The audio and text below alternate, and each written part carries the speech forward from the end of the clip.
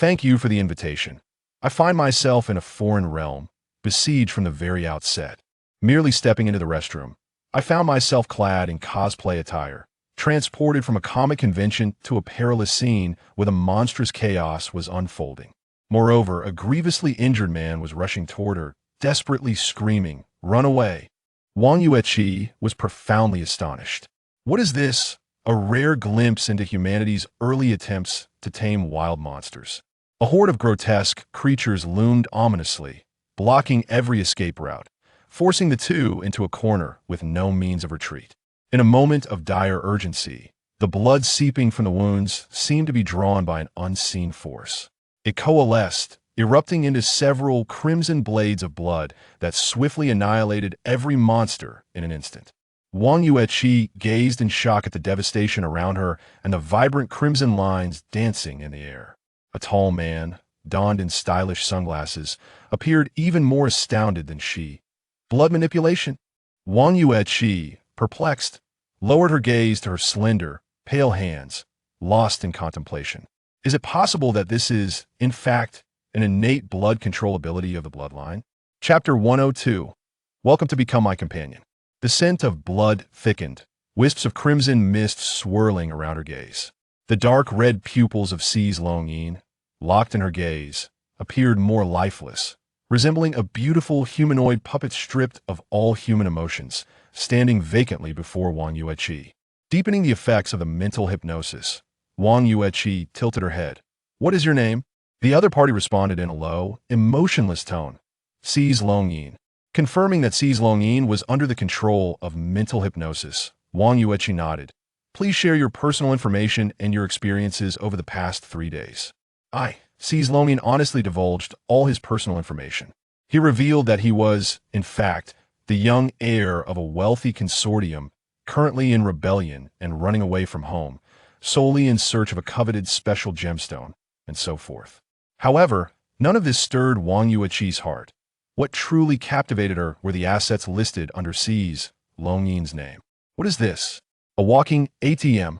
As she pondered, Wang Yueqi's gaze toward Xi's Longyin grew increasingly pleased, yet his concluding words, enumerating his possessions, shattered her elation. "All of these are registered in my name, but they are currently under the seal and freeze of the Special Abilities Bureau." Upon awakening in the facility, operatives from the Special Abilities Bureau approached me, stating that if I were willing to cooperate with their experimental plans, I would be granted further advantages. However, I have no interest in those ordinary gemstones. The rambling discourse of Suzawa Tatsuya ultimately amounted to nothing more than worthless debris, as long as it did not pertain to the unique gem he sought. He yearned for a gem that radiated a captivating brilliance, yet the Special Abilities Task Force was utterly incapable of aiding him in his quest. Filtering out a series of superfluous remarks, Mochizuki no Zomi concluded, "Ah, so you're also a pauper." Mochizuki no Zomi sighed. "However, since your assets have been frozen by the authorities, there is little that can be done for now. Yet I am curious, why are they so lenient with you? The activities you engaged in Yokohama would surely have elicited multiple death sentences from those old fogies in the sorcery realm, wouldn't they?" Suzawa Tatsuya carefully recollected and stated, "It seems they believe I possess the potential to become the first transcendent of Neon. They mentioned they require my presence."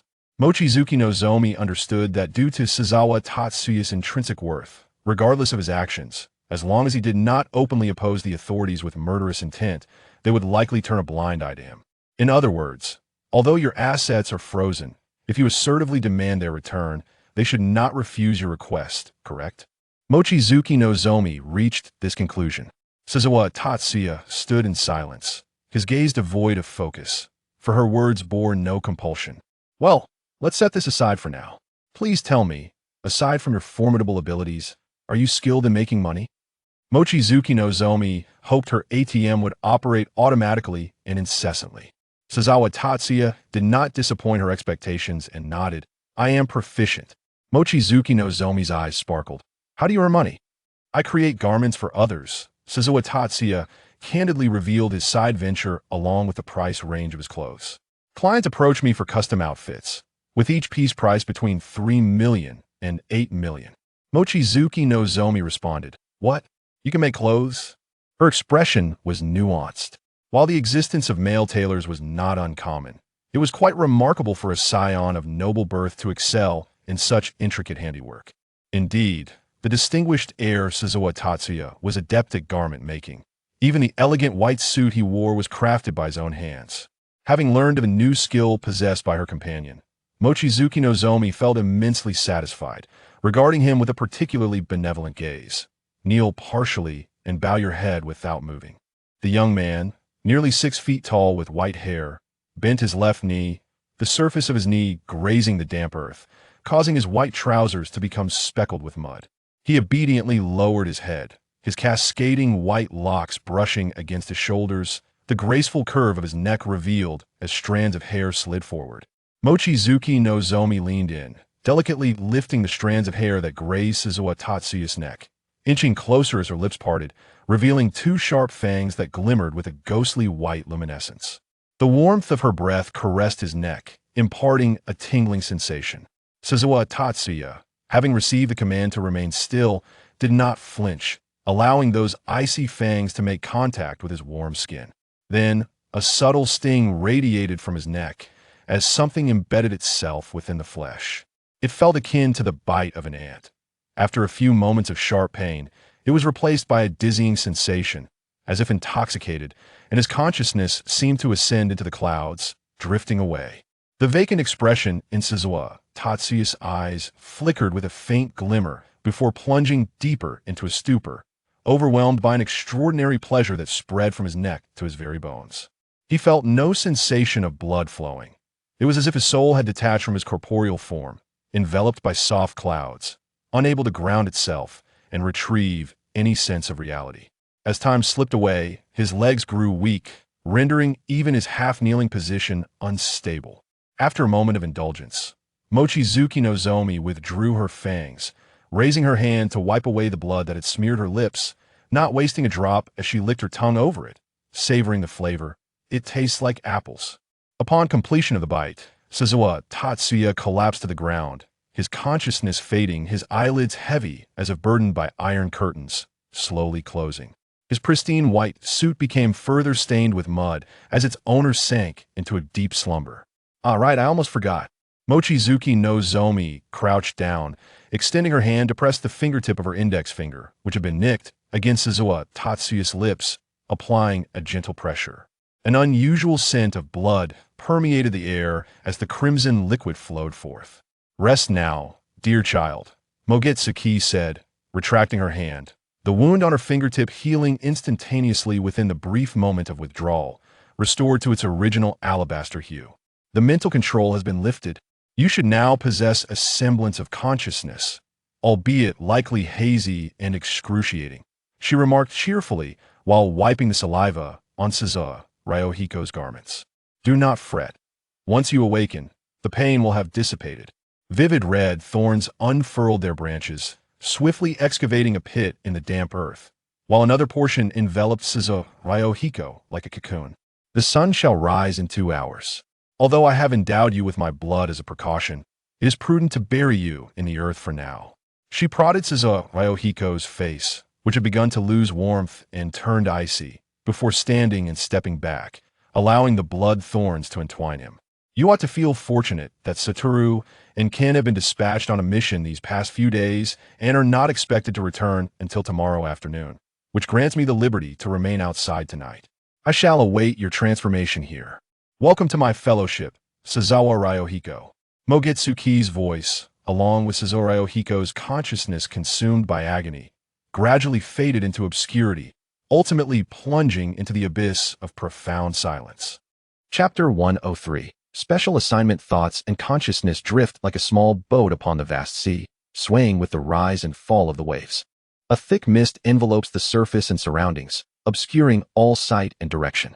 Suzawa Tatsuya sits alone in this small vessel, wandering in solitude through this fog-shrouded expanse. The warm, gentle sunlight fails to penetrate the haze, leaving him in an inexplicable chill and dampness. He cannot discern the passage of time, nor articulate his current state. The only clarity is the profound sense that something of great significance is being stripped away from him. Then, his small boat is thrust out of the mist by a sudden surge of waves, and in a fleeting moment, He perceives a crimson thread shimmering like blood, tethered to the bow, drawing the solitary sail towards a distant destination. Are you awake? A sweet voice, laced with a hint of drowsiness, reaches his ears. Though his mind remains clouded, the clarity of the voice pierces through. Upon hearing it, Tatsuya feels his calm heart leap with unexpected vigor, as if joyously responding to an intimate connection, reminiscent of a fledgling bird witnessing the return of its parent, eagerly spreading its underdeveloped wings to greet its arrival. What a peculiar sensation. Tatsuya blinks his dry eyes and sees a girl seated in a basket chair woven from blood thorns, yawning, her bottomless black hair and crimson eyes betraying a lingering weariness. Mother? Tatsuya hesitantly utters this name that instinctively arises in his still clouded mind. The yawning girl pauses, her blood-red gaze resting upon him. No, please do not call me that. I could never bear a son as large as you. She has indeed transformed him into a half-blood, but not as a familial bond or a close relationship of a son. Rather, he is a vassal, her first servant. A powerful affiliate akin to a third-tier noble in the bloodline hierarchy. By endowing him with her blood, she has converted him into a second-tier pureblood. Thus, he transcends the original oppressive hierarchy of the bloodline, acquiring the authority and bloodline suppression of a third-tier noble, which is one reason why the blood of purebloods is so fervently coveted by lower-tier bloodlines. Recalling the rules surrounding transformation, Mochizuki Inori uses her blood thorns to extricate Tatsuya from the earth, pondering for a moment before saying, "My name is Mochizuki Inori. You may simply call me Mochizuki." Despite being 16 and of legal marriageable age, she is not ready to assume the role of a mother to a son significantly older than herself. Now placed on the ground, Tatsuya's dark red eyes sharpen in focus, assessing his notably pallid skin before locking gazes with Mochizuki Inori. After a few moments of silence under her scrutinizing gaze, he lowers his head. "Yes, Miss Mochizuki." Tatsuya finds it difficult to articulate his current feelings. Transformed into a non-human, he experiences an involuntary yearning for the closeness and reliance on the girl before him. Yet he is also gripped by an overwhelming fear of the intrinsic bloodline authority of purebloods.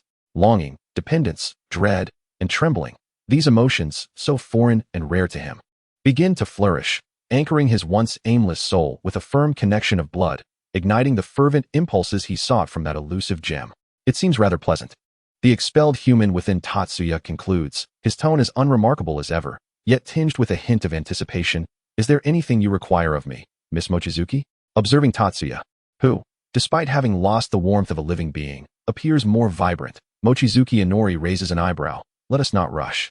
After you acclimate to your new identity over the next couple of days, you can retrieve your assets from the Special Abilities Bureau. Do not worry about the sunlight. The quantity of blood I provided should sustain you for 5 to 7 days, at which point you can boldly live under the sun. Additionally, if you have the means, you might consider stocking up on various flavors of refrigerated blood, but I do not want any forcibly obtained blood, and do ensure you remain discreet." As she speaks, a hint of sorrow flickers across Mochizuki Inori's features. "Currently, I am attending the Tokyo Metropolitan Jujutsu Technical School in the outskirts of Tokyo.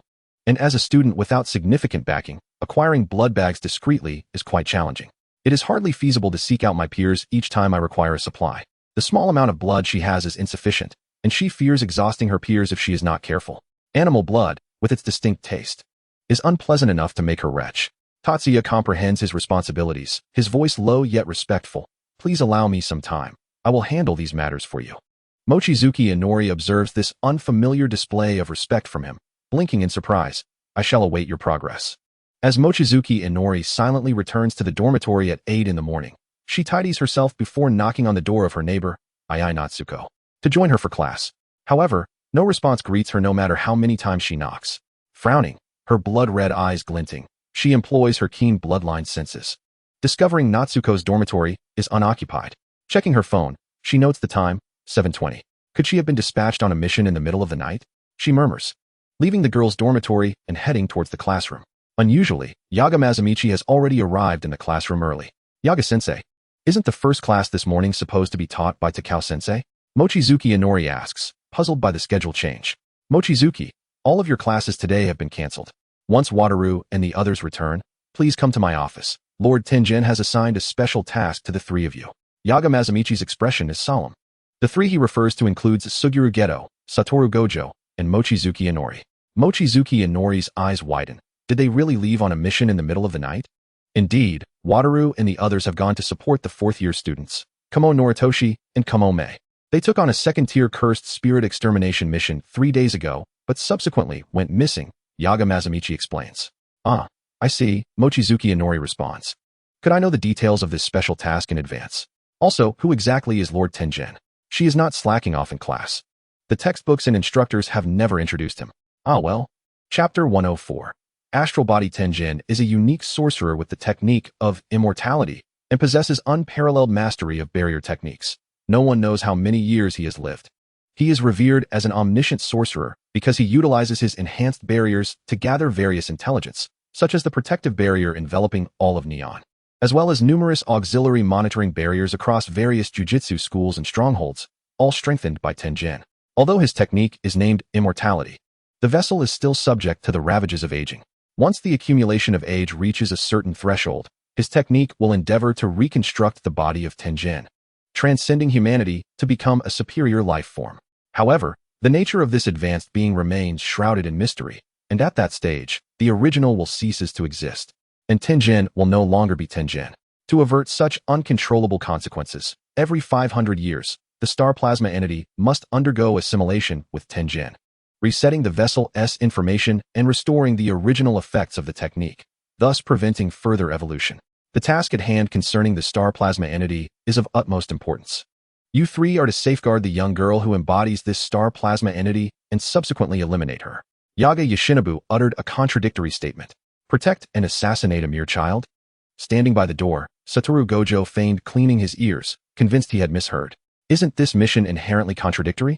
Indeed, Yaga confirmed with a nod. That is precisely the task at hand. Additionally, there is a supplementary assignment. Before her elimination, all needs of the star plasma entity girl must be met. Gojo stifled a laugh, leaning closer to Mochizuki Nagi and murmuring, Nagi, look, Yaga's mind has finally gone awry. Suguru Geto placed a hand on Gojo's shoulder in understanding, remarking, after all, spring has arrived, and I've heard that Yaga-sensei was recently recommended to become the next principal of Tokyo Jujutsu High, so let us show him some compassion. Really? Yaga-sensei is being promoted to principal? The last to learn of this news, Mochizuki Nagi, looked astonished. Observing the three miscreants before him, Yaga furrowed his brow. We shall discuss that later. What is crucial now is that the information regarding the star plasma entity girl has been leaked. The individuals seeking her life can be broadly categorized into two factions. As he spoke, Yaga picked up a tablet from his desk and pointed its screen towards the trio, his fingers deftly navigating the touchscreen. One faction comprises the Curse User Collective, Q, who wishes to throw Tenjin into utter chaos to subvert the current order of the jujutsu world. The other is the Celestial Church, the worshippers and devotees of Tenjin. Mochizuki Nagi leaned back with an air of disdain. How peculiar. It feels like a gathering of a middle school club and a cult. Aren't both factions rather unorthodox? Gojo examined the images of the two factions displayed on Yaga's screen, stroking his chin thoughtfully. You know, that description is quite apartment. Indeed, Geto replied, keen to agree. Until he caught sight of the tension in their teacher's clenched fists and quickly pivoted to ask, so, Yaga-sensei, where's the star plasma entity girl currently located? Finally, a student redirected the conversation back on track, and Yaga relaxed his rigid fist slightly, continuing with a serious tone. The time for Tenjin and the star plasma assimilation is set for the full moon in 2 days.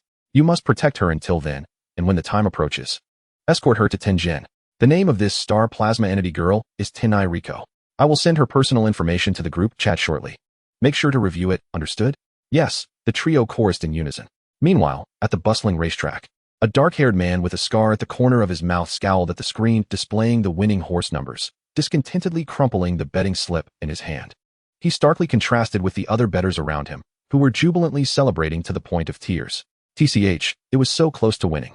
Fushiguro Megumi leaned back in annoyance, resting his left hand on the back of the adjacent chair. Back here betting again, are we? A male voice emerged from behind him. A man clad in a deep brown suit approached, a smile gracing his face as he strolled over, his gaze falling on Fushiguro's clenched fist and disgruntled profile. Raising an eyebrow in understanding. Looks like you lost again, huh? I've never seen you win. Fushiguro scoffed. It's as if you've seen everything. I've won before. You know, he added, albeit it was by following someone else's lead. A fleeting image of a black-haired girl with red eyes smiling appeared in his mind. So, you're here for a job, right? You know my rule. I want to take on low-paying work. Kong Shiu chuckled, settling into a seat one position away from Fushiguro. His legs splayed out as he leaned on his knees. Actually, I do have a substantial job. A deposit of 30 million. with a final payment of 100 million upon completion. What do you say? Wow, a 30 million deposit? Fushiguro repeated the figure with interest. The client was indeed generous. What is the task?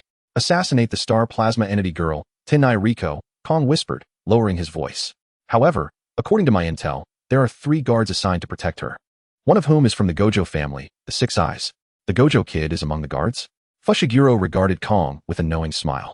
100 million for taking down the star plasma entity sounds reasonable, but facing off against Satoru Gojo complicates things. That's the Six Eyes. 100 million doesn't even cover the reward he commands on the black market. On the black market reward list, the bounty for Satoru Gojo's Six Eyes had skyrocketed to over 2 billion. Over a decade of accumulation, no one had dared to accept it, and even if someone did, no one could fulfill it. 300 million, or we want to even talk. Fushiguro set a price. Kong stammered, if you're serious about taking this on, I can negotiate for a higher price. All right, let us proceed then. Fushiguro readily agreed. As for whether the final payment would meet his expectations, if Kong Shiyu lacked confidence, he wouldn't have made such an offer. Feeling somewhat apprehensive about being taken advantage of, Kong quickly adjusted his mindset, pulling out a small tablet from his pocket and handing it to Fushiguro. This contains the information on the 3 Jujutsu sorcerers assigned to protect the star plasma entity. You should be familiar with Gojo. The other is Suguru Geto, who possesses the rare technique, cursed spirit manipulation, and the third is Mochizuki Nagi, whose technique is called Scarlet World. Fushiguro paused for a moment, barely perceptibly. Mochizuki Nagi? Kong assumed Fushiguro was unaware of the recently infamous first-grade sorceress known for her rebellious reputation and clarified, there's limited information on Mochizuki Nagi. She just enrolled in Tokyo Jujutsu High this year. Her technique involves manipulating blood, allowing her to alter its form. Initially, the Kumo clan thought it might be a lost bloodline of theirs, even suspecting her true technique was blood manipulation. But it was later confirmed during an inter-school exchange that her technique is not blood manipulation, merely similar. He rambled on about the gossip within the jujutsu community. This could be troublesome. Fushiguro listened with a nonchalant demeanor, tapping his fingers against the hard chair back. The young lady indeed paid generously, and she could prove to be a valuable long-term benefactor. However, when weighed against the 300 million, if she were to impede his progress, he would have to apologize to her for the past financial ties. After all, they had offered far too much. Fushiguro lamented silently. Chapter 105. The curse user shed tears of regret. With a clang, a beverage can tumbled out of the vending machine. So, did Tenjin really live for over 1,000 years? Mochizuki Nagi accepted the chilled juice from Gojo's hand, not hurrying to open the tab, but instead shaking it gently in her grasp. It should be true. After all, the accounts concerning Lord Tenjin seemed to date back to the Heian period. As Satoru Gojo bent down to retrieve his can of soda, he casually remarked, "Is that so? I truly wish to meet this esteemed Lord Tenjin someday," mused Inori Mochizuki softly. Upon hearing this, Satoru paused, straightened up, and lazily unfastened the iron clasp, saying, "That's quite difficult. This Lord Tenjin is virtually reclusive. Even I was denied an audience previously, let alone you." Jayaga, who had been taciturn since their arrival near the mission site, suddenly spoke up. "Do you think the star plasma vessel assimilated willingly?" He had perused the information uploaded to the group chat by Yaga Mazamichi during their journey, and when he noticed that the individual in question was merely 14 years old, his gaze had fixated, leaving him silent throughout the trip. It was termed assimilation, but in reality, it was merely a young girl of 14 meeting her demise. Even if it wasn't voluntary, under circumstances devoid of formidable strength and surrounded by a pack of wolves, one could only conclude it was a choice made out of desperation. Inori twisted the iron clasp of her chilled juice, producing a sharp sound. Jayaga pressed his lips together. Then if she was not willing, would that mean she wouldn't undergo assimilation? Satoru shrugged nonchalantly. In any case, Jia and I are the strongest. They can only flail in frustration and cannot harm us. As for you, Inori, after the last encounter, they likely wouldn't dare to target you again, lest we threaten them once more. Inori, having been ousted from the strongest tier, thought, "Thank you for still thinking of me. Yet, I can't shake the feeling that when the powerful clash, it's certainly one be me who bears the brunt." Speaking of which, the Ponching sect, which reveres the pure Lord Tenjin, could not tolerate the existence of star plasma vessels, even resorting to offering bounties for sorcerers to commit murder. Surely this behavior warranted condemnation? Why, then, do they still persist? Inori felt genuinely perplexed. Jayaga's eyes dimmed slightly. It seems that many high-ranking politicians among their followers have turned a blind eye to the actions of the Ponching sect all along. Oh, has the root begun to rot from within? What a despairing world this is, Inori sighed. If this were a manga world, it would undoubtedly be a dark shounen tale. Fear not. Satoru extended his arm, enveloping the frowning Inori in a hug, resembling a large cat plushie. He rested his chin atop her head, almost hanging off her, and cheerfully declared, "Jie and I are the strongest. If you're scared, just stay behind us and let us protect you." Inori's fleeting melancholy was abruptly interrupted as Satoru's unexpected weight caused her knees to buckle slightly, her forehead adorned with a red mark as she exclaimed, "Get off me. Don't you realize how heavy you are?" "No," Satoru replied in an annoyingly playful tone, just as Inori prepared to retaliate with blood thorns. A tremendous explosion suddenly erupted from a nearby high-rise building. The trio turned their attention toward the sound. Black smoke billowed upward, and orange-red flames ignited their line of sight. Amidst the flickering firelight, their extraordinary dynamic vision caught sight of a black-haired girl plummeting from the heights. In an instant, the three vanished from their positions, all springing into action. With a rush, the ominous crimson wings surged through the air, reaching unparalleled speed, akin to a red meteor, intercepting the girl mere meters from the ground. Phew! Just in time, Inori exhaled in relief, channeling her magic to envelop the girl and mitigate the impact of her fall, sparing them both from suffering. She looked up at the towering structure, where Jie and Satoru had already arrived. In an unsurprising show of dominance, the sorcerers dispatched to assassinate Riko Amani were swiftly ensnared by Jie's kiss curse, writhing in a futile struggle like worms as they attempted to evade the fiery red lips of the curse. Thankfully, the entire building isn't reduced to rubble. But if it were to collapse, we could just blame it on you cursed sorcerers. I certainly don't wish to be scolded for excessive chaos, Satoru chuckled, standing atop one sorcerer whose body was nearly concave from the pressure, grinning at him. "If you cry and apologize, I might just spare your life." The already weeping sorcerer pleaded, "I'm sorry. I truly apologize. Please forgive me." "TCH, so weak," Satoru scoffed, pulling a disdainful grimace before decisively knocking the sorcerer unconscious with a kick, then nonchalantly tossing him aside. He glanced toward the disheveled living room, where the black-haired girl, still unconscious, was resting on Inori's lap. His mood began to sour as he glared at her. Why hasn't this little girl woken up yet? Meanwhile, Jie calmly prepared himself a cup of red tea, settling down on the sofa opposite the two girls. "Be patient, Satoru. Although she is a star plasma vessel, she is still just an ordinary person without any techniques." "No. Is anyone even listening to me? I apologize too," cried a sorcerer ensnared by the kiss curse, still retaining consciousness. "Come here for a kiss." The pink-hued curse drew near to the still conscious sorcerer. In a desperate attempt, he pushed the pink head away, tears of regret streaming down his face. "I'm sorry. I'll never do this again. I'll quit being a sorcerer."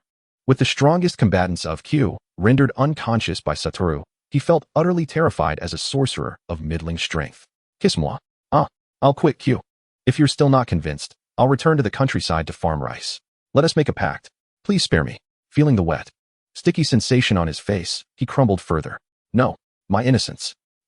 Jie lifted an eyebrow, observing as the sorcerer believed his sincerity had swayed the others, only to see Jie raise his hand to his ear, making an unclear gesture. "What did you say?" The sorcerer retorted, "You clearly heard me. How noisy. Could you quiet down a bit?" A sweet yet slightly impatient voice interrupted. The sorcerer turned in indignation, only to be met with a pair of blood-red eyes shimmering with light. His pupils constricted, and all his words were snuffed out, unable to utter a single sound. Even as the kiss curse enveloped him, he dared not make a peep. Chapter 106. The scene of double standards reappears. "Wow, you've scared him speechless." Satoru whistled, relishing the spectacle.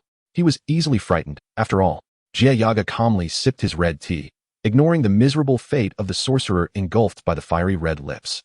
Inori huffed softly, gazing down at the black-haired girl resting on her lap, whose eyelashes began to flutter, seemingly on the verge of awakening. She's waking up. With her two black braids, Riko Amani groggily opened her eyes, her vision still shaky, locking onto Inori's delicate, fair face.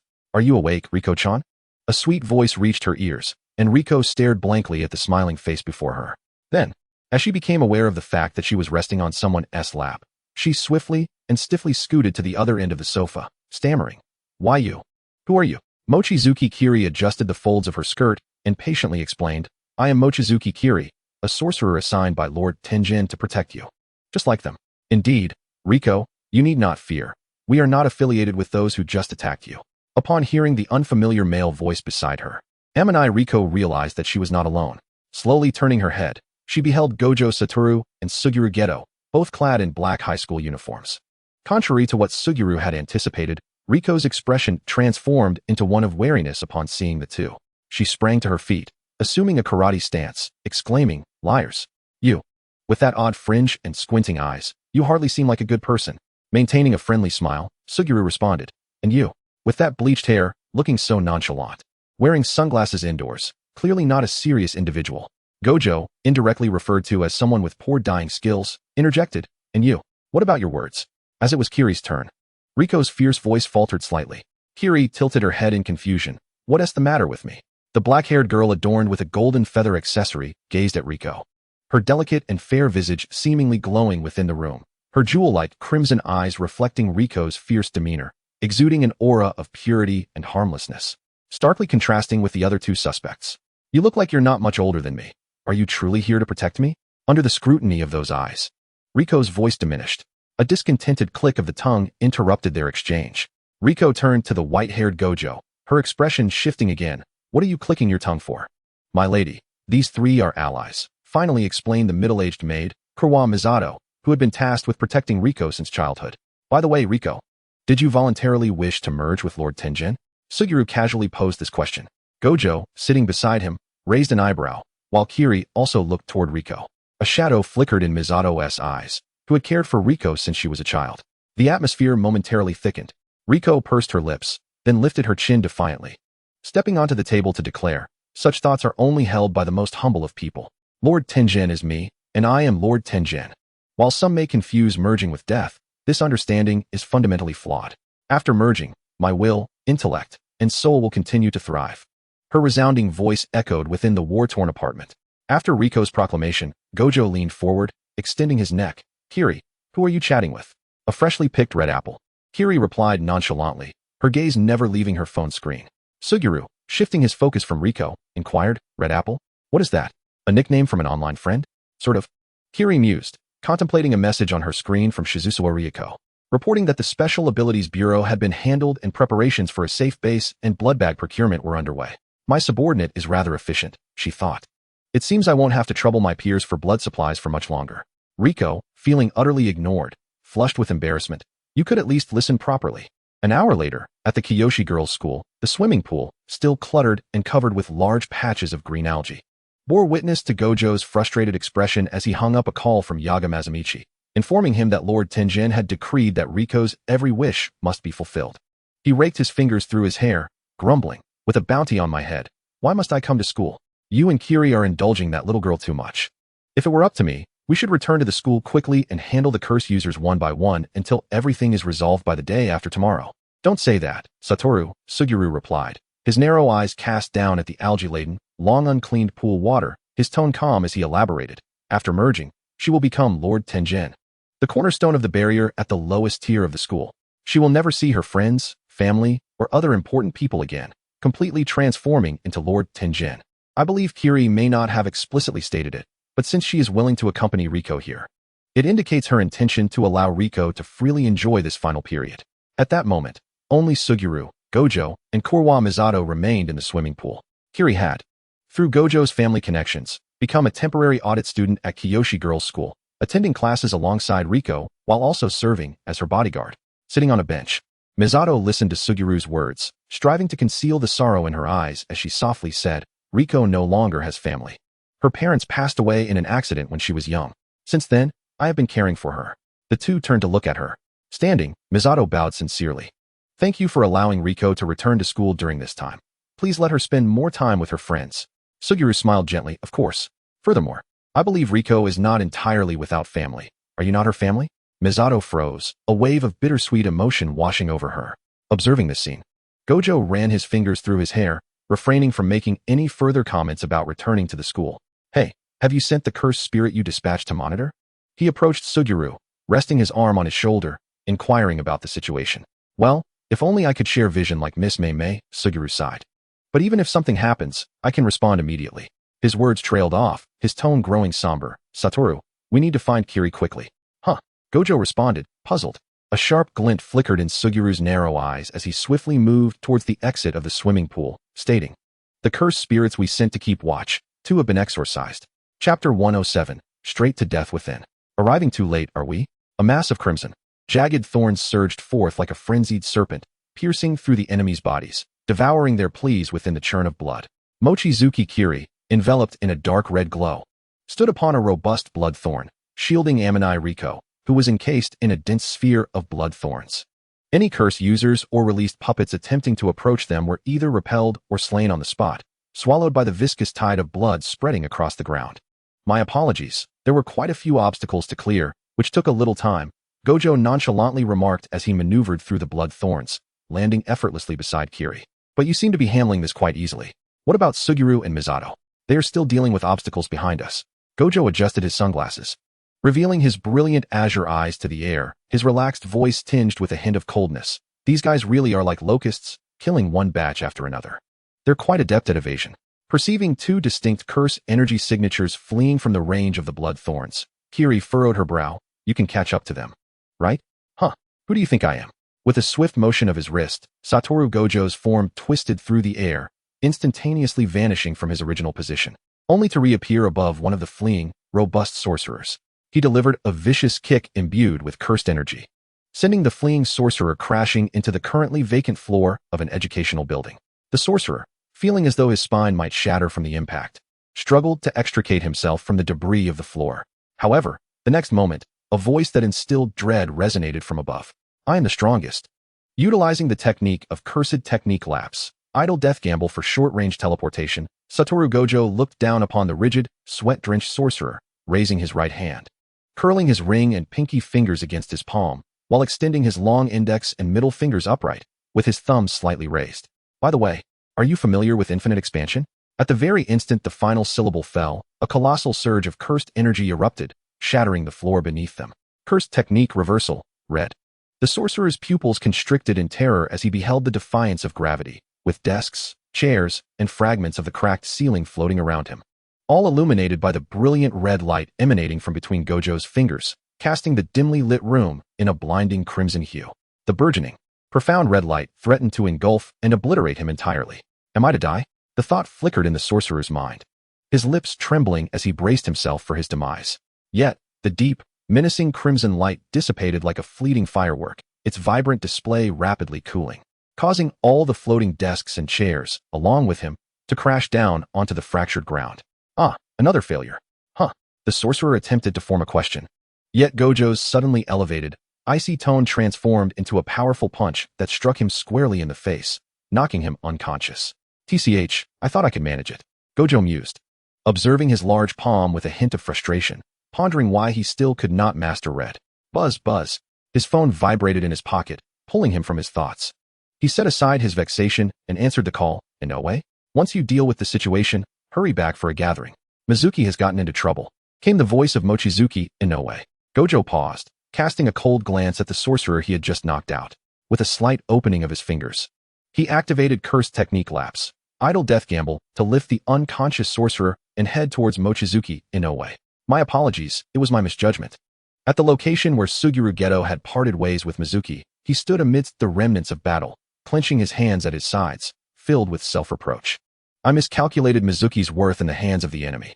It's not entirely a miscalculation, Gojo interjected, hands tucked in his pockets, his gaze drifting to the side where Tenai Riko stood with her head bowed, her fists trembling slightly. If all goes as expected, their next demand will likely be a hostage exchange. Perhaps they'll ask us to trade Tenai for Mizuki, or use Mizuki's life as leverage to force us to eliminate Tenai. He shifted his tone. However, since we possess their main target, we hold the initiative in negotiations. As long as they propose a trade, we can always devise a solution. Next, I will take Tenai to Jujutsu High and find Inoue or Shoko to act as a substitute. Just a slight issue with height. There's no need for such trouble. Mochizuki Inoue interrupted Gojo, already lifting her head to decline the idea of a substitute, while Tenai Riko appeared momentarily stunned. She touched the edge of a protruding stone, still stained with blood not yet dried, and brought a bit to her nose, rubbing it between her fingers before tasting a hint of it on her tongue, her blood-red eyes flashing. It's female blood, though it has a slightly unripe grapefruit-like taste, a bit astringent. Is there a female sorcerer among those who besieged you? She inquired of the two. Both Gojo and Geto shook their heads.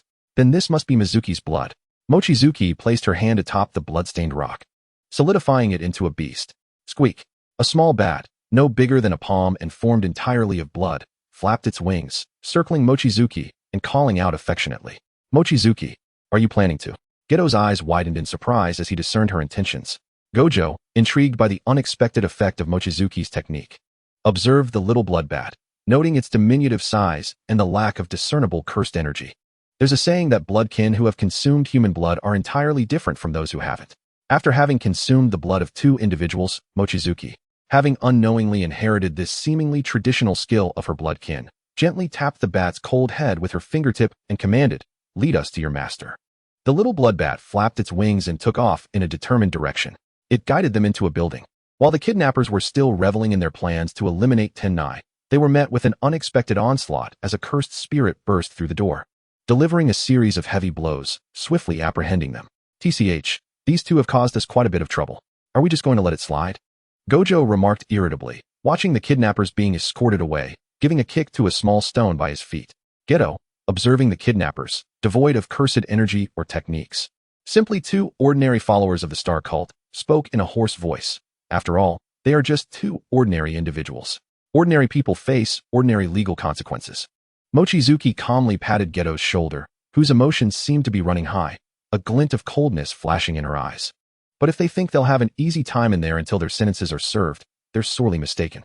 Those whose minds have been tainted by sinister paths, showing no signs of repentance, should remain imprisoned forever. Or perhaps, they should simply be eliminated to prevent further harm. Chapter 108. You won't melt under the sun, will you? Sunlight streamed through the clouds, cascading onto the sea, where the foamy waves crashed against the shore, mingling with the golden sands. The refreshing sea breeze carried the unique salty scent of the ocean. Dressed in stone-blue beach shorts and draped in a maple-red sun protection jacket, Satoru Gojo stood not far from the women's changing room, glancing up occasionally and lamenting to Suguru Geto, "They are so slow. How long has it been?"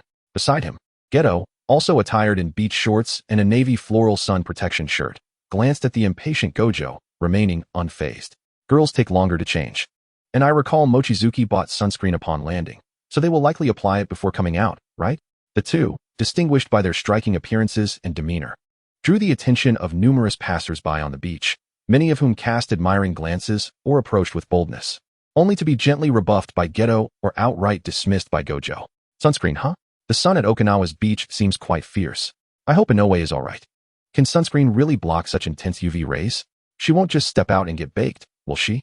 Already skeptical about visiting the beach in Okinawa, but unable to resist the enthusiastic agreement of Mochizuki, Tennai, and Geto, Gojo furrowed his brow, looking around. His activated 6 eyes quickly provided him with the information he sought. "Geto, I'm going to buy something." Satoru Gojo stepped forward into the bustling crowd, leaving Suguru Geto behind to wait. It wasn't long before the newly dressed Kiki Mochizuki and her companions emerged from the changing room, chatting and laughing merrily. Kiki, who usually preferred to wear her long raven hair loose, had styled it into a bun atop her head, her phone secured in a waterproof pouch hanging around her snowy neck. Unlike her 2 companions, Kiki donned a loose beige sun-protective jacket, the zipper pulled tightly, concealing the style of her swimsuit beneath. The hem of her jacket barely covered the delicate, fair skin of her thighs, which glimmered under the sunlight, perhaps due to sunscreen application, making her slender legs appear almost blindingly white. Riko Amanai, clad in a 2-piece blue swimsuit, wore a white sun-protective garment, her braided hair secured with a clip at the back of her head. She radiated the youthful vigor typical of her age, her bright eyes sparkling as she joked with Kiki, clearly having formed a close bond. Meanwhile, Miri Korwa had opted for a black and white 2-piece swimsuit that exposed her midriff.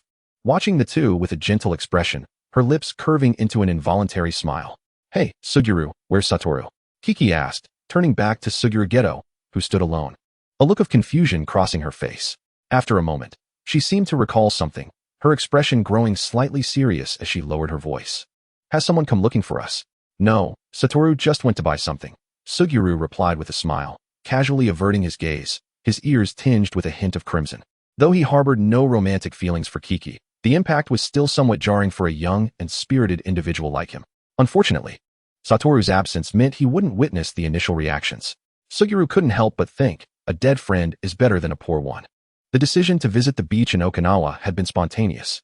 After ensuring the 2 scoundrels who had kidnapped Miri Korwa were apprehended, they asked Riko if there were any places she wished to visit beyond school. Riko expressed her desire to see the ocean. Despite being born in a nation surrounded by water, she had never had the chance to see the sea up close. Suguru, drawing from his travel experiences with family before high school, recommended the Okinawa beach, known for its famous Kuroshiosi aquarium.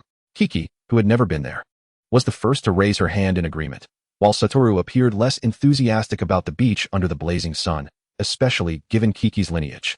What if she got sunburned? After some deliberation, Satoru begrudgingly cast his vote in favor. For safety's sake, Kiki made a call to Ryuko Shibusawa to arrange a private plane to Okinawa, thus avoiding many unforeseen troubles. When asked why Satoru wasn't invited, she responded jokingly, "The entire sorcery world knows we are protecting the star plum body. Every move the Gojo family makes is under scrutiny. To use family resources for a private flight would only reveal our location. Let's wait for Satoru then." Kiki nodded in understanding and turned to Riko. "What would you like to do first, Riko?" Riko, who had never played at the beach before, looked troubled. "What can we even do at the beach?" "Well, we could collect seashells, ride jet skis, or even have a DIY barbecue on the beach." Kiki reminisced about her outings with friends to the seaside. "Of course, we have to swim." A casual male voice suddenly interjected. The group turned to see Satoru returning. Holding a newly purchased sun umbrella, his small black sunglasses concealing his eyes, preventing anyone from discerning the true emotions behind his calm expression. Sugiru's gaze lingered for a moment on Satoru's left ear as he approached with a leisurely stride, his eyes carrying a deeper meaning. "Satoru, why did you buy an umbrella? Aren't you a big guy? Are you afraid of getting tanned?" Riko shot a disdainful glance at the umbrella in Satoru's hand. "Shouldn't a guy be less concerned about sun exposure than a girl?" "It's not for me," Satoru huffed, slowly handing the umbrella to Kiki with a nonchalant air. "Here. Don't you have a UV allergy? It's better to be cautious, even if you've applied sunscreen." "What? Kiki, you have a UV allergy?" Riko exclaimed, her eyes widening in alarm. "I am so sorry, I didn't know." Kiki reassured her, "It's all right, my allergy is quite mild. And you helped me apply sunscreen carefully in the changing room, didn't you? Trust me, I bought a good quality sunscreen. You get what you pay for." Chapter 109. He hasn't named names yet. Splash. The cool seawater was scooped up and splashed onto the girl's delicate, fair skin. "Damn it, don't run away," Kiki shouted, playfully evading Riko's water attack, who had discarded her floatai in pursuit. As the water fight commenced, Kiki's beige sun jacket became transparent upon getting wet. Clinging uncomfortably to her skin, she decided to remove it, diving wholeheartedly into the water battle. The lightweight, comfortable fabric of her black swimsuit hugged her alabaster skin, showcasing her graceful curves, even as she clutched a cute yellow duck float. After Kiki shed her outer layer, Satoru, who had initially joined the water fight, paused, coolly declaring he was tired and needed to buy water before retreating from the fray. "Ah, that's a classic halter bikini from a magazine," he thought as he observed Kiki, her swimsuit now fully revealed after the float slipped away. He silently turned his head, adjusting his sunglasses, feeling a bit flustered. Suguru, witnessing Satoru's flustered antics, remarked, "Satoru, no matter how much you fidget, those sunglasses are too small to hide your entire flushed face." "I'm not." Satoru shot back fiercely, finding a target for his irritation. All right, Suguru shrugged, pointing to a vacant patch of beach towel nearby. "Are you going to just sit there and get sunburned? Want to come over and wait?" This time, Satoru neither retaliated nor declined. He sauntered over, sitting on the beach towel with his sun-protective jacket unzipped, exposing his lean abdomen to the air. He unscrewed the cap of his water bottle and gulped down a few swigs. His blue eyes, visible beneath the sunglasses, shone brightly as he observed the two girls testing their floaties in the sea, whispering to Suguru, "Those two can't swim and they went out that far? Aren't they afraid of drowning? Hey, don't you think it's a bit unfair? They've left us here to play all by themselves." Sukuna-jie smirked, the corners of his lips curling upward. "Wakaba, your envious expression is quite unbecoming, isn't it? Huh? Who would be jealous of a mere 14-year-old girl?" Wajima Wakaba raised his voice in response. "Oh." Sukuna-jie revealed a sly smile. "Wakaba, I haven't even named names yet." Wajima Wakaba faltered, extending his hand in a mock threat towards Sukuna-jie. "You should really work on that tendency to spout nonsense when your eyes are barely open." Sukuna-jie's smile stiffened, his facade of amusement faltering as he deflected Wakaba's hand. "Do you wish to fight, Wakaba?" The two, both adept in physical combat, exchanged blows, their arms blurring with motion. Watching the scene of the two boys playfully tussling, Kuro felt a fleeting smile grace her features. However, when her gaze shifted to Tenenai Riko, who was swimming alongside Mochizuki Ki, a shadow of melancholy clouded her expression. How wonderful, she thought. It has been ages since Miss Riko has laughed so joyfully since the notice of assimilation arrived. If Riko-chan does not wish to assimilate, then let her not. A gentle, soothing voice interrupted her thoughts. Is it truly possible? Kuro was startled, looking up to see the calm profile of DK, whose dark hair framed his face. Realizing that they were not alone, Kuro quickly turned to glance at Wajima Wakaba, only to find that even he, from the esteemed Wajima family, showed no inclination to reprimand Sukuna-jie for his words. Sensing something amiss, Kuro pressed her lips together. A dormant seed of hope that had long been stifled began to sprout anew within her heart. Chapter 110. The bitter summer has arrived. A salty, humid breeze swept across their faces as Sukuna Jie retrieved his phone from a waterproof bag, flipping it open to check the time. He called out to Wajima Wakaba and the others, who had recently joined the beachcombing team. Wakaba, Mochizuki, it's about time. We should pack up and head to the airport to catch our flight back to the academy. Wajima Wakaba and Mochizuki Ki, who were busy laughing at Tananai Riko for slipping on sea cucumber slime, turned their attention toward him. Tananai Riko, perched in the shallow waters, paused in surprise before her expression dimmed. Wajima Wakaba and Mochizuki Ki exchanged glances, fully aware of Riko's change in mood. After confirming their silent understanding, Wajima Wakaba replied, "Jie, let's just head back tomorrow morning. After all, it's a private jet. We can leave whenever we want. We can give the pilot an extra day off." The light in Tananai Riko's eyes reignited. Mochizuki Ki, ever thoughtful, extended his hand to help the fallen Tananai Riko up, gesturing towards the nearby beach. "Riko, let's go over there. It looks like there's a cat's eye shell lying in the sand." Where?" Tananai Riko, her attention swiftly diverted, eagerly followed Mochizuki Ki's pointing finger. "I see it. Ki, let's hurry and collect it." Tananai Riko took the lead, pulling Mochizuki Ki toward the spot where the shell lay.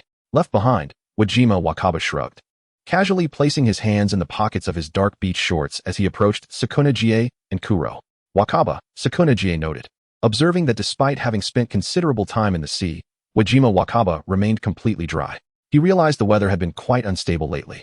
"Everything's fine, isn't it?" Wajima Wakaba stood comfortably before Sukuna Jie. Moreover, since Tananai's bounty in the black market had yet to expire, returning tomorrow would allow it to conclude during their flight. However, Wakaba, Sukuna Jie lowered his voice, striking a serious note. "You haven't released your technique since yesterday, have you? And you haven't slept at all. You don't plan on sleeping tonight, do you?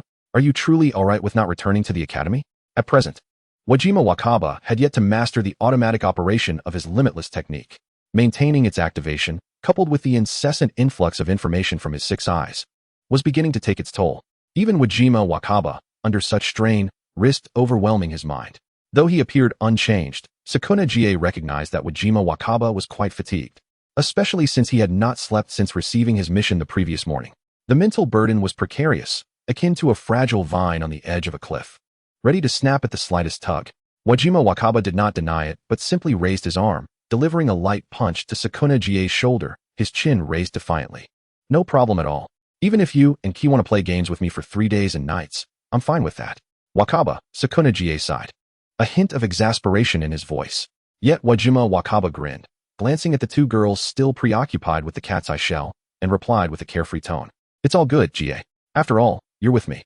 We are the strongest, after all," Sukuna Jie remarked, waves of emotion stirring within him as he sighed. "I really can't do anything about you two. By the way, Jie, have you lost quite a bit of weight recently?" Wajima Wakaba interrupted, scrutinizing his friend, who had become noticeably slimmer while wearing only a thin sun-shielding jacket. Sukuna Jie hesitated, his gaze lowering as he spoke in his usual calm tone. "It's nothing. It's just that the bitter summer has arrived. Rather than worrying about me, you should keep an eye on those 2 over there. They're drifting further away." Sukuna Jie pointed at the girls, who were almost out of sight.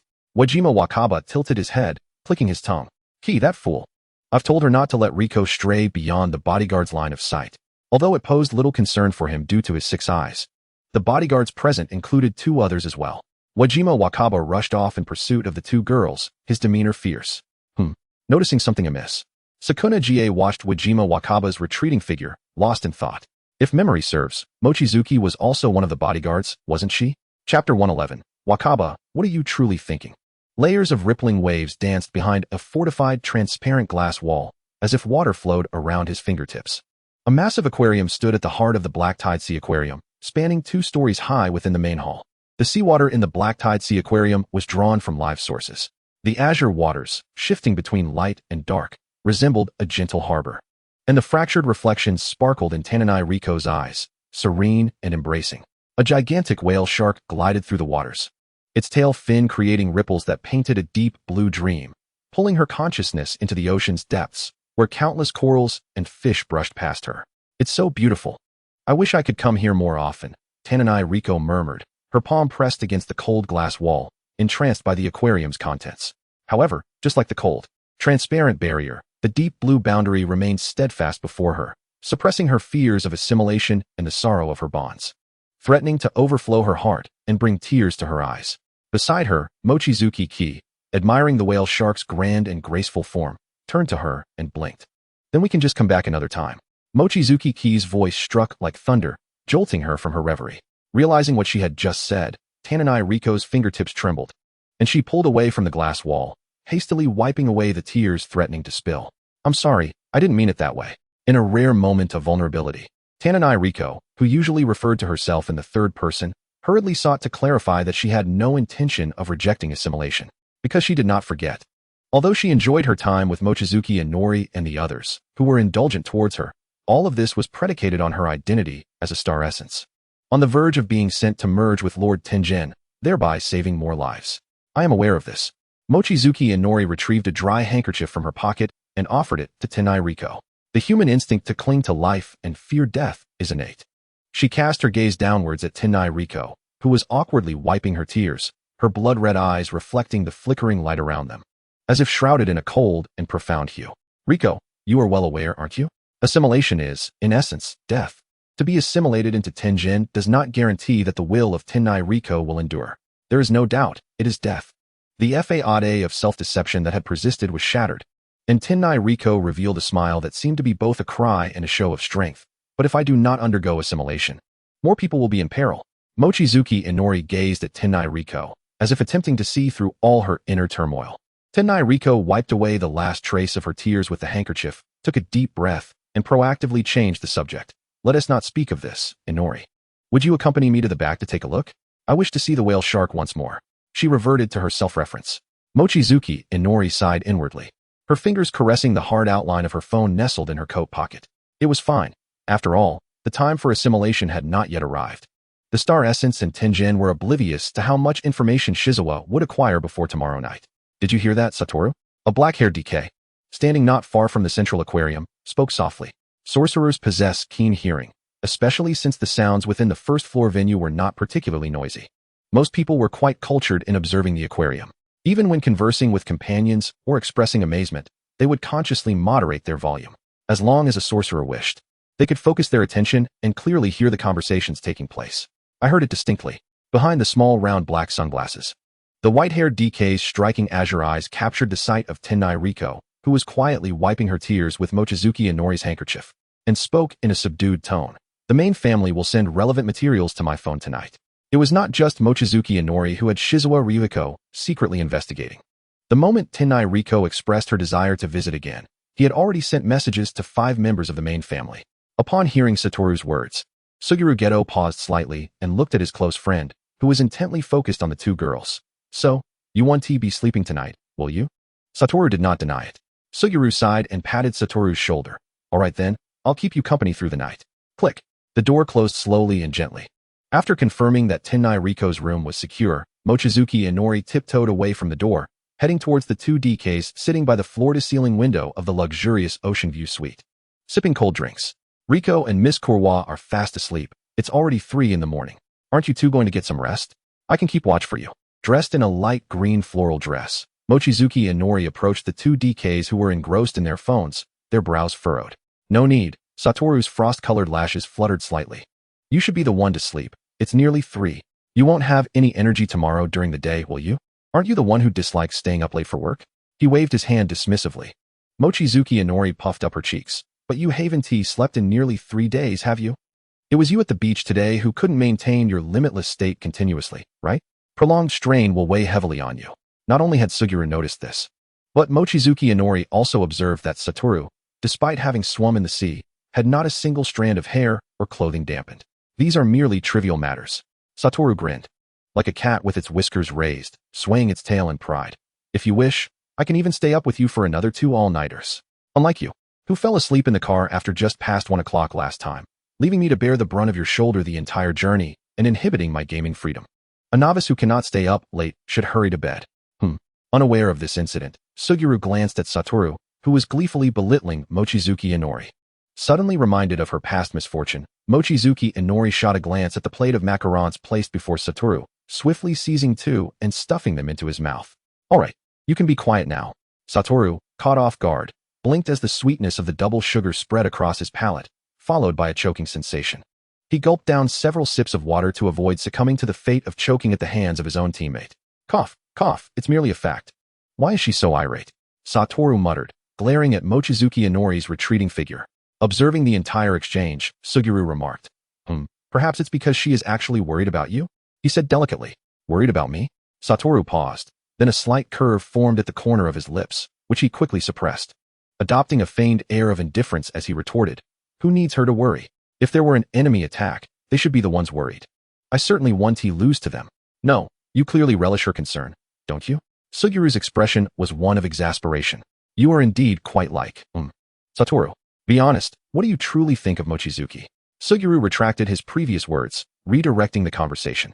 Chapter 112, Heart Palpitations. What do you mean, what do I think? Satoru frowned, looking disapprovingly at Suguru, who seemed to have doubts. Inori is certainly on our side, right? Suguru replied, not that. Huh. The young six-eye sorcerer looked bewildered. Not that. What then? Suguru's expression turned serious. It's the kind of scenario that often occurs in high school. A scenario that often occurs in high school? Haven't you played enough Gal games? Suguru's gaze was one of disappointment. Satoru, confused, retorted, what does that have to do with Gal games? How I feel about Inori has nothing to do with them. Romantic strategy games and romance. Suddenly grasping what Suguru was trying to convey. Satoru's eyes widened in shock, as if startled like a cat. He sprang up from his seat. What nonsense are you spouting, Suguru? I do not like her. Suguru chuckled. Then why did you let her lean on you and sleep the entire way during the last mission? Satoru's flustered heart suddenly steadied, calming the rising heat as he declared with conviction. Of course, it's because I'm a good person. If it were anyone else, I would be just as considerate. All right, are you sure you wouldn't turn around and question her, saying at your age, how can you sleep at this hour? Suguru's lips curled coolly. Is that so? Well, if I were to say that Inori actually has someone she likes, and she is buying a house in Yokohama to prepare for marriage after graduation. Satoru's mind went blank for a moment. The boundless state he maintained came to a sudden halt. Inori has someone she likes, refusing the house he offered her, insisting on buying one in Yokohama, because she intended to make that house her future marital home with someone she liked, marrying a man she had never even met before. Crash. In the chamber. The recently slumbering Mochizuki Kiki was abruptly roused by a sudden surge of familiar, yet potent cursed energy from outside. Without even slipping on her slippers, she kicked open the door and entered a vigilant state. An enemy attack? Simultaneously, Tenai Riko and Kurwa Misato, startled awake by the shattering noise, hastily rushed out of their room without donning their shoes. What is happening? Is it a curse user coming for us? No, it's nothing. It was merely Satoru Gojo, who, in a fit of playful mischief, had accidentally shattered the glass. Standing amidst the scattered shards, Suguru Geto explained nonchalantly, flashing a reassuring smile towards Mochizuki Kiki and the others at the railing of the second floor. There's no need to worry. You may return to your slumber. Tenai Riko and Kurwa Misato exchanged glances, hesitating to act immediately. Eventually, the composed Mochizuki Kiki turned to soothe the two, allowing them to retreat back to their rooms for more sleep. She summoned a blood thorn to fetch her slippers, descending the staircase in her slippers. She met the gaze of Satoru Gojo, who had been inexplicably staring at her since her emergence. With a huff, she queried, "What's the matter? Do I have dark circles under my eyes?" Now that Gojo's cursed energy had calmed, he fixed a heavy gaze upon Mochizuki Kiki, poised to speak, only to be restrained by Suguru Geto. Don't mind him, he just lost a game. With a gentle smile, Geto urged, Mochizuki, you should return to sleep. Mochizuki Kiki cast a doubtful glance at Gojo, who seemed to be in an unusual mood. Are you really okay? Indeed, Geto assured her with unwavering confidence. Just as Gojo pushed aside Geto's hand, preparing to inquire, Geto's airy voice reached his ears. Enough, Satoru. What I just said was fabricated. Gojo paused, swallowing the words that had been on the tip of his tongue, yet his lips remained pressed in a discontented line. Unable to comprehend, Mochizuki Kiki wondered aloud. Have they had a quarrel? She gazed at the seemingly irked Gojo, then turned to Geto. Geto shrugged, persistently encouraging everyone to return to slumber. Half convinced, Mochizuki Kiki returned to bed. However, this time, she did not retract the blood thorns but rather allowed them to serve as sentinels. Enough of that. She has already gone back to sleep. Geto's voice broke the silence of the hall. Gojo paused, slowly retracting his gaze, murmuring, what you said earlier. Was it truly a lie? It was indeed fabricated. The reason Mochizuki bought a house in Yokohama was merely due to its affordability. Geto observed his seemingly indifferent yet evidently concerned friend with a faint smile, posing a probing question. Then, Satoru, were your previous claims of disliking Mochizuki genuine? Gojo remained silent, his head lowered, obscuring his expression behind his cascading white hair. On the day of convergence, at 3 in the afternoon, the group arrived at Jujutsu High. The journey back was tranquil. After disembarking, no unwarranted curse users dared approach them. This was due to the expiration of the bounty on Tenai Riko, which had elapsed during their flight home in the morning. The seemingly endless red torii gates marked the route to the celestial palace where Tenjin resided. Upon entering the barrier of Jujutsu High, after maintaining an unlimited curse technique for 3 consecutive days without rest, Gojo finally exhaled in relief, dispelling the technique and alleviating the burden on his weary mind. The high school is safeguarded by Tenjin's barrier, which sounds an alarm audible to all if it detects unfamiliar cursed energy. Thank you for your hard work, everyone, Geto remarked, casting a sympathetic glance at Tenai Riko, who still stood at the foot of the hill. It's great, we can finally relax. Tenai Riko accepted the handkerchief offered by Kurwa Misato, wiping the sweat from her brow. Bringing up the rear, or rather gliding at the back, Mochizuki Kiki caught up with the others, retracting her bat-like wings and landing lightly on the ground. She looked at Gojo, who was still standing silently with his hands in his pockets after dispelling the technique, and blinked. Satoru, you've worked hard these past few days. Hearing her voice, Gojo turned to her. Behind his sunglasses, the once vibrant cerulean eyes dimmed considerably with the dispelling of the technique, yet the contours of his gaze became more pronounced. Oh, Gojo strained to hold back a smile, delicately averting his gaze. Receiving only a curt response to her sincere compliment, Mochizuki Kiki tilted her head, about to speak, when suddenly, all their pupils constricted. With a sickening sound, a sharp blade pierced through flesh and bone, echoing in their ears. A long, razor-sharp knife had ruthlessly stabbed through Gojo's chest from behind. Vivid crimson blood gushed forth, with droplets splattering onto Mochizuki Kiki's face, who, at that moment, felt no hunger, only shock and dread. The air stagnated, time seemingly pressing the pause button. All eyes were fixed on the man with black hair who had silently approached and thrust the blade into Gojo. Chapter 113, The Sorcerer Assassin, a Familiar Reunion. Impossible. This is within the barrier of Jujutsu High. All gazes were frozen, their minds numb as they witnessed Gojo being pierced. Particularly Mochizuki Kiki, as she stared at the familiar figure who had ambushed Gojo, her pupils trembled. Why is he here? Cold sweat trickled from her temple, sliding down Gojo's pale cheek. As cursed energy surged within him, momentarily enhancing his physique, Gojo adjusted his breathing rhythm, slightly tilting his head to glance at the man with black hair who had bypassed the six eyes detection and dealt him a vicious blow. His voice slightly hoarse. Have we met somewhere before? Fushiguro Zenin smirked, revealing a scarred corner of his mouth. Who knows? I never remember men's names. In that instant, a crimson streak surged into view. Fushiguro swiftly withdrew his blade, evading while channeling cursed energy into his left hand, pivoting explosively to strike at Gojo, who leaped into the air, the cold glint of the blade slicing through the air, severing the blood thorns in a swift arc. Fushiguro Zenin, how could you be here? The moment the attack was launched, several blood thorn branches encircled Tenai Riko and Kurwa Misato, shielding Mochizuki Kiki at the center, who gazed up, gravely observing her former martial arts instructor, now likely having taken on a bounty and returned to his former life as a sorcerer assassin. Fushiguro Zenin lazily grinned. Well, if it isn't the young lady, it's been a while. Before he could finish his sentence, his peripheral vision caught movement, and he swiftly leaped, evading the summoned cursed spirit from Geto, disappearing into the surrounding dense foliage like a black specter, his presence vanishing from everyone's awareness. Satoru, Geto stepped forward, intending to approach the crouching Gojo, but was halted by a raised hand from Gojo. Kiki, do you know this man? Gojo slowly straightened, the cerulean depths of his eyes igniting with a brilliant glow as he activated the unlimited curse technique once more, his voice carrying a barely perceptible tremor. Why haven't you introduced us? Geto, gravely concerned for Gojo, exclaimed, You truly are. Even at a time like this, you're still harboring unnecessary jealousy. He is Fushiguro Zenin, my former martial arts instructor, and a formidable curse user in his own right. Mizuki Inori's voice was grave, her blood-red eyes shimmering with a crimson glow. More importantly, I had never witnessed him wielding cursed energy, nor had I sensed any emanating from him. A formidable being devoid of cursed energy, perhaps? Watanabe Satoru's eyes flickered with realization. No wonder the barriers of the Jujutsu High had not been triggered. He adjusted the glasses perched on his nose, turning to face the forest where Fushiguro Zenin's presence had vanished, his back turned to Mizuki Inori and the others, and spoke in a feigned casual tone. Inori, you and Yuji should escort Tenna and the others inside. I can handle this alone. However, upon hearing Watanabe's words, Mizuki Inori hesitated, discerning the barely restrained strain in his voice, contemplating whether to obey him and lead Tenna and the others into the Morning Star Palace, leaving him behind. The healing abilities of the Blood Clan, when applied to outsiders, could only remedy minor injuries. A wound as severe as Watanabe's could only be healed by Shoko's reversal technique or by the Blood Clan itself. Meanwhile, Suguru Geto shared the same concern about Watanabe, facing Fushiguro Zenin alone. Yet, as his gaze fell upon Tenna and Mizuki, whose eyes brimmed with tears and anxiety, his restless heart was doused with cold water, forcing him to regain his composure. Indeed, it was not merely sorcerers they faced, but also the target. The younger sister of Tenna. The priority now lay with her. Geto clenched his fingers, exhaling deeply, and addressed Watanabe's back. Satoru, we'll take our leave. Be careful on your own.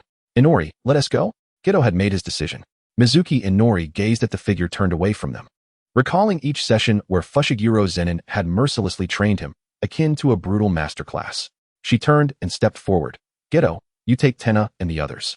I'll stay here with Satoru. Inori. Suguru Geto was taken aback. Hearing this, Watanabe paused, abruptly turning around. His eyes reflecting the determination of Mizuki and Nori as she approached him.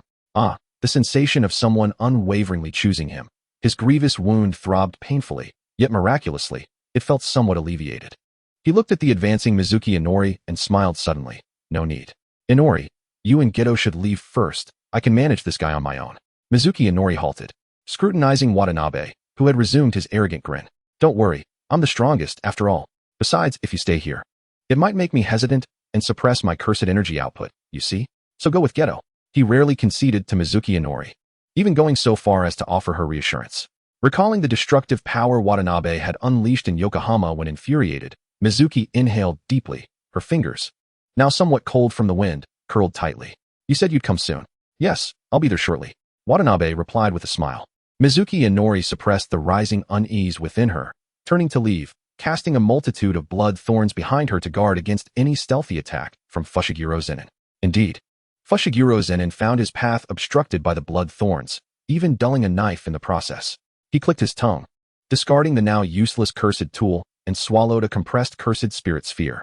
The moment it left his mouth, it transformed into a long, black-purple cursed spirit resembling a newborn with tightly contorted features, wrapping its elongated body snugly around Fushiguro Zenin's robust form, positioned meticulously to not hinder the host's movements. Such a nuisance, the lady's technique. As he critiqued Mizuki and Nori's ability, he picked up the unique blade that had been expelled from the cursed spirit's mouth. Ready to continue his task when a sudden sense of crisis, honed from years of dancing on the precipice of life and death, alerted him, causing the hair on his body to stand on end. Boom! A blast of controlled, cursed energy struck the very spot where he had just been standing. Before the impact of the cursed energy could reach him, Fushiguro Zenin nimbly leapt up, landing on a sturdier branch of a nearby tree. Looking up to meet the gaze of Watanabe Satoru, whose eyes glimmered with the coldness of glacial rivers, flashing with lethal intent. Found you.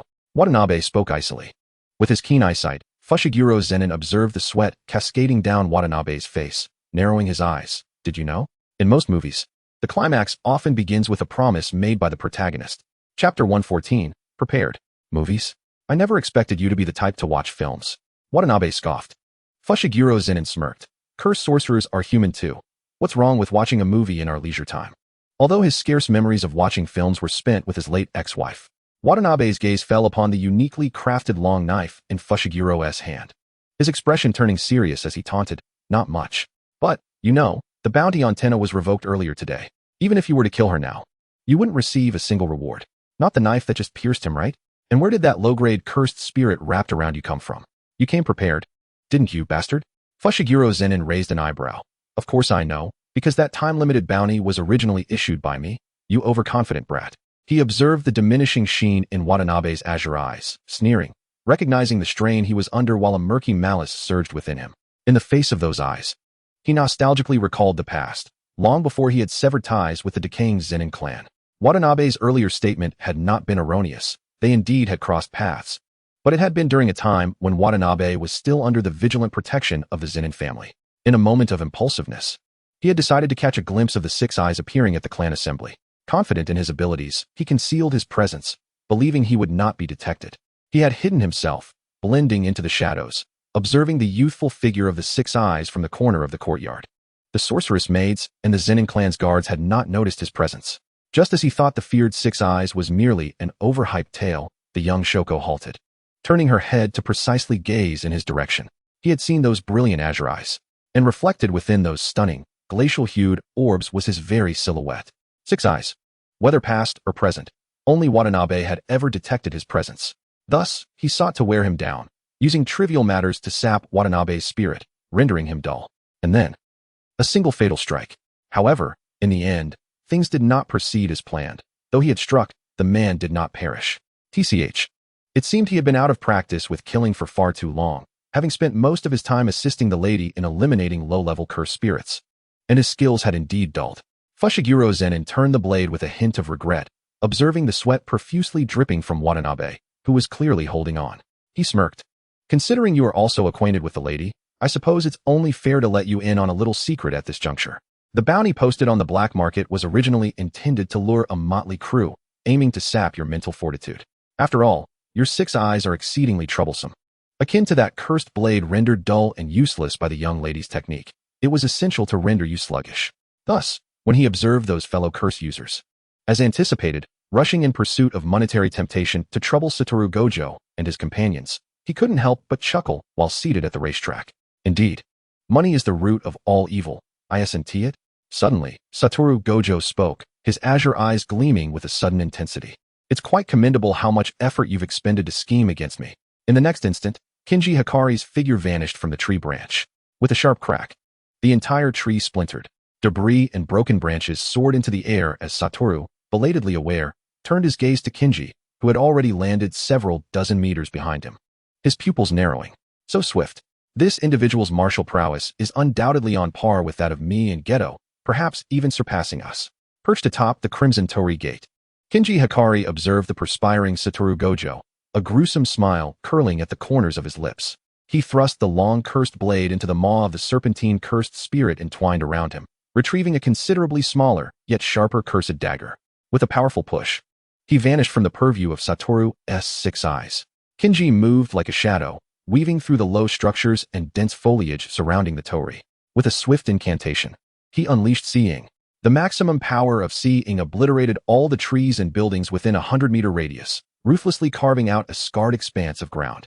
With no cover, the only option left was to retreat deeper into the forest, wasn't it?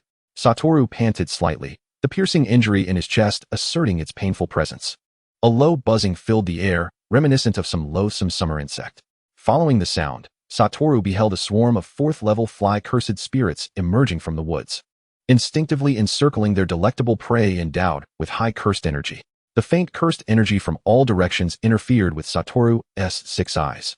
In his already tenuous state, he had no choice but to activate his limitless technique defensively, guarding against Kinji's potential ambush.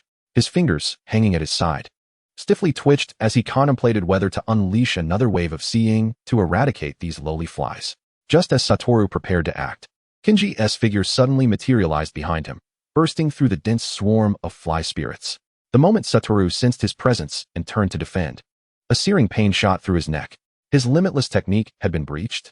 For a fleeting moment, Satoru's mind went blank as the uniquely designed cursed dagger pierced his neck.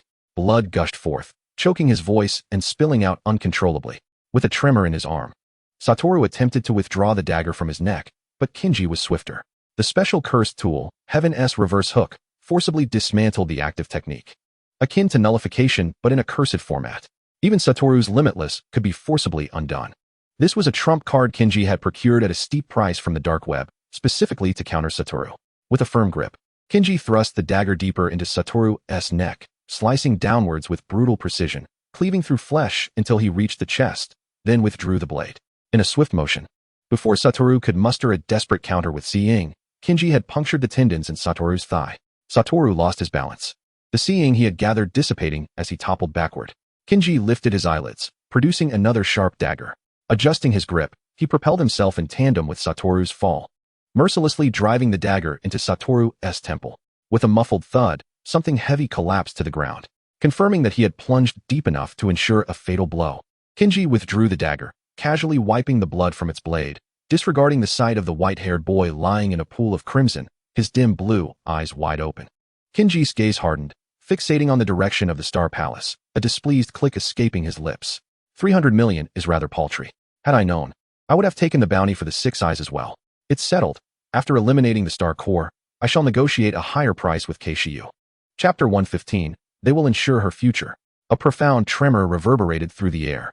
The 4 individuals descended in the elevator, gradually distancing themselves from the surface in an unsettling silence. Only when the chime indicating their arrival sounded did they slowly exit the elevator. Stepping deeper into the heart of the Star Palace's main hall, Mizuki Kurwa halted at the elevator's exit, unable to proceed further due to her station. Noriko Tenai turned around and embraced Mizuki tightly, tears welling in her eyes, blurring her vision. Mizuki returned the embrace of the girl she had practically raised, tears spilling from the corners of her eyes. At the forefront, Suguru Geto observed the poignant farewell between the two. His complex gaze momentarily averted as it met that of Inori Mochizuki, who stood beside them. Their eyes intertwined in the air, as if reaching an unspoken understanding. Inori offered a resigned smile to Geto, whose expression bore a hint of compassion, then turned to Noriko. Now is the time to turn back. It's not too late. Noriko froze, as did Mizuki. Inori, what are you saying? I've said it before. The instinct to live and the fear of death are innate desires. Inori stepped closer, her eyes softening. Noriko, you truly don't wish to be assimilated, do you? Noriko's pupils constricted as she tightly gripped her skirt. Her lips trembled, yearning to assert that she willingly chose assimilation, yet under such warm scrutiny, she found herself unable to utter a disingenuous response. The air fell into a heavy silence. In truth, we discussed this on our way to accept the mission, Suguru suddenly interjected, shattering the stifling atmosphere. The raven-haired youth gazed tenderly at the still trembling Noriko, his voice calm and reassuring.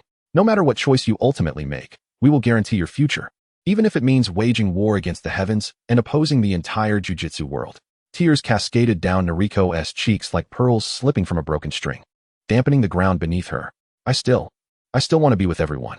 She bowed her head, clumsily wiping away her incessant tears. Her voice choked as she articulated her distant dream of a future. I want to go to various places and see all sorts of things with everyone. A dull thud echoed, akin to a muffled bullet fired from a silencer, captured by the Blood Clan's acute senses. An innate sense of danger prompted Inori to instinctively shield the tearful girl before her. Miss Noriko.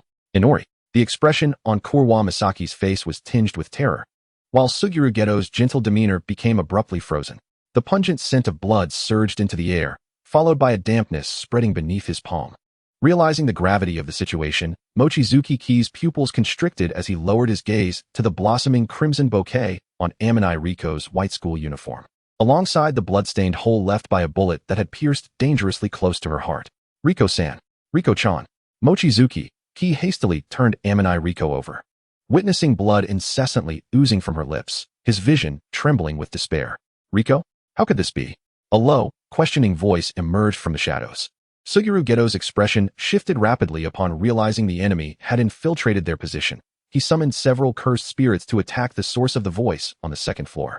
Riko-san.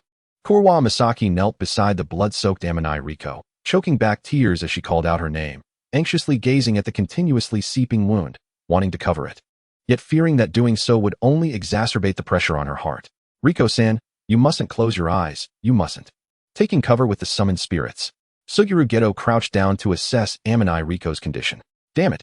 Mochizuki, your technique can heal her.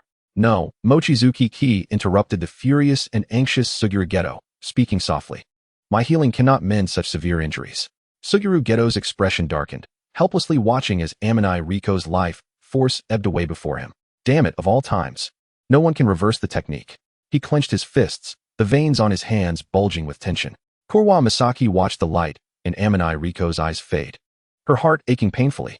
Suguru Geto also noticed the dimming of Amoni Riko's pupils, his voice tightening. Is there no way? There is one method, Mochizuki Ki. Sensing the rapidly diminishing life force beneath her, felt flickers of resolve within her eyes as she made a decision.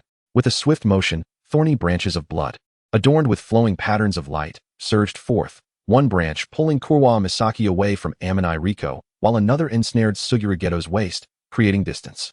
As the blood thorns closed in, they enveloped both her and Amoni Riko in layers. Suguru Geto could only glimpse the determined glimmer in Mochizuki's eyes through the gaps in the blood thorns. Mochizuki. Geto, I need a moment.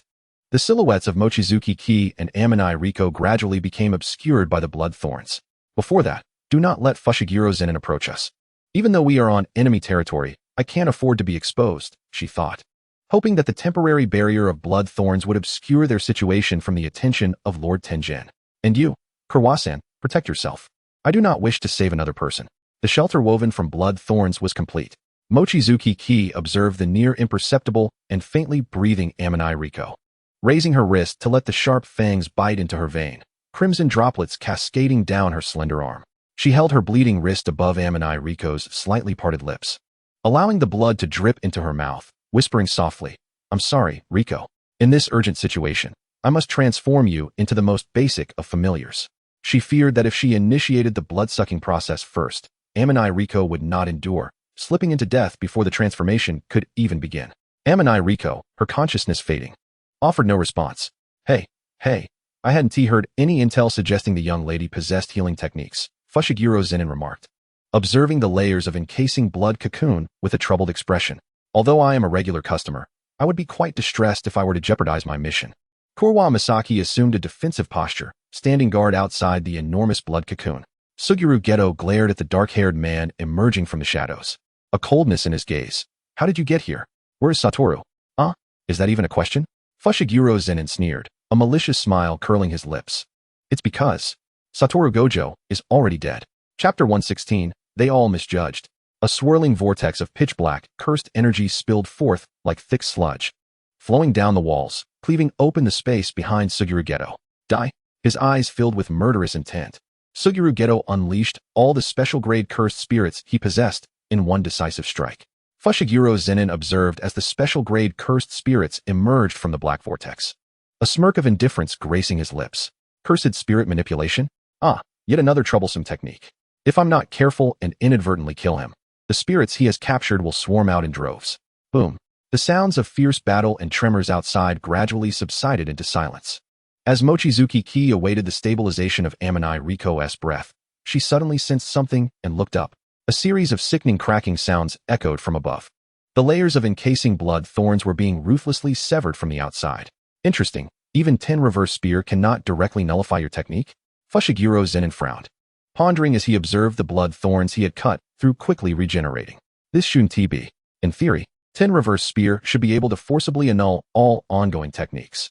If I can't sever it completely, then it's strange that they can swiftly regenerate and even attempt to wrest 10 reverse spear from my grasp. Had these blood thorns mutated? No. Fushiguro Zenin calmly analyzed Mochizuki Ki's technique. Since Satoru Gojo's limitless could be forcibly nullified, it indicated that 10 reverse spear was indeed effective. The reason it couldn't break through the young lady's technique was, unless. I see.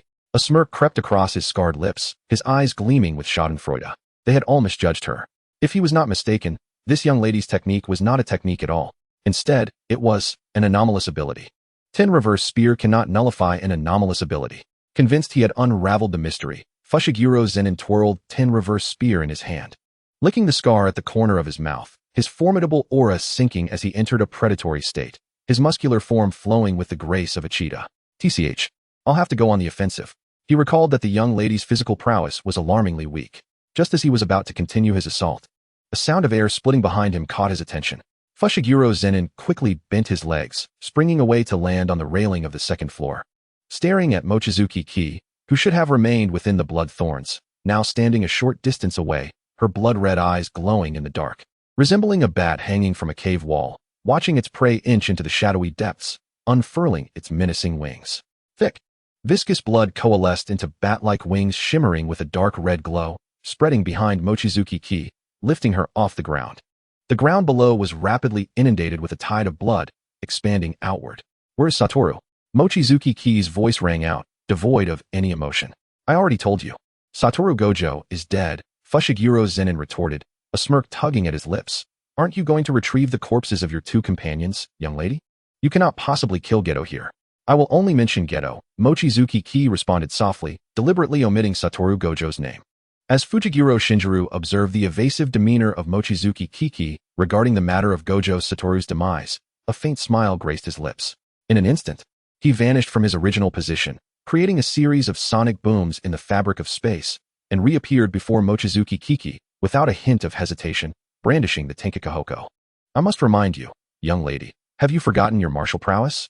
His muscular arm tensed as he aimed a fierce thrust at the heart of Mochizuki Kiki, his deep, resonant voice echoing like a morbid proclamation. Are you truly rendered defenseless at such close quarters? In stark contrast to Fujiguro Shinjuru's unhurried tone, his swift, almost imperceptible stabbing motion was executed with alarming speed. Mochizuki Kiki scarcely had time to evade or react, let alone enter her blood fusion state. With a sickening squelch, the blade pierced flesh and blood. The sound of blood splattering was followed by a series of repeated, ghastly punctures. The light and mist swirling in Mochizuki Kiki's eyes faltered momentarily as she stiffly lowered her head, gazing at the sudden emergence of several bloodied wounds on her chest. I am aware of your blood fusion technique, Fujiguro Shinjuru remarked, observing the multiple stab wounds he had inflicted upon her heart. For me, as long as I pierce your heart before you retreat into your blood, I shall avoid falling into your game of hide and seek. Is that so? You hold such beliefs, do you? A delicate, pale hand, seemingly fragile enough to snap with a mere bend, suddenly erupted with terrifying strength in Fujiguro Shinjuru's widening pupils. As it seized the back of the Tenkakahoko and forcefully pulled out the blade embedded deep within her heart. Simultaneously, Mochizuki Kiki's other hand shot forth with astonishing speed, aiming directly for him. You are still alive after having your heart pierced. Fujiguro Shinjuru swiftly retreated, widening the distance between them, his right eyelid twitching violently. His gaze now tinged with disbelief. He had just witnessed, with utter clarity, the bloodied holes he had inflicted upon her, which had not healed in the slightest. Moreover, she had previously stated that she was incapable of healing from severe injuries. Otherwise, she would not have been able to watch the life force of her star jelly body Wang. But why? Why was she still alive? How could a heart, pierced multiple times, still possess such vitality?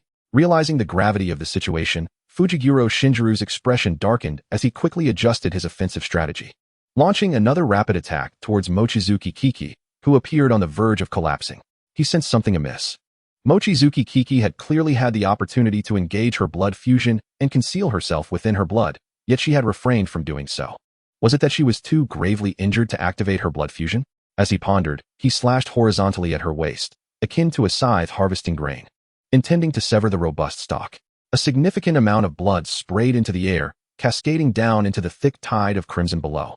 Fujiguro Shinjuru's precise horizontal strike was abruptly intercepted.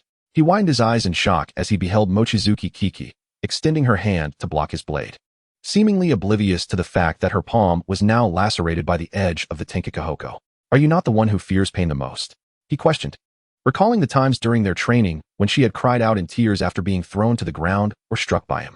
In truth, she felt no pain at all at this moment, having redirected her sensation of discomfort when injured. Mochizuki Kiki's gaze was steely as she replied, Indeed, I am quite fearful of pain. The blood-red mist swirling within her eyes gradually lifted as she raised her face, her body nearly severed at the waist. Yet a sinister smile crept upon her lips, as if she had finally broken free from some binding restraint, revealing a feral and sanguine aspect of herself. So, teacher, are you prepared to welcome my doubled retribution that will make you feel pain? That was no gaze befitting a human.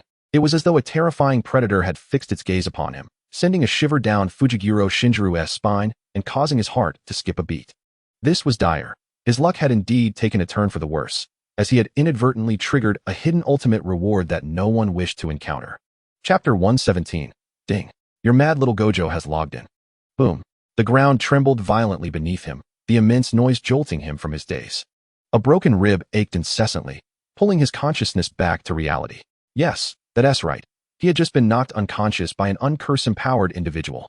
As Suguru Geto emerged from his faint, his disordered thoughts gradually cleared. Bang! A deafening crash echoed as something akin to a black meteor shot forth from his forcibly upright form, shattering several torii pillars at the entrance of the Star Palace. Dust clouds billowed as Suguru Geto bolted upright, straining his weakened voice to call out to the fleeting figure, Mochizuki, are you alright? Fujiguro Shinjuru, struck by the massive boulder propelled by blood thorns, was sent hurtling, crashing through multiple torii pillars, blood streaming from his forehead and several ribs fractured. He rose from the depression in the ground, wiping away the blood trickling from his brow, his robust physique gradually becoming visible in the dissipating dust. Upon recognizing the figure, Suguru Geto's expression froze in alarm. Is that Fujiguro Shinjuru? Standing tall, Fujiguro Shinjuru ignored the petrified Suguru Geto. His gaze was somber as he turned away, resembling an arrow loosed from a bow, fleeing in the opposite direction from Suguru Geto and the Star Palace. Before Suguru Geto could contemplate whether Fujiguro Shinjuru was retreating after completing his task or for some other reason, A torrent of jagged blood thorns surged forth from the entrance of the Star Palace, splitting rapidly into several blood-red arrows, targeting Fujiguro Shinjuru's path. Some aimed to attack him, while others surpassed his position, embedding themselves into the ground further away, swiftly rooting and melting into a crimson tide, giving rise to countless scarlet thorns that intertwined to nearly envelop the entire foothills of the Banquet Mountain. With his escape route obstructed, Fujiguro Shinjuru gripped the Tenkakahoko, no longer charging forward with reckless abandon as he had before. Instead, a wary glint filled his eyes as he scrutinized the writhing, snake-like blood thorns. Is this Mochizuki's doing? Suguru Geto recognized the blood thorns, his mouth opening to speak. However, before he could finish, another voice interrupted. Hey, why are you running? Teacher Shinjuru. The sweet, familiar voice resonated clearly in Suguru Geto's ears. He sluggishly turned his neck to see the slender figure leisurely appearing at the entrance of the Star Palace. The star jelly body is your target, ISNT it. Teacher Shinjuru, why not continue your hunt? With ebony hair cascading down to her ankles in mere moments. The dust stirred by the young girl was completely warded off by the layer of dark red glow enveloping her. Each strand of hair shimmered with a deep crimson radiance. Her attire had transformed from the familiar modified black high special uniform to an elegant, flowing European-style dress, seemingly woven from blood, its hem undulating like waves.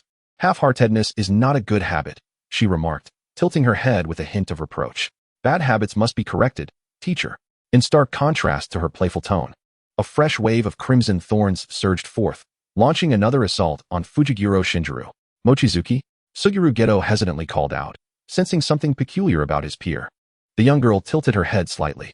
As he locked eyes with her, Suguru Geto felt his body stiffen, his voice seemingly extinguished by an invisible force at the back of his throat. Her visage remained one he recognized well, yet in that fleeting moment of connection, Geto perceived that the being before him was no longer human, but rather a terrifying monster cloaked in a human guise. He was but prey, ensnared in the gaze of this creature that regarded him as nothing more than a target of mockery and amusement. Geto, is it? The girl blinked, her interest in her prey momentarily waning, the heavy aura of inhumanity about her slightly diminishing as she soothingly cooed, "Don't worry, it will be over soon." Geto parted his lips, but found himself unable to utter a sound. Meanwhile, the atmosphere surrounding Zenin Fushiguro was far from harmonious. He evaded the onslaught of blood thorns, violently severing those that drew near while maintaining a calm demeanor, his mind racing to identify a potential weakness to exploit. Fushiguro sensed that Mochizuki Noritoshi had not activated blood fusion. Instead, he repeatedly chose to confront him directly, as though toying with a captured prey, deliberately exhausting him. Years of survival in the cursed world had instilled in him a primal instinct. He could not afford to be captured by Mochizuki, for dire consequences awaited should he falter. Yet, every blood thorn was akin to a spider's web, ensnaring any who dared to leap or pass by, threatening to drag him into the quagmire of viscous blood. Had he not possessed remarkable agility and the formidable strength granted by his cursed body, he would have long since been swallowed by the sticky tide of blood. The absurdity of the hunter becoming the hunted weighed heavily on Fushiguro's mind. It had been years since he had faced such a reversal of fortune. The incompetence of the jujutsu sorcerers was infuriating. They could not discern whether their adversary wielded a technique or an extraordinary ability. Now, instead of pursuing his mission, he was left questioning whether he could escape with his life intact. Within moments, the vast expanse of the forest, shrouded in blood, thorns, and a tide of crimson, was devoid of any living presence besides Fushiguro. Animals, guided by instinct, had taken refuge. But those caught within the grasp of the blood thorns had been drained of their lifeblood, sustaining the operation of the massive blood tide and slowly mending Mochizuki's multiple grievous wounds. At the entrance of the Xing Palace, a girl stood amidst the chaos. Her brow furrowed slightly. There was not enough blood. To unleash such a vast blood tide, she required an immense quantity of blood. The thrill of the hunt and her bloodthirsty instincts ensnared her, reveling in the torment of her prey as she drew out their life force. However, a flicker of rationality cautioned her that her resources were dwindling. What to do when blood runs low? An instinct etched into her very soul informed her to extract blood from her servants and kin. Mochizuki turned to gaze deep into the entrance of the Xing Palace, where instinct and reason began to clash violently. The rhythm of the blood thorns assaulting Fushiguro lessened, as though engaged in a dramatic internal conflict, playfully performing a self-destructive dance before him. Fushiguro, what? His mind was filled with confusion, but in that instant, he sensed an opportunity for revenge. A bloodthirsty grin spread across his face as he adjusted his direction, preparing to charge back toward the entrance of the Xing Palace, oblivious to the impending chaos.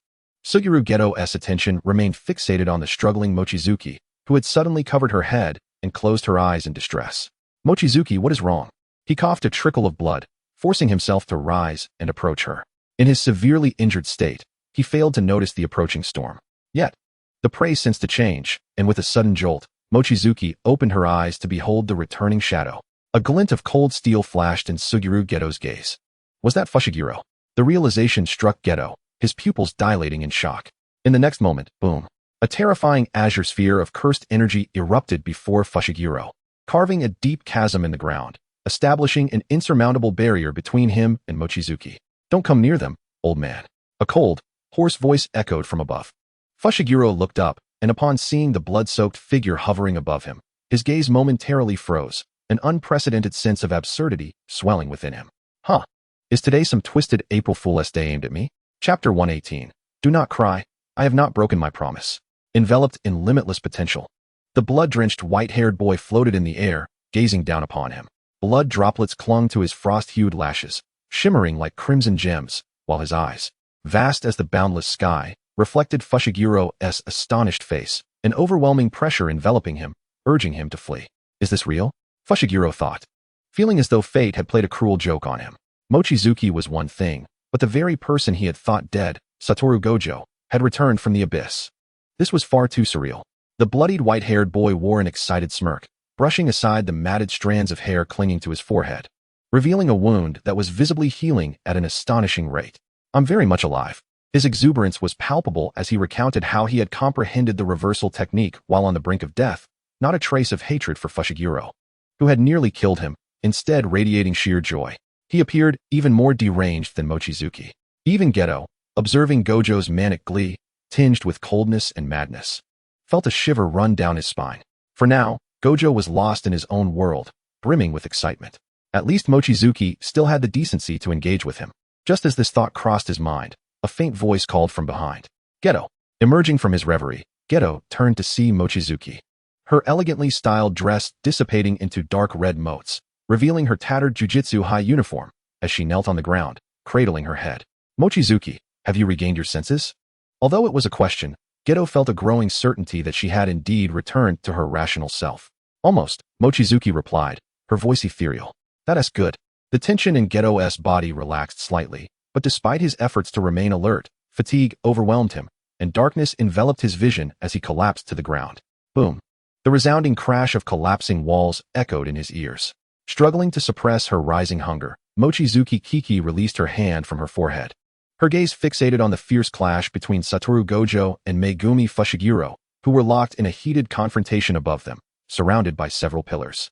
Fragmented stones hovered in the air, a dark crimson glow deepening at the tips of Satoru Gojo's fingers, which erupted the next moment. Reversing the technique, Megumi Fushiguro swung the transforming Tengen spear to shield himself, but was still propelled dozens of meters away, crashing violently into the wall. He stepped out, stretching his limbs, adjusting his stance, and charged forward once more. It seemed both combatants had forgotten the presence of anyone else in the vicinity. Even when several opportunities arose to seize or incapacitate her or the unconscious Suguru Geto to threaten Satoru Gojo, Megumi did not. It was as if he was driven by an obsession, bypassing them entirely, his eyes shimmering solely with the determination to eliminate Satoru Gojo, risking his life in the process. Amidst the battle, all emotions dissipated like steam, evaporating into nothingness as Satoru Gojo observed Megumi's relentless assaults with an indifferent expression. Like a deity surveying the mortal realm from the heavens above, the once formidable Megumi, who had nearly taken his life, now appeared insignificant and trivial in Satoru's eyes. Akin to a mere drop in the vast ocean. Boundless, void. Satoru Gojo fixed his gaze upon Megumi, raising his arm, his fingers poised in a snapping gesture. The vast azure, the profound dark crimson.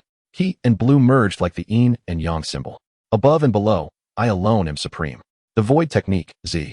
A terrifying strike. The collision of two infinities produced a horrific fictional mass, distorting space entirely, accompanied by a ripping current of voltage.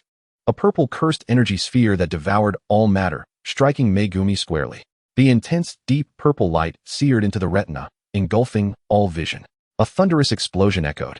Akin to a firecracker detonated close to the ear, causing Mochizuki Kiki to momentarily lose her hearing, leaving only a prolonged ringing in her ears. Smoke billowed. Struggling to regain her footing amidst the obscured battlefield, Mochizuki Kiki squinted through the haze, her blood-red eyes searching the thickest part of the smoke.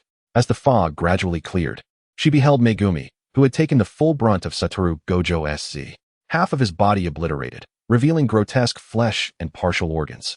Megumi stood in a daze before the nearly shattered wall. Truly a brutal sight, she thought, blinking slowly. Yet in the next moment, the figure of the bloodied, dismembered man morphed into that of a woman, also with long black hair, drenched in blood, her long dress nearly transformed into a dark crimson hue. What is this? Mochizuki Kiki stared, a sharp sting rising in her eyes. Her throat constricted as if a heavy stone lodged within, making it difficult to breathe. The woman's face, obscured by thick blood, bore a shadow over its upper half, as if she faced someone, her lips moving silently, forming indistinct words. Who is she? Her heart, once steadily beating, suddenly surged with intense pain, as if ensnared by a thread of fine needles, tightly coiling around it, a piercing ache radiating through her limbs, compelling tears to stream down her face. Who is she? Don't cry. Unbeknownst to her, a white-haired boy, still stained with blood, appeared before her, raising a hand to awkwardly wipe away the tears pooling at the corner of her eyes, still immersed in some mysterious realm. His voice was indifferent. I haven't broken my promise. I'm still alive. The illusory scene before her dissipated. Mochizuki Kiki gazed at Satoru Gojo, now within arm's reach, her tears flowing more freely. I'm not crying for you. The still wet crimson on his hand spread across the girl's face, staining her once pale complexion with traces of his blood, accentuating her red-rimmed eyes, exuding an unconventional, almost seductive hue of red. Satoru Gojo hesitated briefly before continuing to wipe her tears without changing expression. Yeah, I know. Oblivious to the mess Satoru Gojo was making on her face, Mochizuki Kiki, suppressing her sobs, weakly pounded her fist against his chest. No, you don't. Chapter 119. Let us use the rest of your life to repay the debt. Megumi Fushiguro, half of his body obliterated, silently observed the two young figures standing closely together. His legs, unable to support him any longer, finally buckled, spilling more blood onto the ground. Without needing to glance back, Rokugan had also noted this movement. Satoru Gojo turned his head, gently patting the back of the sobbing Mochizuki Kiki, who was nearly pressed against his chest, calming her breath, while addressing Megumi in a bland tone. Do you have any final words? The rapidly fading Megumi felt like a dog lying dead on the roadside, even on the brink of death. He was still subjected to the indignity of being kicked by passers-by. Though his injuries were compounded by this wretched curse that bound his body, he clung to life, unable to perish. Rokugan's presence loomed, clearly disliking the sight of Megumi, who was propped against the wall, coughing up blood mixed with internal fragments, his gaze dimming. No. In this miserable life of his, what else was there? Oh, right, he seemed to have a son. What was his name again? Ah, yes, it was you. A fleeting memory of the boy, resembling a small sea urchin, surfaced in his mind, reminding him of his wife. Megumi's expression momentarily faltered, his voice hoarse and weak. In 2 or 3 years, my son will be sold to the Zenin family. After I die, do as you wish with him. If the Gojo family takes over you, that wouldn't be so bad. At least my son wouldn't have to revert to that loathsome surname or return to the decaying filth that is the Zenin family. Contemplating this, Megumi self-deprecatingly twisted his scarred lips into a semblance of a smile, his lifted head gradually drooping. Wait, as a voice tinged with lingering sobs echoed. Something pierced through his flesh. Crimson thorns, penetrating his grotesque, mangled body, akin to a slowly advancing syringe, injected something into his broken, grievously injured form. His consciousness began to blur, black spots clouding his vision as Megumi attempted to lift his head but lacked the strength. Kiki. Satoru Gojo glanced at the black-haired girl wiping her tears. He could not die yet. Mochizuki Kiki strove to calm her emotions and tears, her blood-red eyes igniting with fervor. At the moment the thorns pierced Megumi's flesh, she infused him with her own blood through the thorns. We haven't yet settled the score with the mastermind behind this. Moreover, we have no obligation to raise someone else's son. This scoundrel, who has a wife and child yet goes out to work as a gigolo, should tend to his own child.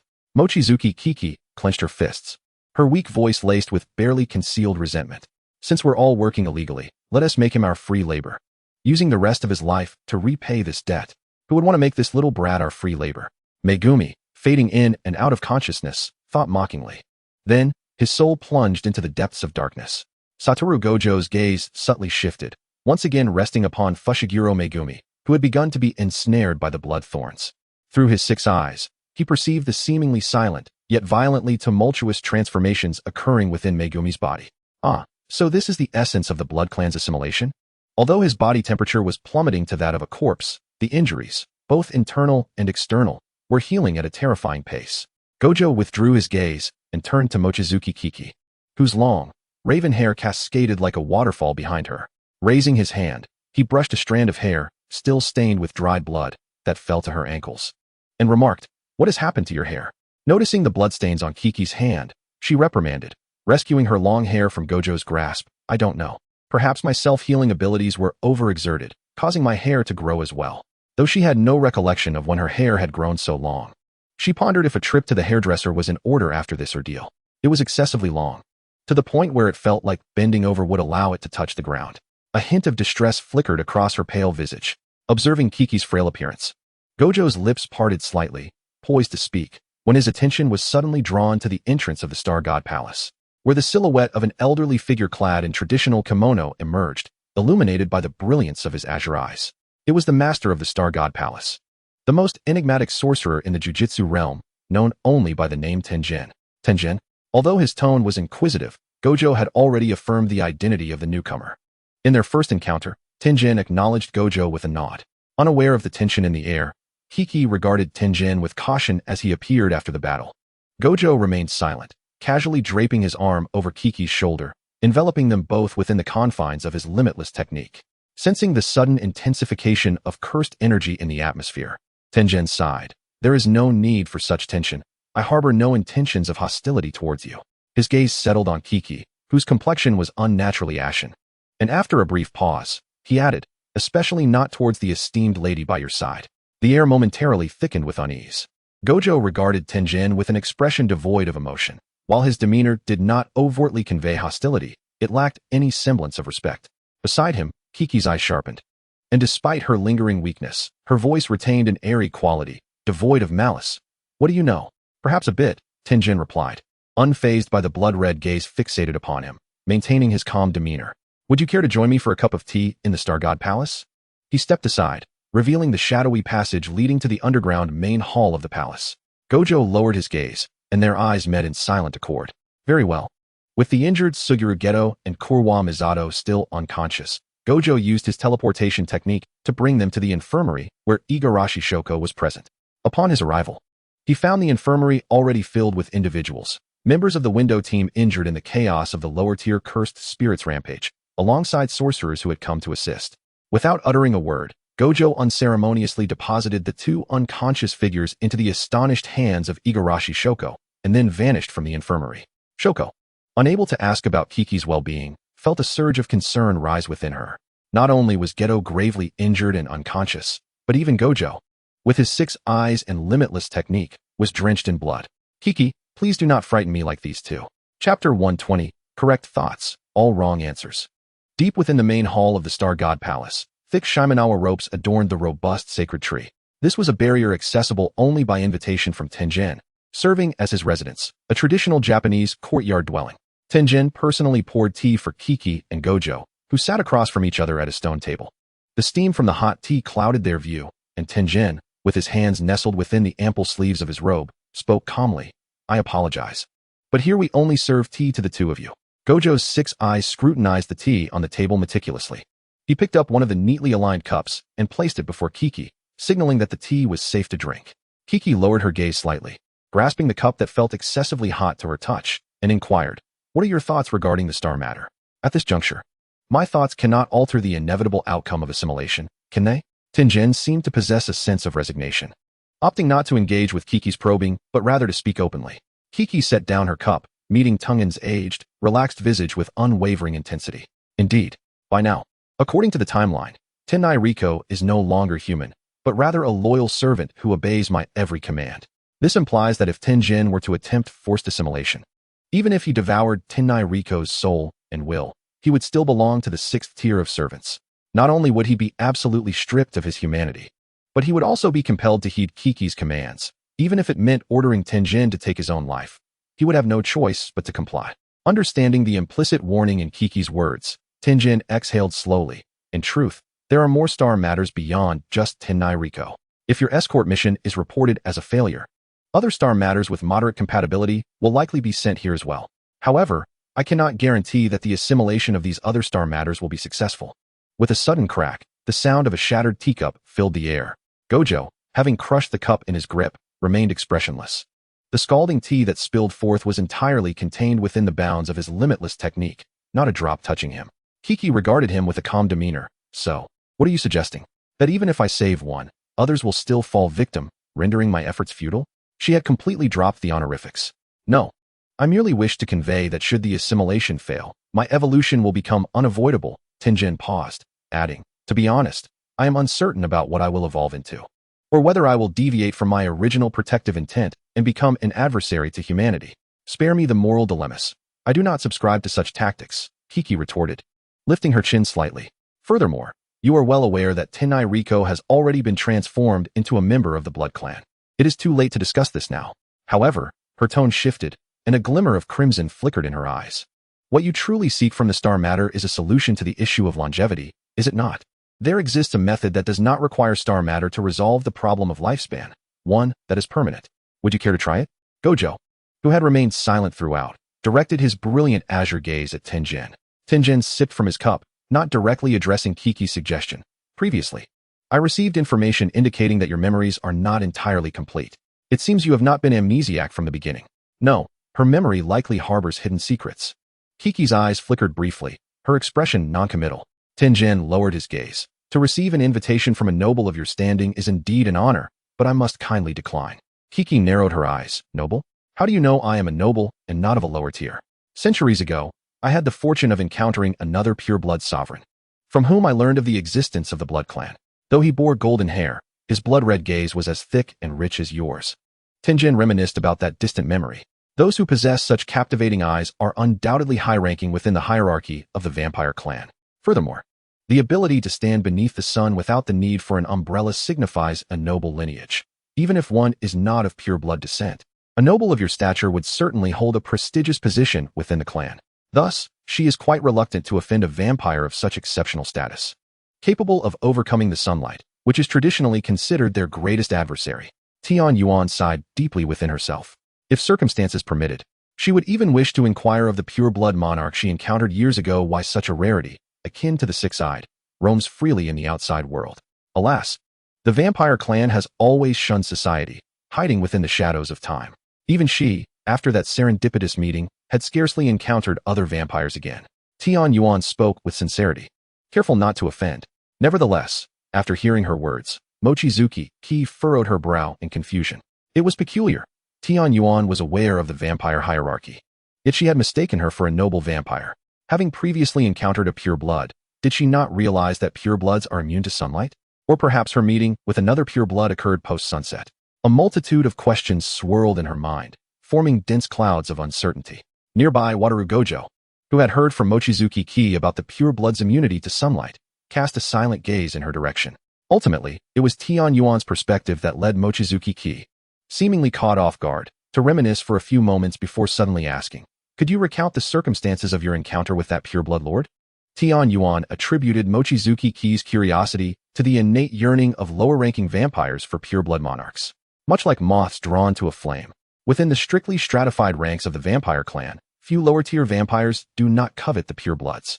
Thus, she recounted the events candidly, as there was little to conceal. At that time, it was daylight, and Tian Yuan was still in her original human form, engaged in a mission with other sorcerers. The presence of that noble was well concealed. Had it not been for the barrier she had erected that enveloped the vicinity, she would not have noticed someone standing quietly in the shadow cast by the leaning wall, observing them intently.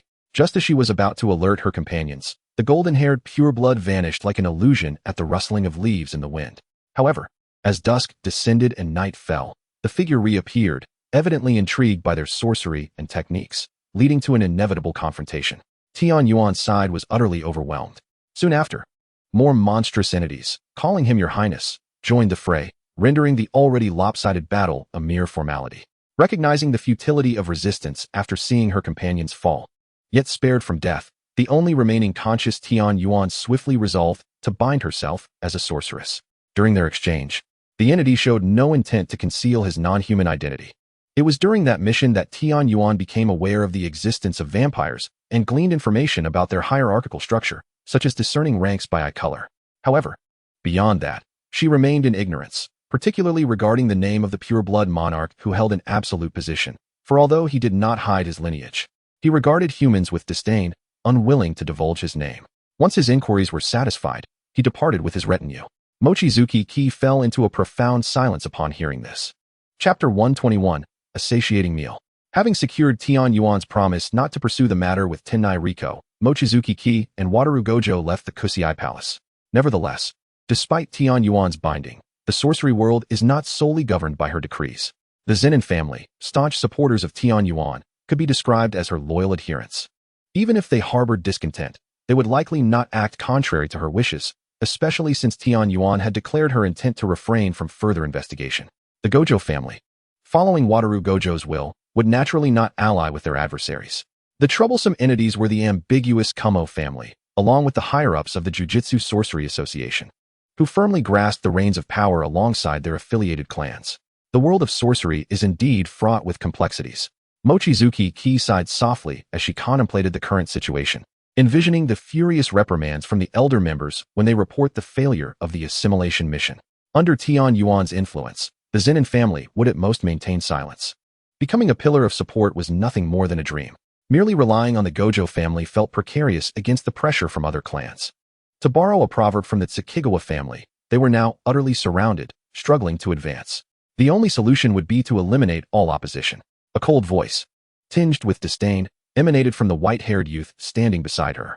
Mochizuki Ki turned her head to glance at Wataru Gojo, whose expression displayed a hint more humanity than his previous icy indifference, blinking in surprise. Are you still lost in thought? More or less. Even if I were to charge into the headquarters of the Jujutsu Association and slay them all, I would feel nothing. Wataru Gojo stated nonchalantly, as if remarking on the pleasantness of the weather. While I find the notion appealing, if we were to eliminate them all, there would be no suitable replacements for their positions, and the very functioning of the sorcery world would be jeopardized, wouldn't it? Mochizuki Ki found herself momentarily enticed by Wataru Gojo's suggestion, yet reason held her back. She turned to observe the two figures cocooned in blood thorns and mused, "Oh right. We still have to report the mission failure. I will find a safe place to bury these two, and Gojo, you should locate Yuta. After confirming your statements, report back. With the scene still fresh with blood, they won't suspect a thing." At her words, Wataru Gojo suddenly halted. Oblivious, Mochizuki Ki collided with him. The scent of blood that clung to the boy overwhelmed her senses, igniting a suppressed hunger within her, causing her to swallow involuntarily. This is rather troublesome. Mochizuki Ki bit her lip, about to turn her head away in restraint when she was unexpectedly pulled forward with force. The rich aroma of blood enveloped her. As if struck by a falling pastry, the enticing fragrance continuously tantalizing her senses, leaving her head spinning. Gojo, in your current state, do you really intend to run off elsewhere? Wataru Gojo lowered his gaze to Mochizuki Ki, whose complexion was paler than usual and whose breath was weak. His lips pressed tightly together as he spoke in a lowered tone. I have also learned how to reverse techniques. Would you like to replenish some blood now? After a brief pause, Wataru Gojo added, this time, it can be quite satisfying. Mochizuki Ki's eyes widened slightly as she tilted her head to meet the dazzling azure gaze, her own eyes shimmering with unacknowledged joy and anticipation. Is that truly possible? Wataru Gojo, for reasons unbeknownst to him, envisioned a fluffy little bat perched on him, its ruby-red eyes adorably gazing up at him. Yes. Shall we proceed with the wrist? Yes. I'm starting now? Yes. After an extended silence, the sound of gulping and swallowing filled the air. Meanwhile, Tian Yuan, observing the scene outside the Kusei Palace through the high special barrier, felt a mix of emotions, further solidifying her belief in Mochizuki Ki's vampire identity. However, she was puzzled as to why Mochizuki Ki did not simply bite down directly, opting instead to make an incision on Wataru Gojo's wrist to draw blood. Was there some form of taboo at play? Half an hour later, Satoru Gojo stood before the members dispatched to investigate the fusion of the star plasma vessel and Tenjin, clad in a blood-soaked shirt and a black high-special jacket.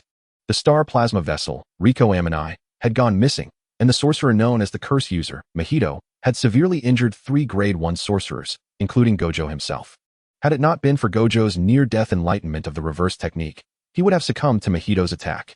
Accompanying sorcerers Sugurageto, Inumaki Tochi, and the maid serving the star plasma vessel, Mizuki Kurwa, were all gravely wounded and urgently transported to the reverse technique practitioners at Tokyo Jujutsu High. remaining in a state of unconsciousness.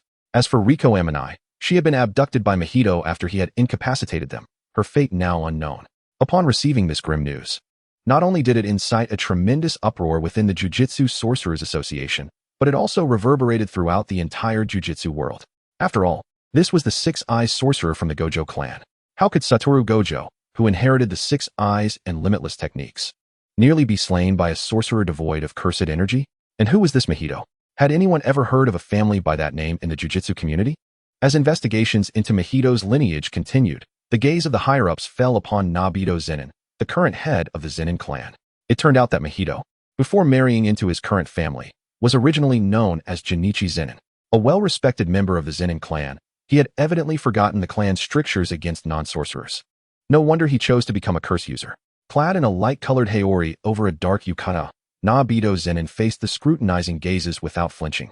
And when questioned by the higher-ups of other factions, he responded with composure. Indeed, Junichi Zenin is my nephew. However, he was expelled from the Zenin clan several years ago. So, if you wish to find leverage against the Zenin clan, you may as well dream on. The various gazes, filled with ulterior motives, softened considerably as they resumed their discussions regarding the confidential dispatch of a backup star plasma vessel to Tenjin. As for the failed escort mission involving Satoru Gojo and his companions, despite their reluctance, they dared not provoke Gojo at this moment. After all, he had already been formidable. And now with the mastery of the reverse technique, they were not foolish enough to challenge him at such a precarious time. Hadn't they heard the report that Gojo had appeared quite unhinged during that encounter? Ultimately, the cautious elder members reluctantly imposed some symbolic penalties. Chapter 122, The Confession Bureau. A special set of rules enveloped the entire boys' dormitory. In Suguru Geto's room, 4 individuals sat on the tatama mats. The host, Suguru Geto, surveyed his peers and rapped his knuckles on the table. So, which one of you 3 shall begin? Satoru Gojo and Shoko Yeri simultaneously directed their gazes towards Toji Inumaki. Upon recognizing the object of their mutual attention, Shoko exchanged a brief glance with Gojo. You know, don't you? Shoko inquired. Sensing that Shoko had discerned the truth even earlier than he had, Gojo felt a twinge of discomfort within. Yeah. The excluded Suguru Geto interjected. Are you brave enough to activate the team voice chat? Caught in the middle, Toji cleared his throat and spoke. Let me handle this. What do you want to know, Geto? Suguru hesitated, contemplating for a moment before stating. The current status of Riko, as well as Mahito's final disposition. Given the timeline, Riko should have been successfully transformed into a familiar by now. And as for Mahito, there's no need to worry about him attempting to assassinate us again. For once he awakens, he shall be one of us. Familiar? Suguru's expression revealed his puzzlement, while Gojo, already somewhat informed, merely scoffed. Shoko, who had previously been briefed by Toji, raised an eyebrow. Oh, I forgot to explain. I'm not actually human. I'm of the bloodline. You know, like the vampires in movies, but with some differences. After Shoko revealed her true identity, a stunned Suguru found himself engulfed in a crash course on the hierarchy of the bloodline and her current standing, while also recounting the conversation she and Gojo had during their visit to the Star Palace to meet Tenjin. Suguru, grappling with the revelations, gazed at Shoko with wide eyes. So, the reason you always carried an umbrella on sunny days and avoided sunlight altogether is precisely as you surmise. Bloodlines cannot be exposed to sunlight. Doing so would reduce them to ash. But you're out in the open now? The purebloods are exceptions. After all, I rank just below the progenitor. Shoko replied calmly, then added, by the way, do you recall that time we were on a mission in Nagano and encountered that cursed spirit you couldn't control with your cursed spirit manipulation? Suguru, nearly overwhelmed, nodded faintly. That was not a cursed spirit. Rather, it was a knight familiar transformed by the blood of another high-ranking bloodline. As she spoke, a contemplative gleam crossed Shoko's gaze. It's highly probable that the one who transformed it was also a pure blood, as I could sense a faint trace of pure blood aura from its blood. This suggests it had received a blood boon from another pure blood and retained it. When it faced you, it utilized that blood to enhance its power, entering a frenzied state. However, the first familiar I transformed, upon receiving my blood, could also resist the lethal weakness of sunlight, albeit temporarily. To remain in the sun, it would need additional blood. Logically speaking, the familiar in Nagano, which had been infused with the blood of a high-ranking bloodline, should have gained temporary immunity to sunlight. Yet, it was reduced to ash the moment the sun rose. Noticing the inconsistencies, Suguru frowned as he spoke the words Shoko had left unmentioned. Shoko bit her lip. Indeed, that is the very point of uncertainty and confusion for me. Listening quietly to their discourse, Shoko then voiced, Do you think the bloodline that empowered the familiar in Nagano was merely a third-tier noble type? If so, this could explain why the familiar, after acquiring blood from a high-ranking bloodline, was obliterated by sunlight. Yet, Shoko dismissed Shoko's hypothesis. Unlikely. For I recall that noble types lack the ability to transform familiars. They can only turn individuals into mindless, instinct-driven vampires of the lowest tier, incapable of ascending the hierarchy. Thus, only purebloods possess the ability to transform into night familiars. Suguru murmured thoughtfully, turning his gaze toward Shoko. I remember you mentioned that Tenjin had encountered a pureblood before, yet that individual showed no intent to bask in sunlight. Even if they were to act, it would only be under the cover of night. Tenjin was unaware that purebloods can indeed be immune to sunlight. As he spoke, Suguru's tone grew serious. Unless, Satoru Gojo fixed his gaze upon Shoko, unless you are exceptionally unique, capable of withstanding sunlight that even other purebloods fear. Should this fact come to light, it would undoubtedly attract the attention of many powerful purebloods, akin to that familiar in Nagano, or even stronger, of the same tier. At that point, what awaits you? The atmosphere in the room shifted dramatically, the cursed energy surging as the three turned their eyes towards Shoko, particularly Shoko, who directly stated, Shoko, when you go out on sunny days in the future, you might want to carry an umbrella, even if just for show. Suguru Geto wholeheartedly agreed. The safest course of action is to refrain from venturing outside on sunny days. Should any exorcism assignments arise, I can handle them alongside Satoru. Satoru Gojo had no objections, and even considered Geto's suggestion insufficiently cautious. The lower-tier bloodsuckers possess a keen sensitivity to the essence of their higher-tier counterparts. Perhaps you should remain indoors for the time being, leaving the tasks to me and Geto. By the way, that Miss Tennai and the curse user have just undergone transformation. Right? Regardless, it would be prudent to lay low for a while. Perhaps you and they could seek refuge together during this tumultuous period. Narrowing her eyes, the increasingly incredulous Kokichi Mochizuki remarked, I am not some fragile porcelain doll, and besides, my blood is not so easily obtained. After all, she possesses the ability to manipulate blood. Furthermore, carelessly consuming her blood could result in being subjected to her reverse control, wouldn't it? However, Mochizuki's protests were swiftly dismissed by the trio. As yet another round of relentless persuasion commenced, her phone suddenly vibrated, gratefully seizing the opportunity. Mochizuki interrupted her peers and eagerly answered the call. Hello, Miss Kurwa, have Riko and the others awakened? Satoru Gojo observed Mochizuki, who seemed intent on disregarding their counsel, and clicked his tongue in disapproval. Listening to the conversation with Misaki Kurwa, Mochizuki's expression abruptly shifted to one of sharp intensity and latent danger. They've escaped? It's all right. Miss Kurwa, you need not feel guilty. He cannot evade capture. As long as her blood remains only partially digested, Fushiguro Megumi is essentially a humanoid, movable coordinate. No matter where he is, I can sense his location. After soothing Kurwa, Mochizuki hung up and met the piercing gazes of her three peers, calmly redirecting the conversation. Everyone, let us temporarily pause the discussion about me. We must address the subsequent issues, such as capturing the escaped sorcerer assassin and extracting information about the mastermind behind the bounty. Chapter 123. Congratulations, you have been expelled from humanity. Awakening after incapacitating Misaki Kurwa, Fushiguro Megumi found himself in a remote public telephone booth, calling his intermediary, Shiyu Kong, to report the failure of his mission. What? You say it failed? Yet yesterday, the higher-ups relayed that not only did you bring Satoru Gojo to the brink of death, but you also seized the Star Core. On the other end, Kong was completely bewildered. How could this differ from the intelligence he had received? Recalling his past blunders, Fushiguro clicked his tongue in annoyance. That six-eyed brat did indeed fall when I stabbed him in the head. However, oh, I see. After being brought to the edge of death, Gojo comprehended the reversal technique and revived, correct? Now aligning with the information, Kong smoothly accepted the continuation. Fushiguro, yes. I should have known better than to use Tenkai B to pierce that six-eyed brat's skull. Did you actually take the Star Core? Is it alive or dead? Kong inquired, seeking the crucial information. Just as Fushiguro was about to respond, his instincts alerted him to an impending danger. His expression darkened, eyes sharpening as he pinpointed the source of his unease.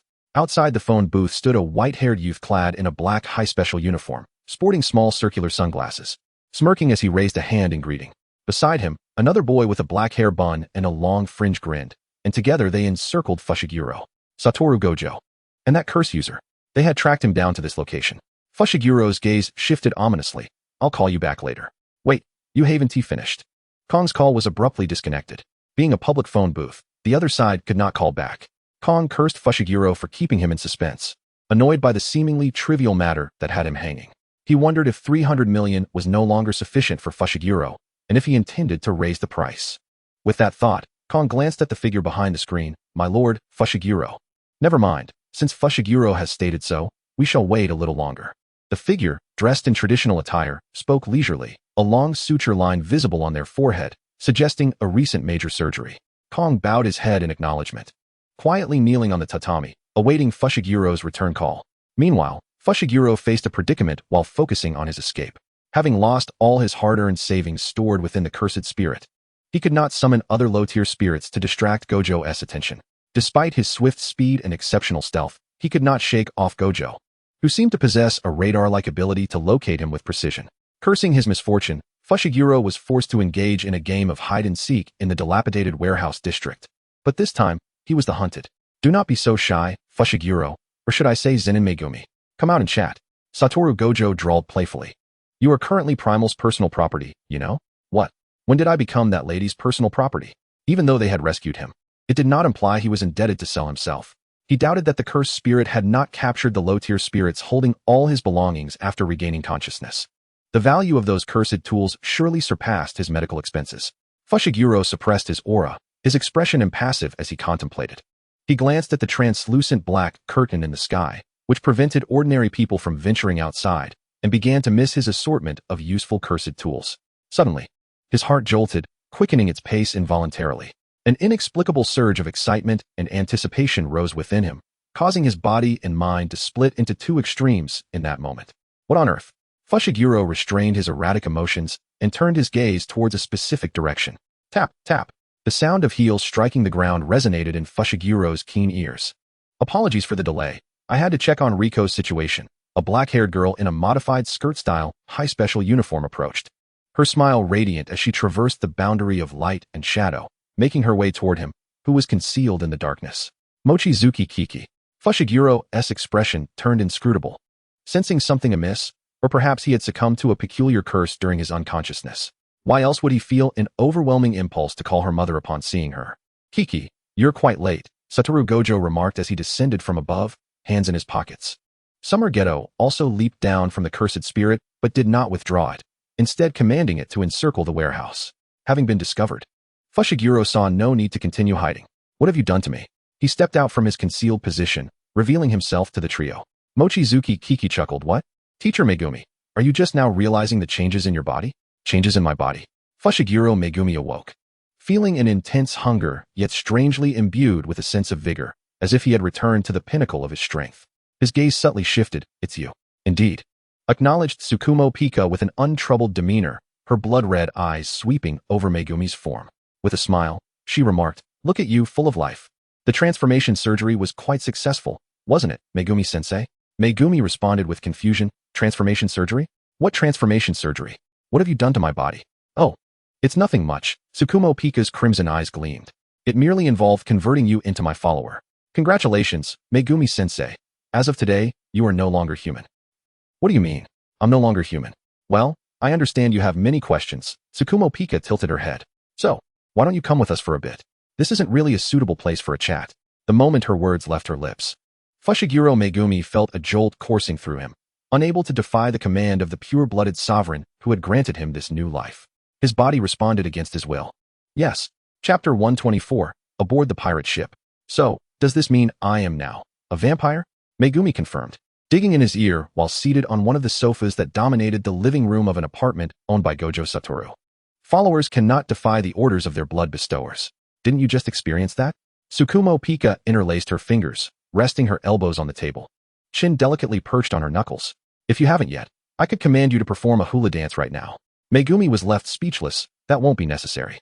He glanced over at Suguru Geto and Gojo Satoru, who occupied the opposite sofa, surrendering to the situation with an air of nonchalance, leaning back with an arm draped over the backrest, and remarked with a hint of sarcasm, however, young lady, even if I have been transformed into a vampire, I have no interest in working for that cursed monitoring committee. You mentioned earlier that without your blood supply, once the blood within me is consumed and loses its effect, I will still turn to ash in the sunlight, correct? His deep voice carried a subtle threat. Geto observed the black-haired man, who, even as a captive, exuded a palpable intensity, his muscles taut and ready for action. Gojo, however, appeared unfazed, and upon hearing Megumi's words, chuckled mockingly. You think that threat will work on Pika? Old man, have you forgotten that she just said followers cannot defy their blood bestower's commands? As long as Pika issues a command forbidding you from sunbathing, you will be just fine.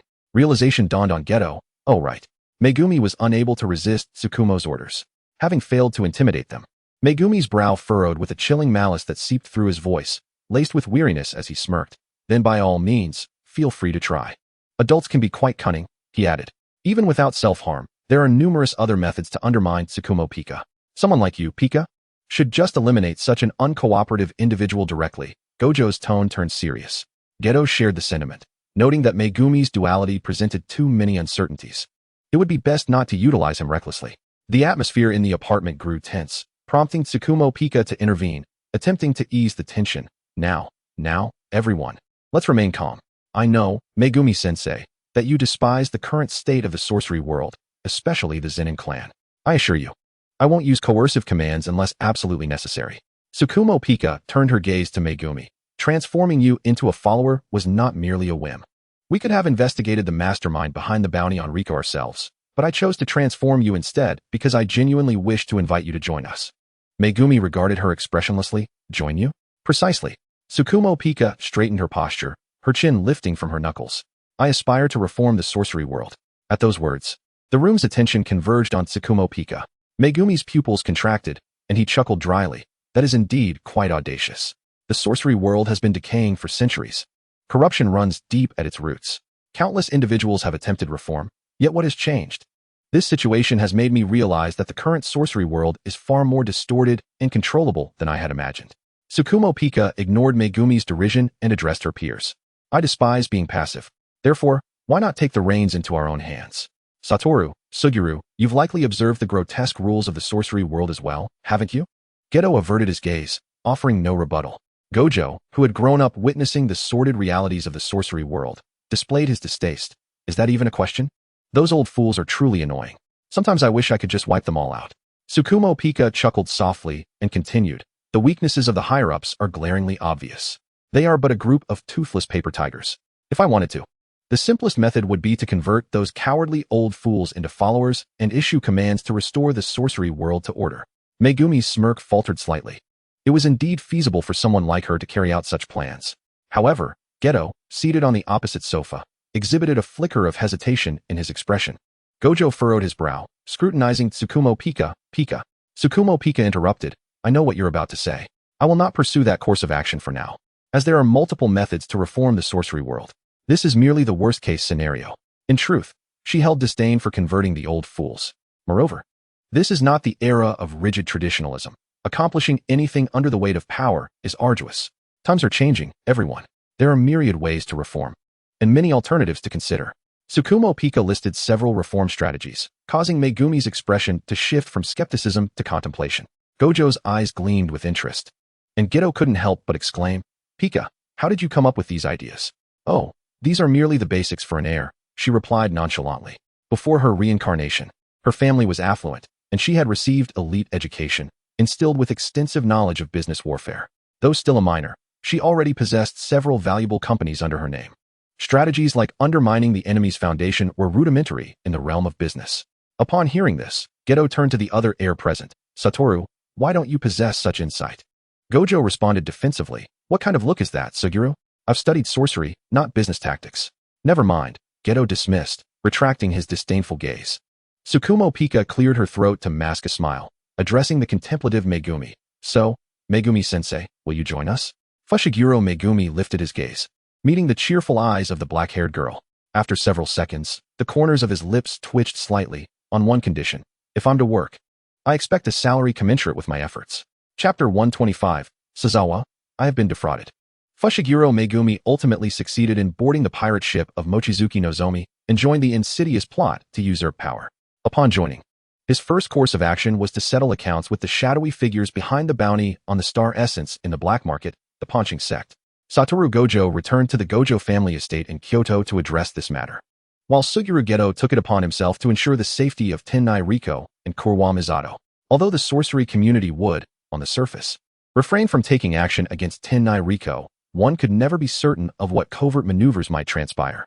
Furthermore, with Tenai Riko now transformed into a member of the bloodline, it was prudent for the two to vacate Tokyo temporarily to evade potential threats.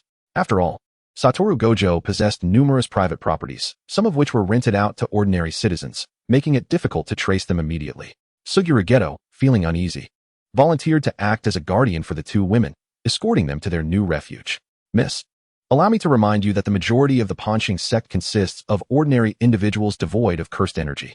If you were to eliminate them, you must be cautious not to become a wanted sorcerer like myself, Fushiguro Megumi remarked, brandishing a pair of scissors as he measured the length of Mochizuki Nozomi's hair, which cascaded down to her ankles. I am aware, so Satoru and you can be considered as my seniors, as they have already begun their investigations into the Panqing sect's true nature, Nozomi replied, seated in a lift while perusing messages on her mobile device.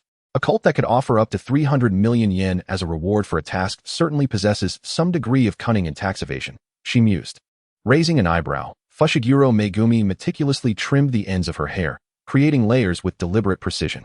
The Panqing sect has the backing of high-ranking officials within the Neon government. Even if one wishes to confront them through ordinary legal means, it would not be an easy task. At this juncture, he shifted his tone, of course. If the young lady is willing to pay, I would be more than happy to assist you in eliminating them all. After all, I am already a sorcerer with countless bounties on my head. Accumulating more debts of life matters little. Mochizuki Nozomi paused her texting, lifting her gaze slightly to catch a glimpse of the man behind her, carefully trimming her hair. The indifference etched between his brows regarding human lives was unmistakable. Oh, while I would love to, if they all perish at this juncture, it would be all too easy to deduce that we are the culprits, wouldn't it? She pondered, then retrieved Suzawa Ryuhiko's contact number, dispatching an email command. The moment the email was sent successfully, a deep voice resonated, 100,000 yen. Satisfied with the neatness of Mochizuki Nozomi's hair, Fushiguro Megumi set down the scissors and extended his hand, requesting his payment for the haircut. In their profession, even personal DNA is of utmost importance. Even a strand of hair could be utilized to cast a curse. Thankfully, Megumi had previously relied on his versatile skills to make a living, adept in both technical prowess and domestic chores. Haircutting was trivial in comparison. Should the wealthy lady require it, he could even assist her with makeup or engage in some lighthearted activities. A thick, silent tide of blood spread across the floor, consuming the fallen hair, erasing all traces completely. Isn't it a given that, as my servant, you should serve your master without question? How dare you ask for payment from your noble mistress? Mochizuki Nozomi retorted, incredulously. Moreover, didn't we agree that you had already received your advance salary for this month? By the way, it's already the latter half of the month. You might as well consider this month's wages settled, she added, recalling how he had just lost 300 million yen. In response, Fushiguro Megumi confidently declared, I spent it all this morning. That was 5 million. Are you a gold-plated beast? How could you have squandered it all in just one morning? Shrugging, Megumi replied, I had bad luck. I lost it all betting on the horses. Mochizuki Nozomi's expression was one of exasperation. Ah, you went betting again, did you? It was peculiar. She had never encountered someone with such consistently poor luck in gambling. How could one always avoid the correct numbers and miss the dark horse? Meanwhile, on the other side, Suzawa Ryuhiko, having received Mochizuki Nozomi's latest order, gazed at the newly arrived email, his brow furrowing as he read aloud. Engage in a scam against the Panqing sect. Then let the Special Abilities Task Force take action? Suzawa Ryuhiko fell into contemplation. The following day, he arrived at the Panqing sect's headquarters. Following the address provided in the intelligence. Sir, may I inquire about your business here? A bewildered member of the sect, clad in a kimono, asked. Observing the elegant young man in a costly suit, Suzawa Ryuhiko, with his dark crimson eyes fixed on the sect member, replied, I seem to be haunted by malevolent spirits. I heard this is a place where one can exorcise them. Is that true? Upon hearing this, the sect member's face brightened with enthusiasm. Oh, you have come seeking our master's exorcism. He warmly welcomed Suzawa Ryuhiko inside, extolling the virtues and might of their revered leader. Suzawa Ryuhiko listened passively to the member's praises, allowing the flattery to wash over him, his gaze slightly lowered. 2 days later, the Special Abilities Task Force, under the supervision of the White Kirin Suzawa Ryuhiko, received a formal report. The whistleblower was none other than Suzawa Ryuhiko himself, claiming he had been defrauded of 10 billion yen by a cult called the Panqing sect.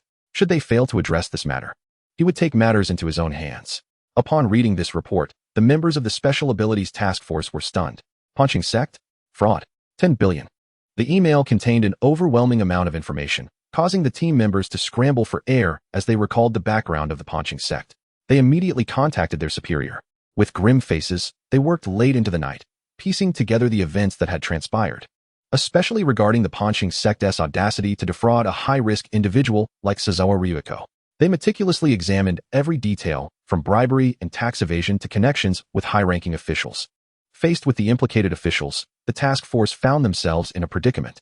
Before they could convene with other officials to discuss the matter, another urgent email from Sazawa Ryuko arrived, stating that while he had received his 10 billion back, he could not simply let the matter rest, as the fraudsters were still living comfortably.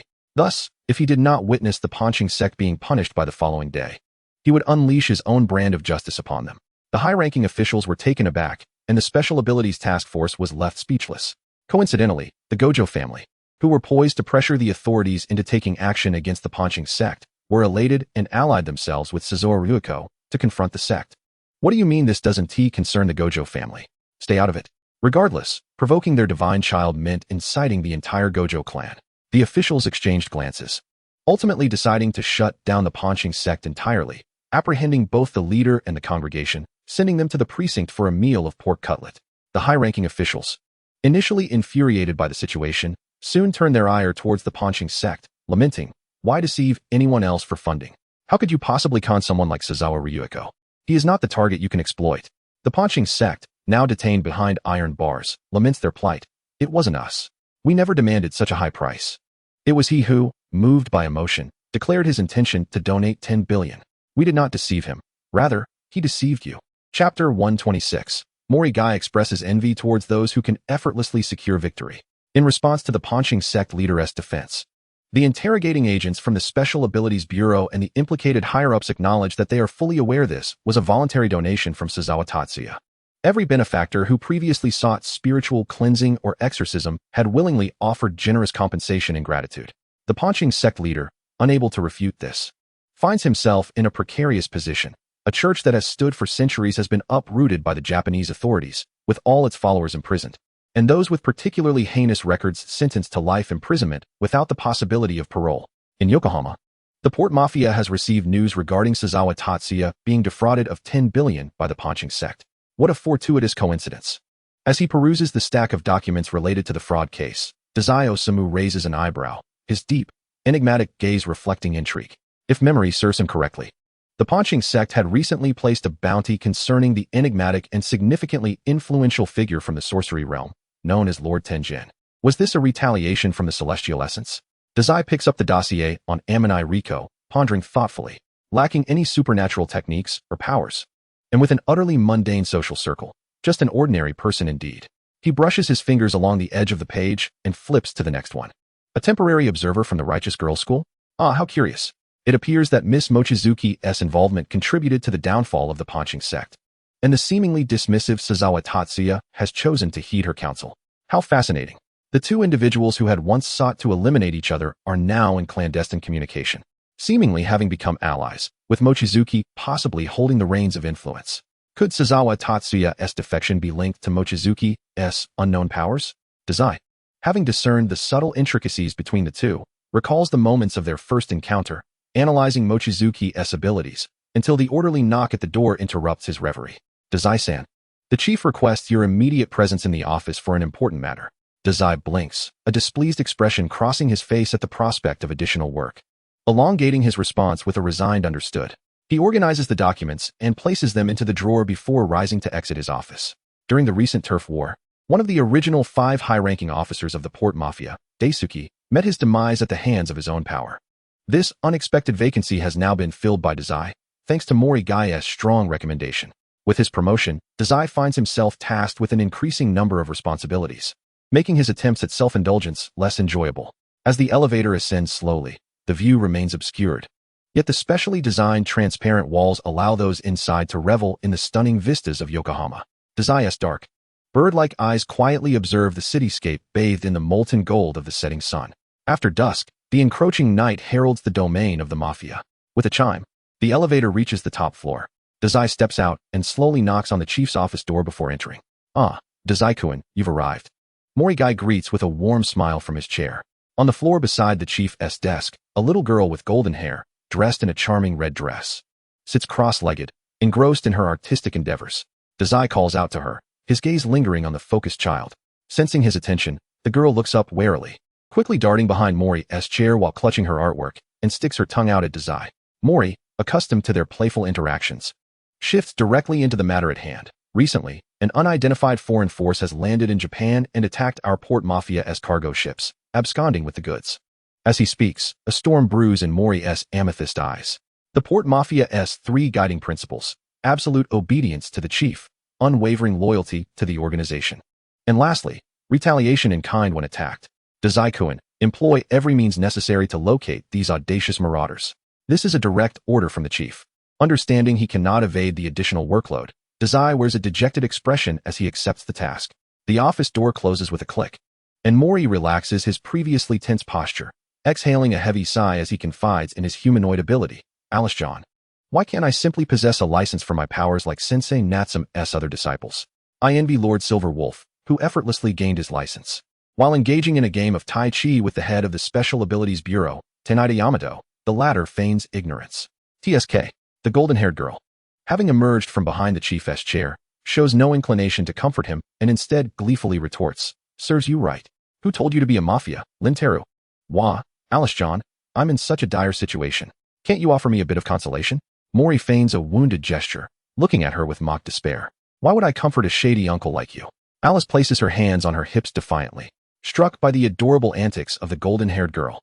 Mori clutches his heart just as his phone begins to vibrate on the table. Instantly adopting his composed leader demeanor, he answers the call. Oh, so you ultimately chose not to meet in the city center? Thank you for your efforts, Sakaguchi-kun.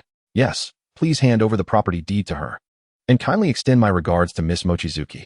After ending the call with Sakaguchi Yango, who is responsible for coordinating the house compensation with Mochizuki, Mori gazes at the illuminated screen with a hint of concern. He hadn't anticipated that Miss Mochizuki would select that street. This could pose a bit of a complication. Alice-John, if it turns out to be another ambush like during the Turf War, my license for powers would be in jeopardy once again. Essentially, this is an issue of Mori himself. Alice raises her azure eyes, her doll-like features appearing somewhat eerie under the dim lighting. Her voice imbued with a chilling detachment compared to her earlier playful tone. Then let her be too preoccupied to concern herself with Yokohama for the time being. Indeed. Chapter 127. Is there a sorcerer who isn't mad? You want me to pick up the new students at the station tomorrow? Mochizuki finds herself bewildered after being summoned to the office by Yagura Mazumichi. With summer vacation less than a month away, is it possible for new students to enroll at this time? Wouldn't that mean they would advance to the second year immediately after the break? Following a brief moment of astonishment, Mochizuki's expression shifts to one of envy. Despite her own direct advancement to the second year without starting from the first, Yaga shook his head gently. No, they will first transfer their student status, attending as audit students for the last half-month of this semester, and then officially enroll in the first year next semester. It's quite normal. Mochizuki's eyes widened in confusion. But why not just start next semester? Is there really anyone who enjoys an extra period of schooling? They have yet to confirm their enrollment at Tokyo Metropolitan Jujutsu Technical School, and with sorcerers being a rarity. The Kyoto School is also recruiting. Yaga spoke ambiguously. They all come from ordinary families without sorcerer lineage, just like you, and have never been in contact with the jujutsu world, yet they possess their own techniques. At this point, Yaga's tone grew serious. Although there is less than half a month until summer vacation, allowing them to acclimatize to the environment of sorcerers during this time is beneficial. After all, sorcerers are in constant dealings with death. This is indeed true. Mochizuki nodded. All right, I understand. When will they arrive? Tomorrow at 9 a.m. at Tokyo Station. Mochizuki noted the time and turned to leave. Yaga hesitated, as if he wanted to ask something, but hesitated on account of some concern and remained silent. Just before exiting the office, a sudden thought struck Mochizuki, and she paused, turning away from Yaga's complex expression to softly say, "Oh, by the way, Yaga-sensei, there's no need to worry about the star plasma body. Everything has been taken care of. Everyone is doing well." The last sentence she uttered was barely a whisper, yet the keen-eared Yaga caught it. His tense expression relaxed slightly, and his gaze softened. As the office door closed, almost immediately, a lazy voice drifted in from the side. "You're so slow, Kiki." Mochizuki turned to see the white-haired Satoru Gojo leaning against the wall, hands casually tucked into his pockets. "Wataru, when did you get back? Did you handle things with the Gojo family?" Surprised and delighted to see Satoru Gojo, Mochizuki had expected it would be several days before she would see him again. "Oh, everything's fine on that end." Leaning against the wall, Gojo shifted his weight as he straightened up and approached Mochizuki. As they drew closer, She noticed the unmistakable fatigue etched across the young man's face. The dark rings around his eyes, which even his black sunglasses could not conceal, stood out starkly against his pale complexion. His sharp, ice-like brows were slightly furrowed, as if reflecting the cold depths of a glacial river. The contours of her figure vividly mirrored in the endless sky above. Realizing something, Mochizuki raised her hand, tentatively poking Gojo's face with her fingertip. The barrier that had felt like resistance melted away, and she made unimpeded contact with his exquisitely smooth cheek. You haven't been using the limitless constantly, have you? Are you still using it at the school? As she spoke, Mochizuki recalled how Fushiguro had silently infiltrated the school's barrier and stabbed Gojo, quickly changing her words. Oh, I forgot about Fushiguro, that moving bug. But you look like you've had limitless activated for quite some time now. Is that alright? Gojo shrugged nonchalantly. No problem. I've been using limitless continuously for several days now. I'm trying to convert it from manual to automatic mode. It's only natural to feel a bit tired while adjusting. But I'm already used to this level of fatigue. With that, a hint of pride crept into Gojo's expression. Wow, that's impressive. Mochizuki enthusiastically praised. Gojo's lips curled into a slight smile before he restrained it, turning to say, shall we head back to the dorm together? Although the boys' and girls' dormitories were separate, the path from the teaching building to the dorms was the same, only diverging at a fork. Is Yaga really letting you go alone to pick up the new students? What about Suguru?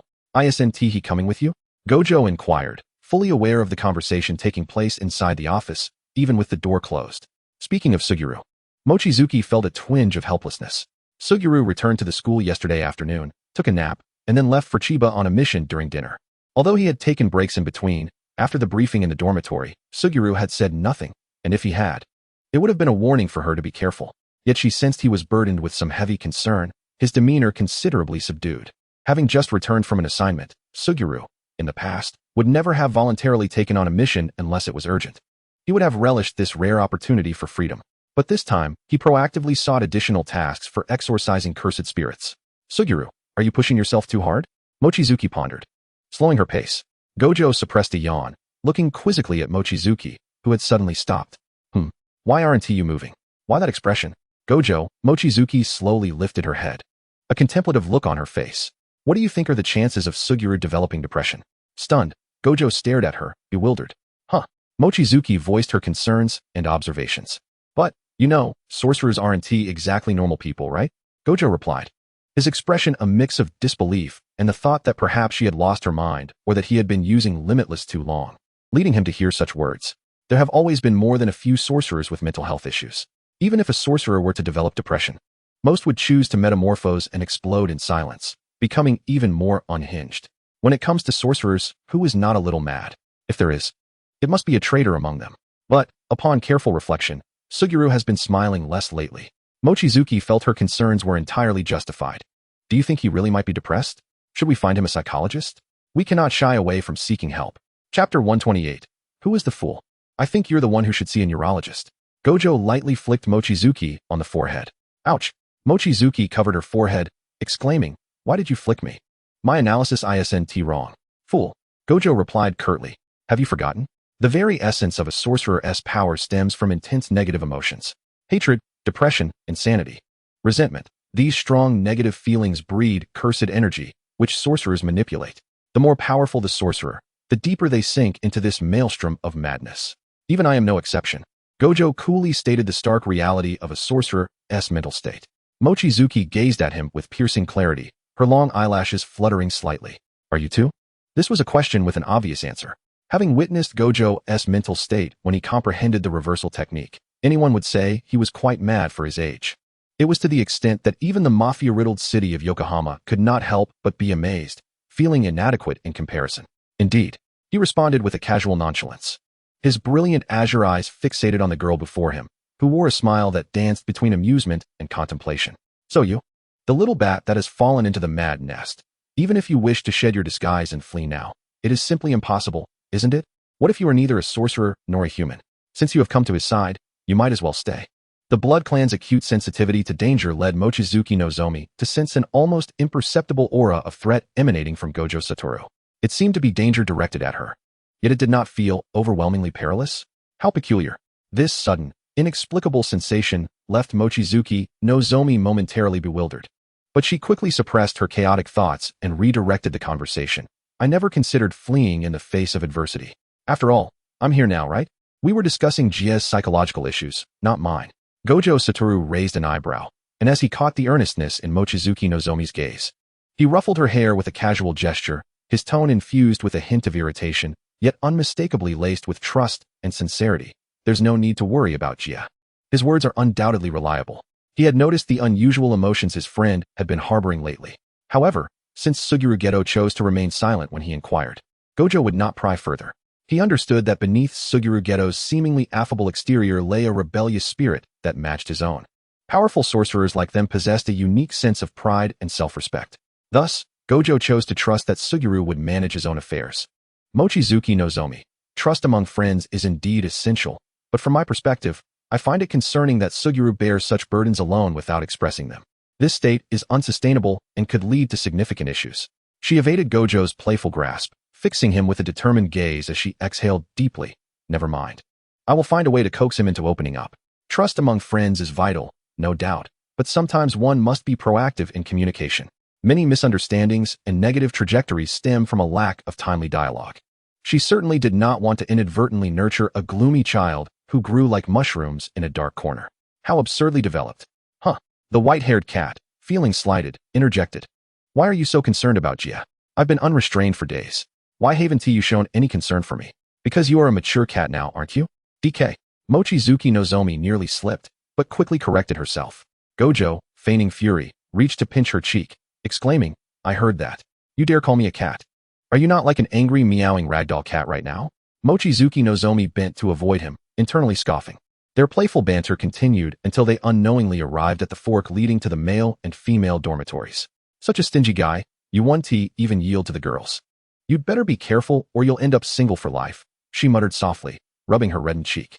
Hearing her murmurs, Gojo chuckled, pointing to the red mark left by her nails as evidence. If I didn't let you, then who made this scratch? And, Gojo emphasized, removing his round sunglasses to reveal his nearly perfect visage, leaning closer to the girl, countering, with a face as handsome as mine. How could I ever struggle to find a girlfriend? I have girls asking for my contact information all the time. Although he usually walked away impatiently, giving none of them his details. For a brief moment, Mochizuki Nozomi was momentarily dazed by his close proximity and striking features. After she regained her composure, she retorted coolly, because you are a foolish, oblivious man. Girls asking for your contact? Huh, is that all? I've experienced that too. Who is afraid of who? With this thought, Mochizuki Nozomi let out a cold laugh, delivering her final verdict. If someone like you were to have a girlfriend, that girl would either be blind or as foolishly slow as you. Her words were resolute. Yet, Gojo's reaction took her by surprise. His expression shifted to something peculiar. Devoid of sunglasses, his gaze bore a mix of inscrutable emotions that she could not decipher. Well, it seemed she had left him momentarily speechless. She had won. With a triumphant tilt of her chin, Mochizuki Nozomi elegantly turned to walk down the path leading to the girls' dormitory. Who, indeed, was the real fool here? Gojo Satoru watched her retreating figure, a low growl escaping his lips, filled with a hint of frustration. Meanwhile, Mochizuki Nozomi, a distance away, spoke into her phone. Moshi Moshi? Is this the Squirrel Moving Company? Ah, yes. I require a moving service with urgency, and price is no object. I will pay triple to move this afternoon. The deed for her new apartment in Yokohama had been placed in her hands the night prior. However, due to the ramifications of the Shady War, the originally partially renovated apartment's furnishings were mostly in disarray, necessitating her late-night efforts to select numerous new pieces to replace the old. Her best friend had been right. Possessing a home was the most reassuring solace for those adrift in the world. Chapter 129, What are you assuming? At the bustling station, the announcements echoed through the waiting hall intermittently. So hot. How long until the new students arrive? The white-haired DK, who seemed to have sprouted several centimeters taller, stifled a yawn, slightly bending down to rest his chin on the soft hair of the black-haired girl. He enveloped her within his protective embrace, creating an image reminiscent of a large cat figurine from afar. Feeling the warmth radiating from him, Mochizuki Nozomi paused her texting, a furious red cross appearing on her forehead. If you know it's hot, why are you standing so close? Yet, Nozomi's own body temperature was not high. Rather, she felt pleasantly cool, like an ice cube, which was quite comforting. Gojo Satoru, emboldened, pulled her closer, grinning as he whispered conspiratorially into her ear. You think it's hot just standing here waiting, don't you? Otherwise, why would you not even disguise your body temperature? How about I send the address of the high school to the new students, and we go get some parfaits? I know an amazing place. The white-haired DK emitted a dismissive tone. Mochizuki Nozomi grappled with her conscience and mischief before reluctantly rejecting Gojo's proposal. Let us not. The new student's Haven Tea even decided whether to attend Tokyo or Kyoto yet, and teacher Yaga places great importance on this batch. I don't want to write a reflection. Of course, if you are willing to help me write it, I wouldn't mind. To be fair, today was indeed sweltering. Given that the sun was a natural enemy to her, Mochizuki Nozomi rarely ventured outside with an umbrella. She only folded it away upon entering the station. Enveloped in Gojo's embrace, he contemplated the idea of writing a lengthy reflection for two, as well as the image of enduring Yaga's wrath. And grimaced, then let us skip it. I don't want to face Yaga's wrath either. I am, after all, the most powerful sorcerer in the field. Would I really want to be beaten into a pulp by a teacher? What would that say about me, Gojo Satoru? Wielding the peculiar and whimsical demeanor characteristic of a certain Gojo Satoru, he mused to himself. In the next moment, the phone of his companion, Mochizuki Tsubasa, vibrated and chimed. Two new students had arrived. Greetings, esteemed seniors, exclaimed a black-haired boy clad in a white t-shirt, bowing deeply. I am Yujiro Haihara. I look forward to your guidance henceforth. His youthful exuberance radiated like a walking sun, spreading warmth akin to sunlight, dispelling the surrounding gloom. Beside him, a composed blonde-haired and blue-eyed lad nodded politely, introducing himself. Good day, seniors. I am Kaido Nanami. Their contrasting personalities, one fiery and the other cool, harmonized splendidly. Ah, Kaido, is your golden hair natural? Tsubasa's attention fixated on the cool demeanor of her blonde junior. Kaido nodded, his voice steady and devoid of fluctuations. Yes, my grandfather is Danish. Thus, he was of mixed heritage. Aware of the prevalent discrimination against mixed-race individuals in Japan, Kaido awaited the anticipated snide remarks with a calm demeanor. Unexpectedly, the black-haired girl before him merely displayed a look of enlightenment, followed by a cheerful smile as she said, I see. Oh, by the way, I'm Mochizuki Tsubasa, a second-year student and also of mixed heritage. I look forward to becoming schoolmates with you. Kaido was taken aback, gazing at the girl with blood-red eyes, somewhat surprised. Oh, Tsubasa, I'm feeling quite hot. Shall we grab a parfait before heading back to the academy? Suddenly, the white-haired cat, who had been quietly listening to their conversation, let out a loud meow, tugging at the hem of the two-legged creature's clothing. Tsubasa's smile momentarily faltered, her tone dropping several degrees as she hastily said, I apologize. This one here, who lacks situational awareness, is Gojo Satoru, a fellow student in my year. Please disregard him. He merely tagged along, while I am your designated guide. What do you mean by lacking maturity? Gojo retorted, I am currently the strongest in the jujutsu world. Tsubasa coldly ignored his rebuttal and proceeded to introduce the benefits of studying at Tokyo Jujutsu High, as per the instructions from her mentor, Yaga Yoshinobu, including a passionate diatribe against the inept individuals in the jujutsu realm, while subtly disparaging the feudal Kyoto Jujutsu High. Meanwhile, Gojo, feeling ignored, began to stir trouble. Despite his towering height of 185 centimeters, he insisted on sharing an umbrella with the petite Tsubasa, claiming he needed protection from the sun, lest he melt away. You're a bloodkin, and she's a bloodkin. Tsubasa's fists clenched, and she apologetically addressed Kaido and Yujiro. I'm sorry. I have a matter to attend to. She then turned, her expression shifting as she prepared to strike. Gojo, observing her tightly clenched fists, exclaimed with exaggerated delight, Whoa, Tsubasa's martial skills are lacking. You can't hit me. Hearing this, Tsubasa felt an urge to disregard the public setting and unleash her frustrations. Yujiro, watching the two bicker, remarked with genuine admiration, the bond between the senior girl and senior boy is truly remarkable. You two make the most compatible couple I've ever seen. He had noticed the strikingly good-looking couple from a distance on their way here, and had even commented to Kaido about how nurturing the city of Tokyo was. However, after the praise, the two protagonists stood momentarily stunned. Quickly regaining her composure, Tsubasa turned. Her cheeks puffed in displeasure.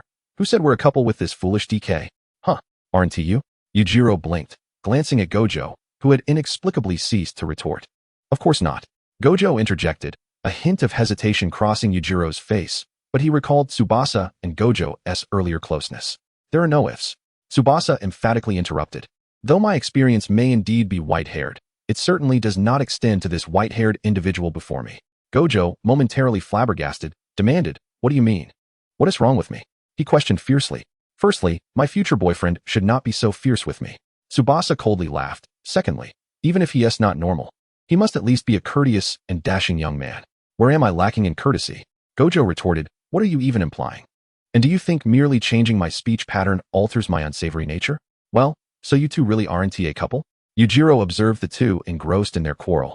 Succumbing to self-doubt, feeling as though he had stumbled upon a secret he ought not to know. Kaido silently pondered this scene, deciding he ought to intervene. Eventually, the raucous group made their way back to the academy. They had originally intended to visit a dessert shop for refreshing parfaits, but alas, a call from Yaga Yoshinobu interrupted their plans, instructing them to return directly to the academy after meeting the new students, forbidding any detours. Gojo, dejected for missing out on summer's delightful treats, was eager to escape with Tsubasa after they reunited with Yaga at the school gate. Huh, you mentioned that shop is in Sendai? I might not be able to go that far, Tsubasa replied, a hint of distress crossing her brow. I need to head to Yokohama at 2 p.m. to settle some newly arrived furniture. She had scheduled the furniture company for around 3 p.m. Yokohama again?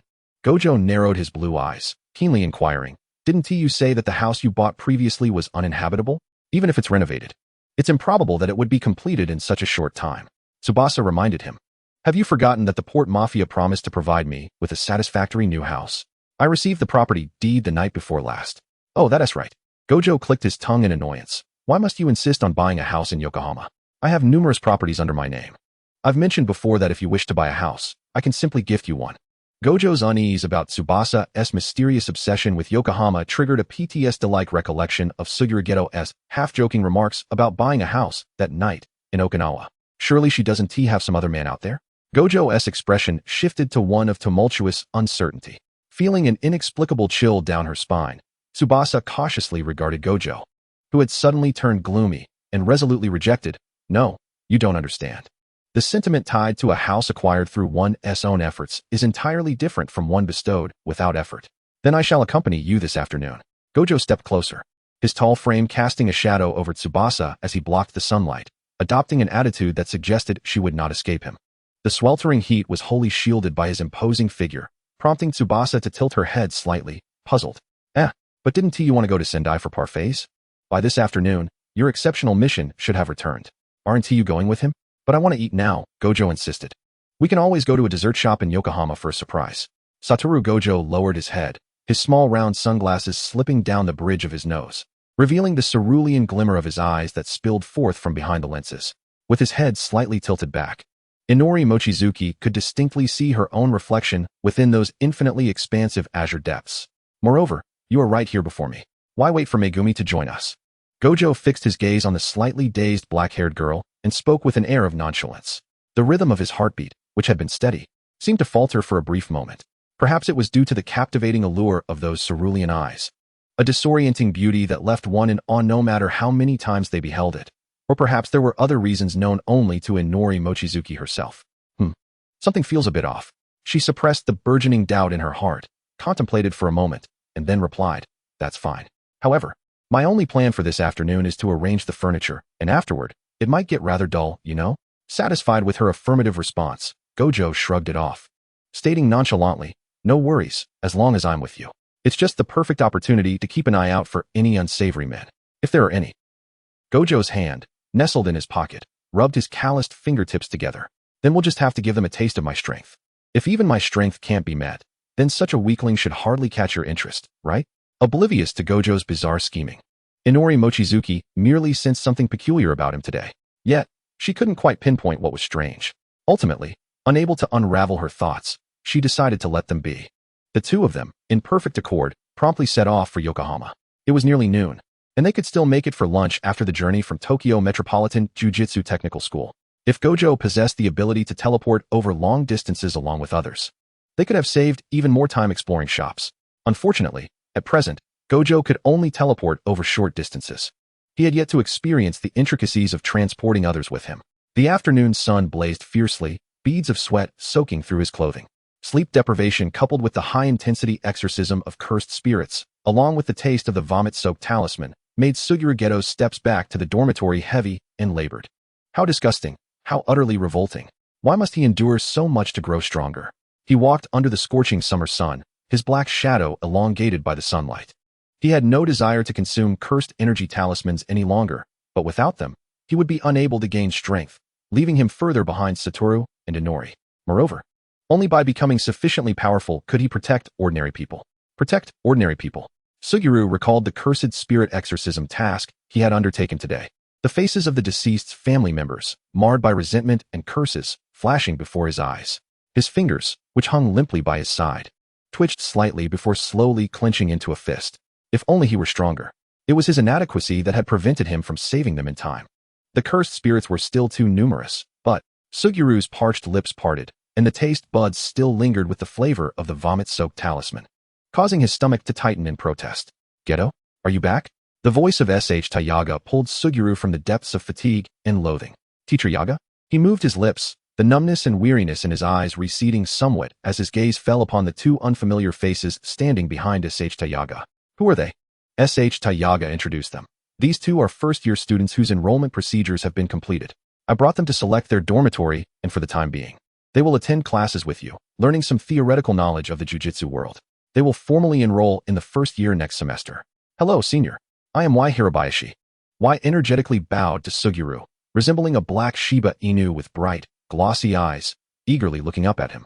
The more reserved Kento Nanami introduced himself with a tone that was neither humble nor arrogant, also bowing slightly. Hello, senior. I am Kento Nanami. Sugiru, his complexion shadowed by fatigue, gazed at the two new underclassmen, particularly Y Hirabayashi, and felt the gloom that had burdened him lift slightly, thanks to Y's inherent cheerfulness. His eyes regained their luster, the corners of his mouth curving upwards as he spoke warmly. Welcome to the Jujutsu High. I am Sugiru Geto. If you need any assistance, feel free to reach out to me. Chapter 131, A Second Bloom. So why on earth would anyone choose to eat curry on such a sweltering summer day? Sitting in a corner booth, the white-haired cat complained, poking at the steaming curry rice with the edge of his spoon as if facing a formidable adversary. Because this is the only curry shop we passed on the way here, came the reply. Beside him, Inori Mochizuki happily scooped a generous mouthful of spicy curry into her mouth, the heat and temperature causing her to breathe out in quick little puffs. Also, the dessert shop you saw on Twitter isn't open yet. The last part of her sentence came out a bit garbled. Gojo, who regarded anything outside the realm of sweets as heretical, hesitated for a moment before reluctantly attempting a spoonful of curry. Then, so spicy. Water. Water. After that first bite, he nearly felt his soul ascend from his body, his cerulean eyes widening as he searched desperately for a lifeline. Wow. You're already struggling with just a hint of spiciness, Gojo. How pathetic. Inori, noticing the water pitcher the shop owner had kindly placed beside them when serving their curry, filled a glass with ice water and handed it to Gojo, whose mouth had turned bright red from the heat. Gojo gulped down 3 glasses in quick succession. The fiery sensation that felt as though it were burning from his mouth to his stomach finally began to subside. I've never liked spicy food. If you offered me 3 or 4 times the sugar, I could eat it without batting an eye, and even ask for more. He muttered, his brilliant azure eyes now glistening with a sheen of moisture, reminiscent of a freshly washed sapphire, shimmering in the light. Inori paused for a moment, then slowly diverted her gaze back to her own bowl of curry. You're not eating enthusiastically. There's something wrong with your mindset. Eat up, she urged. Boss, please bring me a portion of non-spicy curry. Gojo, grimacing at the failure of his spicy challenge, called out for a second serving of mild curry. After finishing a large bowl of spicy curry, Inori Mochizuki set down her spoon with satisfaction, her palms resting on the bowl that still held remnants of curry sauce. I'm done. Thank you for the meal. How much is it in total? The shop owner quoted a price, and Inori exclaimed softly, glancing at the menu on the wall. Boss, I think you made a mistake. We ordered 3 servings of curry. The owner chuckled and replied, I'll treat the 3rd serving for that young man who was overwhelmed by the spice. You can just pay for 2 servings, young lady. Upon hearing this, Gojo, still chewing on his spoon, lifted his head, mumbling through his mouthful. No, boss, you should charge what you ought to charge. Inori isn't short on money. At that moment, both the one paying and the one collecting looked over at him. All right, my generous classmate. Although she had intended to pay for all 3 servings and wasn't trying to dodge the bill, Gojo's comment sparked an impulse within her to rummage through his wallet and take out some cash to settle the bill. The shop owner observed Gojo's nonchalant attitude, spending his girlfriend's money, and glanced at Inori with a hint of intrigue, remarking gently, Your boyfriend seems rather unique. Inori, once again misunderstood, replied flatly, No, he is not my boyfriend. She expressionlessly pulled several bills from her wallet. The shopkeeper wore an expression of understanding, as if he perceived the minor discord between the young couple. He returned change to Mochizuki Kiki, with an exceptional aptitude for mathematics. Kiki glanced at the 3rd portion of curry payment that had been refunded, then looked up, ready to speak, only to be met by the shopkeeper's warm and benevolent smile. After a moment's hesitation, she ultimately accepted the extra change. Once Gojo Satoru finished his non-spicy curry, The pair exited the curry shop and paused in front of another shuttered establishment, situated over 30 meters away. Gojo surveyed the tightly shut doors beside the entrance to the corridor, his brow furrowing. Is this the kind of property the port mafia compensates you with? It's not merely a detached house, but the first floor is also occupied by someone else's shop, even though it has been permanently closed. With A for rent sign plastered on the glass door, isn't that rather lackluster? This apartment was my own choice, Kiki explained, well-versed in soothing the displeasure of her feline companion. There are still 2 years until graduation from Jujutsu High. Besides, the summer and winter breaks for sorcerers are nearly indistinguishable. If I were to select a larger apartment, I wouldn't be residing there frequently, making the chances of a break-in exceedingly slim. Thus, opting for a second-floor apartment above an active business seems more prudent. After all, I only intend to use it temporarily as a storage space. Fair enough, Gojo replied, his previously furrowed brow relaxing. As long as it's not a residence purchased for some bizarre man. At 2 in the afternoon, vehicles from various furniture companies arrived sequentially. After arranging the essential furnishings, a moving truck from the Squirrel Moving Company appeared at the base of the building, transporting numerous parcels sent from Jujutsu High into the apartment. Kiki was immensely grateful for the dedicated efforts of Inui Shoko, who, despite being at Jujutsu High, had managed to send a multitude of packed items from the girls' dormitory. Wow, are all these packages sent from Jujutsu High? Gojo remarked, his eyes widening as he observed the array of boxes nearly filling the living room. Yes, Shoko helped me with the shipping, Kiki confirmed, having already made space for herself. She grabbed a package and began to unwrap it. I had a cleaning service come yesterday to tidy up the apartment, but it seems I'll need to hire them again. Go. Stop standing there like a statue, and come help me with these boxes. I can't manage them all alone. Gojo responded with an O, mimicking Kiki's actions as he pushed a box aside to create a space for himself, using his cursed energy to swiftly tear through the tape. The two diligently unpacked the boxes, occasionally exchanging banter. How did I end up buying so much stuff? Kiki mused, massaging her sore shoulders as she gazed at the unopened boxes, momentarily questioning her life choices. Gojo, unfazed and seemingly untroubled, retorted, That's why I said if you need storage, you might as well buy a warehouse. But if I did that, all the things I bought would just gather dust for ages, which seems such a waste, Kiki pouted, glancing at a smaller box that lay a bit farther away. She carefully positioned herself to stand, mindful of her surroundings, but as she maintained her cross-legged position for too long, her knees suddenly felt weak. She stumbled slightly and tripped over a small cat figurine at her feet, losing her balance and toppling toward the floor cluttered with various items. Idiot. Gojo's pupils dilated sharply, and he activated his technique. Unprepared, Kiki was abruptly pulled toward him by an immense force. As the cushioning presence, Gojo let out a muffled sound. He did not activate his limitless technique, and Kiki landed firmly in his embrace, which was tinged with a mix of sweetness and the lingering scent of curry. Chapter 132, The Cat Chose. The fabric of the Jujutsu High shirt was thin and could not shield against Gojo's scorching body heat. Amid the chaos of falling, Kiki found her hand pressed against the boy's waist, where she felt the sudden rise in temperature and the definition of his abdominal muscles, visible even through the shirt. Quite firm, she noted subconsciously. As Gojo's hand remained at her waist, he was struck by a thought. So slender. How does she eat so much and not gain weight? Kiki, quick to recover, hastily apologized. Sorry, Satoru, I'll get up right away. Gojo's body tensed as she struggled to rise, his muscles tightening as if made of stone. Kiki blinked, suddenly aware of the awkwardness of the moment. Wait, while seeking leverage to stand. Did I accidentally brush against something hard? She turned her head, her cheeks flushing crimson, as she noticed Gojo, whose face had turned a shade of red that seemed to ignite. Did I? The small bloodbat, which had previously flapped its wings in distress, now transformed into a fluffy ball, silently retracting its wings against the blue-eyed plush cat, concealing itself while maintaining a half lean against the caddis belly, playing the part of an ostrich. A tense silence filled the living room, punctuated only by their breathing. You, me. After a brief, awkward pause, both Gojo and Kiki spoke simultaneously, their voices overlapping. Shall I get up first? Kiki's rational mind struggled to pierce through the chaotic thoughts swirling within her, attempting to maintain an air of nonchalance as if the earlier embarrassment had never occurred. Gojo responded, his voice gravely, his pale skin still tinged with a faint blush. Kiki, feigning calmness, observed his reaction, her right eyelid twitching. Is he really this innocent? It was merely an accidental brush. He shouldn't be bothered by it. After all, he often likes to get close to people. Why do I feel increasingly guilty about this? No, it was an accident, not my fault. Skip it. I cannot dwell on this. Amidst her internal turmoil, Kiki endeavored to maintain her composure, attempting to brush past the awkwardness. But Gojo was not inclined to let this moment slip away unnoticed. Do you have anything to say? Noticing Kiki's intent to feign ignorance, Gojo's eyes widened in realization. And he sprang up, confronting her. You just did that to me, and now you don't plan to take responsibility? Kiki retorted, her bravado masking her inner turmoil. I warn you not to speak recklessly. It was just a common mishap of youth. Neither of us wished for it. Responsible? I have no responsibility. Of course. I don't need to, Kiki thought, instinctively disregarding her racing heart. However, the little kitten could hardly tolerate such irresponsible words. Satoru Gojo let out a breath. His robust, cursed energy stirring the air around him, creating ripples that spread outward.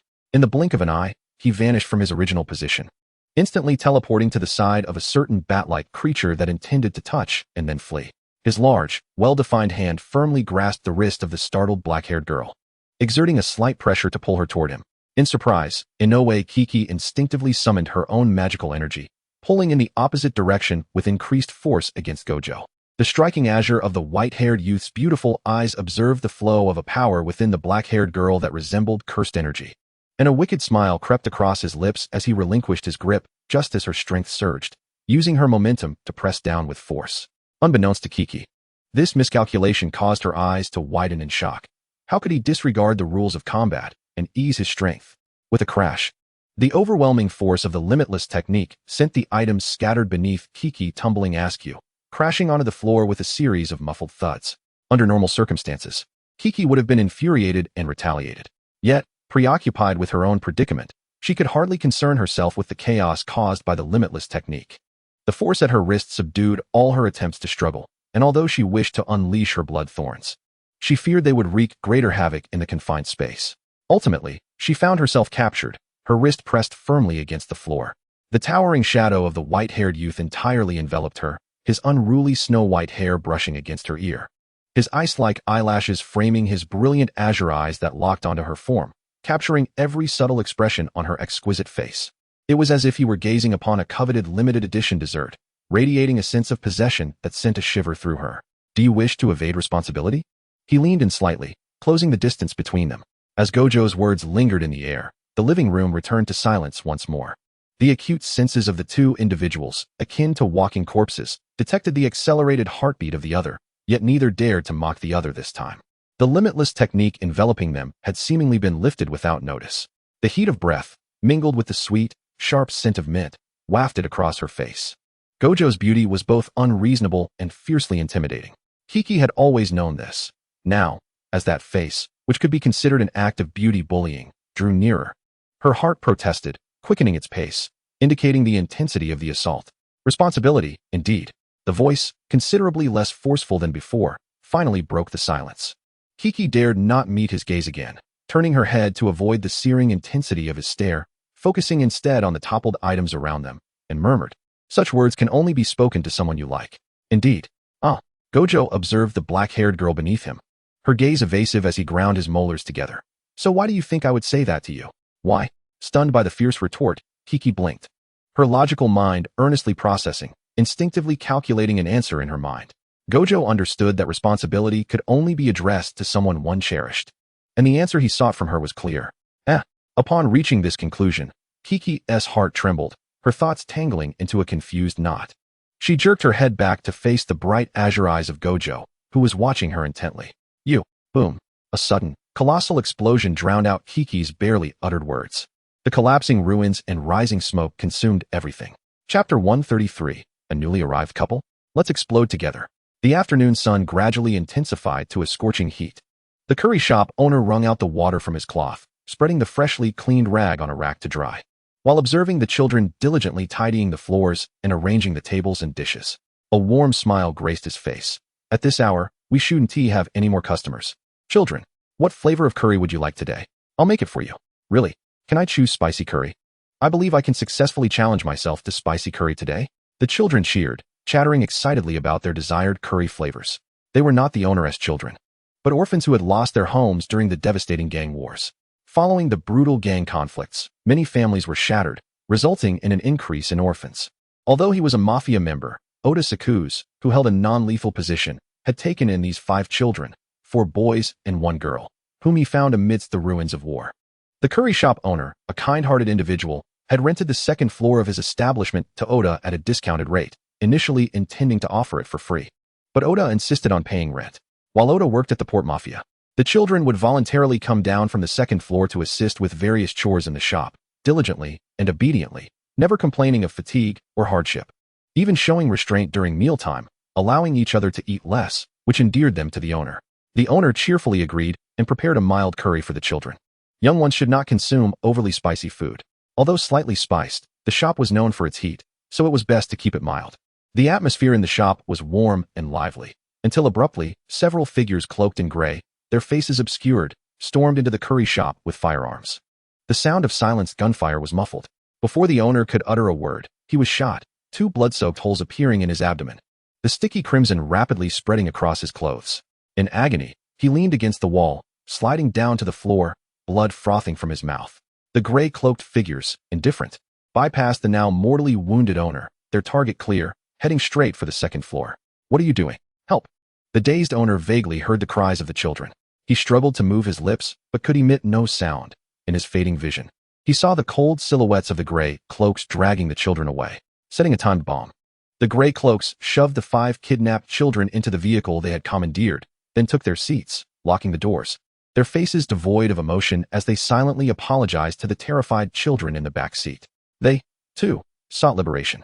The other gray, cloaked companions outside, showing no intention of dissuading their comrades from accompanying them to death, understood that their group of gray phantoms had come to Yokohama in search of that which could grant them release on the battlefield. "Is everything arranged with Oda-saku's?" "It's all set. By the way, it seems a new family has recently moved in nearby. Moving trucks have been coming in these past few days." "Have they planted the bombs?" "Yes, the new occupants moved in this afternoon. They are a young couple, most likely." "How unfortunate." Another gray, cloaked figure murmured while holding the controller. "To prevent any leaks of information, we must eliminate them along with the rest." They had also installed remote-controlled bombs in several nearby houses. However, the aftermath of the Dragon Head War still lingers, casting a pall over the commerce of this street, where most residents have either returned to their hometowns or migrated to other cities. They surveil the street where their targets reside, having thoroughly investigated the backgrounds of its inhabitants. The only unpredictable elements are the moving truck that arrived unexpectedly yesterday and a young couple who moved in this afternoon. What a pity, they could have survived. The figure in the gray cloak lowered his gaze to the control button of the remote detonator. As for the vehicle containing 5 children and one of their companions, the leader had ordered to wait until Oda Sakunosuke learned of the explosion before detonation. Only then could they elicit the deepest hatred from him, leading him to seek their demise. With his thumb pressed against the cold switch, despair mingled with a faint glimmer of hope in the gray cloak's eyes as he unhesitatingly activated the explosive. Boom! The resounding explosion shattered the tranquility of the street, engulfing it in a tumultuous blaze of orange and red fire, accompanied by billowing black smoke, reminiscent of the terror from the Dragon Head War. Panic began to spread. Yet there were few terrified screams, for the citizens of Yokohama understood that the louder one cried, the quicker one met their end, suppressing even their flight into silence. Nevertheless, many, leaving only the silhouette of their escape, found themselves targeted by the weapons raised by the gray cloaks. Bang, bang, bang. A flurry of gunfire ensued, with the outcome uncertain. The acrid smoke mingled with the debris of shattered furniture and bodies, transforming the street into a hellish nightmare. "Is this all you're doing?" The weakened Oda Sakunosuke, who had forced himself back from the hospital, stepped onto the street, confronted by this infernal scene. His typically serene demeanor was now sharpened, his azure eyes glinting like a blade poised for unsheathing, fixated on the 5 gray cloaks standing outside the lone and scathed curry shop, a chilling glint flickering in their depths. "Oda Sakunosuke, you have finally arrived." Upon hearing this voice laced with barely concealed fury, the 5 gray cloaks turned in unison, their eyes, despite their recent heinous acts, radiated a purity akin to that of a fervent believer gazing upon their savior, an unsettling sickness. A faint whimper echoed, seemingly muffled by some unseen barrier, barely perceptible amid the anguished cries surrounding them. Yet, Oda Sakunosuke's acute hearing, honed from years of caring for his adopted children, quickly discerned the source of the cries. Realization struck him like a chilling wave, freezing his blood and causing his pupils to constrict suddenly. The children. As a former top-tier assassin who had sworn to leave that life behind, his exceptional dynamic vision allowed him to clearly see the van parked at the street's edge. Amidst the thickening smoke, the rear window bore the soft, fragile foreheads of 2 small boys, desperately trying to draw attention, their faces pressed against the glass, their brows reddened from repeated impacts. Chapter 134. Are they cute? My children? Release them. The tension in Oda Sakunosuke's voice sharpened as he gazed upon the gray cloaks, whose expressions were sickly yet resolute, each word laced with gravity. The redemption you seek, I cannot provide. I have sworn to never kill again. He recalled a book he had once read in a bookstore, its conclusion torn away, titled Light and Darkness, and the encounter he had with its author, Natsume Seiki. It was during that conversation he felt inspired to pen a new ending for the assassin depicted in that story, though he had only managed a few lines since then. He vowed to refrain from taking lives, believing that a hand stained with blood could never craft a worthy narrative. These gray cloaks hailed from an organization known as Mimic, a group of gray ghosts who had traversed from a distant land to Yokohama in search of someone capable of bestowing death upon the battlefield. This was not his first encounter with Mimic's provocations and threats, but it was the one that ignited the fiercest rage within him. The children were innocent. Especially infuriating was the realization that these evidently trained operatives had directed their blades towards defenseless, impressionable children. What further sank Oda Sakunosuke's heart was the fact that although many buildings had been destroyed, the curry shop still stood defiantly amidst the smoke. Yet, he felt no relief, for the children resided on the second floor, accessible only through the interior of the shop. Perhaps the owner, whom he held in high regard and considered a friend, had already met with misfortune. Even in his current state, recovering from an assassination attempt that had left him hospitalized, Oda Sakunosuke had never felt such fury.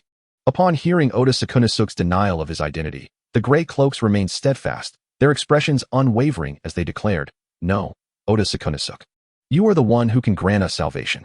They drew their vintage pistols, aiming them squarely at Oda Sakunosuke, their resolve unyielding as they pulled the triggers. You will act. Such was their conviction. If he refrained from intervening, countless more would perish because of him. The once unparalleled assassin, who perhaps had no vulnerabilities, now stood as a man burdened by numerous exploitable weaknesses, having vowed never to kill again. They were elite operatives from another country, fully aware of how to pinpoint and exploit their enemies' weaknesses with precision. Bang, bang, bang. Oda Sakunosuke deftly evaded the bullets that erupted from their guns. His extraordinary ability, seamless, allowed him to glimpse fleeting glimpses of the immediate future, typically spanning between 5 and 6 seconds. Anticipating their gunfire, he successfully dodged the assault. However, his expression shifted rapidly as he diverted his gaze toward one of the gray cloaks clutching a timed bomb. He foresaw the 4th second of the impending future, where the gray cloak would press the detonation button. The individual in the van, poised to detonate the bomb strapped to himself, along with the 5 children, would soon be engulfed by a harrowing explosion. Yet, as he focused on the cloak wielding the remote, a new vision flashed in his mind, altering his course in an instant. Soaring through the air, Oda Sakunosuke's eyes were ablaze with fury and urgency. Yet his expression took on a bizarre twist as he forcibly altered his descent, akin to a startled cat springing back. The gray cloaks, bewildered by his sudden change, witnessed his expression, their actions of attack and evasion momentarily halted. Before their confusion could fully form, a series of deafening gunshots abruptly ceased. Vivid crimson streaks surged into view, fierce and unyielding. The grotesque thorns of blood burst forth, piercing through several of the gray cloaks' bodies, while the sharp spikes severed arms and legs, instantly transforming them into bloodied remnants of their former selves. Had it not been for Oda Sakunosuke's timely retreat, he too would have been skewered into a grotesque shish kebab by the blood thorns that erupted from the unknown. What transpired? The gray cloaks lowered their heads dully, the excruciating pain from their severed limbs engulfing their senses, causing their pupils to tremble uncontrollably as they emitted cries of agony. My apologies, but upon my descent, I stumbled upon a rather grim sight, a van filled with unsavory individuals, one of whom was strapped with explosives, alongside children bound in the back. The girl with raven hair and crimson eyes crushed the concrete beneath her feet as she emerged from the swirling black smoke, speaking rapidly without a moment's pause. Coincidentally, I had just overheard your conversation. The blood thorns, pulsating with a vibrant light, ensnared a gray cloak, whose blood had been entirely siphoned away, transforming him into a mere desiccated husk, which was then violently hurled to the ground. Thud! The lifeless body shattered like a broken string of pearls. The sound reverberated like a hammer striking the hearts of the other gray cloaks, causing their pupils to constrict sharply. Thus, in a fit of anger, I inadvertently turned him into a meat skewer.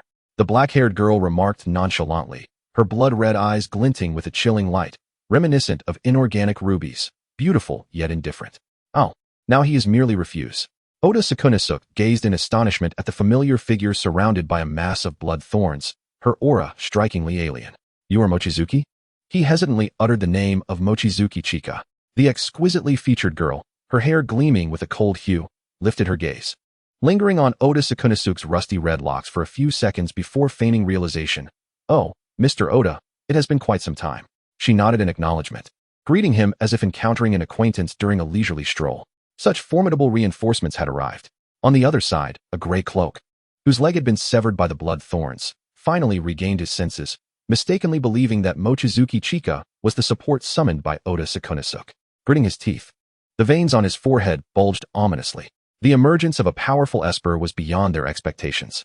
They had to fulfill the task assigned to them by their leader. They could not be the only ones to attain redemption.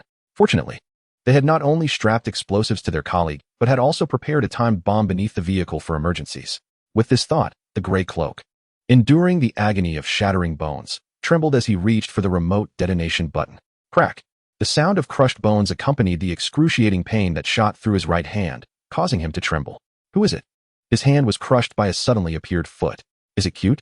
A languid male voice, tinged with mockery, echoed from above. The fallen gray cloak struggled to raise his head, meeting a pair of azure eyes gazing down at him. Is it from my house? A white-haired boy, clad in a loose t-shirt, raised his hand, his long fingers curling slightly, as an invisible azure curse energy leaped at his fingertips, coalescing instantaneously. Have you been fixating on me with ill intent? The question was uttered with a certainty that left no room for doubt. Though invisible, the oppressive aura emanating from the azure made the gray cloak's pupils dilate sharply, his breath becoming labored under the sudden influx of terror. Beads of sweat streamed down his forehead like a waterfall.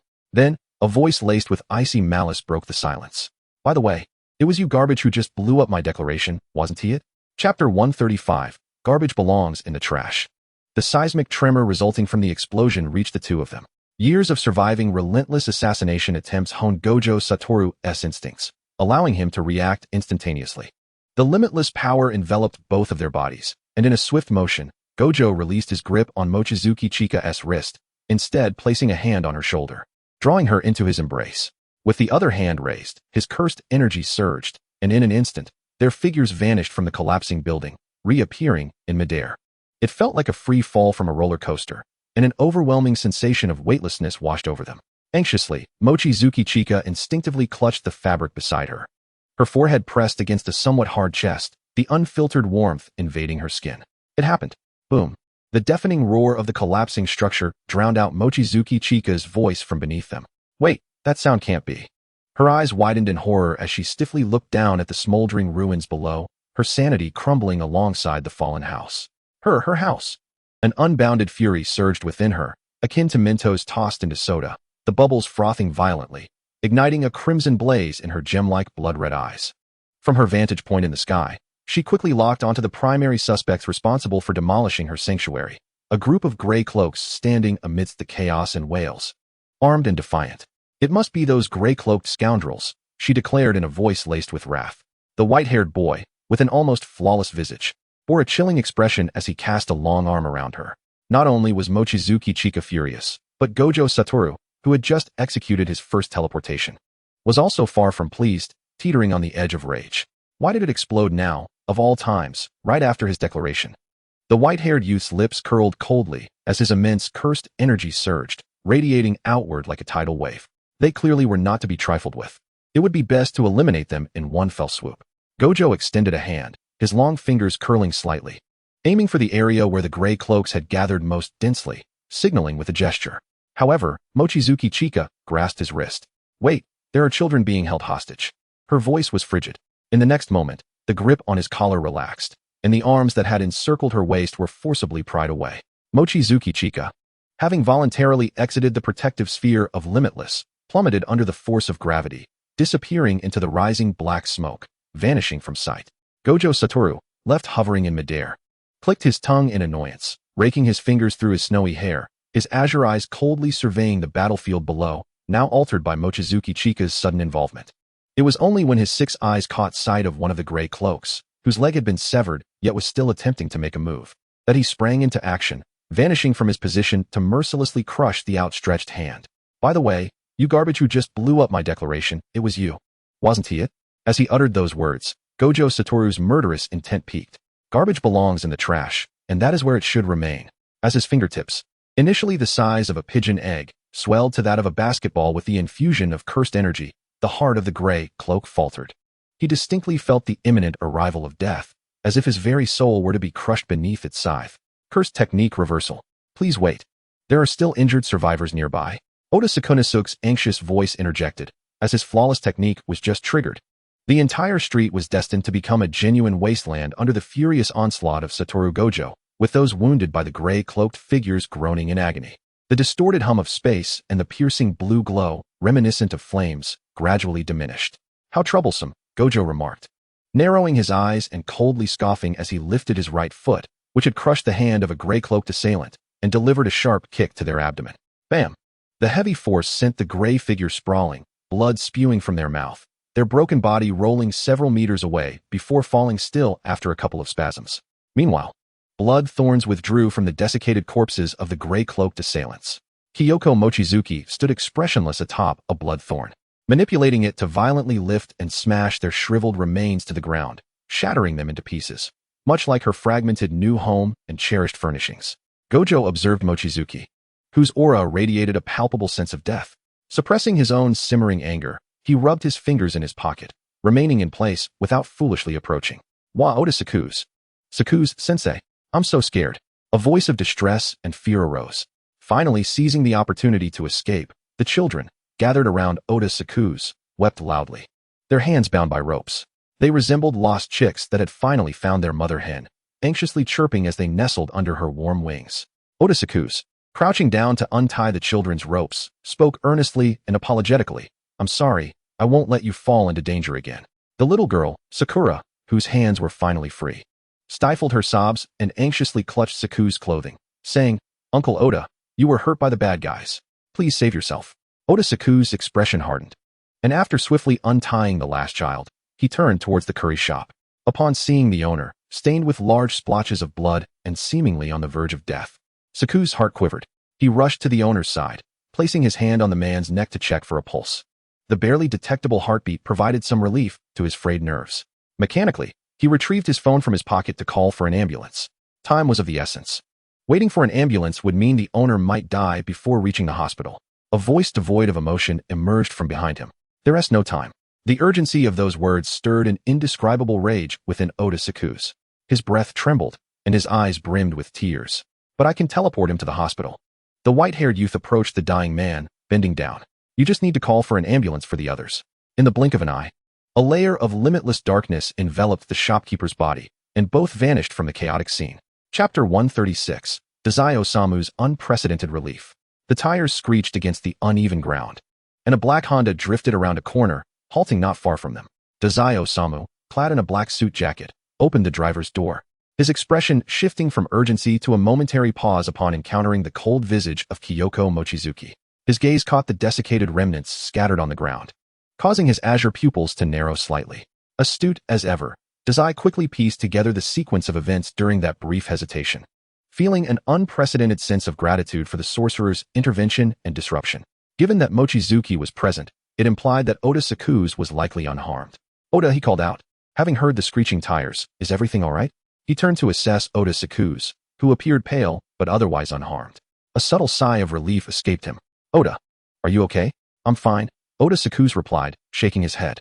The children are safe, thanks to Miss Mochizuki. The owner, however, was urgently taken to the hospital. As he spoke, Oda surveyed the smoke-filled ruins and the wounded, sorrowful cries echoing around him. I called for an ambulance for them as well. I see, Dazai replied. Will Uncle be all right? The children, waiting anxiously for their guardian to return and check on the owner's condition, gathered around Oda Saku's, cautiously inquiring, fearing the worst. Oda gently ruffled the hair of a boy named Yueqi, reassuringly saying, he'll be fine. Another brother took the owner to the hospital. Another brother? Is it that six-eyed Satoru Gojo? Or the cursed spirit manipulator Suguru Geto?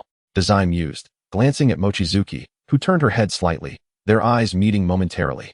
A few seconds later, Dazai averted his gaze, his attention drawn to the shattered remnants of the gray cloaks on the ground. The organization responsible for this attack was called Mimic, and these individuals were members of it. Their motives remained unknown, but they had assaulted a cargo ship belonging to the port mafia after infiltrating Neon City, seemingly seeking some form of liberation, and had targeted Oda Saku's. Their distinguishing feature was donning gray cloaks, each adept in martial combat and firearms, with their leader named Andre Kite. According to my intel, he possessed a foresight ability similar to Oda Saku's, making him quite formidable. In the depths of his crimson-tinged gaze, Dazai could discern the blurry outline of a youth with black hair and azure eyes. He understood that Mochizuki's fury stemmed from the fact that their compensation for her destroyed home had been obliterated, prompting her to unleash her wrath without leaving so much as a trace of mimic behind. It was evident she was infuriated. Mochizuki, aware of Dazai's intention to divulge such information to manipulate her into dealing with this troublesome enemy, spoke softly. So, do they have accomplices? Despite recognizing it as a baited trap, Mochizuki bit the hook. Indeed, and there's a particularly troublesome leader, Dazai replied, lowering his gaze, his dim azure eyes reflecting the dusty remnants of cloaks. They are nicknamed the Grey Phantoms and have now infiltrated Yokohama. Even the Port Mafia's intelligence network has yet to locate their hideout. If Miss Mochizuki requires assistance. Wait, Oda Saku's interjected abruptly, interrupting Dazai. He spoke earnestly. Their target is me. I brought danger upon you all, so it is my responsibility to confront them. But Oda, Dazai furrowed his brow. Kai's ability is similar to yours. Even with your skills, your chances against him, combined with his abilities. You just said they are currently in Yokohama, right? Mochizuki interjected, seeking confirmation from Dazai. Dazai paused for a moment before nodding. Yes, then that settles it. Mochizuki, in front of both men, retrieved her flip phone from her pocket and skillfully dialed a number. The other end picked up almost immediately. Kyoko? Gojo's low, resonant voice came through the receiver. Is everything settled on your end? Mochizuki inquired about the progress. Gojo hesitated briefly before responding. The owner is in the emergency room. I'm waiting outside. What's the matter? Are there still some foolish pests attacking you? Visible refuse sprawled across the ground, leaving only the accomplices and the leader unresolved. Mitsuki Ki slightly tilted her head back, squinting at the blinding sun suspended in the sky, and remarked, next, envelop Yokohama in a barrier, forbidding entry or exit. With your current cursed energy, can you accomplish this? At her words, both Dazai Osamu and Oda Sakunosuke were taken aback, their understanding of sorcerers once again broadened. Could it truly be done? I am the strongest, after all. This is a trivial task. Watanabe Wataru felt somewhat irked by the skepticism directed at him. Mitsuki Ki felt reassured. Then I entrust you with setting up the barrier. I shall take responsibility for catching the mice. As she spoke, she moved her phone away from her ears slightly. Wait. Sensing Mitsuki Ki's intent to hang up, Watanabe Wataru hurriedly called out. Is there something else? A few seconds of suspicious silence ensued as Watanabe Wataru's gaze shifted towards the verdant scenery outside the hospital corridor. His tone drifting as he said, though interrupted back then, when will you provide me with a response? His words were vague, despite his usual confidence. A rare hint of bashfulness flickered within him as he spoke. Mitsuki Ki quickly grasped the omitted content. I am currently occupied, catching mice. We can discuss it once they are caught. The signal here is poor. I must hang up. Skillfully dodging Watanabe Wataru's protests, Mitsuki Ki calmly ended the call, undeterred by the watchful gazes of Dazai Osamu and the others. Is there an issue? The bloodthirsty thorns of the barrier bristled ominously in this space, their tips now aimed at Dazai Osamu and his companions. Dazai Osamu, unnervingly quiet, shook his head obediently. Oda Sakunosuke, shaking his head as well, suggested, Miss Mitsuki, might I serve as bait instead? They are quite persistent with me and will undoubtedly return. No need, Mr. Oda, I will locate all the hidden mice.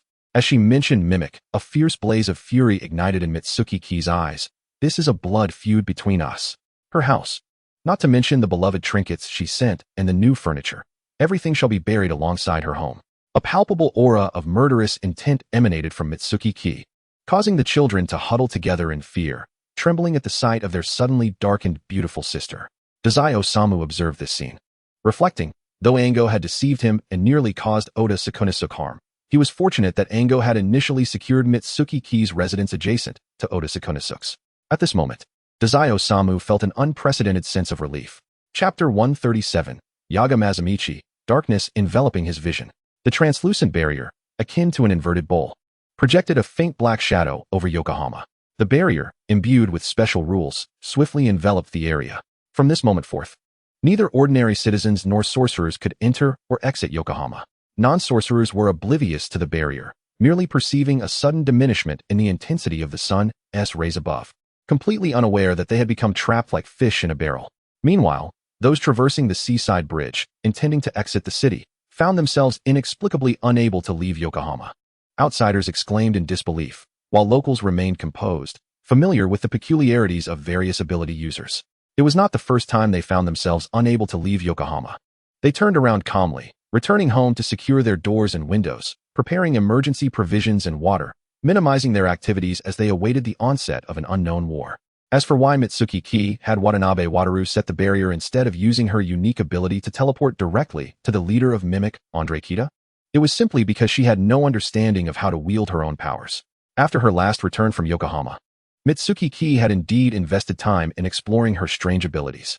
Yet, all her attempts had yielded no results, leaving her perplexed as to how Yokohama's ability users manipulated their powers with such ease. She had inquired with Shibusawa Ryohiko, who had bewilderedly stated that there was no need to deliberately seek out the methods of usage. If one wished to use their abilities, they would naturally manifest. Confounded yet profoundly astonished, Mitsuki Ki adopted a more laid-back approach, knowing she had ample time to uncover the true nature of her powers. On the other side, within the Special Abilities Division comprising individuals devoid of cursed energy, an alarm suddenly blared from the equipment designed to measure cursed energy thresholds. Technicians, puzzled, pulled up a localized map of cursed energy detection in Yokohama, only to be horrified upon discovering that the entirety of Yokohama was enveloped in a cursed energy barrier. What? There are no special-grade cursed spirits present in Yokohama. What are these sorcerers trying to accomplish? Can we still establish contact with the outside world? Quickly, reach out to the Cursed Energy Monitoring Association. The higher-ups in the Special Abilities Division anxiously banged their fists on the table. With a command issued, the division sprang into action, desperately attempting to contact the Monitoring Association. Upon receiving the news, the Monitoring Association responded, "What do they intend to do? Yokohama. A place even the Six Eyes deem bizarre. Who would want to go there? You can't leave, and outsiders cannot enter Yokohama either? Oh, it appears the sorcerer who set the barrier established special rules." The liaison from the Monitoring Association explained nonchalantly, his mind racing as he quickly pinpointed the primary suspect behind this incident. The trio of troublesome sorcerers from Tokyo Jujutsu High, all rated at level 1. Once again, they had set special rules for the barrier and encompassed the entirety of Yokohama within the range of their barrier technique, a feat requiring substantial cursed energy, achievable only by those three troublemakers. Naturally, the most suspicious target was Watanabe Wataru, the enigmatic six-eye sorcerer from the Watanabe family. Enveloping an entire city was beyond even the current special-grade sorcerer, Kazuki Yuki. Thus, only Watanabe Wataru could accomplish such a feat. A new email arrived on his phone. A report from the team dispatched to the Yokohama Seaside Bridge. The residual cursed energy within the barrier unequivocally belonged to Watanabe Wataru. What business does the young master of the Watanabe family have in Yokohama? The liaison pondered, responding to the anxious Special Abilities Division awaiting their findings. The barrier bears Watanabe Wataru's cursed energy. He must be the one who set it. Has a new special-grade sorcerer emerged in Yokohama? Oh, there hasn't been any detection of a new special-grade sorcerer, so let me inquire with Tokyo Jujutsu High. Consequently, the old principal, upon receiving the call, summoned his disciple, Yaga Mazamichi, and handed him the still-connected phone. "What is going on?" Yaga Mazamichi exclaimed. He had just returned from a mission, yet at this hour, Wataru should be attending classes at the high school, not in Yokohama, and certainly not casting a barrier over the entire city. Frustrated by the troublesome student who had drawn attention from higher-ups once again, Yaga Mazamichi hung up politely, vowing to investigate the situation, while internally cursing Watanabe Wataru's full name. Watanabe Wataru. Achoo. Floating high in the air, Watanabe Wataru sneezed. Who's behind my back cursing me? Could it be those old geezers again? It was quite possible, as that group tended to create a commotion at the slightest disturbance, driving one to distraction. Watanabe Wataru grumbled irritably about the higher-ups at the Cursed Energy Monitoring Association after being abruptly hung up on by Mitsuki Ki. Buzz. The phone in his pocket vibrated. Satoru Gojo pulled it out, glanced at the caller ID, clicked his tongue, and answered the call. "Gojo, why haven't I seen you so eager to settle accounts during missions? What is the purpose of locking down Yokohama now?" Before he could utter a word, he was bombarded by the voice of Kinji Hikari. Rubbing his ears, which were nearly deafened by the shouting, Gojo nonchalantly replied, "As one ages, Hikari, it's best not to be so irritable. I'm settling accounts, of course, to better exorcise cursed spirits." Hikari, irritated, shot back, "Don't play coy. The Special Abilities Bureau hasn't detected any newly born special-grade cursed spirits. What on earth are you doing in Yokohama?" "Oh really?" Gojo, unfazed and with a steady heartbeat, quickly crafted a new excuse. "Actually, I've discovered an escaped curse user in Yokohama. His techniques are rather tricky, adept at evasion, so I decided to set up a perimeter to encircle the entire city, ensuring he can't slip away." Hikari retorted, "Which curse user is so formidable that they could evade your six eyes?" instantly aware that this was merely a flimsy excuse. Hikari felt an overwhelming fatigue wash over him. Gojo, do you even comprehend what you're doing? Locking down the entire population of Yokohama is something any sorcerer would be condemned for. The cursed energy monitoring agency would be in an uproar, swiftly prescribing the death penalty and mobilizing numerous sorcerers to hunt them down. Rest assured, Hikari, I am fully aware of my actions. Gojo dismissed Hikari's concerns with his usual nonchalance.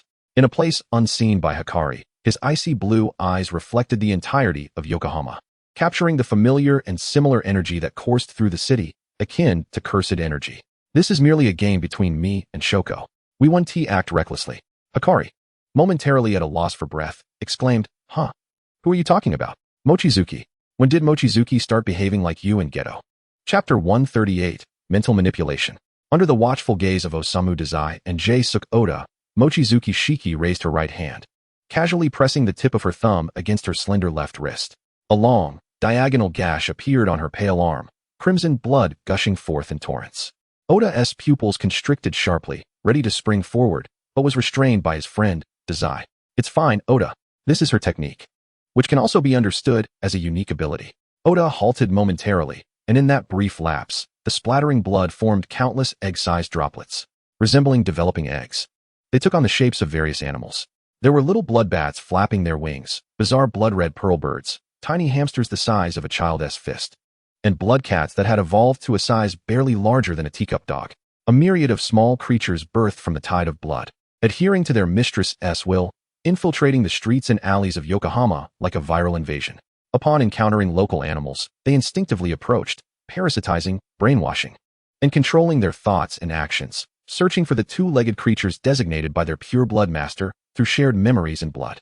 Pairs of red eyes flickered to life in the dark, filthy sewers, accompanied by a cacophony of unsettling rustling sounds, commencing their search. The blood thorns stood vigil like loyal knights beside Mochizuki, shielding her as she shared visions with multiple perspectives. Unless they encountered an ability user capable of tunneling or teleportation, they would remain as helpless lambs, entrapped in Yokohama, awaiting her arrival. However, this did not imply that all animals controlled by her blood were forcibly transformed into her familiars. She was experimenting with different transformations, utilizing blood empathy to induce mental hypnosis and exert control. After all, should so many animals be converted into lower-level familiars? Without her continued blood supply, they would be left like shadows, hiding in the darkness, never again to bask in the sunlight. While she was furious about her home and furniture being destroyed, she had not descended into madness to that extent. Although Dazai had not witnessed the blood parasitizing other animals, the scene before him was enough to sound alarm bells in his mind, marking a new note in his assessment of Mochizuki's abilities. Avoid contact with her blood. 1 minute, 2 minutes. Time seemed to stretch infinitely. Just as the ambulance approached, the previously still blood thorns began to stir. Found it. Mochizuki suddenly opened her eyes, the fierce blood thorns morphing instantly into liquid blood, gathering behind her to form a pair of bat-like wings glowing with a dark crimson hue. She leapt into the air, transforming into a streak of dark red light, vanishing from their sight. Dazai and Oda, unable to fly, exchanged glances. Oda hesitantly asked Dazai, "Do you have Mochizuki's contact information?" Dazai replied, "I do." He swiftly recited a string of numbers, and Oda diligently noted them down, not rushing to call Mochizuki, but turning to Dazai with earnest eyes. "Dazai, could you please help me look after the children?" This was his best, and currently only, friend's request. Dazai did not hesitate, responding affirmatively, "No problem. I have a few concealed safe houses where we can place the children for now." Even though Mochizuki had already targeted the enemy's lair, there was no denying the possibility that the adversaries might adopt the scorched earth approach and launch another assault on the children. Oda nodded, "Thank you for this." As he spoke, he turned and crouched slightly, beckoning the children to follow Dazai, urging them to be cautious. On the other side, in a forsaken factory, a man clad in a distinctive black cloak, concealing his dark skin and off-white hair, was instructing several subordinates in gray cloaks on their next course of action. Suddenly, his speech halted abruptly, his eyes widening as he issued a command to vacate the premises. The gray-cloaked individuals, without hesitation, dispersed swiftly in response to his order. Yet, just as they had taken a few steps, an indescribable aura of terror enveloped the entire space. Boom! Like a tempest that had suddenly swept in. It obliterated a significant portion of the factory situated on the attack trajectory, along with other gray cloaks on guard within, carving a wide, deep trench in the ground. You managed to dodge it ahead of time, didn't you?" A voice, tinged with surprise, resonated from above, where the ruins had been transformed into open air. Energidra, who had narrowly evaded the preceding attack by utilizing a narrow passage provided by his ability, suddenly looked up to meet a pair of striking blue eyes. How intriguing. You must be an ability user who cannot perceive cursed energy, yet you somehow predicted my attack? Gojo inquired with interest, regarding the tense Ender as if he were a delightful new toy, akin to a cat that had just discovered a fascinating plaything. It seemed he possessed a precognitive ability similar to that of Mr. Oda. Just moments ago, it seemed that his extraordinary ability had issued a premonition, enabling him to evade your attack. A chilling female voice, neither too loud nor too soft, emanated from the shadows of an uncollapsed corridor. Bang! The emaciated corpse of a desiccated figure was brutally hurled from the shadow, whether by intent or chance, landing perilously close to the concealed position of Andre Gide. Andre Gide gazed at the lifeless body of his subordinate, then directed his attention towards the slender figure stepping forth from the oppressive darkness, ensconced by jagged blood thorns. Standing in the sunlight, his gaze turned frigid as he spoke. You treat my subordinate with such disdain. I trust we have not offended you, have we? Offended? Wang Yueqi scoffed. You and your subordinates demolished my residence, obliterated my newly acquired furnishings, and ravaged the cherished gifts I procured from various places. Yet you dare suggest that you have not wronged me? Andre Gide fixed his eyes on Wang Yueqi, his taut muscles primed for battle, ready to launch an attack. However, his unique ability, Narrow Gate, allowed him to glimpse fleeting images of the future. In the brief moments he remained immobile, he alone understood that his power had activated dozens of times. Yet, not once had he succeeded in vanquishing the youthful girl before him. Each attempt had resulted in his own demise. Whether he was ensnared by the white-haired youth who had suddenly teleported beside him, grasping at his throat in a futile struggle, or being absorbed by the viscous tide of blood, akin to a butterfly ensnared in a spider's web, each death was orchestrated by the very two youthful figures before him. Recognizing the futility of confronting the duo, Andre Gide inhaled deeply, reining in his emotions, and stated with measured composure, I sincerely apologize for the inconvenience I have caused you. If possible, I would be willing to compensate for your losses, hoping to settle our previous accounts. They had arrived in Yokohama, ostensibly in pursuit of death. Yet, despite their formidable strength, he was determined to meet his end at the hands of Oda Sakunosuke, not these two. You wish to compensate? Wang Yueqi narrowed her eyes, her tone probing. Do you possess any wealth? She observed that he hardly exuded an air of affluence. After all, he had resorted to pilfering from the port mafia, and this hideout was merely a makeshift abandoned factory. Andre Gide, relying solely on theft since his arrival in Yokohama, faltered. I possess some, albeit not much. His savings had dwindled significantly, as this money was not solely for himself, but also supported his other subordinates. Sensing his discomfort, Wang Yueqi continued. Do you have a place of residence? A flicker of hope crossed Andre Gide's eyes, but before he could respond, Wang Yueqi added her stipulations. I do not want a dwelling obtained through theft, nor a dilapidated shack. I require an apartment with proper legal documentation. Caught off guard, Andre Gide found himself at a loss for words. I do not have that. Huh. The white-haired Satoru Gojo, observing from above, was unable to suppress a chuckle at the absurdity of the situation. No money, no home, and yet you dare to make such claims? Wang Yueqi's gaze sharpened, her tone becoming increasingly aggressive. With neither money nor property, what do you intend to offer as compensation? Am I merely a plaything to you? The blood thorns writhed ominously, their spiked tendrils slithering over the ground. I harbor no such intentions. Andre Gide retreated warily, his mind racing to devise an escape path. Wang Yueqi laughed, a sound that sent shivers down his spine. In truth, there is one thing you could offer me that would suffice to settle our accounts. What is it? Andre Gide inquired warily. Your life. As the last syllable lingered in the air, the blood thorns erupted forth, chaotic lines reminiscent of crude strokes upon a blank canvas, disordered, sharp, devoid of beauty, exuding madness and bloodlust as they lunged at Andre Gide. Forewarned by his extraordinary ability, Andre Gide sprinted towards the unencumbered space, yet to be enveloped by the blood thorns. Now was his chance. Not so fast, old man. The white-haired youth abruptly materialized in front of him, obstructing his optimal escape route. Andre Gide felt his heart race, yet he pressed on, gritting his teeth as he prepared for a forceful breakthrough. If you flee, she will be furious with me, the white-haired youth remarked, irritation evident in his voice. Andre Gide's pupils dilated in shock. Every attack he unleashed, whether a bullet fired in haste or a slashing blow, was thwarted by an invisible barrier, rendering him incapable of touching his adversaries. Was this the effect of the white-haired youth's ability as well? Having spent minimal time in the battlefield, Andre Gide was profoundly shaken by the revelation of the sorcerer's existence.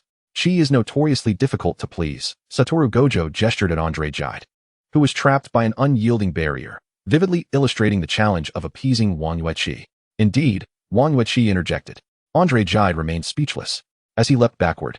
The ground beneath where he had just stood was pierced by the blood thorns, leaving a gaping crater. Yikes, that's fierce.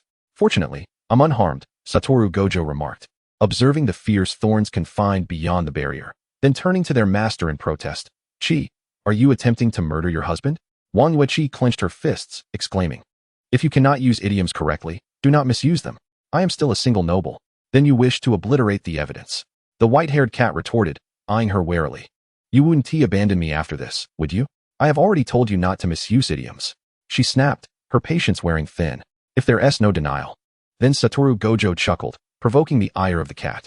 You previously mentioned waiting until you caught the mouse to provide a response, which was clearly a dismissive remark. I did not. Wang Yueqi vehemently denied, raising her voice in an attempt to steer the conversation away from the subject that had struck too close to home. Must you bring this up during a fight? Can we not resolve the immediate issue first? Unacceptable. You must respond. Satoru Gojo insisted. This minor skirmish can be dealt with any time. He cannot escape. But you, what if you evade the issue again? Is it customary to demand an immediate answer from a lady? Such matters require thoughtful contemplation. I wouldn't know. I have never been in a relationship. Satoru Gojo asserted with confidence. Wang Yueqi was left speechless. Andre Jide, ensnared in the midst of a fierce and tense battle, inexplicably felt as though he were under mental assault. He observed the two bickering like school children, dodging a haphazardly thrust blood thorn, exhaling a heavy sigh as he interjected, surely this farce should come to an end. Upon hearing these words, the two individuals engaged in a distant quarrel turned their attention towards him. Andre Jide covered the grotesque wound inflicted by the blood thorns, casting a glance at the eager thorns, and solemnly declared, regardless of your motives for seeking me out, or your desire to claim my life, I cannot perish at your hands, for you are not the ones we seek, and cannot bestow upon us the true redemption we desire. Mochizuki Ki, Satoru Gojo, who granted you the audacity to criticize? How dare you be picky?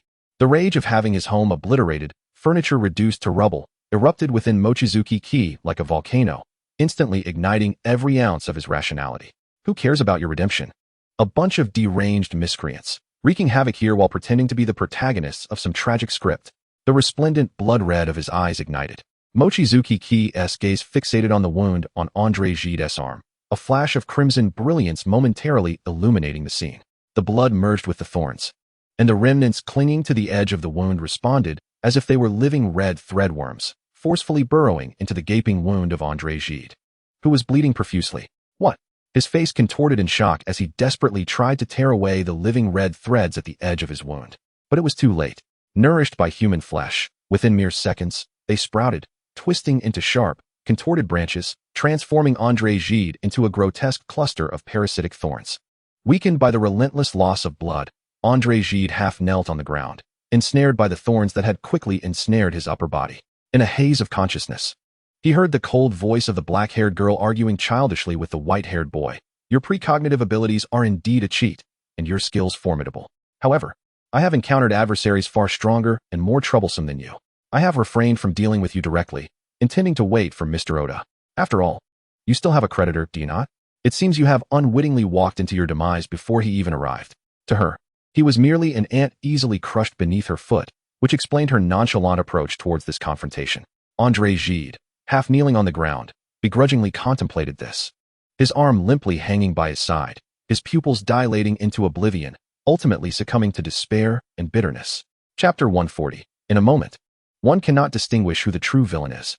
Andre Jide was dead, his head hung low, knees half kneeling on the ground, his upper body enshrouded in circles of spiked blood thorns, resembling a figure in a penitent pose, facing the ruins of the factory, evoking a grim sense of dark humor. The mid-length, off-white hair cascading over his left shoulder had lost its luster due to the depletion of bodily nutrients, resembling a patch of long-neglected, withered grass. Though barely 10 minutes had passed since his death, the skin of Andre Jide had already withered, as if it were merely a wrinkled mask draped over a skeleton, giving the impression of having been deceased for an eternity. Not far from the desiccated corpse sat a black-haired girl, sobbing uncontrollably in a sitting position. Wow, my house. And my limited edition albums. All gone QAQ. Stop crying. I'll buy you more, alright? The white-haired boy crouching beside her offered a dry comfort, which only exacerbated her wailing. Wah, but I can't even remember how many limited editions and souvenirs I bought. How can you replace them for me, Tat? Mochizuki, with eyes swollen and tear-streaked, expressed her grievances, then suddenly shouted in frustration, "It's all that rat-ass fault." Satoru Gojo, feeling helpless and unsure, scratched the back of his head, his expression troubled as he remarked, "Then I'll buy them all. Or should I use that guy's corpse to make a firework? Would that stop your tears?"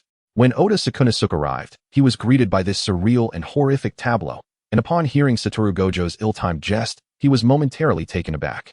"Hey, old man, how do you plan to deal with these corpses?" Without turning to face Oda Sakunosuke, Satoru Gojo replied, "At just 23 years old, I hardly qualify as an old man." Oda Sakunosuke pondered for a moment before responding, "In a short while, Dazai should be coming with his people. They are also targets of the Port Mafia, and even if only their corpses remain, they will be taken by the Port Mafia. Will the Port Mafia compensate me for my house?" "Of course, they will," a breathy male voice interjected. Satoru Gojo's gaze shifted slightly, accurately pinpointing the source of the voice. Dazai Osamu, draped in a black coat, leaned against a broken pillar, a sheen of sweat on his brow, his breath slightly ragged, flanked by several subordinates in black suits who had hurriedly followed him. Yokohama, as a special concession zone established post-defeat of the Neon District, was rife with an eclectic mix of individuals, with abandoned factories and old ship warehouses being quite common. Unlike Oda Sakunosuke, who took time to locate the correct factory, Dazai Osamu, after receiving Oda's message, deduced the location of the factory, serving as Mimic's headquarters within a minute. "We will take care of these corpses and ensure that neither of you are implicated." Dazai Osamu straightened, his breathing steadying. His assistance in this matter was sincere, devoid of any ulterior motives. He understood that had it not been for Mochizuki and Satoru Gojo's intervention, the outcome for Oda Sakunosuke would have been fatal had he confronted this alone. "In the name of the Port Mafia's executive, I assure you, Miss Mochizuki, that you will be compensated with a new house that meets your satisfaction." Exhaling deeply, Dazai, a figure feared and revered in the underworld, bowed slightly towards Mochizuki amidst the astonished gazes of his subordinates. With tears brimming, Mochizuki sniffed, her red nose twitching. "You mean it?" Dazai nodded. Oda Sakunosuke glanced between his friend Dazai and Mochizuki, about to speak when Satoru Gojo interjected, "That sounds nice. You Port Mafia folks wouldn't be trying to palm off a dilapidated house on her, would you? If that's the case, wouldn't it mean every time there's an enemy, you have cheap henchmen to deal with them while you reap the benefits?" This line of thought sparked a realization in Mochizuki. Her danger radar went up as she glared at Dazai Osamu, declaring, "I don't want a house in Yokohama anymore. I want one in Tokyo." What is wrong with Yokohama? It's a land rich in talent and good fortune. It's all just fraudulent marketing from middlemen. The perpetual conflict between the mafia is the real issue. Clearly, there are reasons behind the rock-bottom prices. Dazai Osamu, in his usual good-natured manner, replied, "That's fine. What does it matter if Tokyo's prices are high? In the end, it will be Mori-san footing the bill." He sensed that there were still some unresolved mysteries regarding Mimic's clandestine entry into Yokohama, mysteries he had yet to unravel. Contemplating something, Dazai's expression darkened. "Miss Mochizuki." Finally, it was Oda Sakunosuke's turn to speak. He looked sincerely at Mochizuki. "If you ever require my assistance in the future, do not hesitate to reach out." Without the presence of Mochizuki Nozomi, not only would he and the boss have perished, but the children would undoubtedly have succumbed to the bombs of the Mimic by now. Mochizuki Nozomi responded with a lackluster murmur. The diligent Master Mochizuki had indeed been occupied throughout the day. It's a running gag, no repetition intended. Dazai Osamu cast a glance at Oda Sakunosuke, his gaze shifting slightly before he suddenly began to extol Oda Sakunosuke's virtues. "Oda is truly remarkable." "Dazai?" Oda Sakunosuke looked over, perplexed. Dazai Osamu smiled cheerfully. "Aside from not killing, Oda excels in various tasks with remarkable efficiency, you know?" The subordinates behind him interjected. "But, Lord Dazai, do you not recall that Oda is also a member of their Port Mafia?" This sounded suspiciously like Dazai was inciting Oda to switch allegiances. The moment this thought crossed their minds, the subordinates hurriedly suppressed it. No. Lord Dazai must have his reasons. How could these petty individuals comprehend the thoughts of Lord Dazai? Perhaps he intended to fish for evidence, as the Mafia is notoriously ruthless towards traitors. Yes, it must be so. Indeed, having caught this underlying implication, Mochizuki Nozomi tilted her head, her gaze colliding with Dazai Osamu's in midair. Satoru Gojo furrowed his brow, resting a hand on Mochizuki Nozomi's shoulder, his tall frame slightly turning to sever their eye contact as he spoke. "Hey, regarding the Port Mafia? We have no business here, right? If there's nothing else, we shall take our leave." "Not yet," replied Mochizuki. "Miss Mochizuki, do remember to retract your techniques, and then you may depart," Dazai Osamu remarked, glancing at the lifeless body of André Gide. Should Gide be returned in such a state, Mr. Mori, who harbored curiosity towards Mochizuki Nozomi, would undoubtedly send Gide's corpse to the dissection lab to analyze information regarding her abilities. Mochizuki Nozomi acknowledged with a sound, her blood-red eyes glimmering briefly as the parasitic thorn that had slain André Gide disintegrated into crimson particles, vanishing into the air, leaving behind a withered corpse. Using the palm extended by Satoru Gojo, she stood up, and just as Gojo prepared to activate his teleportation, Mochizuki Nozomi halted him. Wait, Satoru. I wish to return to the ruins. What if there are survivors? Must you be so troublesome? Gojo grumbled in dissatisfaction. Mochizuki pouted. If you want to go, I will. Gojo retorted. I never said I wouldn't go. Chapter 141. Heartbroken Bats, Shedding Tears Online. Thank you. A whisper of gratitude floated into Mochizuki Nozomi's ears, carried by the wind. With her eyes still reddened, she turned around, and in the fleeting moment before her figure twisted and vanished, she caught sight of a black-haired youth clad in a dark coat, whose movements created a resolute arc. For a brief instant, she thought she glimpsed a hint of brilliance in his otherwise dull, obsidian eyes. Was he truly that handsome? The surroundings rapidly morphed into rows of residential buildings, and the sound of a cat's ominous meow echoed. Calmly, Mochizuki Nozomi turned her head to face the white-haired youth behind her, whose gaze was filled with palpable animosity, akin to a blade ready to sever the wildflowers by the roadside. His face was quite striking. Still replaying the earlier scene in her mind, Mochizuki Nozomi spoke without hesitation, stepping directly into Satoru Gojo's danger zone. His face is indeed striking?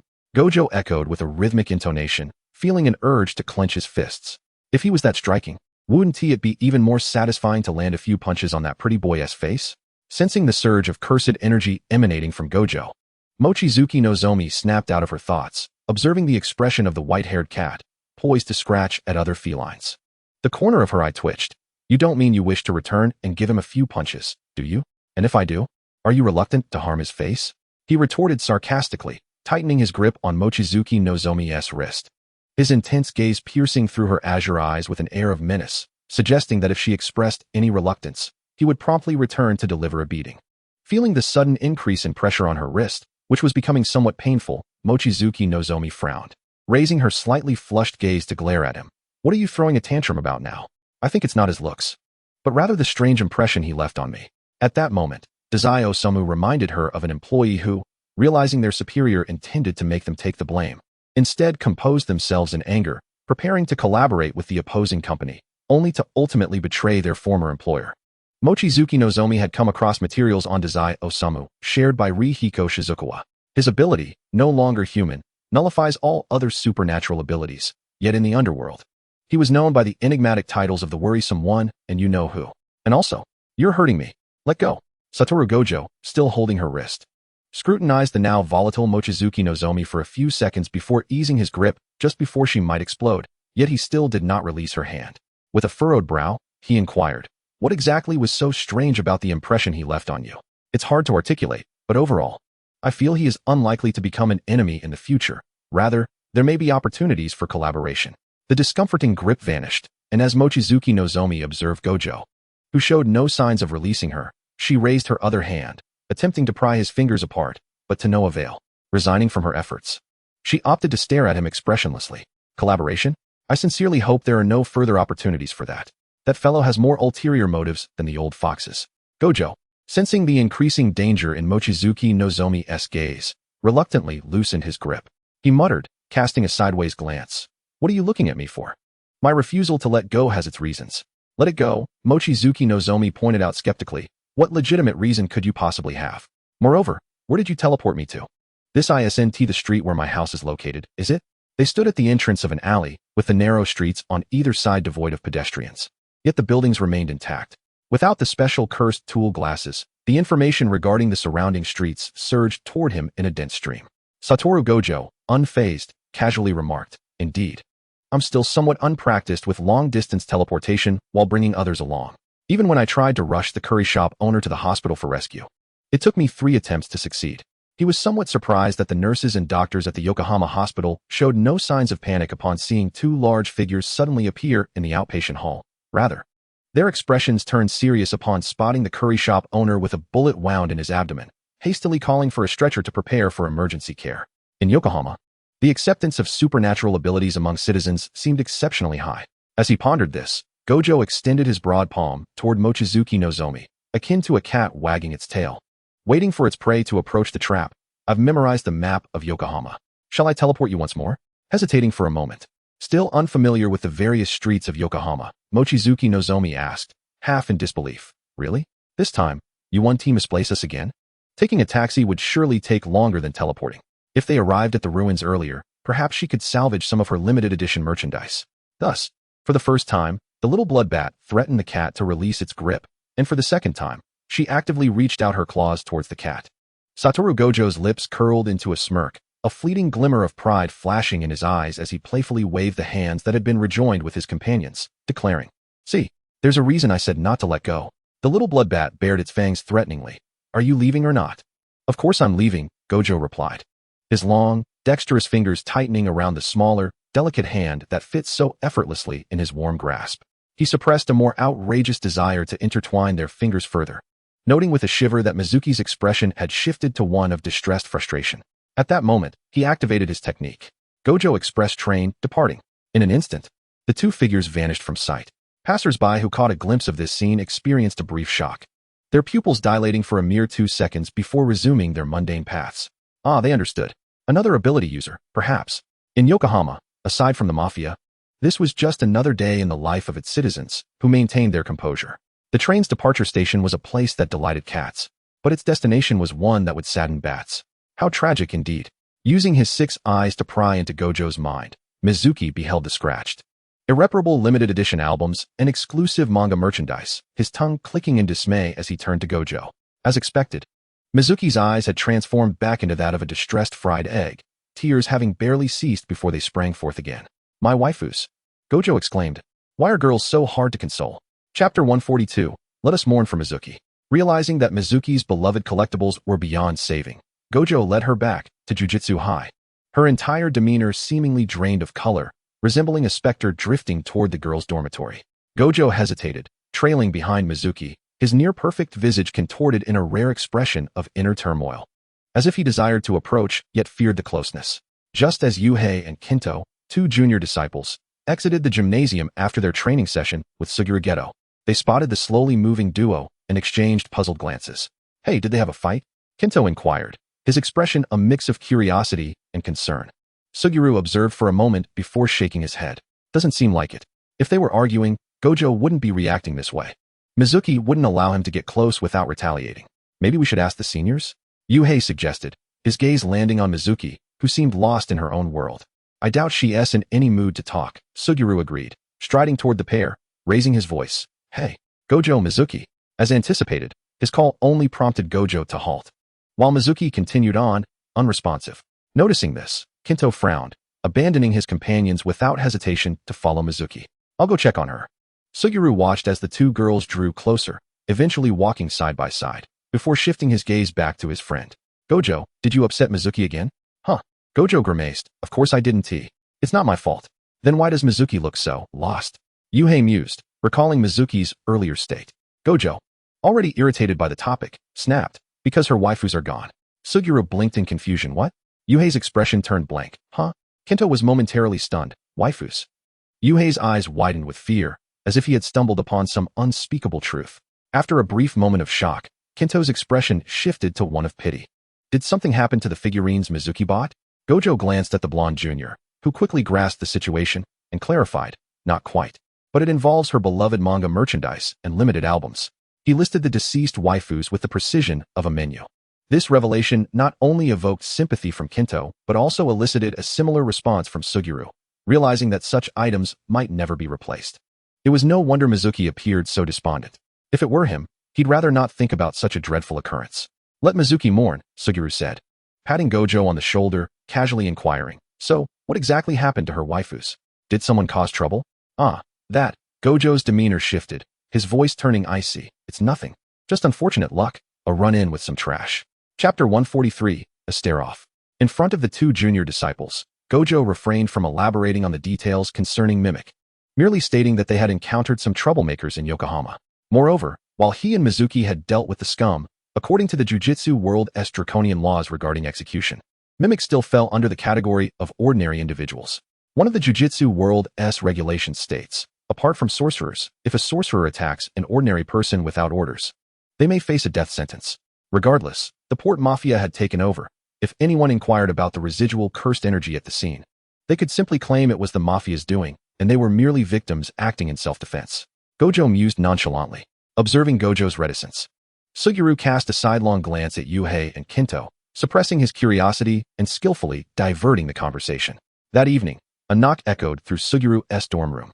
His damp, shoulder-length black hair, hastily pushed back, glistened with droplets that fell onto the dry towel draped around his neck. "Who is it?" he called, opening the door to find his friend standing there. Gojo stepped inside with familiarity, settling cross-legged in their usual gaming spot. Suguru retrieved 2 bottles of soda from his mini-fridge, placing them on the table while glancing at Gojo. "So what happened to Mizuki's waifus?" Gojo unceremoniously selected 2 grape sodas, cracking them open and taking a couple of swigs before recounting their encounter with Mimic in Yokohama. Of course, he omitted the sticky details from the bat's lair and glossed over Mizuki's rampage, not delving into specifics with Suguru. From a young age, he had become accustomed to the assassinations conducted by sorcerers or non-sorcerers alike, indifferent to whether the victims were merely ordinary individuals. However, for Suguru Geto, who even when confronted by curse users often opted to incapacitate and capture rather than take lives, this notion might still feel somewhat avant-garde. Wataru Fushiguro, who consistently maintained a contrary stance to Geto's in their discussions, could confidently assert that if he were to speak candidly, Geto would undoubtedly display a disapproving expression, followed by a barrage of lectures and debates. He had no desire to listen to such tedious discourse. Noticing that Fushiguro had seemingly omitted certain details, Geto fixed his gaze on Fushiguro, who was enthusiastically consuming soda, and with a gentle smile that had now flattened, inquired, "How did you ultimately deal with them?" Their original intention had been to target the port mafia, so naturally, those captured would be handed over to them. Anticipating the retort, Fushiguro replied without a flicker of emotion, "We handed them over to the mafia." Geto pondered this for a moment. If that were the case, it suggested that Mochizuki had confidently surrendered those individuals, convinced they would not survive the clutches of the port mafia. Observing Geto's contemplative demeanor, Fushiguro furrowed his brow and asked, "Geto, you aren't feeling sympathy for them, are you?" Still ensnared in his thoughts, Geto instinctively responded, "No. I am merely contemplating that Mochizuki's character does not strike me as one who would easily let go of those scoundrels who harm innocent children. However, if their ultimate fate is to not emerge alive from the mafia's grasp, it would be quite normal for Mochizuki to relinquish them." Upon uttering this, Geto himself was taken aback. Fushiguro, too, was momentarily stunned. He blinked behind his small black sunglasses, then swiftly removed them, revealing his brilliant azure eyes as they fixed on his friend with disbelief. "So it is true. Geto, you actually do not reject the notion of Shinji taking a life?" "Wait, hold on, that doesn't seem right." A sudden epiphany struck Fushiguro as he realized another disconcerting point. His hair bristled, and with the tone of someone who had caught a lover in an indiscretion, he narrowed his eyes and questioned, "How can you be so certain that Shinji would not let them go?" After all, he had been momentarily taken aback when he witnessed Mochizuki act without hesitation to kill. He felt no aversion or resentment. In fact, he found her anger rather endearing. However, the fact that Geto could so accurately predict Mochizuki's actions was perplexing. Why did it feel as though Geto understood her better than he did? Fushiguro, with a sense of wariness, observed Geto, who was under the scrutiny of his 6 eyes.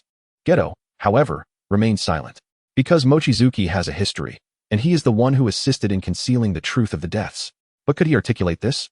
Under the fierce gaze of Fushiguro, Geto swallowed back his response, feeling that it was perhaps best left unsaid. Revealing such truths might jeopardize his dormitory. Though he had never been in love or harbored a crush, he understood that jealousy often drives individuals to irrationality, especially with Fushiguro's already capricious nature. His outbursts could be catastrophic. Reflecting on his own struggles, Geto forced a polite yet awkward smile. "Because I believe Mochizuki's demeanor, while seemingly soft and easily manipulated, is, in actuality, one that would draw blood with a mere touch." Fushiguro's sharp gaze pierced through. "Is it merely that?" Geto responded with calm composure. "What else could it be?" Their gazes clashed in the air, igniting an unspoken tension. Moments later, Geto smiled slightly. "By the way, Fushiguro, I have another question. It seems you omitted some vital details earlier, such as what transpired before the Mimic's bomb exploded, aside from dismantling the delivery boxes. Your explanation when you were organizing Mochizuki's boxes was rather vague, wasn't it?" Fushiguro remained tight-lipped, unwilling to divulge the embarrassment of having finally mustered the courage to confess his feelings. only to be interrupted, leaving him without a response from the girl he admired. This time, Fushiguro fell silent. The remaining soda bottle bubbled gently, releasing a chorus of fizzing sounds. The two exchanged glances for a moment, and ultimately, the obstinate Fushiguro grimaced and relented. "Tseech, you got me. Let's change the subject." Geto shrugged and reached for another unopened bottle of orange soda, twisting off the cap. "I've finished my questions. Do you have any inquiries left?" Fushiguro wore a conflicted expression, contemplating whether to inquire about Mochizuki. But upon noticing how Geto seemed to have lost weight in just a few days, he hesitated. Memories of their earlier conversation in Okinawa resurfaced, along with Mochizuki's speculation. "By the way, Geto, have you lost a considerable amount of weight recently?" "It's nothing, just the hardship of summer." "Wataru, what do you think are the chances that Geto might develop depression?" Upon reflection, it dawned on him that Geto had been smiling less during this period. Fushiguro, who had always believed that Geto could manage his own issues, found himself wavering with a hint of regret. Perhaps, like Mochizuki suggested, he ought to voice his concerns. Thus, this time, Fushiguro boldly asked, "Geto, have you been feeling depressed?" Geto replied, Chapter 144, "It's merely a consequence of insufficient reading."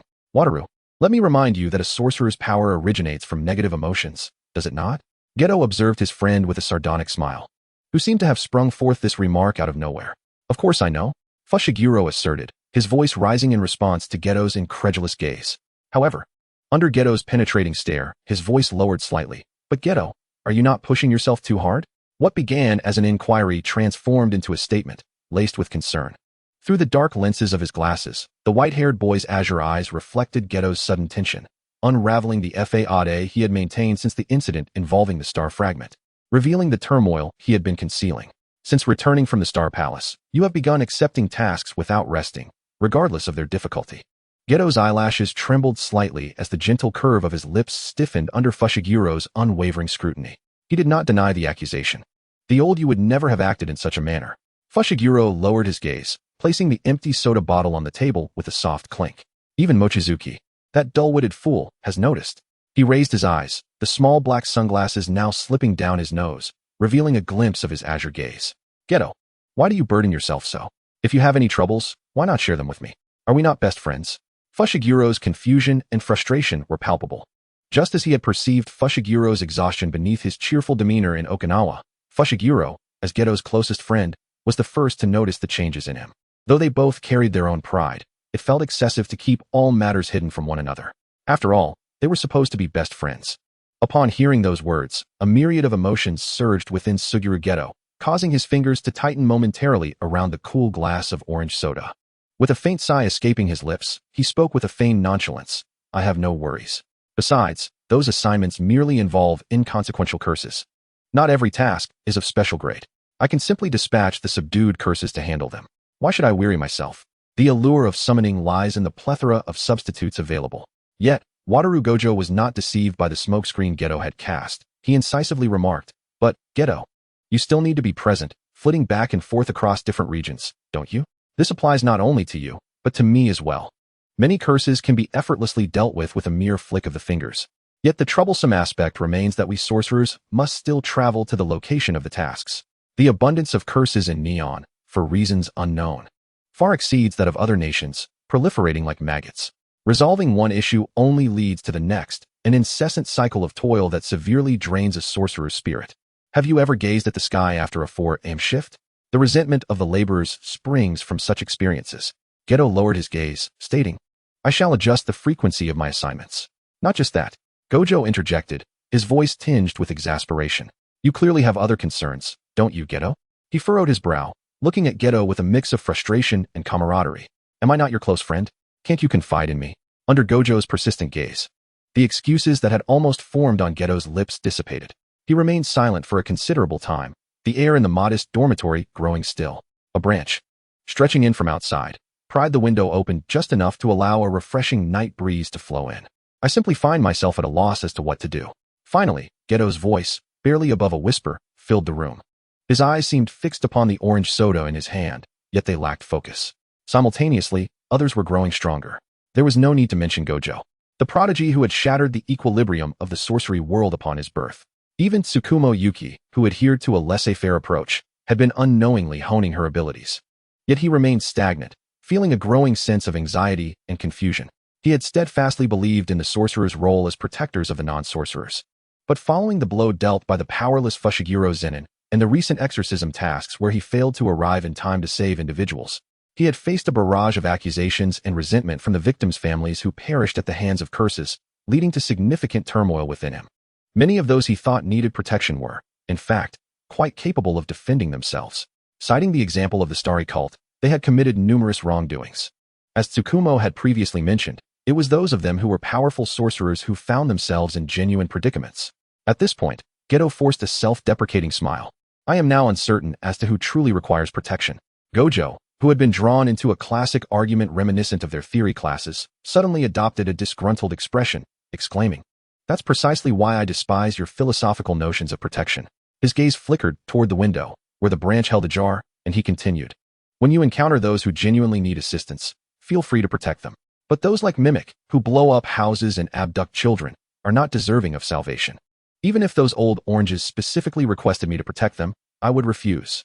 And, if it were you, Geto, you wouldn't accept such a targeted assignment, would you?" Geto remained silent, his lack of denial serving as tacit agreement. Gojo, realizing that the conversation had reached a dead end, observed Geto, who seemed as inscrutable as a closed book. Just as he was about to utter something to provoke a reaction from Geto, the branch leaning against the window stirred. The principle of protection itself is not inherently flawed. The solid branch transformed into a liquid state, oozing like a puddle of slime, flowing through the window to coalesce into a blood-red figure. From the still-forming shape, Tsukumo's almost wistful voice resonated. But you cannot confidently bear the weight of the so-called protection of all the weak solely on your shoulders. Not even a deity can save everyone. The blood thorns writhed, and the twisted branches transported several thick tomes from outside to Tsukumo's hands. Carefully, Tsukumo arranged the books into a neat pile on the floor and stated earnestly, "I've given this considerable thought. The reason you're on the verge of becoming a wayward youth, Geto, is that you've read too few books." Geto stammered, "Wayward youth? There are indeed enlightening books in this world." Tsukumo asserted, "Like the works of Karl Heinrich Marx, for instance. They are invaluable. You should read more." Gojo glanced down, noting that the first book's cover translated into neon red Marxism. Remembering the days spent in the land of flowers, waking up before dawn and sleeping later than the dogs. Tsukumo beamed at Geto. "If all else fails, we can always go to the neighboring land of flowers as exchange students. The theoretical classes there are far more reliable than those in neon. If domestic education fails, we can seek enlightenment abroad. There must be an answer waiting for you." Geto felt a surge of complex emotions, suddenly rendered speechless.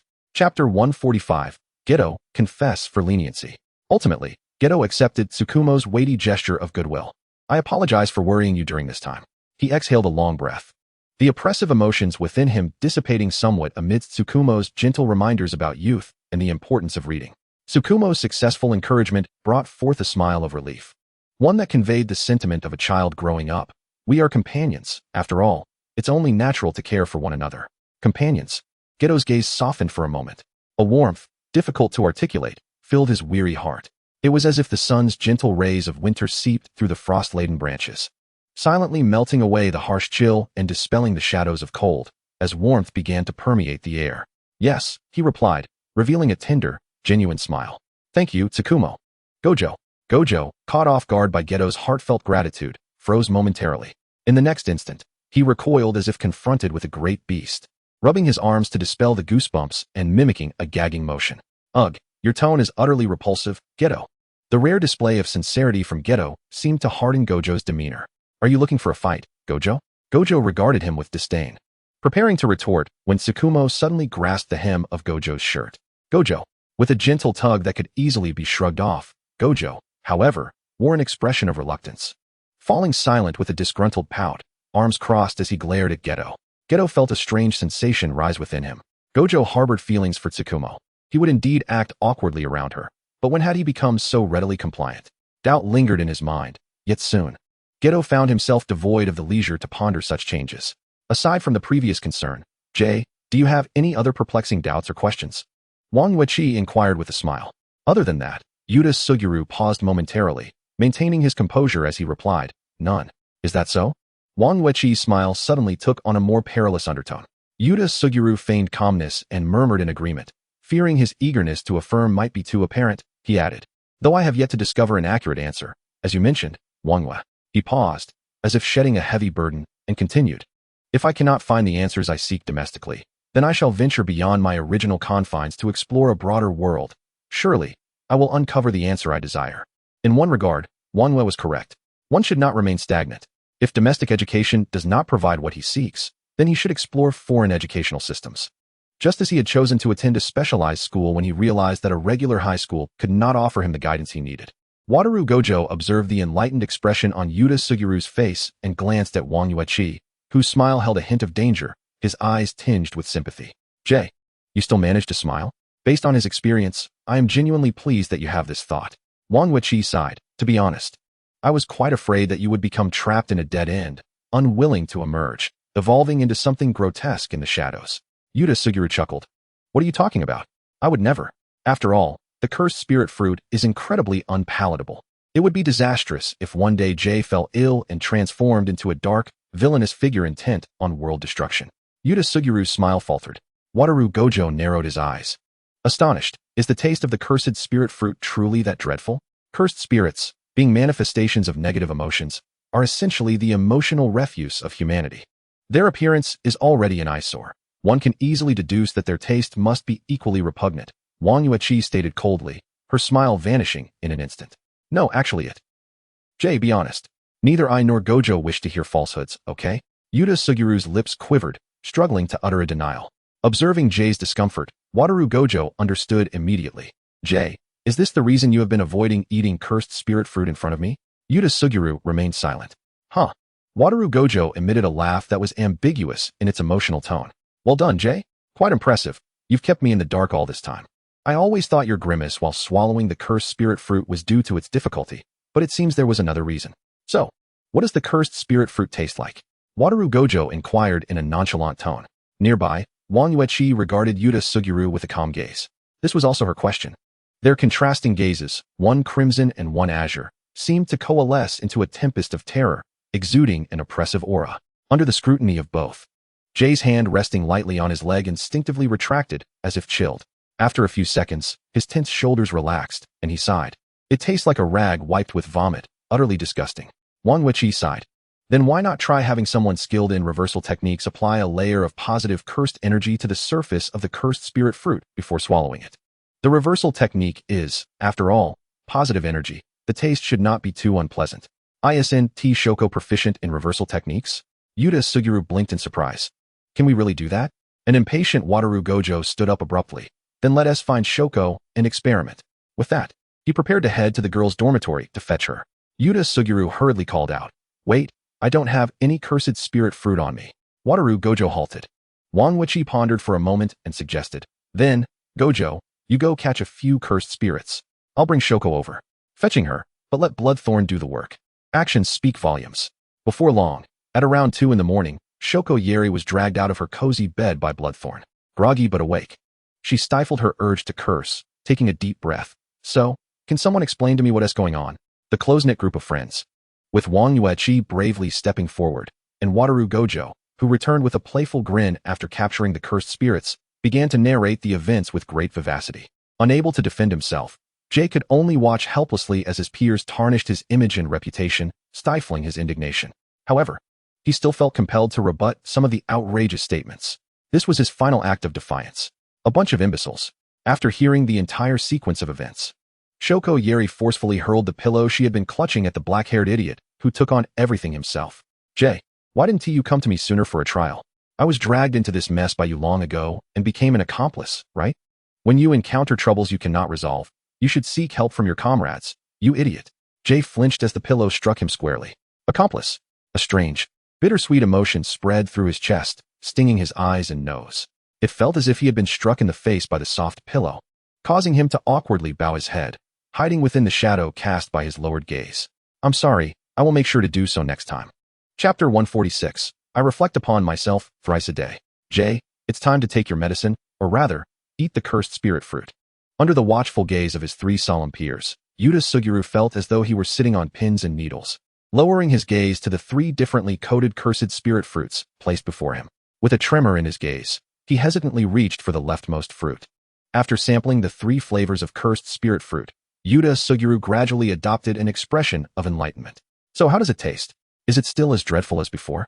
Wataru Gojo, removing his small black sunglasses and resting them at his shirt collar, meticulously observed every subtle nuance of Yuta Sugiru's expression, assuming the role of a human lie detector.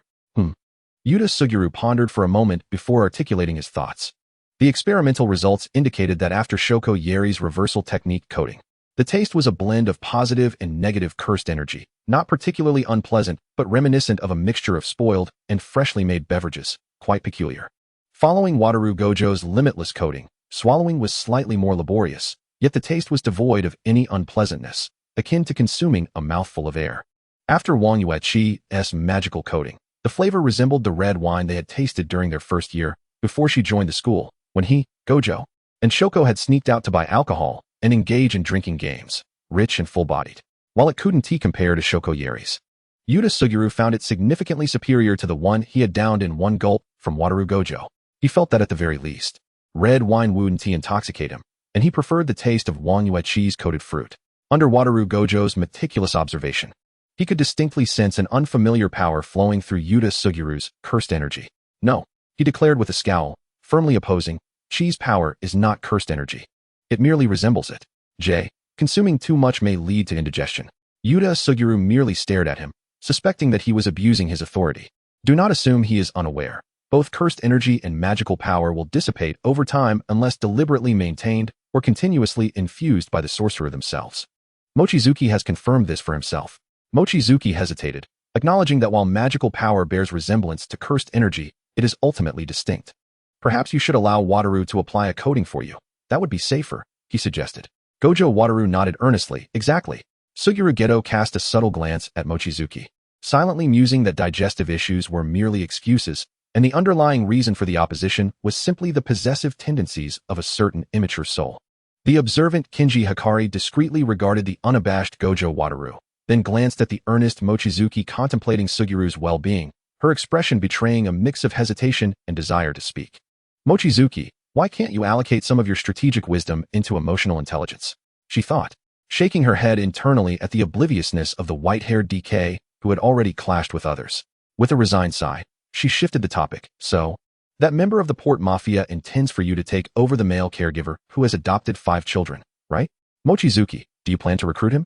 Having spent considerable time with Mochizuki, Hikari's manner of speaking had evolved, allowing her to inquire with calmness.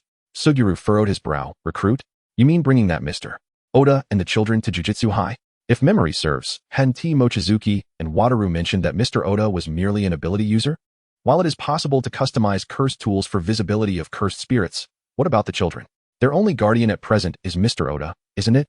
Mochizuki shook her head. While I entertain this notion, regrettably, Jujutsu High is not a monolithic entity governed by our whims, nor is it a place that inspires confidence. The old-timers are still watching us closely. You must have your own plans in mind. Gojo Wataru interjected suddenly, his tone resolute. Kinji and Suguru turned to her. Mochizuki's eyes glimmered slightly, indeed. In fact, prior to transforming Riei Suzawa, I had an idea, but I found it cumbersome to execute at the time. Now, her gaze hardened, whether it be the Port Mafia, the Star Cult, or the old-timers. I have noticed a common penchant among them to assert their authority over those without land, wielding their meager power as a means of control. Initially, I sought merely a stable channel for sustenance. However, since I have already been dragged into this quagmire, rather than remaining passive and indecisive regarding whom to trust, I would prefer to establish my own organization, seizing both initiative and real power. The girl with black hair and red eyes articulated her thoughts with casual conviction. Then, let them experience the duality of power and strength, especially those antiquated figures within the Jujutsu Society. She had grown weary of the old men who only knew how to hide behind screens, coveting power while oppressing limited sorcerers and diverting vast human resources to infighting. Her approach starkly contrasted with Sugiru's. When faced with adversity or dead ends, he would invariably seek the fault within himself, attributing all failures and difficulties to his lack of strength. In contrast, she, despite lacking parental figures during her upbringing, flourished under love's nurture. When confronted with such issues, she would first look at others for aid of the cause, then reflect on her own shortcomings. I reflect upon myself thrice daily, and I am not at fault. Within the modest confines of the dormitory, none of the 3 who had listened to the black-haired girl's discourse found amusement in her seemingly naive proclamations. That sounds intriguing. Count me in, Hikari declared without hesitation. The second to regain composure was Suguru. After a few moments of flickering contemplation, he lowered his gaze and, in his usual gentle, smiling tone, said, "Then add me as well." Among the four, it was Gojo Wataru who took the longest to return to reality. He observed the girl's cheerful demeanor intently, and after several seconds, once both of his peers had expressed their positions, he finally smiled and, with his tongue resting against his cheek, proclaimed, "I'll join too." The once stagnant air in the dormitory resumed its flow, gradually heating up as the four engaged in animated chatter, having entered perhaps the most crucial phase, naming their organization. "So, what shall we call our organization?" Suguru inquired. "How about the Cursed Residue Cult?" Wataru suggested. "AAA Real Combat?" Mochizuki proposed. "I think Cursed Residue Cult sounds quite fitting," Hikari chimed in. "No, all of those are out." "I refuse to lower my head when announcing our organization's name in the future," Suguru retorted. Wataru and Mochizuki exchanged glances of disdain. Hikari raised her hand discreetly. "Is there a more reasonable name?" The other three fell into contemplation. Mochizuki's peripheral vision caught sight of the stack of shonen jump manga volumes Suguru had on display, pausing momentarily before suggesting, "How about calling it the Everlasting Bliss Cult?" Chapter 147. Zhang-san is surprisingly next to me.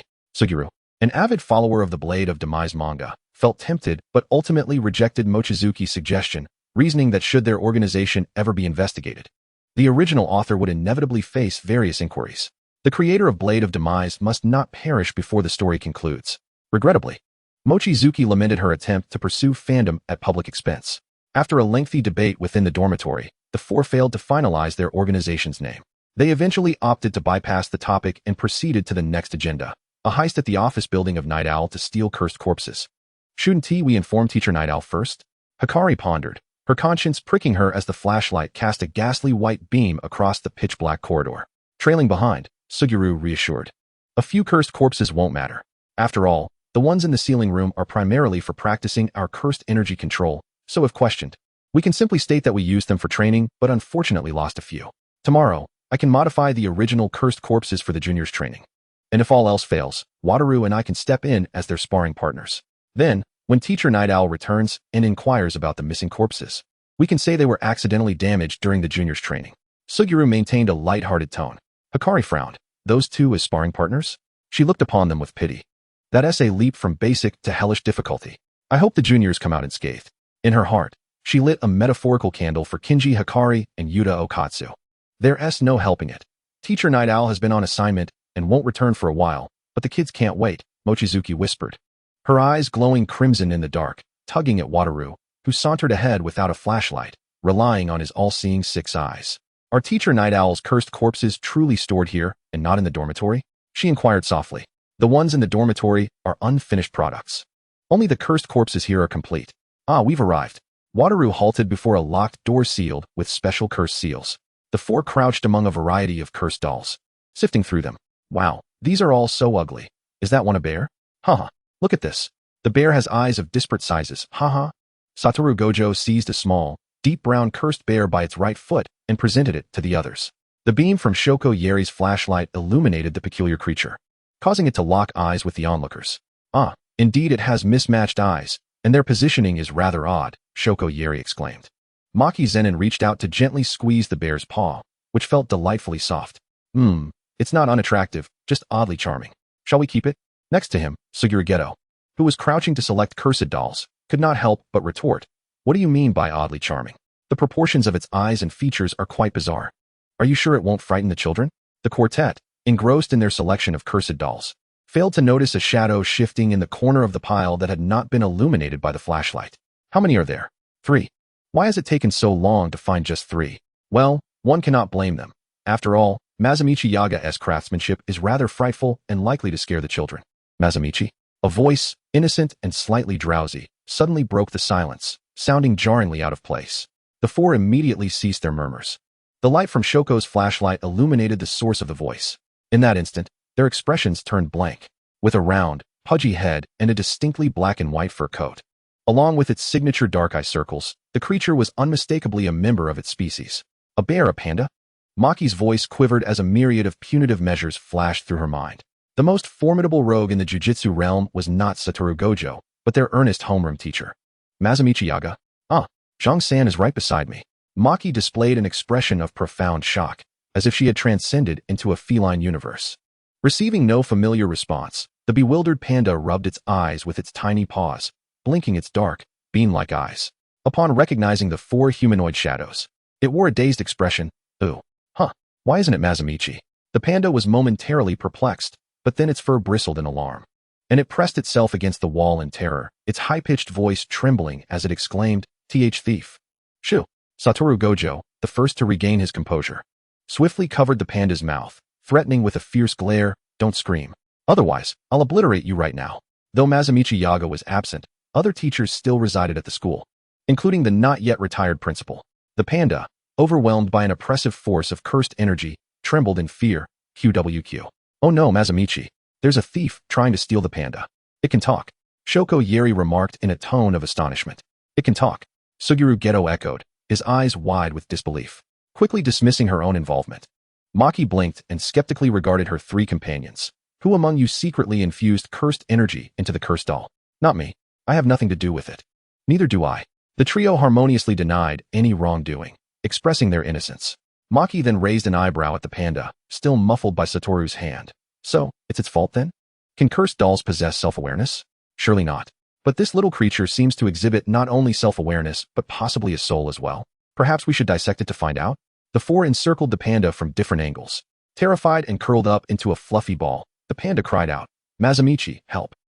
Meanwhile, far away, Mazamichi Yaga jolted awake from a deep slumber, his heart racing. As he scanned the dimly lit room, his sluggish mind eventually recalled that he was on a business trip. He sighed in relief, wiping the cold sweat from his brow. Thank goodness, it was just a nightmare. Buzz. His phone vibrated, and Mazamichi frowned, wondering who would call at such a late hour. Upon seeing the caller ID displaying Suguru Geto's name, a sense of foreboding washed over him. With trepidation, he answered, "Geto, is there something urgent at this hour?" "Ah, Mazamichi-sensei, you're still awake?" Suguru was taken aback by the quick response. "What do you need?" Mazamichi chose to ignore Suguru's question, pressing for the purpose of the call. The next moment, a cacophony of sounds flooded his ear. "Hey, come back. Let me take a closer look at your insides. It's so fascinating. You're not going to die anyway. Just stitch it up if it breaks." Mazamichi was bewildered. "What do you mean? What is breaking?" Before he could process this, another familiar voice echoed through the phone. "Don't come over. Mazamichi. Dad. Help." Satoru's eager voice and the panda's desperate cries for help resonated clearly from the other end. "Panda." The sleepiness that had gripped Mazamichi vanished, his heart racing as he shouted, "Satoru, don't you dare touch my child." In the dark confines of the ceiling room, Satoru, eager to capture the panda, turned in shock. "Huh?" Chapter 148. Suguru Geto. This family cannot be allowed to fall apart. After a flurry of chaos, Mazamichi, exasperated, stated into the phone, "Here's the situation. In summary, please keep the existence of the panda a secret for now, and do not entertain the thought of dissecting it. Especially you, Satoru. And you too, Shoko. Do not even think about it." Mazamichi raised his voice slightly, stressing the name of a certain white-haired individual while unexpectedly including Shoko. Not for any particular reason, other than her medical background. Suguru, who had managed to avoid being named, raised an eyebrow, glancing at the regretful expressions of Satoru and Shoko while lighting a candle for the trembling panda. "However, Mazamichi, you know as well as I do that the existence of the panda cannot remain concealed for long." Having been reprimanded by Mazamichi, Satoru stuffed his hands into his pockets. His frosty eyelashes lowered as he observed Maki crouching down, reaching out to the panda with an intrigued demeanor, wanting to feel its remarkably soft fur. Though it was not a true panda, the creature possessed the keen instincts of a small animal and recoiled in fear as Maki's hand approached. A hint of disappointment flashed across Maki's delicate features, while Satoru knelt, withdrawing his hand from his pocket, the azure cursed energy emanating from his palm. In an instant, the bewildered panda's fluffy back was firmly held in Satoru's grasp. The panda? Other sorcerers resided within the school, and if the knowledge of the panda's self-awareness as a mutated cursed doll reached the ears of those elder sorcerers, they would undoubtedly concoct a reason to eliminate it. Satoru casually remarked, as he unceremoniously ruffled the panda's soft, smooth fur, lifting it high to present it to the eagerly awaiting Maki. Her eyes sparkling, Maki took the panda into her arms, gently squeezing its paw pads. "Wow, it's so soft." The panda, now rigid with fear, allowed Maki to handle it as if it were a kitten being carried by its mother, frozen in place. In the midst of the two, Suguru cautiously shifted his position, widening the distance between himself and the pair. This family cannot fall apart. In a moment of self-satisfaction, Suguru Geto, content with his role as a capable ally, paused as he encountered the fervent gaze of Satoru Gojo, his intense azure eyes laid bare to the world. The previously suppressed feeling of discord surged forth once more. and his suspicious eyes darted between Gojo and Inori Mochizuki. Surely, it had become evident to anyone with eyesight that there was an affection blossoming, hadn't it? Hey, Gojo, when did you start wearing your heart on your sleeve? Be careful not to scare her away, Geto mused inwardly. The next instant, the soothsayer Geto met his untimely end. Caught off guard by the sudden connection of gazes with Gojo, Inori Mochizuki's joyful smile faltered upon meeting his eyes, the exhilaration of her secret admiration dissipating like mist. She awkwardly averted her gaze from Gojo, transforming from a proud blood bat into a timid quail. Observing this, Gojo's lips curled downward slightly, though the room was dimly lit. The advantage of distance and the girl's acute intuition allowed Nico Igiri to squint her eyes in suspicion. Meanwhile, Yaga Mazamichi remained blissfully unaware, engrossed in his own thoughts, responding solemnly to Gojo, oblivious to the fact that his students' minds had already drifted far from the topic at hand. Chapter 149, for the third time, Inori. The golden red glow, akin to a finely crafted agate embedded in the distant horizon, heralded the end of a sleepless night. Far away on a business trip in another city, Yaga quietly observed the sun as it transitioned from a soft radiance to a fierce blaze, his palm gripping his phone that had just gone dark. After a considerable pause, he exhaled deeply. A bunch of troublesome little rascals are daring to conspire against the higher-ups. They certainly have some audacity, Yaga thought. Pressing his fingers to his brow and glancing down at his already turned-off phone, a stiff smile tugging at the corners of his lips. However, it seemed he had no right to criticize those little troublemakers himself. Drawn into the tumult by his restless students, Yaga threw off his light blanket and prepared for the day. As the morning light bathed the Tokyo Jujutsu High School, students emerged from the office building, yawning as they made their way to the dormitory. It was not a weekend. They were supposed to be attending classes. Yet, none among them wished to step into the classroom. After finishing their morning routines, Yaga picked up his phone to check messages, only to be greeted by a series of neatly lined-up leave requests. A bunch of rascals. Achoo! The 4 students, on their way to the dormitory, sneezed in unison. It feels like Yaga-sensei is scolding us, Nico said, calmly rubbing her itchy nose. Geto replied nonchalantly, it's fine. It would be unusual if Yaga-sensei didn't berate us at least once. Then, a pressing concern crossed his mind, and he voiced it with a hint of worry. But what about the name of our organization? Although we managed to fool Yaga-sensei this time, he will undoubtedly ask again. Honestly, I think just calling it the organization would suffice. Inori Mochizuki said, adopting a laid-back attitude as a self-proclaimed naming failure. That way, when people mention us, we might just become the legendary you-know-who, Mochizuki. Stop watching too much Harry Potter, Geto said, narrowing his eyes. We need to take the naming process seriously. Inori tilted her head at Geto, her tone laced with genuine confusion. But generally, who would be foolish enough to declare their affiliation during a clandestine operation? Our organization isn't exactly in the limelight, is it? Announcing our address during a brawl would only lead the enemy to our doorstep, right? A group that aims to usurp power inherently needs to be discreet, doesn't it? Geto fell into a contemplative silence, pondering the absurdity of declaring their origins in a confrontation. All right, it seems that way, he thought. Feeling a splash of cold water doused the fervor that had been bubbling within him. Fine, it appears our organization should remain under the radar. Regretfully, he tucked away certain thoughts and casually glanced to the side, only to find himself momentarily stunned. He regarded Satoru Gojo, who had been walking quietly behind them with his hands in his pockets, an unusual silence enveloping him. Gojo, why are you so quiet? He blurted out. The moment the words left his mouth, Geto cursed his impulsiveness. From the moment they exited the office, Gojo had been fixated on Inori, seemingly lost in contemplation, an air of tension surrounding him. His inquiry not only drew Nico's attention but also caused Inori to instinctively turn her head, their gazes locking. Inori, She hastily yawned and turned to Nico, saying, Nico, I'm so tired. Let's hurry back. Huh? Her words were cut short as an overwhelming force suddenly pulled her backward. In an instant, the familiar surge of cursed energy enveloped her. For the third time, Inori. A deep voice resonated, accompanied by a surge of turbulent cursed energy that left trails of cerulean in the air. It was Gojo's aura. Then, a large hand firmly grasped her arm. I'm borrowing her for a bit. You all can head back. Gojo spoke rapidly. Realizing what was happening, Inori's eyes widened in alarm as she struggled and called for Nico. Nico, help. The second activation of the technique was not a mere pull. It was a teleportation that whisked her away. Chapter 150. Now answer me.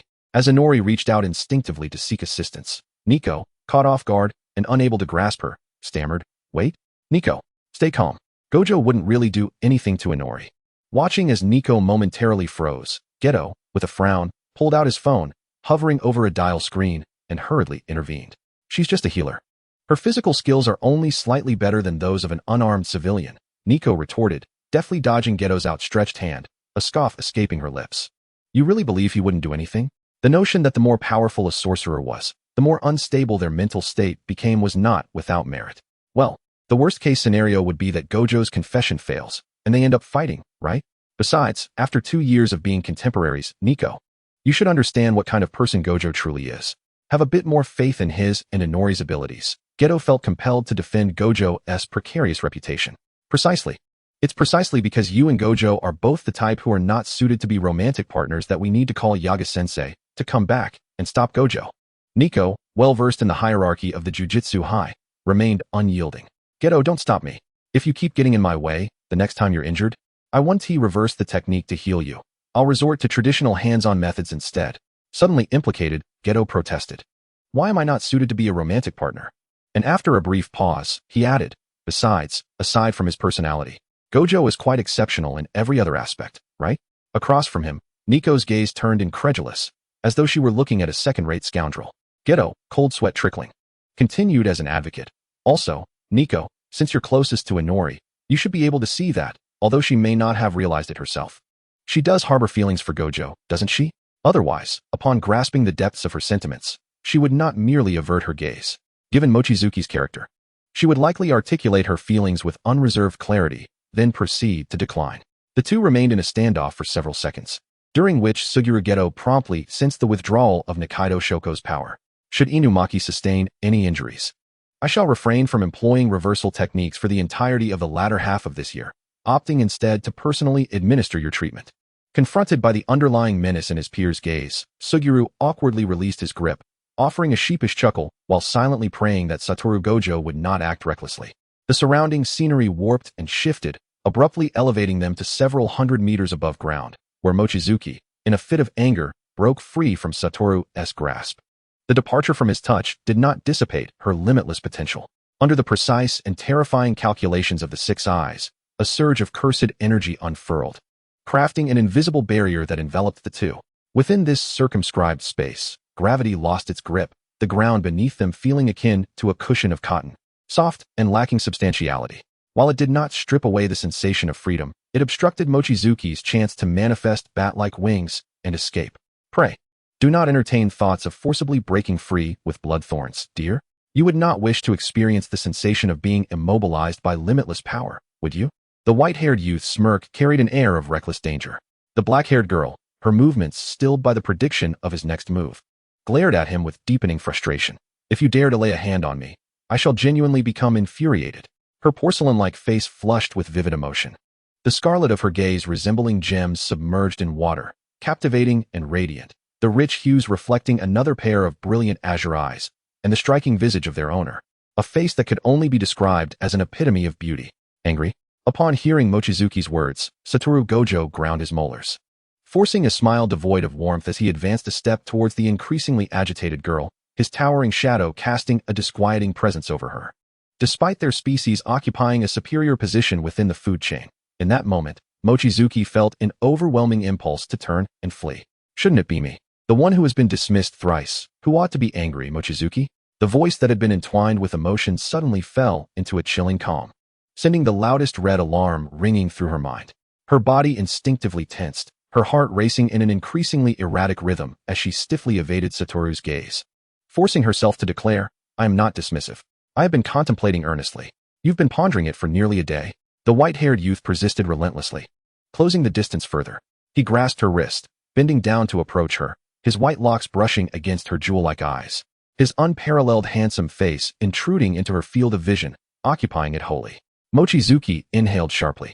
She distinctly observed the narrowing of the boy's pupils as he smirked, his glacier-like azure eyes locking onto her petite form, his voice softening as if wrapped in honey. In truth, you had your answer back then, did you not, Mochizuki? He referred to the incident when the Yokohama house was destroyed. Mochizuki's lips parted slightly, instinctively preparing to retort, yet he continued, otherwise, why would you not dare to meet my gaze? He even employed the normal form of self-reference. Caught in a whirlwind of beauty and perilous charm, Mochizuki turned her head away, unable to meet his gaze, desperately maintaining a stoic expression as she replied, anyone would shy away when someone suddenly draws so near. Still evading. I see. Sugiru's narrowed eyes glinted, effortlessly deciphering Mochizuki's attempt to sidestep the weighty topic. To her surprise, he unexpectedly retreated a step, appearing unusually accommodating. Then allow me to step back a bit. Now, look at me and respond. Mochizuki's raven-like eyelashes fluttered, but she remained silent. Mochizuki? I have indeed stepped back. Why the silence? Oh, I see now. It must be that I am simply too handsome for you to respond. Yes, indeed. With a visage as perfect as mine, how could any girl fail to be captivated? The white-haired youth rambled on obliviously, each word deftly encroaching upon the increasingly irritable threshold of the black-haired girl.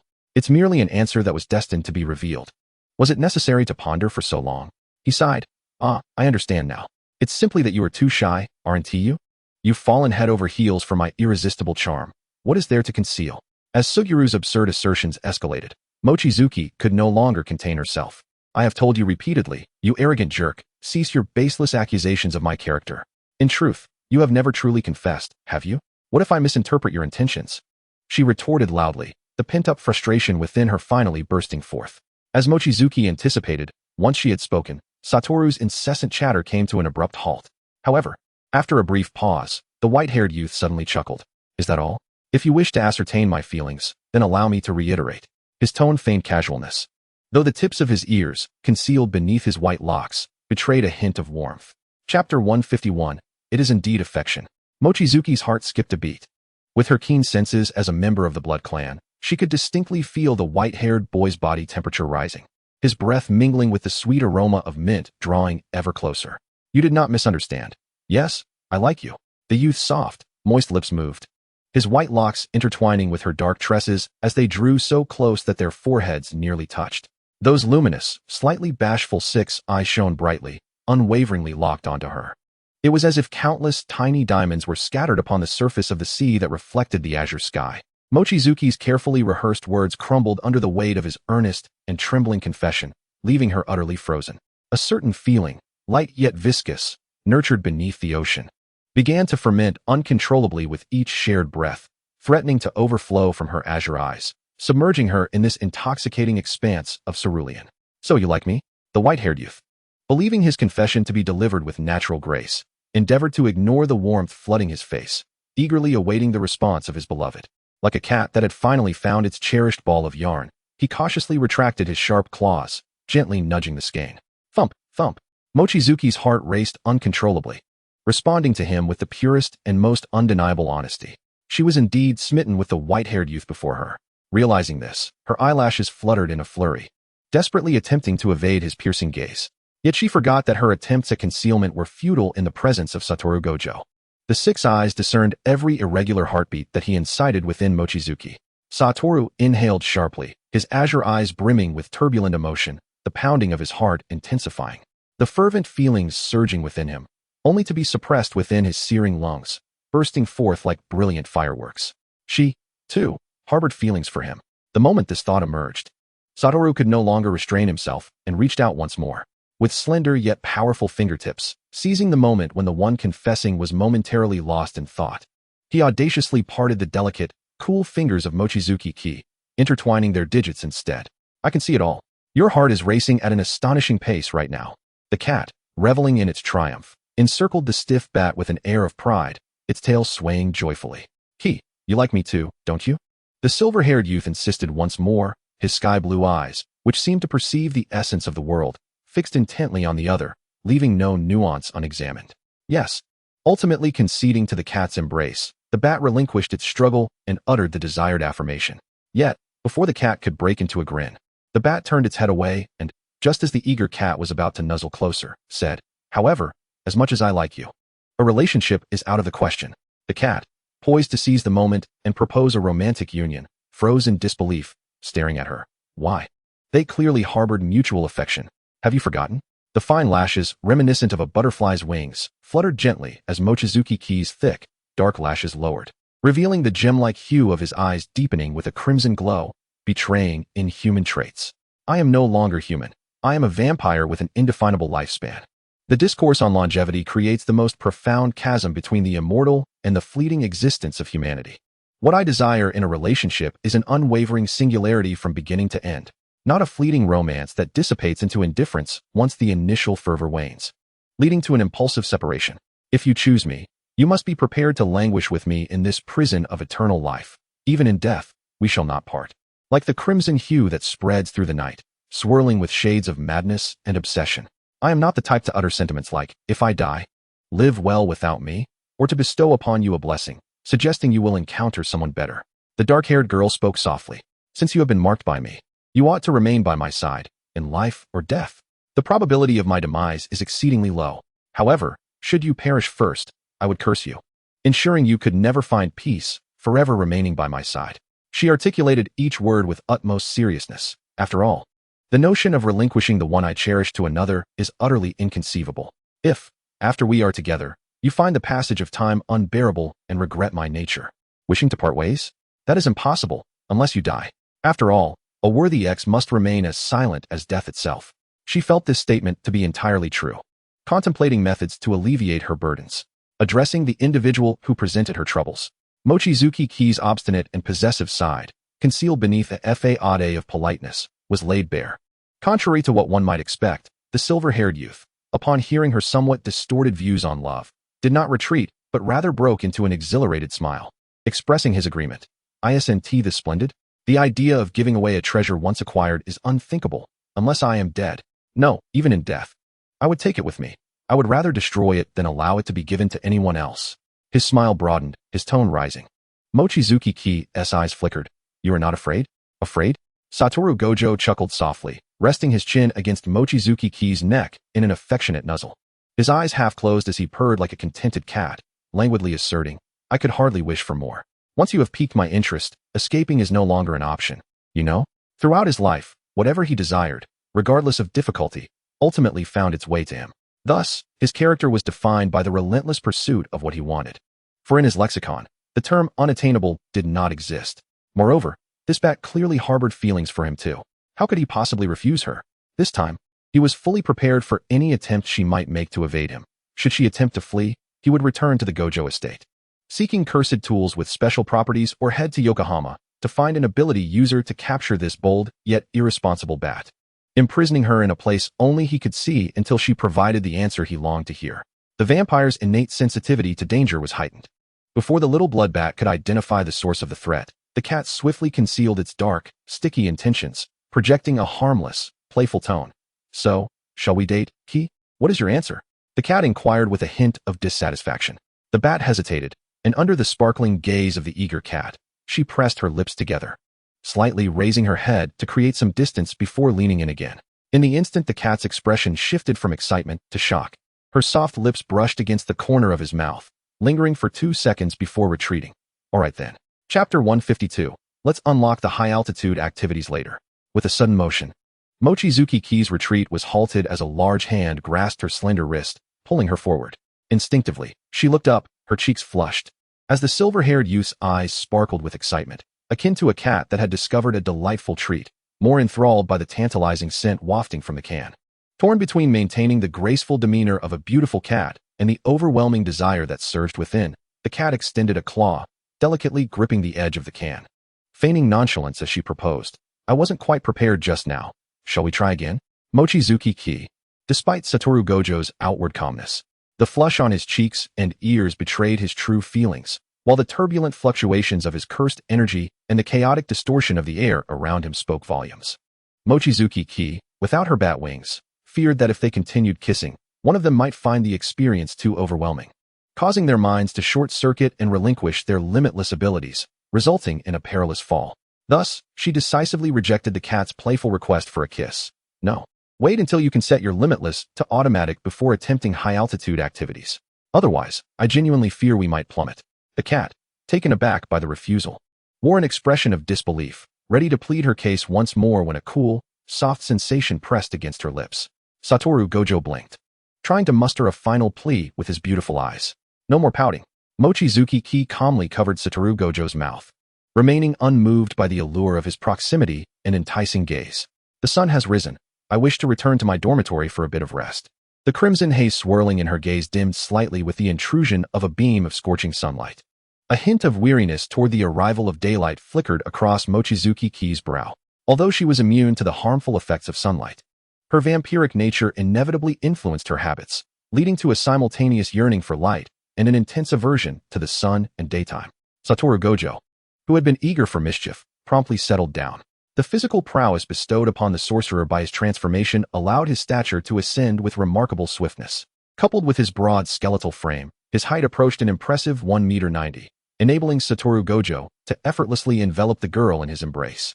His muscular arms exuded a palpable sense of strength, securing her so firmly that she felt almost melded into him. While the scorching sunlight filtering through the clouds was largely blocked by Gojo's protective figure. "Shall I escort you directly to your dormitory?" he inquired, lowering his gaze to observe the soft black swirl of hair atop her head. Mizuki Mochizuki, unaccustomed to such intimate embraces, endeavored to disregard her racing heartbeat and nodded with resolve, "Yes." With that, the air shimmered, and in an instant, their figures vanished from the sky. Meanwhile, oblivious to the consensus reached by the pair, the statue-like presence of Natsuki Kaori and Suguru Geto languished in the shade of a tree, their patience dwindling under the rising heat. "Suguru, how much longer do you think they will converse?" Kaori queried, her voice tinged with exasperation after waiting half the night and now drenched in perspiration, feeling as though the summer had sapped her of vitality.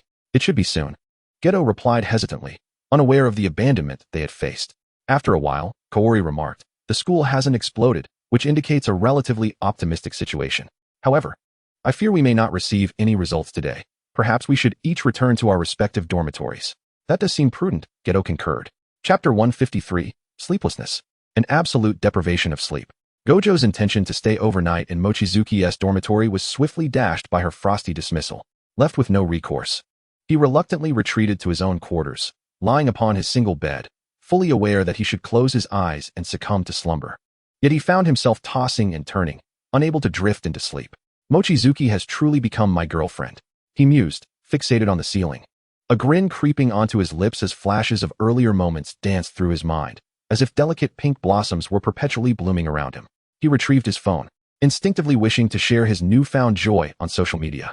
However, as he meticulously crafted a series of exclamatory statements, preparing to select a beautiful photograph of himself and his girlfriend to create a heart-shaped collage, Gojo abruptly realized that he had yet to save any pictures of her.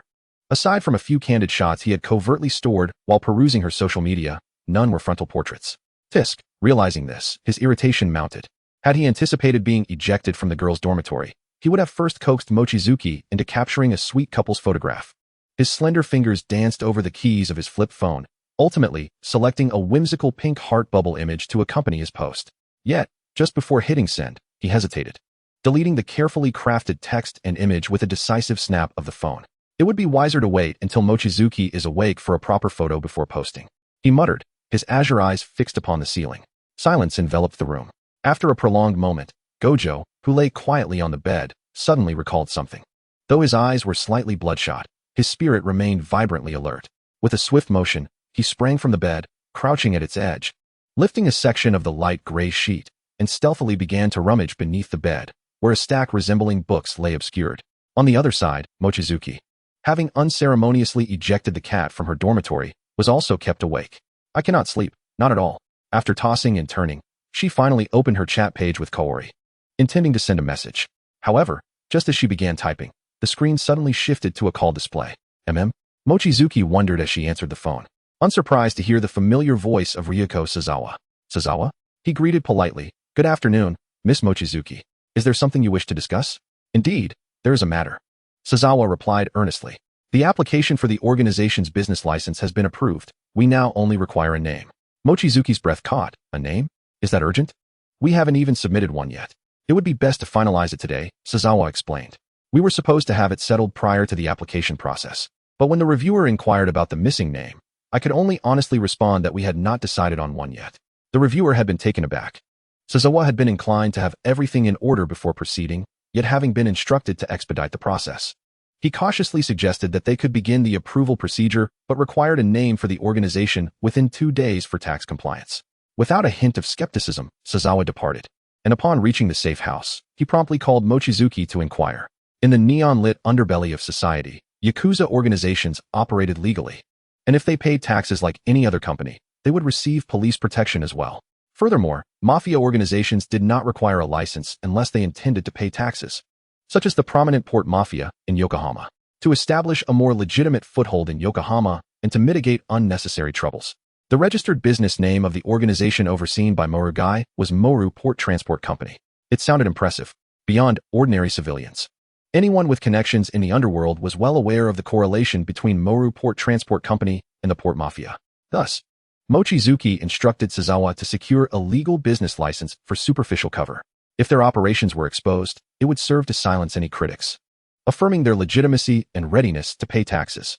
After contemplating for a while, Mochizuki settled on a name that had surfaced during discussions with her peers, fixing on a particular letter in her mind. Let us call it K.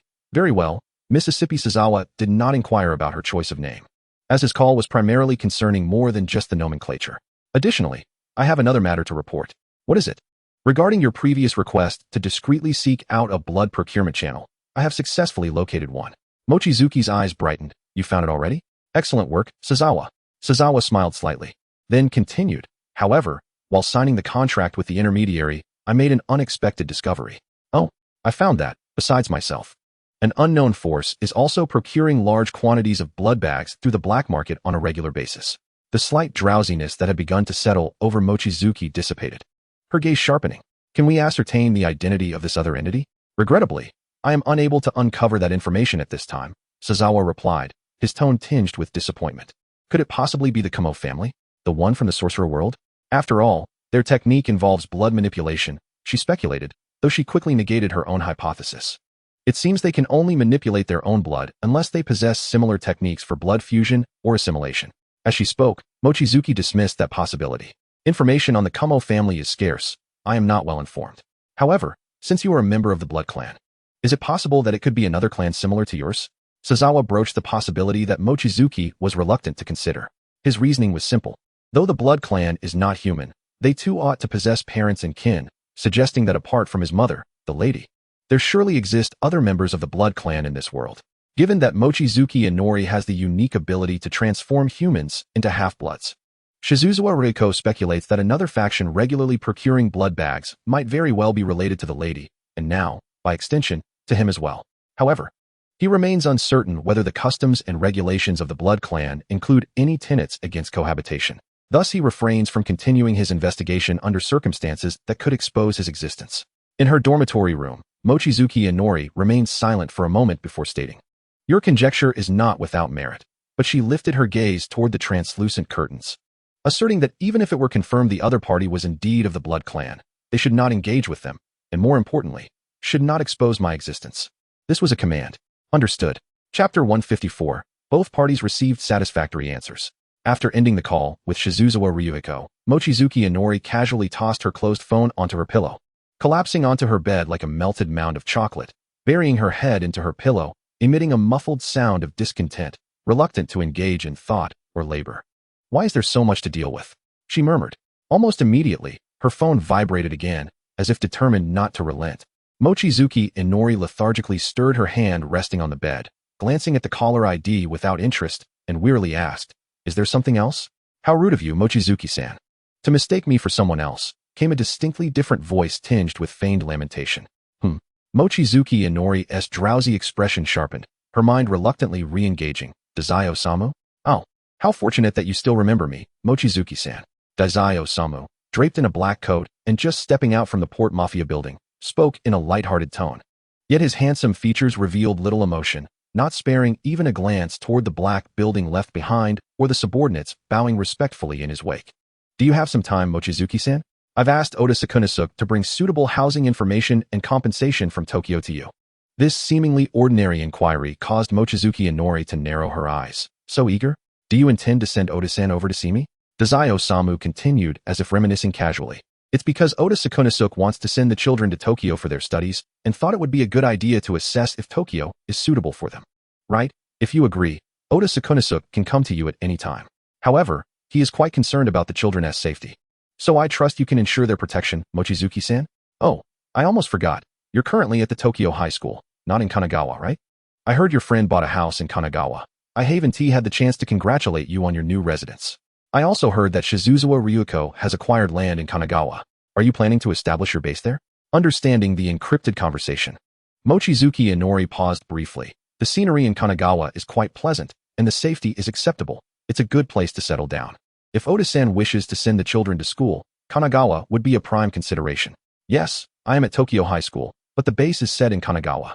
If you are in agreement, let Oda go to Kanagawa to await her. Dazai Osamu's gaze deepened momentarily. Yet his tone remained unchanged as he exchanged pleasantries with Mochizuki Inori about various mundane matters. Two astute individuals engaged in a clever repartee, each obtaining the assurances they sought before satisfactorily ending the call. Dazai Osamu successfully secured a sanctuary opportunity for Oda Sakunosuke and the children, even for the curry shop owner. Meanwhile, Mochizuki Inori gained a semi-competent employee, effectively recruiting Oda Sakunosuke to lend Dazai Osamu additional cerebral support. Both parties received satisfactory responses. With a decisive click, the phone was closed. The facade Mochizuki Inori maintained crumbled in an instant, reverting to a melted heap on the bed. Oh, conversing with such a scheming boy is truly exhausting. My boyfriend is far cuter. She rolled over, half her face buried in the soft pillow, her eyes revealing a hint of regret. Truth be told, she genuinely wished to recruit Dazai Osamu to assist her in labor. What a brilliant mind.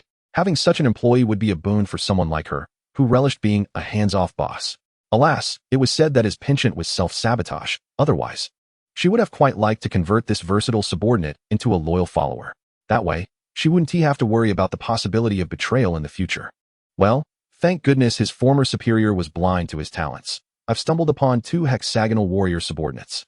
As her thoughts meandered, Mochizuki Inori's eyelids began to droop. Meanwhile, on the other side, someone who also received an unsolicited subordinate felt far less pleased. In the tranquil confines of a tatami room, a man bearing a scar across his forehead gazed inscrutably at the frail young man who boldly approached him after discovering his presence. His tone betraying no hint of emotion. You are quite impressive. The youth with black hair and a white fur hat, his complexion pale, coughed softly twice, seemingly unfazed by the tense atmosphere, and raised his crimson-hued eyes, responding gently despite his frail demeanor. You flatter me, sir. You are quite remarkable as well. Chapter 155. This was not what he had anticipated.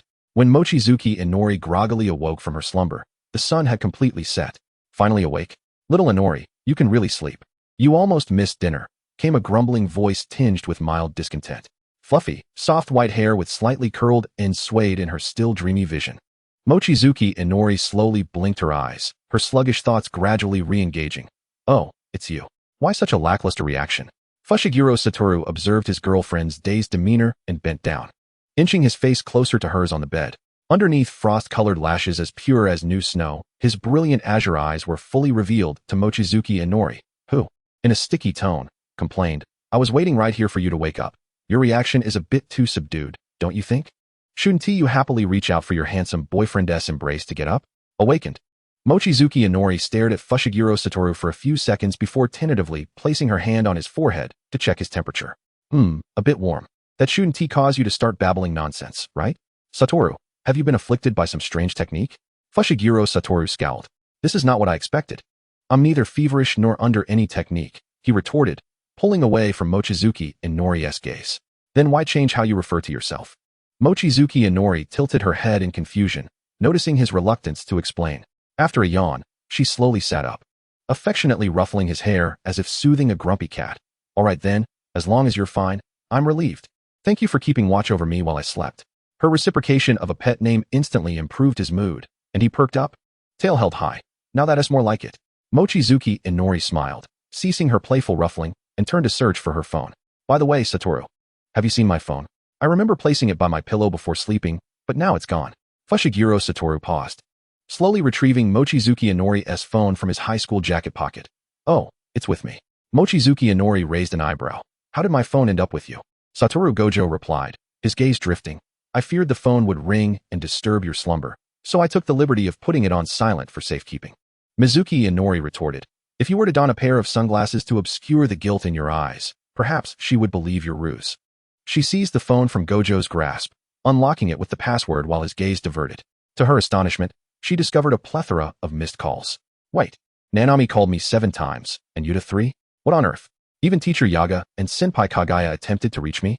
Inori stared at the cascade of red notifications, bewildered. Gojo feigned a cough. See? Had I not promptly silenced your phone, you would have undoubtedly been awakened by their incessant calls.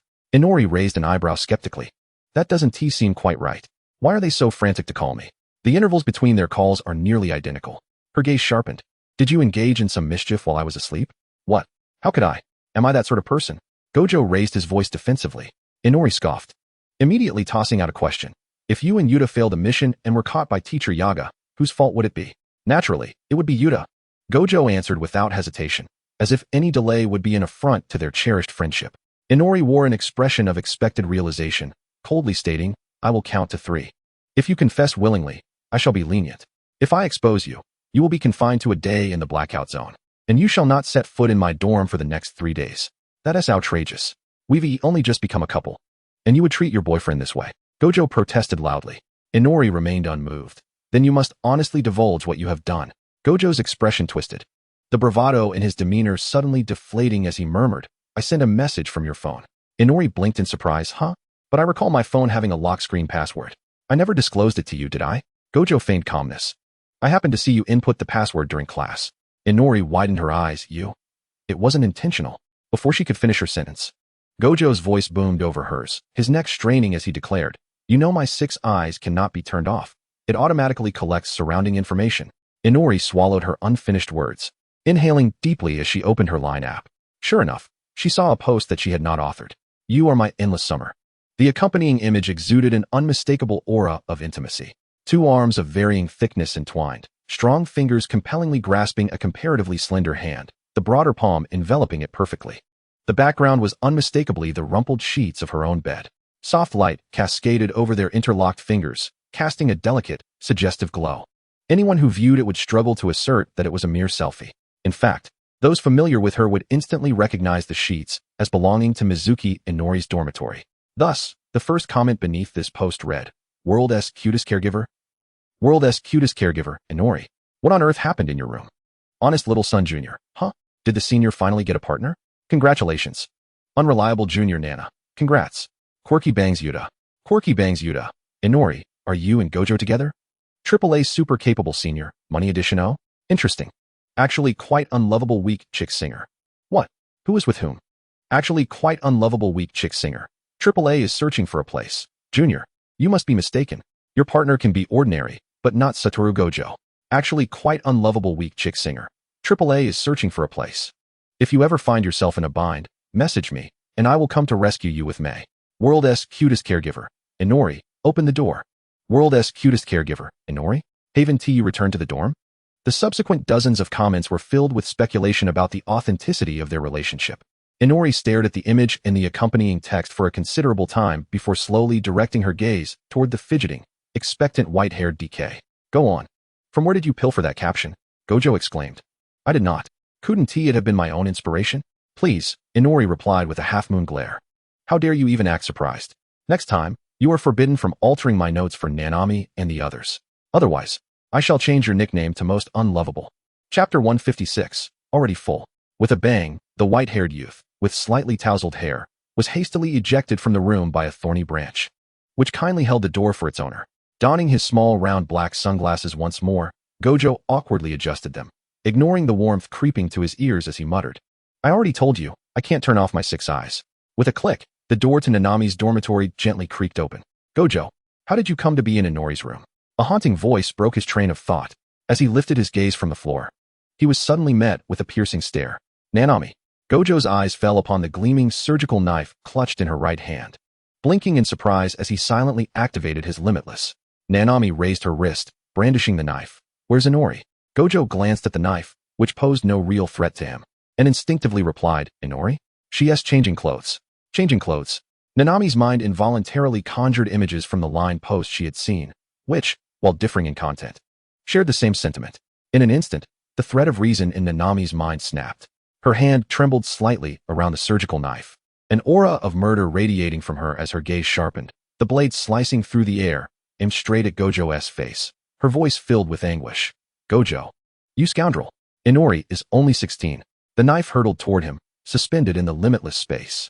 Caught off guard by her outburst, Gojo stared blankly. Huh? What about her being 16?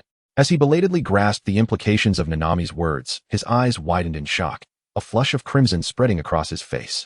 Whether from anger or some other tumultuous emotion. At that moment, the knife halted, contorted by an unknown, terrifying force, twisting into a helix. Nanami, what nonsense is filling your head? She merely slept for most of the day. She is hungry now. I'm just waiting for her to change so we can go get something to eat. Satoru Gojo vehemently denied, his head steaming like a boiling kettle. Bang! The door to the room behind him swung open with great force, and in an instant, Kinji Hikari, clad in his attire, emerged to personally dispel the rumors. Nagi. Please don't misunderstand. It was Gojo who secretly posed for photos while I was catching up on sleep, and then sent them using my phone. Wait. What did you just call me?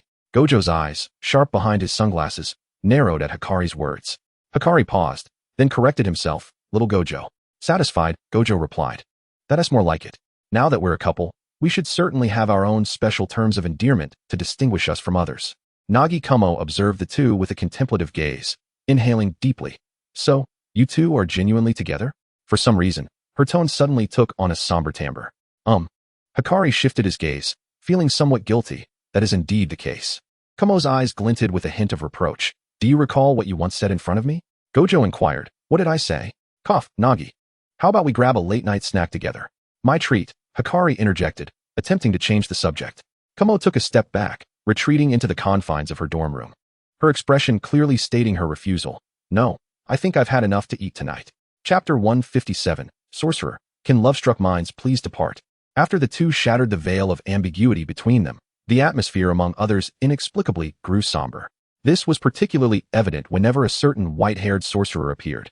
Others would feign indifference and pride, brandishing their phones and exclaiming in a boastful tone, Have you seen this wallpaper? It's my girlfriend. Isn't she adorable? Isn't she adorable? Oh dear, surely no one of a certain age is still single, right? Surely not. The nameless sorcerer, trapped beneath the weight of Gojo's presence, retorted, You love-struck fools, can you please go away?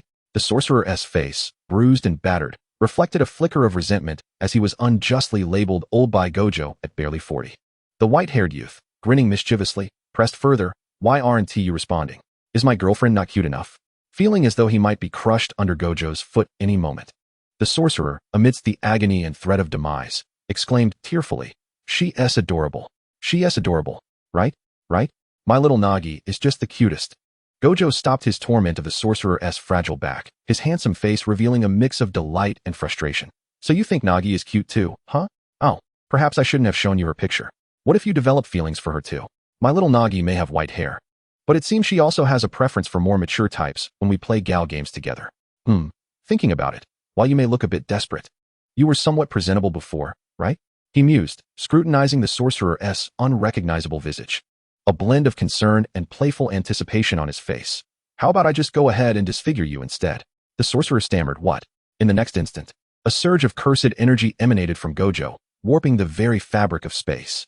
The sorcerer, feeling every hair on his body stand on end, frantically shook his head in denial. No, no, no. I have absolutely no interest in your girlfriend. His voice morphed into a scream as Gojo intensified the pressure on his back. What gives you the audacity to disdain my girlfriend? Suddenly angered, Gojo's expression turned icy, and he reverted to his usual arrogant self. Buzz. The cursed energy pressed down on the earth around them, as Gojo continued to embed the unfortunate sorcerer deeper into the ground, muttering in dissatisfaction. The one I like is undoubtedly the cutest in the world, got it? Unrefined scum. Just die? The sorcerer exclaimed why. After a while, other support staff arrived belatedly, diligently carrying away the barely conscious sorcerer, whose body was so broken that any ordinary person could have dispatched him effortlessly. Love-struck fools. The sorcerer, frothing at the mouth and delusional, was hoisted onto a makeshift stretcher, mumbling incoherently, repeating those words over and over. I suppose my tasks for today are done, right? Gojo, not sparing a glance for the sorcerer, turned to his supervising assistant. If not, I'm off to find my girlfriend.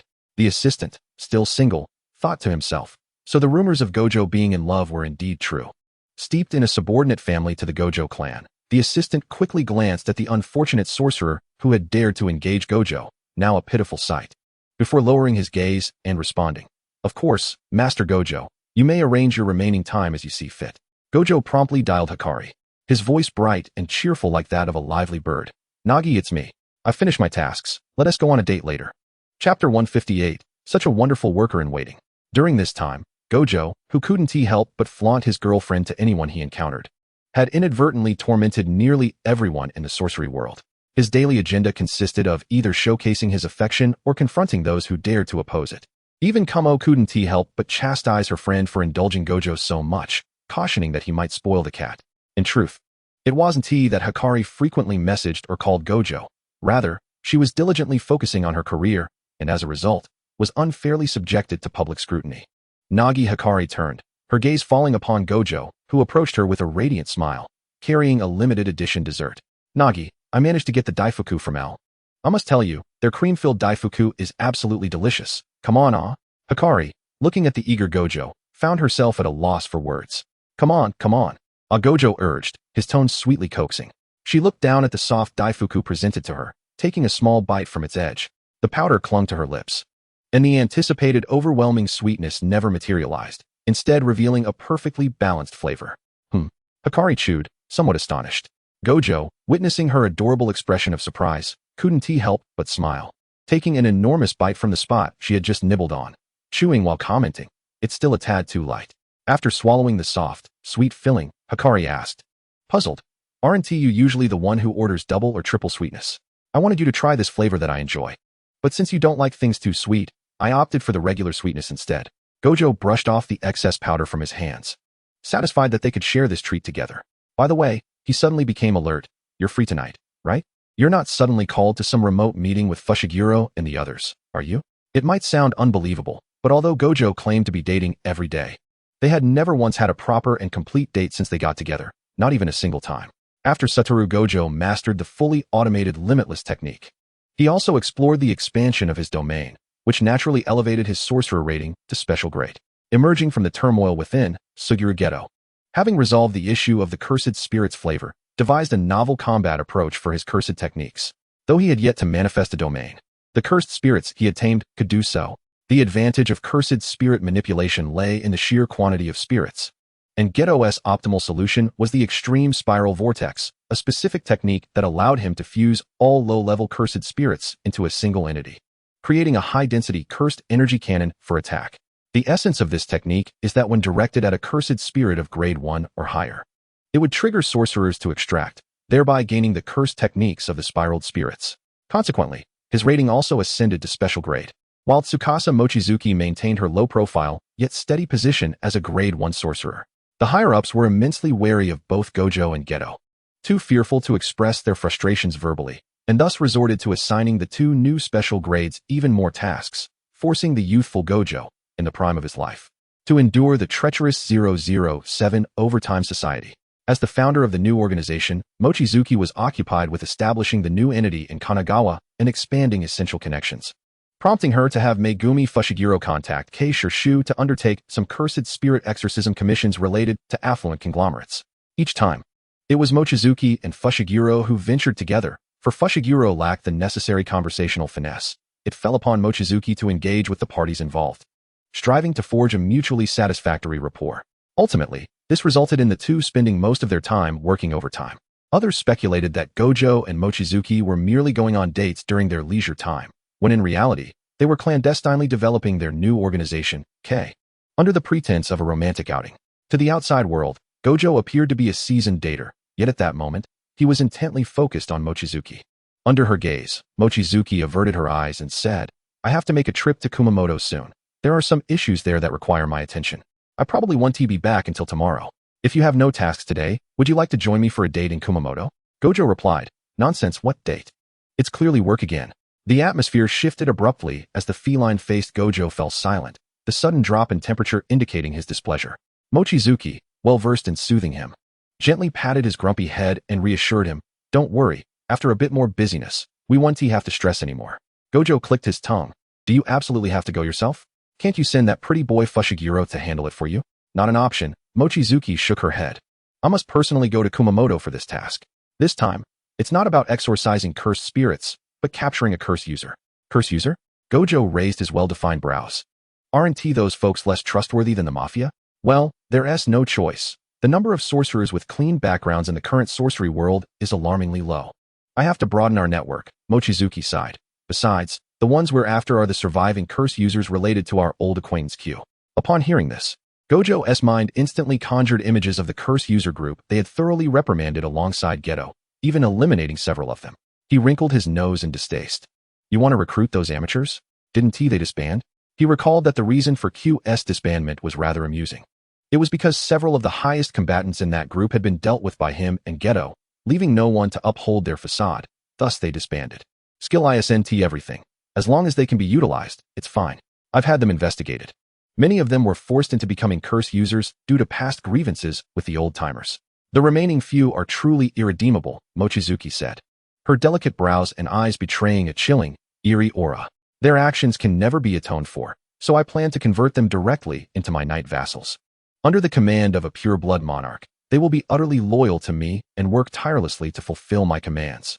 They can even operate for 24 hours straight without rest, thus propelling our organization to greater heights. What splendid laborers we shall have. Gojo watched as his girlfriend smiled while uttering a string of devilish proclamations, blinking in astonishment. Wow. Chapter 159. Small Fry Avoiding Dangerous Commotion. Summer was spent amidst the unrelenting busyness of overtime. In mid-August, one of the 5 top executives of the port mafia, Osamu Dazai, defected, with rumors swirling about a lower-tier member defecting around the same time. While the underworld trembled at the news of this executive's abrupt betrayal, the port mafia, the betrayed party, exhibited a perplexing attitude towards the defector, issuing only a symbolic bounty without launching a full-scale manhunt against him. Other factions were left uncertain about the port mafia's true intentions. As for claiming the bounty, if the defector were not named Osamu Dazai, they would have been more eager to capture him than his former organization. Scatter, scatter. Who dares to capture that individual whose mere name sends shivers down one's spine? Moreover, given that the port mafia, his former organization, showed no urgency, these small fry were reluctant to involve themselves in such perilous commotion. During the same period, a medium-sized van came to a halt in front of a standalone house with a small front yard in Kanagawa Prefecture. A young man clad in a sandy-colored trench coat, with rust-red hair, led 5 children, not much older than themselves, out of the vehicle, standing before the house. Wow, what a big house. Odasaku's. Can we really live here? The children, each clutching a quirky plush toy, gazed up with bright, sparkling eyes at their guardian. Odasaku's gently patted the little boy clutching his garment, replying kindly, "Yes, this will be our home from now on." At the beginning of September, the existence of the mutated cursed corpse panda was publicly disclosed. The high-ranking officials of the sorcery world were astounded to learn that the cursed corpses created by Mahito could possess autonomous consciousness.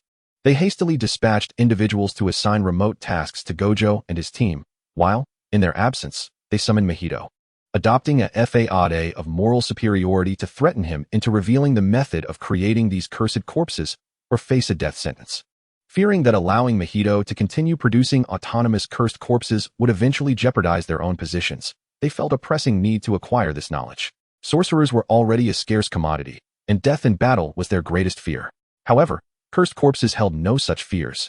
Even if their combat capabilities were diminished or they were damaged, as long as Mahito remained alive, these inexhaustible cursed corpses could be continuously produced. Should Mahito manage to create a multitude of autonomous cursed corpses, forming battalions of them, the repercussions would be dire.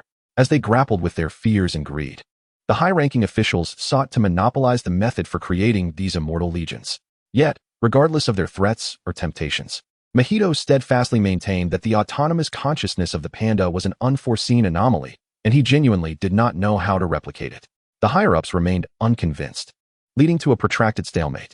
Mahito, being outnumbered, found himself increasingly pressured, but the outcome of this summons culminated in Gojo shattering the architecture of the Sorcery Supervision Committee, stamping a definitive failure upon the higher-ups.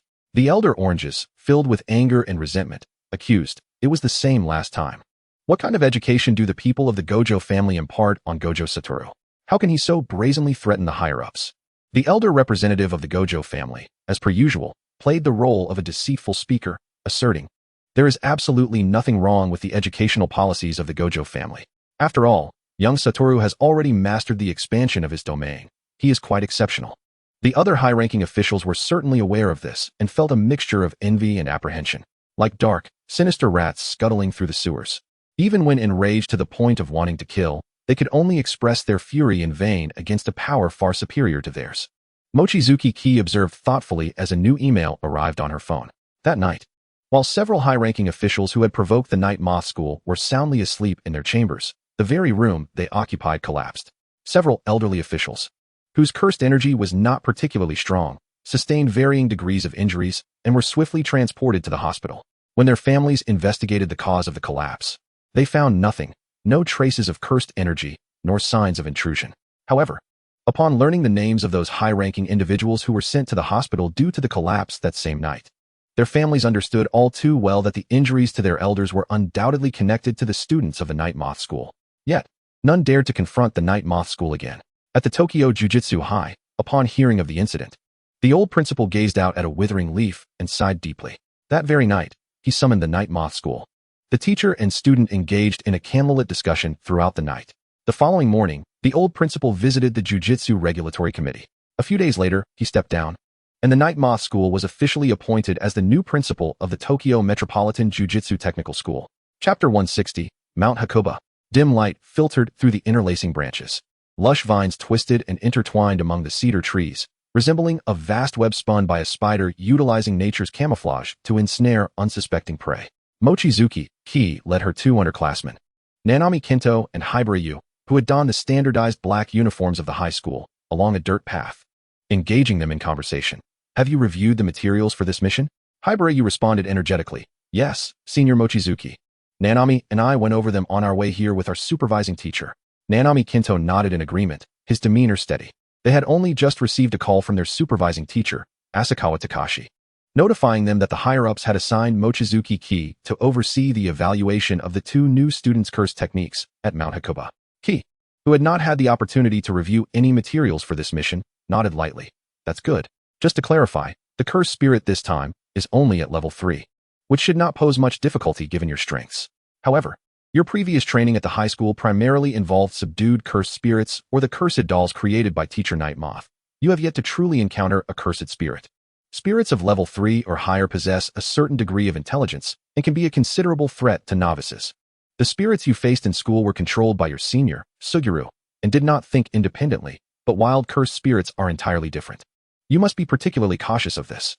The sounds of birds chirping in the forest gradually faded. Mochizuki Ki halted her steps, slightly turning to face her two juniors. Lastly, this level 3 mission is your evaluation task. Unless you are pushed to your limits, I will not intervene. So, be attentive and cautious during the upcoming exorcism task, alright? Nanami Kinto's expression turned serious. Thank you for the reminder, Senior. We will be careful. Hibarayu nodded earnestly. Yes, we will definitely pay attention. Among the new students entering with Hibarayu and Nanami Kinto was a third individual named Idachi Kiyoshi, who, coming from an ordinary family, gained admission through recommendation. However, due to Idachi Kiyoshi's weak cursed energy and lack of prior exorcism experience, his evaluation task was postponed, leaving only Nanami Kinto and Hibarayu to proceed with theirs. Well then, I wish you both good luck. Mochizuki Ki flashed a knowing smile. Nanami Kinto, possessing keen observational skills, felt a shiver run down his spine. Before he could ponder the implications of Mochizuki Ki's smile, he suddenly felt a powerful force tugging at his right leg, causing him to be unexpectedly pulled to the ground. His black high school uniform instantly soiled with brown mud. Nanami, Hibarayu exclaimed, turning abruptly, only to find himself confronted by a mass of green vines that had slithered toward them like a swarm of snakes. Startled, he instinctively activated his combat reflexes trained at the high school, his muscles tensing as cursed energy enveloped his arms.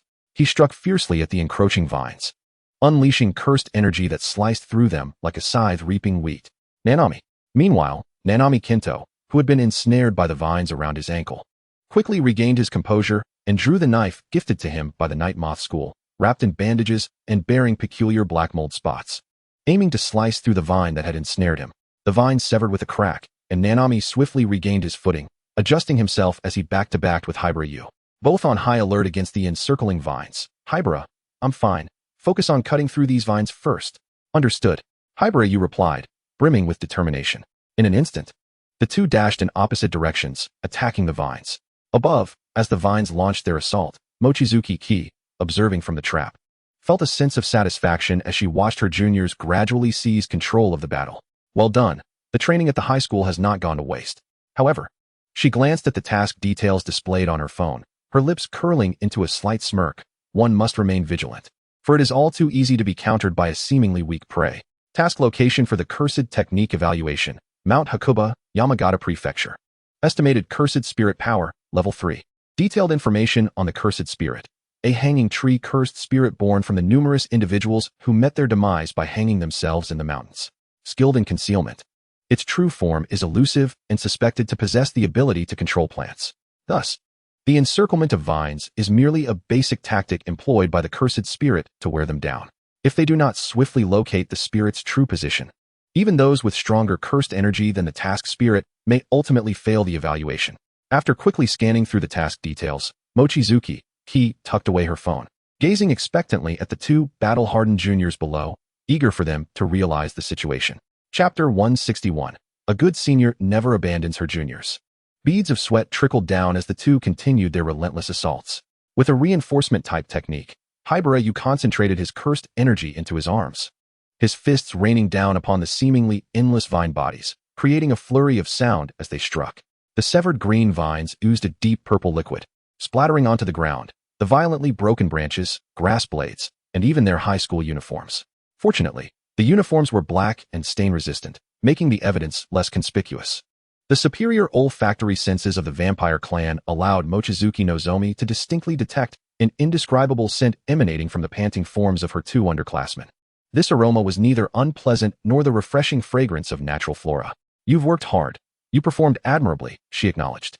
The bat-like wings behind her quivered as they hovered just above the ground, crimson blood oozing from a deliberate incision she had made with her fingertip, transforming in an instant into a menacing array of blood thorns that surged forward. The two individuals, marked by numerous injuries from the recent skirmish, were ensnared by the branching blood thorns, lifted from the center of the battlefield, which resembled a murder scene, to a relatively flat area nearby. "Thank you, Senpai Mochizuki." Hibarayu, once a spirited and cheerful young man, now sat on the ground in a disheveled manner, resembling a wilting sapling under the sun, his vibrant energy utterly diminished. Even Nanami Kento, whose school uniform had become tattered and stained during the melee, bore the marks of their ordeal. The feeling of exhaustion crashed over him like relentless waves against already fatigued muscles. He remained upright only by leaning heavily on the talisman that supported most of his weight. While their teamwork was commendable, it was hampered by the necessity for close combat. Their target for exorcism was a sorcerer capable of engaging both at a distance and in proximity, even merging their essence with the ordinary trees of the forest. Unlike the exceptional Gojo Satoru, who possessed the unique 6 eyes, enabling him to discern the flow of cursed energy and pinpoint the source's location, they were left to employ clumsy methods to probe and locate the cursed spirit. Consequently, they had suffered considerable setbacks during the battle. Had the enemy's true form not fortuitously been nearby, they might have been ensnared in a prolonged struggle, potentially resulting in a failed sorcerer evaluation mission. "Are you able to stand and walk?" Mochizuki Nozomi inquired, assessing the two panting individuals. Nanami Kento silently pushed himself up, demonstrating through action that he still possessed the strength to walk. Hibarayu attempted to rise, but, resembling a dejected Akita with drooping ears, grimaced as he spoke. Senpai Mochizuki, could we rest for a while before proceeding?" His technique was a body enhancement type, akin to sorcerers who infused cursed energy into their physique. Though his enhancements surpassed the typical infusion, the drawback lay in the necessity for close-range combat, placing great demands on physical prowess. This was not their first encounter with formidable cursed spirits, but the level of difficulty and exertion they faced was unprecedented. Previously, they could have retreated if overwhelmed, but the cursed spirit they battled under the supervision of Suguru Geto was restrained, preventing any such retreat. Mochizuki Nozomi glanced at her phone, swiftly perusing a barrage of messages from a certain DK. After a moment's consideration, she empathetically proposed, "Then I shall have the blood thorns assist you both down the mountain.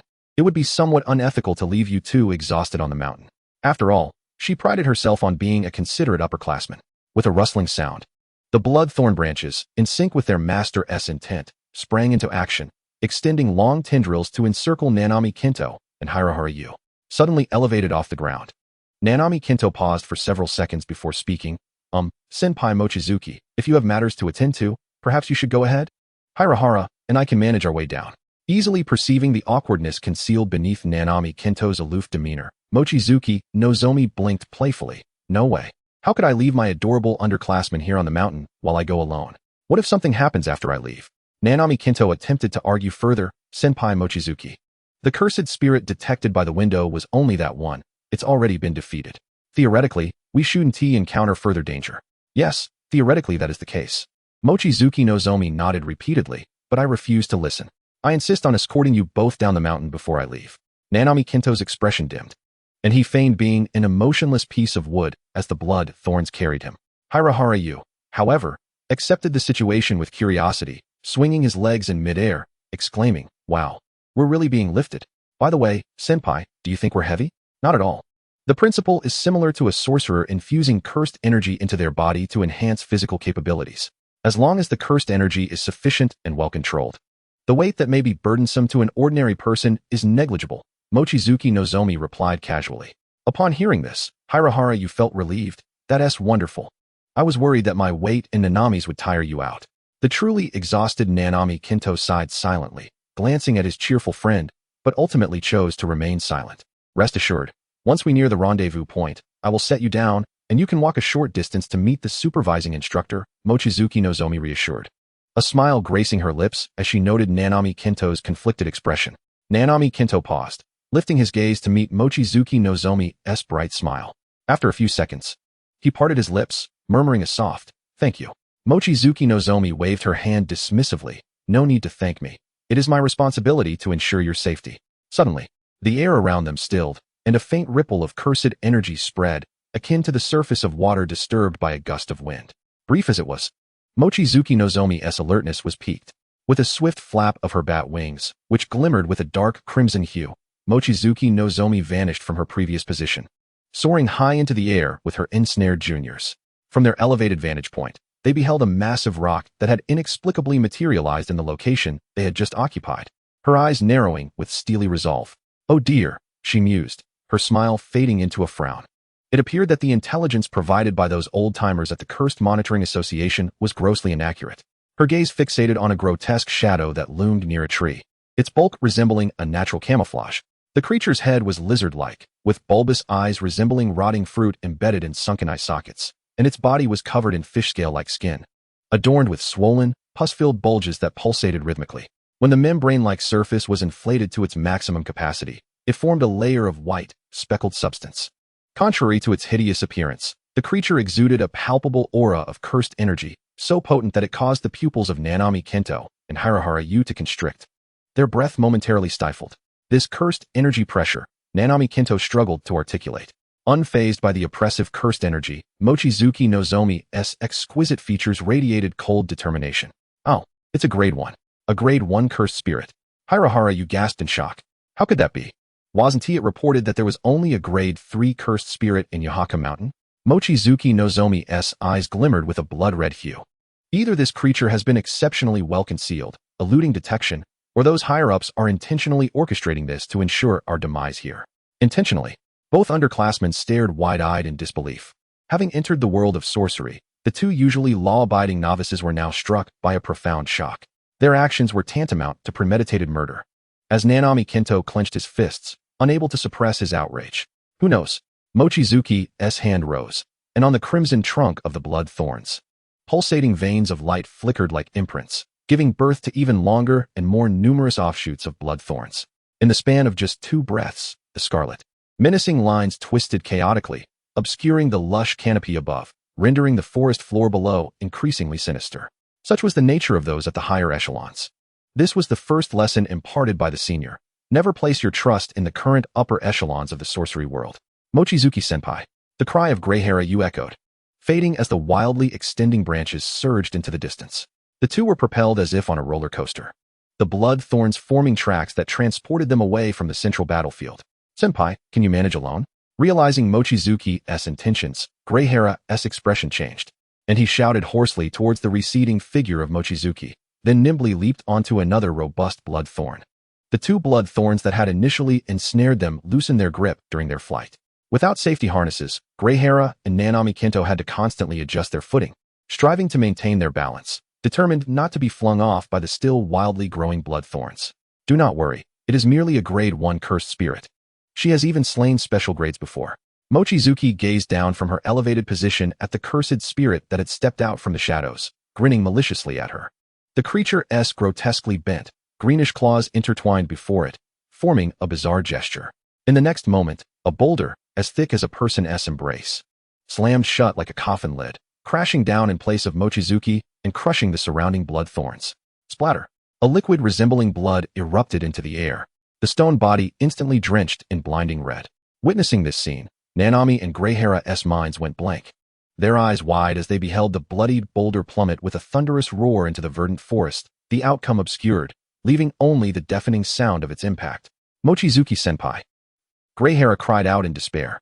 Nanami clenched his fists. What are you shouting about? I'm not dead yet. Mochizuki's carefree voice suddenly rang out. From a thick segment of the writhing blood thorn, she emerged like a sprouting seed, her form coalescing from a viscous mass into a humanoid silhouette. You must hurry down the mountain, stay far from the battlefield. Leave this to me. The shared perspective of the blood thorns revealed her junior's positions, and without turning back, Mochizuki waved her hand dismissively, indicating that she was in no trouble at all. Concerned yet silent, Nanami and Greyhara watched her diminishing figure. Understanding that suggesting they stay to confront the cursed spirit would only hinder her, they both recognized that remaining behind without sufficient strength would not be assistance, but rather a burden. Had Mochizuki not come, Nanami could scarcely imagine the fate that awaited him and Greyhara. The outward growth of the blood thorns ceased. Using the long branches as supports, Nanami and Greyhara landed safely. Observing the anxious expressions of his friend, Nanami spoke solemnly. Since Mochizuki-senpai has said so, let us trust her and descend the mountain. Also, check if your phone is still working, if you can receive a signal. My phone fell out of my pocket when we moved. Greyhara, if you have a signal, immediately call Senior Suguru or Senior Satoru to inform them of the situation here. With Mochizuki's strength, dealing with a grade 1 cursed spirit was certainly within her capabilities. Yet for reasons he could not articulate, an unsettling feeling gnawed at him. As a precaution, it was wise to notify either Suguru or Satoru. Greyhara nodded emphatically, understood. The two wasted no time, racing down the mountain while attempting to contact Suguru or Satoru.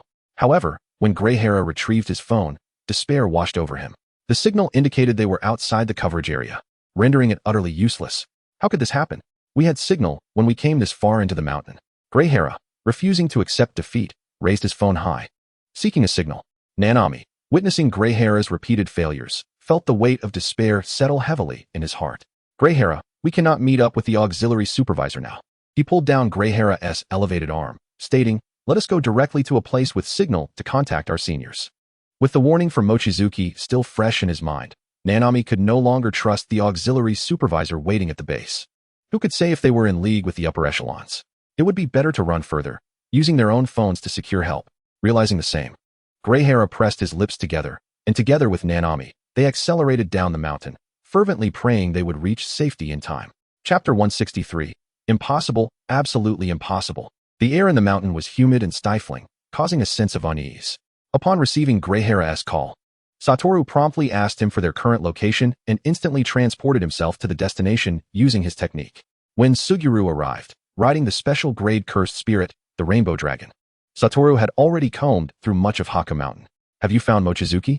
Suguru descended from the Rainbow Dragon, observing his friend's frosty demeanor, and felt a pang of dread in his heart as he sighed. It seems she is not here. He formed a hand seal, summoning a swirling vortex of dark, cursed energy behind him. Let us search.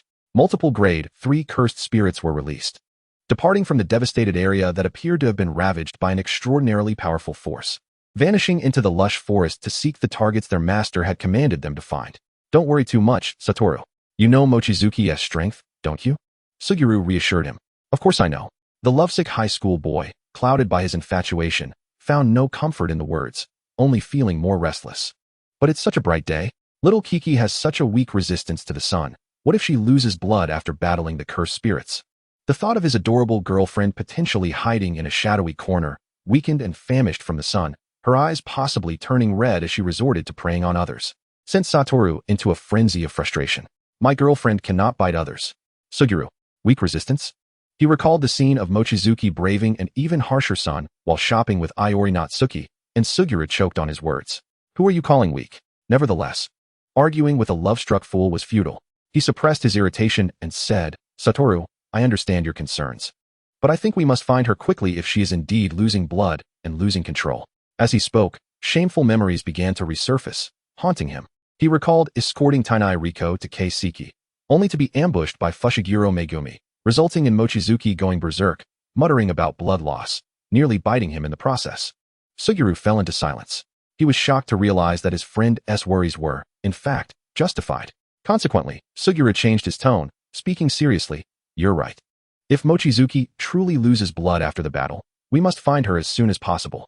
He had not forgotten Mochizuki's warning that anyone bitten by her would undoubtedly become a vampire. By the way, Wu Tao, have your 6 eyes failed to locate Wang Yue? At this, Satoru Gojo could not help but clench his jaw tightly. No, the cursed energy residue distributed around Yueqi Mountain comes in 3 varieties. One of them originates from Shuki, but that girl's power merely resembles cursed energy. The simulated cursed energy residue is more evenly dispersed and feeble, rendering it utterly ineffective for locating anyone. Moreover, Satoru furrowed his brow. I suspect she might be deliberately hiding because she is currently in a state of blood deficiency. Perhaps an unfortunate incident has occurred. Otherwise, why would she continue to evade me despite sensing my cursed energy? Ordinarily, upon my release of cursed energy, Shuki should have detected my presence immediately. There's no way she would still be hiding from me. Lacking concrete evidence, he nevertheless felt convinced that Wang Yueqi was still within Yueqi Mountain. Upon hearing this, Suguru Geto began to ponder some unsettling possibilities. Could it be that Wang Yueqi is still confronting the second cursed spirit? I don't know. Before you arrived, I had already used my 6 eyes to survey the area. Currently, aside from the lingering cursed energy residue, I have not detected any trace of the cursed spirit that Huihara mentioned. As he spoke, Satoru's tone grew increasingly somber. Thus, we must expedite our search for Shuki. Geto nodded, preparing to suggest they continue their search separately when his gaze suddenly sharpened. Wu Tao. The 3rd-grade cursed spirit dispatched to the southeast has been exorcised. Satoru's azure eyes narrowed slightly, and he swiftly placed a hand on Sugiru's shoulder, his tone urgent. Geto, report the distance. Suguru promptly provided an approximate distance. Waves of cerulean cursed energy rippled outward, creating layers of disturbance. In an instant, the 2 figures twisted and vanished from their position. Buzz. Satoru Gojo and Suguru Geto abruptly materialized several hundred meters away, having arrived almost immediately after the demise of the 3rd-grade cursed spirit sent to search. Before them lay a landscape brimming with lush shrubs and unfamiliar flora, devoid of any human presence. Suguru surveyed the surroundings, a frown creasing his brow. No one.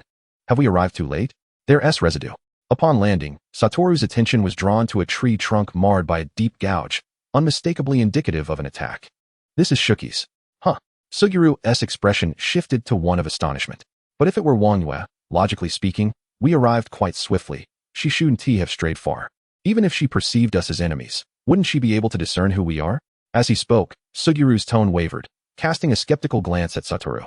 Is it just my imagination? Wu Tao, it feels as though Wang Yueqi is intentionally avoiding us. We haven't offended her recently, have we? Or is it that you two had a quarrel, inadvertently dragging me into this mess? He suspected that he had become an unwitting scapegoat for this quarreling couple, but lacked any evidence to substantiate his claim. Satoru, taken aback by the accusation, retorted, What are you talking about, Geto? I haven't quarreled with Shuki at all these past few days. That little white-haired cat was still sweetly chatting with me before she went missing. The notion of his girlfriend deliberately avoiding him was utterly inconceivable. Absolutely impossible. Suguru, half convinced, mused, is that so? Then could Wang Yueqi's reason for evading us truly be her current state of blood deficiency? Although he still harbored doubts about being embroiled in this couple's drama. I don't know, Satoru said, his irritation evident as he flicked his tail. We need to find her first to ascertain the situation. Suddenly, Satoru's demeanor shifted as he became alert. Just so you know, if Shuki is indeed in a state of blood deficiency, keep your distance. You must not offer her your blood. Suguru replied with a dispassionate smile. Rest assured, I would never compete with you over that. For now, let us focus on locating her, Wu Tao. Above the 2 bickering figures, perched on a branch of a towering cedar tree, a small bat, with its wings folded, hung upside down, its crimson eyes wide open, observing the 2 agitated boys below. The little creature's tiny ears perked up, and a flicker of human-like curiosity passed through its ruby eyes as it shifted its claws on the branch. Chapter 164. The 2 DKs fell into contemplation. The lively exchange of words between the 2 young DKs continued unabated, neither conceding to the other. Forget it, Geto, what do you know? Satoru, with an air of disdain, leaned back, his gaze shifting upward. Little eyes? The insult provoked a vein to throb on Sugiru's forehead. Just as he was about to retort with a scowl, he suddenly grasped the implication in Satoru's earlier words. Wait, just ask directly? Yes, Satoru elongated his tone, his figure suddenly vanishing from sight. A large shadow swiftly enveloped the small bat hanging from the verdant branch. Startled, the diminutive creature fluffed up its fur and emitted a quick squeak, attempting to feign being an ordinary bat, flapping its wings in a bid to escape. Squeak, squeak, squeak. The fleeing bat's dark wing was caught between 2 long fingers, leaving it utterly immobilized. It immediately began to screech angrily at its captor while its other wing flapped frantically, trying to break free, even attempting to strike back with its wings. Alas, each flap merely collided with an invisible barrier, as if striking against a wall of air, creating an utterly surreal sensation. The bat's ruby eyes widened in disbelief, and in a fit of desperation, it began to gnaw on Satoru's hand, as if intent on biting through the infinite limits of its predicament. Squeak, squeak, squeak. Goodness, such foul language. Satoru, not understanding bat language, but inferring it could not be anything pleasant, clicked his tongue, lifting the arm that constrained the little creature. He gazed at the bat, which was glaring at him with its eyes bulging, seemingly wishing to bite him. Satoru, holding the bat, suddenly leaned forward, his entire body descending vertically. Squeak, squeak. The little bat, experiencing an impromptu vertical drop, found its fur tousled by the rush of air. Is this a bat? Satoru's gaze sharpened. No, it's cursed energy residue. Moreover, he lifted the squawking bat with a smirk playing on his handsome face. While it's not unusual for bats to appear in the deep woods, encountering one adorned with a curse buff and bearing cursed energy residue is quite peculiar. Wouldn't you agree, little one? Beneath the snow-like lashes, his azure eyes reflected the small bat. Even a mere glance exuded a formidable aura and a chilling sense of being scrutinized. Unsurprisingly, the previously fierce little bat fell silent in an instant, its fur bristling under the intense gaze. Ignoring its wings, which were twice as long as its body, it appeared as a plump little fluff ball. There was indeed a hint of cuteness about it. Sugiru's fingers, hanging by his side, twitched. I want to pet it. Meanwhile, Satoru, unfazed, continued to shake the bat. What are you? A shikigami? An animal controlled by a technique? An abnormal ability? Or perhaps, a member of the blood tribe? The youth's voice, calm yet unwavering, resembled a sharp blade poised above the heart of the little bat. The chill emanating from the blade seeped into the heart, an icy, palpitating sensation that instantly enveloped the air. A vampire. Yueqi's pupils constricted, and the gaze he cast upon the little bat shifted from playful to one of astonishment. So, it is indeed true that vampires can transform into bats. Is this the second vampire aside from Wang Yueqi? He glanced at his impolite friend who held the bat, then at the silent little bat, both locked in a silent stare. Uncertainty creeping into his thoughts. Wudo, are you certain this isn't Wang Yueqi transformed? No, this creature lacks any unusual flow of power within. Wudo denied, asserting that if the faint trace of cursed energy and the residual filth of the cursed spirit could deceive him, he would assume this creature was merely an ordinary bat. With that, Wudo shook the bat in his hand without hesitation, stating, "Stop pretending. I know you understand us." Let go first, came a soft, juvenile voice from the bat's mouth, tinged with a sense of cold detachment. It could even speak human language. No, wait, if it were a vampire, wouldn't he not being able to speak be the anomaly? Yueqi quickly regained his composure, yet his gaze was now filled with deeper curiosity. Wudo too experienced a momentary surprise, his eyes slightly averted as he exchanged a subtle glance with Yueqi, then willingly released his grip. All right. The liberated little bat flapped its wings and flew to a shaded spot 3 meters away from the two. There were no extraordinary phenomena. The instant the little bat folded its wings and descended to the ground, it vanished, replaced by a child of approximately 5 years, standing in the shade. Clad in a black and red Gothic dress, with long, glossy black hair cascading down her back, she resembled a little princess emerging from a noble lineage. Merely standing there, she exuded an air of cultivated elegance. Her excessively pale skin and ruby-red eyes, strikingly clear and beautiful, contrasted with the profound stillness reminiscent of a silent sea of blood, uncharacteristic of her youthful appearance. Throughout the entire transformation from bat to human, Wudo's 6 eyes detected not even the slightest ripple of extraordinary power. It was as if they had encountered a person all along, not a bat. Yueqi was initially astonished, then fell into contemplation. A child? A juvenile, no less. Yet, why does her face seem vaguely familiar? Wudo, what do you think? Unable to deduce any answers, Yueqi decided to seek the solution from his friend. However, he received no response. Puzzled, Yueqi turned to look. Wudo, why do you have that expression? There stood Wudo, who had just been resolute, now silently gazing at the little girl with an air of palpable pressure emanating from his azure eyes. What is your name? Wudo bypassed Yueqi's inquiry, his voice unexpectedly trembling. The little girl, with her black hair and red eyes, stood expressionless, almost pressed against the tree trunk, shrouded in the shade. Are you asking me to feign ignorance? Aren't you all looking for me? Chapter 165, Limited Edition Little Chi. Oh no, this is bad. Some hearts that hung in suspense have now met their demise. Recalling his recent frivolous words, Wudo's expression grew solemn as he scrutinized the young one before him, confirming with meticulous attention. The sensation of being seen through by those eyes clung to her like a shadow. Little Wang Yueqi suppressed the urge to flee. maintaining her composed demeanor as she endured Wudo's examination. In truth, Wudo had already arrived at his conclusion within seconds. He continued to stare for an extended time, long enough for Xia Youjie to sense something was amiss, and he disdainfully remarked, "Wudo, your 6 eyes don't need to linger on this for so long, do they? It's about time to apologize for threatening your girlfriend. Be cautious, or you might get dumped." Wudo silently retrieved his small black round sunglasses from his pocket, donning them to conceal the embarrassment on his face, and dryly spoke. "Why, how did you end up like this?" Beside him, Xia Youjie wore an expression of disbelief and disdain. "Do you even hear yourself? Hasn't he, your 6 eyes, already revealed the answer?" He, who lacked 6 eyes, had already surmised that Wang Yueqi must have fallen victim to some peculiar curse that transformed her into a child. What is the matter? Is the clever head of Master Wudo suddenly dull? Ignoring his friend's scornful look, Wudo endeavored to maintain a facade of calmness. However, the little girl, who should have been answering that she had been cursed by a cursed spirit, furrowed her brows slightly, her crimson gaze thickening as she inquired in her youthful, cold voice, "What do you think I should look like?" Observing the child, whose face seemed to scream wariness and vigilance, Xia Youjie and Wudo exchanged a knowing glance, both recognizing the same shock in each other's eyes. Could it be that she is wary of their reaction? Xia Youjie couldn't help but question his equally astonished friend. "Though she does resemble her, are you certain she is Wang Yueqi?" Wudo shot back with a glare. "What are you saying, Jie? How could I possibly not recognize my own girlfriend?" Xia Youjie gestured with his eyes. "Your 6 eyes didn't recognize her before?" Wudo, choosing not to engage with his oblivious friend, Xia Youjie turned to the vigilant child and gently asked, "Wang Yueqi, do you still remember us?" A flicker of surprise crossed little Wang Yueqi's eyes, and after a moment's hesitation, she honestly shook her head.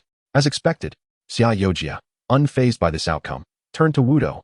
"Wudo, is there a way to break the curse on Wang Yueqi?" In terms of deeper knowledge regarding curses, his understanding paled in comparison to Wudo, who had been raised in one of the 3 prominent families. Wudo adjusted the frames of his glasses, intending to nod in affirmation, but just as he was about to speak, he suddenly recalled something, his tone shifting to one of excitement. "We could also leave it be. This curse can last no longer than 7 days. Aside from shrinking and memory loss, there are no other detrimental effects. Once 7 days pass, it will dissipate on its own." At that moment, the white-haired cat excitedly approached the little girl. Come, little Chi, call me Brother Wudo so I can hear it. Limited edition, little Chi. After you revert, there's a high chance you won't remember anything from this cursed period, so shouldn't you call me Brother Wudo a few more times?" Chapter 166. Young Chi, you don't seem like a good person either. Little Wang Yueqi retreated behind the tree trunk, her actions signaling her rejection of Wudo. "Wudo, you scared her." Xia Youjie stepped forward, using his arm to gently restrain Wudo's neck while keeping him from struggling. Turning his face towards the alert little Wang Yueqi, he softened his previously disdainful tone. "I apologize, don't mind him. He just has that rotten personality." Little Wang Yueqi observed the stricken Wudo, then glanced at Xia Youjie, who remained unfazed even when his arm was struck red, saying nothing but conveying an expression that suggested, "You don't seem like a good person either." Sensing the distrustful gaze of little Wang Yueqi, Xia Youjie helplessly eased the grip around Wudo's neck, and Wudo seized the opportunity to leap aside. "I, the illustrious Laozi, am undeniably handsome and amiable, beloved by all. What makes you think my character is lacking? There's no need for such wariness. We are genuinely not malevolent." Ignoring Wu Tiaowu's nonsensical remarks, Xia Youjie pointed to himself, and then to Wu Tiaowu, introducing himself. "I am Xia Youjie, and this chatterbox is Wu Tiaowu. Your name is Mochizuki Nozomi, correct? We share a familiar bond, having attended the same religious institution for individuals with extraordinary abilities." Mochizuki Nozomi gazed intently at the 2 DKs, remaining silent and unresponsive. Noting the heightened vigilance of the young one, Xia Youjie sighed and recounted her experiences since entering the Tokyo Jujutsu High. In an effort to assuage her doubts, he retrieved a photo album filled with various snapshots of the 4 of them shopping together, carefully flipping through the pages at a safe distance for her to see. "These are pictures of you and us during our outings." The superior vision of the bloodline allowed Mochizuki Nozomi to discern every detail on the phone screen clearly. Her gaze settled on a girl with black hair and red eyes, reminiscent of herself. When Xia Youjie turned to a photo of the 4 standing in the center of the sunlit schoolyard, her previously diminished wariness intensified. Wu Tiaowu, perceiving the subtle shifts in her emotions, furrowed his brow. The earlier intention of coaxing his amnesiac girlfriend into calling him Brother Wu faded away. Observing the sturdy emotional barrier the young one had erected, his blue eyes deepened with concern, and he spoke in a tone tinged with gravity. "Before we engage in a game of hide and seek, the attire you are wearing is not the one formed from blood, but rather a different, oversized garment. Is it not? Mochizuki Nozomi hesitated. Do you see this button? Wu Tiaowu pointed to the golden button on his collar. Your outfit is an altered version of the female school uniform. Yet yours should also bear a golden button at the collar, the emblem of Jujutsu High, signifying our shared affiliation. He scanned the diminutive figure of Mochizuki Nozomi, who was mostly concealed behind a tree trunk. To Wu Tiaowu's 6 eyes, her concealment was of little consequence. If your clothing has been altered, you must still have your phone, correct? While Jia may not know your password, I do. His tone carried a hint of pride as he extended a hand towards the young girl. Hand over your phone, and I shall assist you in unlocking it. You can verify the truth of our words for yourself. Mochizuki Nozomi's gaze remained indifferent, unfazed by his proposition. There's no need. Records on a phone can be fabricated. What guarantee do you provide that this is not merely an excuse to abduct me? Xie Yojia sensed an unsettling shift and exchanged a knowing glance with Wu Tiaowu. The latter, exasperated, raked a hand through his hair. What must we do for you to trust us? Should we divulge more personal information about you? Or perhaps share that you lost both parents at a young age? That you have been in the care of a woman named Tsuruhara, said to be a close friend of your late mother, raised under the watchful eye of a nanny? Let it go, Wu. Even the adult Mochizuki lacks a complete memory, let alone this child. Xie Yojia doubted that such revelations would ease her vigilance. Yet, unexpectedly, as Wu Tiaowu considered forcibly taking her away, Mochizuki Nozomi relented. No, I believe we are acquainted. The mention of Aunt Tsuru was something my mother only disclosed to me in secrecy. If it were not for her implicit trust in the two before her, she would never have shared the existence of Aunt Tsuru. Contemplating this, Mochizuki Nozomi's expression darkened momentarily before she regained her composure and inquired, what do you mean by being cursed? With most of their attention directed at her, both Xie Yojia and Wu Tiaowu noticed the fleeting change in her demeanor. They exchanged a discreet glance, opting to follow her lead and explain the current situation. As they elaborated, Xie Yojia paused and casually added, of course, if you don't mind, you may call me Brother Jia. Wu Tiaowu interjected with indignation, get lost, Jia. Don't you have your own girlfriend? Stop trying to take advantage of my girlfriend, you little-eyed scoundrel. Mochizuki Nozomi observed the two DKs bickering without restraint before she interjected, raising her voice slightly. So what should we do now? The tense standoff was interrupted as Xie Yojia contemplated. We should return to Jujutsu High. This is not the place for a discussion. Wu Tiaowu, vigilant of their surroundings while still concerned for his amnesiac girlfriend, nodded in agreement and crouched down, extending his arms toward the young girl. Come here, little Nozomi. Brother Wu will take you back in an instant, and we can release the troublesome Brother Jia. Xie Yojia, unamused, watched as Wu Tiaowu continued to coax Mochizuki Nozomi. She stood rooted where the sunlight fell, resembling a delicate porcelain doll, resolutely refusing to step closer into the light. Mochizuki, little Nozomi, meeting their puzzled gazes, the black-haired, red-eyed girl pressed her lips together, her striking features betraying a mix of confusion and subtle scrutiny. If you are indeed familiar with me, did you not prepare an umbrella or a light-blocking cloak? The bloodline cannot be exposed to sunlight. Had they not accurately named her given name, she would have doubted their intentions, suspecting them of fabricating their story to draw closer to her. Upon hearing her words, both Wu Tiaowu and Xie Yojia were visibly taken aback. In the end, Wu Tiaowu returned to Jujutsu High with Mochizuki Nozomi wrapped in his coat. Despite his insistence on releasing Xie Yojia, he still brought her along when he teleported away. Gathered in the office of Principal Yaga, the middle and lower grade students were assembled in an unprecedented manner. Is this little sister truly Senior Mochizuki? Exclaimed Ijichi Seiko, who entered the same year as Hyujuru and Nanami, though still regarded as their junior. Indeed, she is remarkably small, Hyujuru marveled, his eyes glimmering with a desire to poke at her arm. However, due to Mochizuki Nozomi's expressionless demeanor and an inexplicable aura of aloofness, he hesitated to approach. Nanami scrutinized the refined yet distant child before cautiously stating, Senior Wu Tiao's 6 eyes have verified her authenticity. She should indeed be genuine. Absolutely, it's the genuine article. Certified by Wu Tiao's exceptional 6 eyes. Wu Tiaowu chimed in enthusiastically. Xie Yojia, harboring a differing opinion, added though, it should be noted that this time it appears to be real. Ijichi Seiko studied her intently. Judging by her appearance, it is quite evident that there is a resemblance. Nozomi, do you remember me? The night moth, with a stern visage capable of silencing a child's night cries, remained silent. However, the shock in his eyes and the slight tremor of his fingers betrayed his inner thoughts. Surrounded by towering humans from all sides, the little Tsukiyami Kiki took a breath of relief as she heard the authoritative voice of the night moth. All right, please step back a bit. You're scaring her. The apex predator of the food chain, the night moth, commanded, prompting the others to temper their enthusiasm. Kiki gazed up at this influential human, their eyes locking momentarily. After a moment of hesitation regarding the curse surrounding Tsukuyami, the night moth crouched slightly and inquired cautiously, "Kiki, are you still capable of using your techniques?" Reflecting on the recounting of her exploits by Suguru Geto while at Mount Yahira, Kiki pondered for a couple of seconds, neither nodding nor shaking her head in denial. Sensing the young one's guarded demeanor, the night moth sighed. "Never mind, whether you can use them or not, I will report that you were partially affected." A simple wordplay. Whether she was incapable of using her techniques or merely affected to a degree was something for the higher-ups to speculate upon. The night moth thought to himself. Yet, upon hearing this, the amnesiac Kiki's expression shifted. "Report? You intend to tell everyone about my situation?" She nearly let slip the term human out of habit. The sensitive and aware Kaori Geru, cognizant of Kiki's non-human identity, noticed the sudden deepening of her gaze, and a fleeting thought crossed her mind. Her eyes suspiciously darted to the two DKs who had brought Kiki back to Jujutsu High. Satoru Gojo, unfazed by Kaori's scrutiny, allowed her to assess him, seemingly revealing no flaws. Thus, Kaori redirected her focus to Suguru Geto, who subtly shook his head in response. Kaori's brow furrowed deeper. Unaware of the students' subtle exchanges, the night moth continued to explain to Kiki, "This is a necessary procedure. However, you need not worry. I will obscure the details regarding your amnesia. Sorcerers are tasked with duties. Given your current amnesia, your future assignments, hey, Principal Night Moth." Yuji Gray volunteered, raising his hand. "Let me and Nanami assist Kiki with her tasks." Nanami Kinto nodded in agreement. After all, they had shrunk and lost their memories because they had saved them. While they couldn't repay Kiki in other ways, assisting with curse-related tasks was within their reach. "No."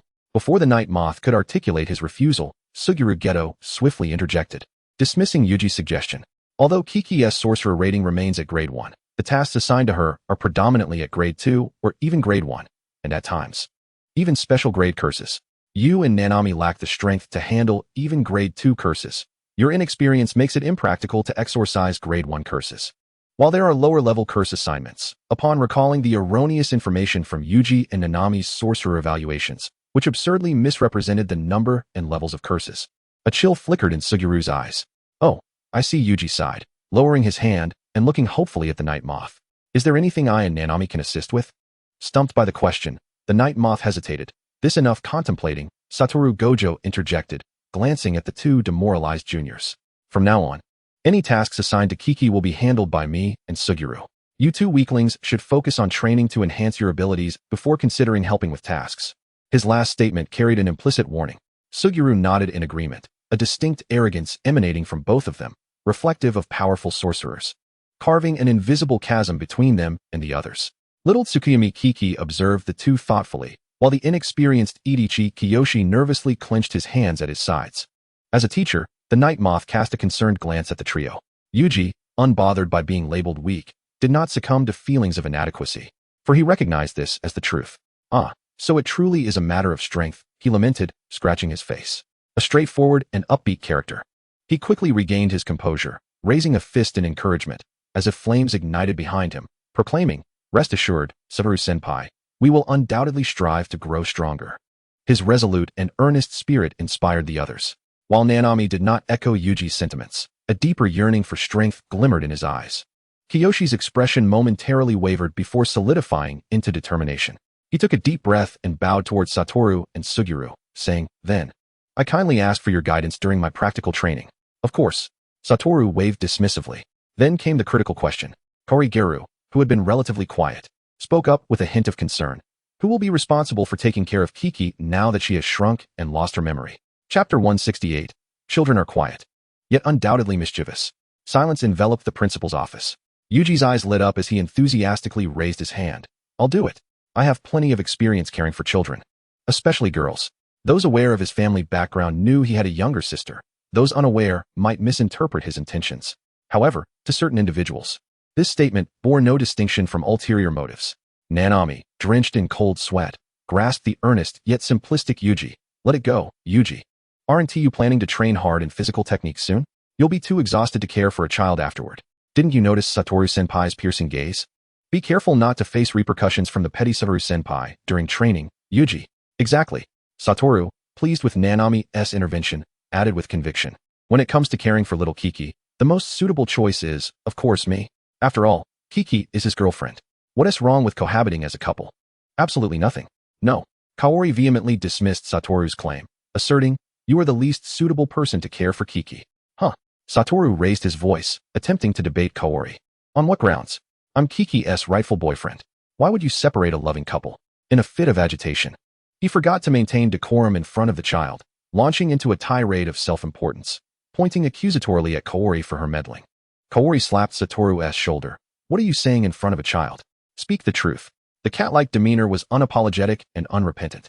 Hearing this, little Tsukuyami Kiki shot Satoru a peculiar look, decisively stating, "I don't want to be with this strange person." Satoru froze for a moment. "Did you hear that? Kiki doesn't want you to take care of her," Kaori mocked, turning to Kiki with a gentle expression. "Kiki, would you like me to take care of you?" Kiki did not respond immediately, seemingly deep in thought. I think I'll pass." Satoru Gojo raised his hand in a gesture of surrender, tactfully withdrawing from the fray. Kiyotaka Ejichi glanced at both sides and silently shuffled his feet, retreating to the safety of his senior, Suguru Geto, whom he found immensely reassuring at that moment. "I also lack experience in dealing with children," he remarked. Excluding Satoru Gojo, who had been outright rejected by the little Mizuki, the only options left were Yashido Nagamichi and Shoko Yeri. However, contrary to everyone's expectations, Mizuki made her choice. Instead of opting for the more approachable Shoko, who would be easier to consult regarding daily life issues, she chose the seemingly gruff and formidable Yashido Nagamichi. "May I accompany you?" Mizuki asked, tugging gently at the edge of Yashido's garment, her tone as flat as ever as she tilted her head up in inquiry. The once stern features of Yashido softened slightly as he regarded the diminutive student. With his calloused hand, he cautiously and tenderly ruffled Mizuki's hair. Of course. As twilight enveloped the land, the darkened sky adorned with sparse stars, the night owl in the woods silently opened its golden eyes, observing every living creature in motion, its sharp claws poised with anticipation. Yet, when it spotted a mammal flitting through the shadows, its wings fluttering, it feigned blindness, retracting its rounded head and intently watching the creature pass by, even though it was on the menu. The little bat, keenly aware of the danger, chose to ignore the owl and diligently discerned the direction away from the school, continuing on its journey. Though these humans bore no malice towards her, indeed, the fierce-looking man had even gifted her several talismans purported to ward off any potential nighttime threats. The little bat hesitated mid-flight, glancing back at the school, standing resolutely against the night. After a moment's hesitation, she turned away and resumed her flight. There was no trace of her mother here, nor the comforting presence of Aunt Tsuru. If what those two humans said was true, and she had been away for some time, she needed to hurry back to find her mother or Aunt Tsuru. She had vanished from the castle without a trace. Her mother must be anxiously searching for her. Goo-goo. The frantic call echoed alongside the sound of rapid wing beats. Almost simultaneously, the little bat instinctively folded its wings, diving like a swift arrow. With a sharp thud, it unfurled its wings once more, glaring fiercely with its bright red eyes at the culprit of the recent ambush. It was two infantile cursed spirits resembling squid, their soft, curled appendages flailing in the air like seaweed, their coin-like eyes lazily squinting into slits. Having failed to ensnare their prey, they drifted downwards like paper lanterns caught in a still breeze. Cursed spirits? There are cursed spirits inside the school? The little bat's eyes widened in human-like astonishment as a fleeting thought darted through her mind, but she could not grasp it in time. Suddenly, her wings were enveloped in a dark crimson glow, and two crescent-shaped scarlet slashes were unleashed, cleaving through the two squid-like cursed spirits with precision. As the crimson energy dissipated at a distance, it left behind a sanguine thread that gradually coalesced above the palm-sized bat, transforming into a viscous droplet of blood. Upon closer inspection, these ethereal energy forms, akin to sword chi, were not mere disposable tools like those from Satoru Gojo's arsenal, but rather a recyclable, tangible transformation of liquid matter. TSK, TSK, TSK. A sound of disapproval suddenly echoed. The bat's extraordinary hearing detected this anomaly, prompting her to alertly gaze towards the source of the sound. "See, my predictions were spot on." The familiar voice, heard just hours earlier, caused the little bat's pupils to contract sharply. In the dim woods, three figures, nearly blending into the night, began to materialize through a translucent barrier that resembled a thin membrane. "I told you she wouldn't choose the intimidating Yashido over Shoko."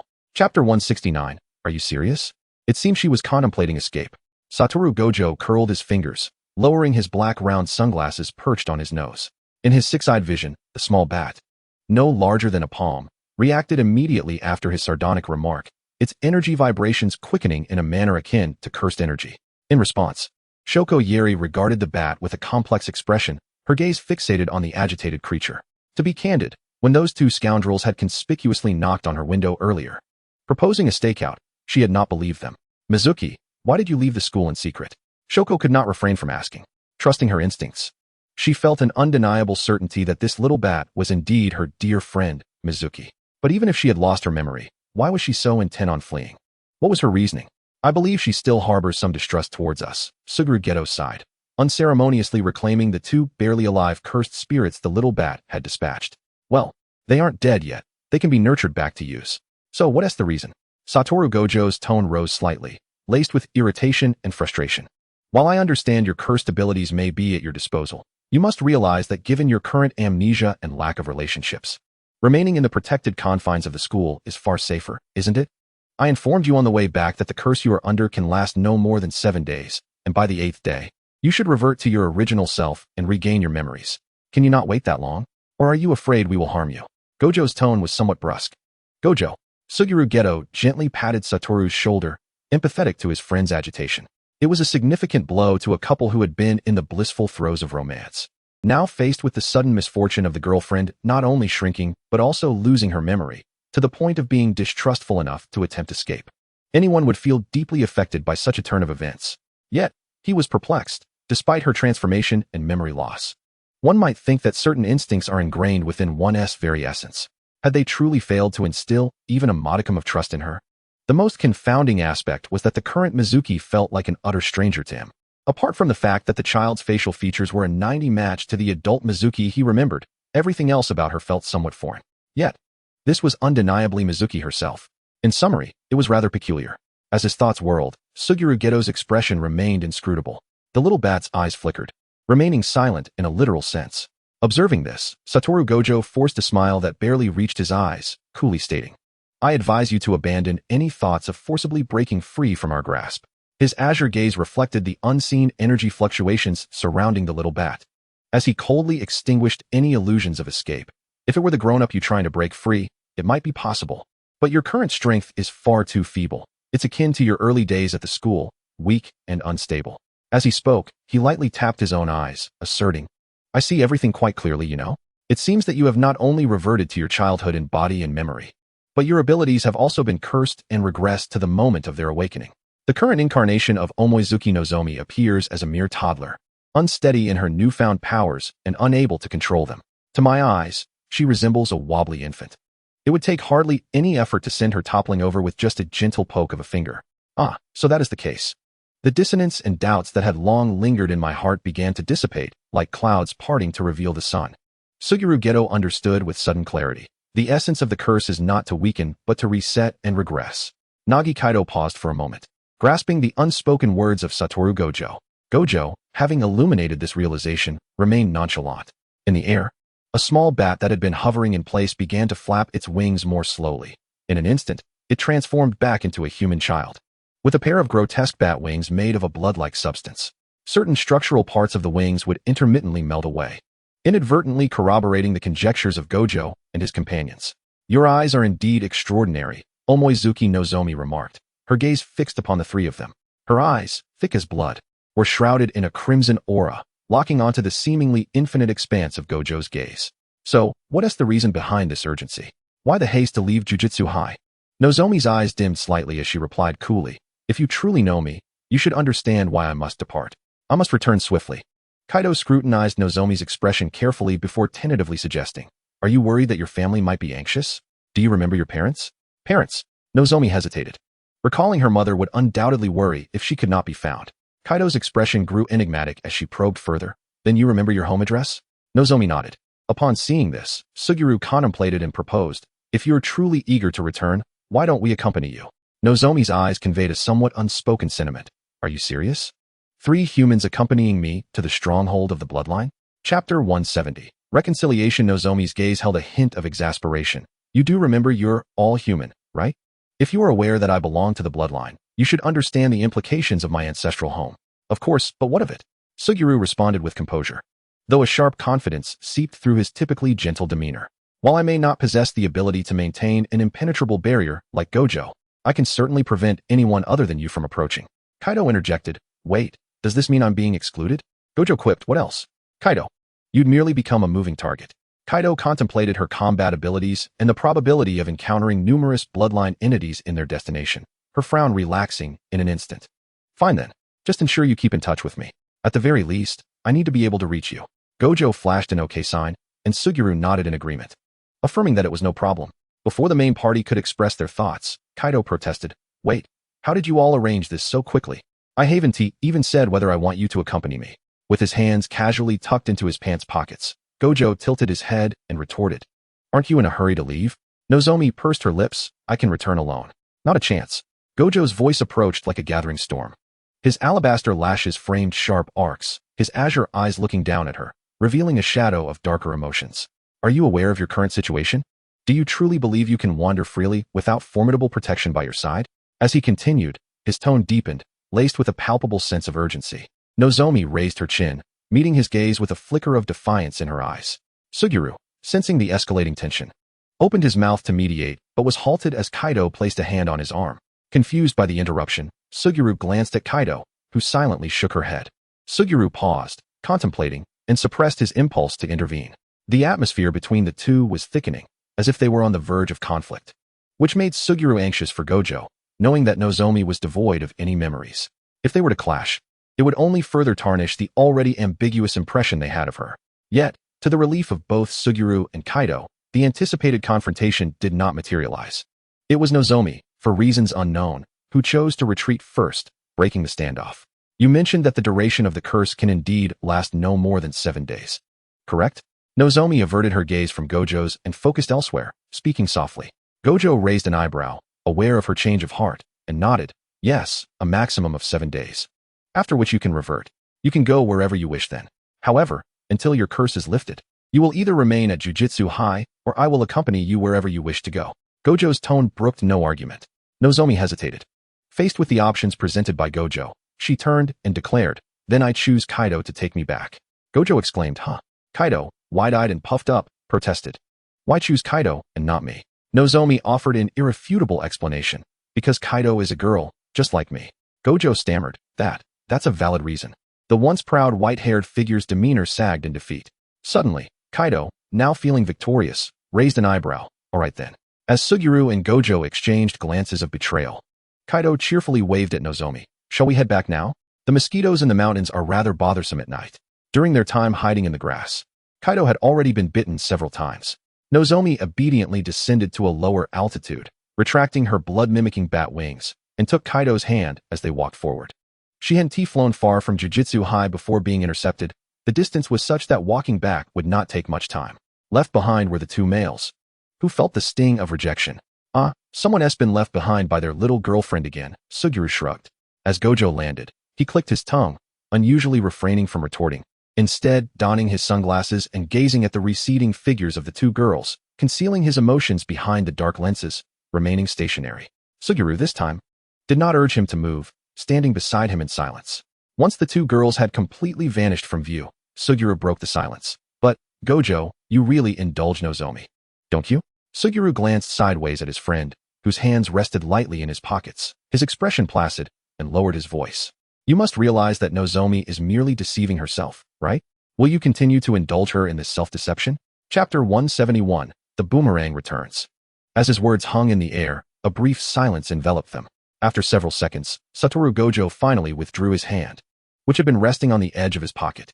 He raised his arm to change his posture, interlacing his fingers behind his head, and languidly remarked, "What's the harm? After all, I'm watching over everything." He was not the least bit surprised that Suguru Geto had also discerned the truth behind Shigetsu's self-deception. Despite her efforts to conceal it, she ultimately could not help but reveal her vulnerabilities. If Shigetsu truly yearned to return home to her parents and believed that she had not suffered memory distortions, her confrontation with him would have been resolute. She would have insisted upon returning, come what may. Yet, she did not. Shigetsu only held out for less than a minute before relenting. How could he not recognize the kindness in her character, her propensity to consider others? Gojo mused that with Shigetsu's grown-up version, who had obliterated the very forces that had destroyed her home, he could hardly envision a day when she would relinquish what she cherished out of fear for a stranger's safety. In terms of their relationship, although Gojo was reluctant to admit it, they were still mere strangers to her. There was no way she would hesitate, fearing that they might be harmed by venturing into the vampire stronghold, and thus waver in her resolve. What of her youth? Children like him, born into extraordinary circumstances, often matured far beyond their years. They may appear naive, yet they grasp far more than is evident. He understood that Shigetsu merely needed a reason, a stepping stone to delay confronting the harsh realities that lay within her heart. Even at a tender age, she knew that a decade had truly passed, that her former home might be irretrievable. She was acutely aware of her parents' uncertain fate and the myriad of truths surrounding their disappearance.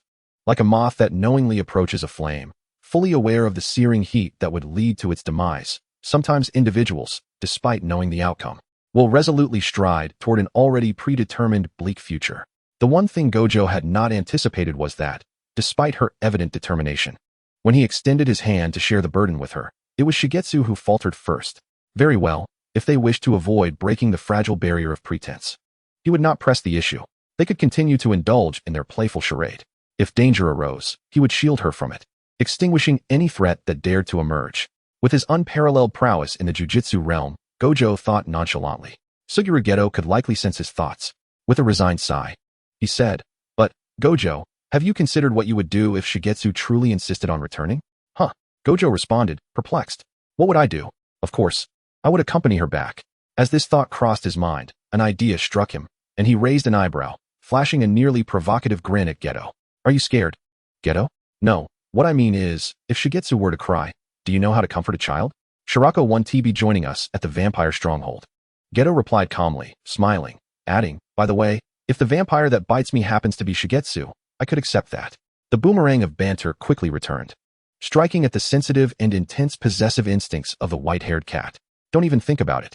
The white-haired cat sprang into action, swiping at the mischief-making black-furred fox. The two engaged in a playful tussle, exchanging punches and kicks. Geto sidestepped Gojo's sweeping kick, retaliating with a jesting inquiry. "By the way, Gojo, aren't you worried that Shirako won't be able to keep an eye on her, and she might sneak away again?" "Sneak away?" Gojo chuckled, the gust from his punch ruffling Geto's long bangs. His tone assured, "She won't be sneaking out of Jujutsu High again, because she knows, without any self-deception, that the undeniable truth is she currently exists in a shadowy realm." In the dormitory of Jujutsu High, after exchanging goodnights with Karara Shirako, Shigetsu gently strolled to the window, opening it wide. The cool night breeze rushed in eagerly, bringing a refreshing sensation. Unbeknownst to her, no cursed energy required her vigilance. The cursed doll provided by the night moth lay askew by the bed. Above, a crescent moon peeked through the dark, oppressive clouds, revealing a hazy silhouette. The bloodthorns, adorned with luminescent veins, obediently coiled upon the wooden floor, willingly serving as ordinary stepping stones. Standing atop the thorns, Shigetsu gazed up at the moon, now obscured, as if transported back to the days spent within the ancient castle. "Little show, promise mommy that you will never go out into the sunlight again, all right?" The faint moonlight felt like the gentle hand that used to caress her head in memories. A soft and sorrowful female voice echoed in her ears, like a lingering shadow. Her dazed eyes refocused, and the little girl with black hair and red eyes blinked, withdrawing from her reverie. Silently, she extended her hand and closed the window that led to the freedom of the outside world. Chapter 172. What ill intentions could a cat harbor? Knock, knock. The urgent rapping at the door sounded as if someone wielded a hammer, striking her head, startling Shigetsu into a reflexive leap, instinctively transforming into her bat form. With a swift motion, she darted across the room, hiding behind the single bed, the entire process so familiar it felt as though she had performed it countless times. Taking no more than a second. "Little show?" Once the knocking ceased, Gojo's unmistakable voice pierced through the door. "Open up, open up. Big brother Gojo has brought you breakfast." "Shigetsu. Oh, I forgot she was no longer in the castle." The frightened little bat slowly emerged from beneath the bed, and the next moment, she transformed back into her human form, barefoot on the floor. "Wait by the door for a moment." Shigetsu hurried into the bathroom to wash up, swiftly splashing cool water on a few unruly strands of hair before heading to open the door for Gojo. "You're so slow. You woke up too early," Shigetsu replied softly. Vampires usually sleep during the day. She had only just fallen asleep close to dawn, and it was barely 7:30. Gojo's bright azure gaze appraised her, and realization dawned upon him. "Your sleep schedule is completely reversed." "That won't do, little show," he said, handing her the packaged rice balls and juice, feigning seriousness. "You need to adjust your schedule to match ours, sleep at night, and wake during the day. Otherwise, it will be easy to expose your identity.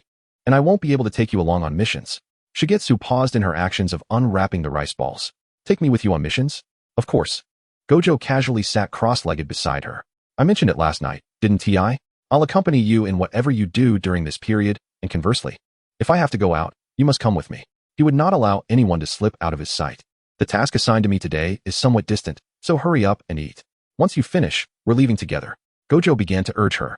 He was acutely aware of the ulterior motive behind the sudden task assignment from the rotten oranges in other regions. Were they attempting to separate him from Little Shou? Dream on.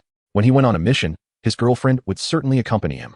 Look at those rotten oranges. How dare they trouble others in his absence? Wu Tiaowu thought maliciously. No. The cold and indifferent Wang Yueqi retorted sharply. I haven't fully awakened yet, have you? You know I cannot expose my existence to others. Unless you have a way to conceal my identity from them.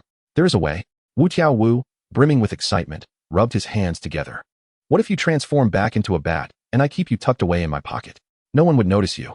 Plus, this way, I could carry my girlfriend with me at all times. When I think of her, I could just pinch the bat's wings or ruffle its fluffy head. How thrilling. Unfortunately, it was still just the little Chi. Hey, when the curse on little Chi is lifted, can she turn back into a bat? As DK's mind began to wander, colored thoughts scattered like confetti, a deep azure curse energy unconsciously radiated from him. Sensing the familiar surge of cursed energy, the cursed doll, slumped awkwardly on the edge of the single bed, seemed to awaken, its button-like eyes glowing with a ghostly light. It swung its tiny fist and launched an attack on Wu Tiaowu, with his battle instincts fully engaged.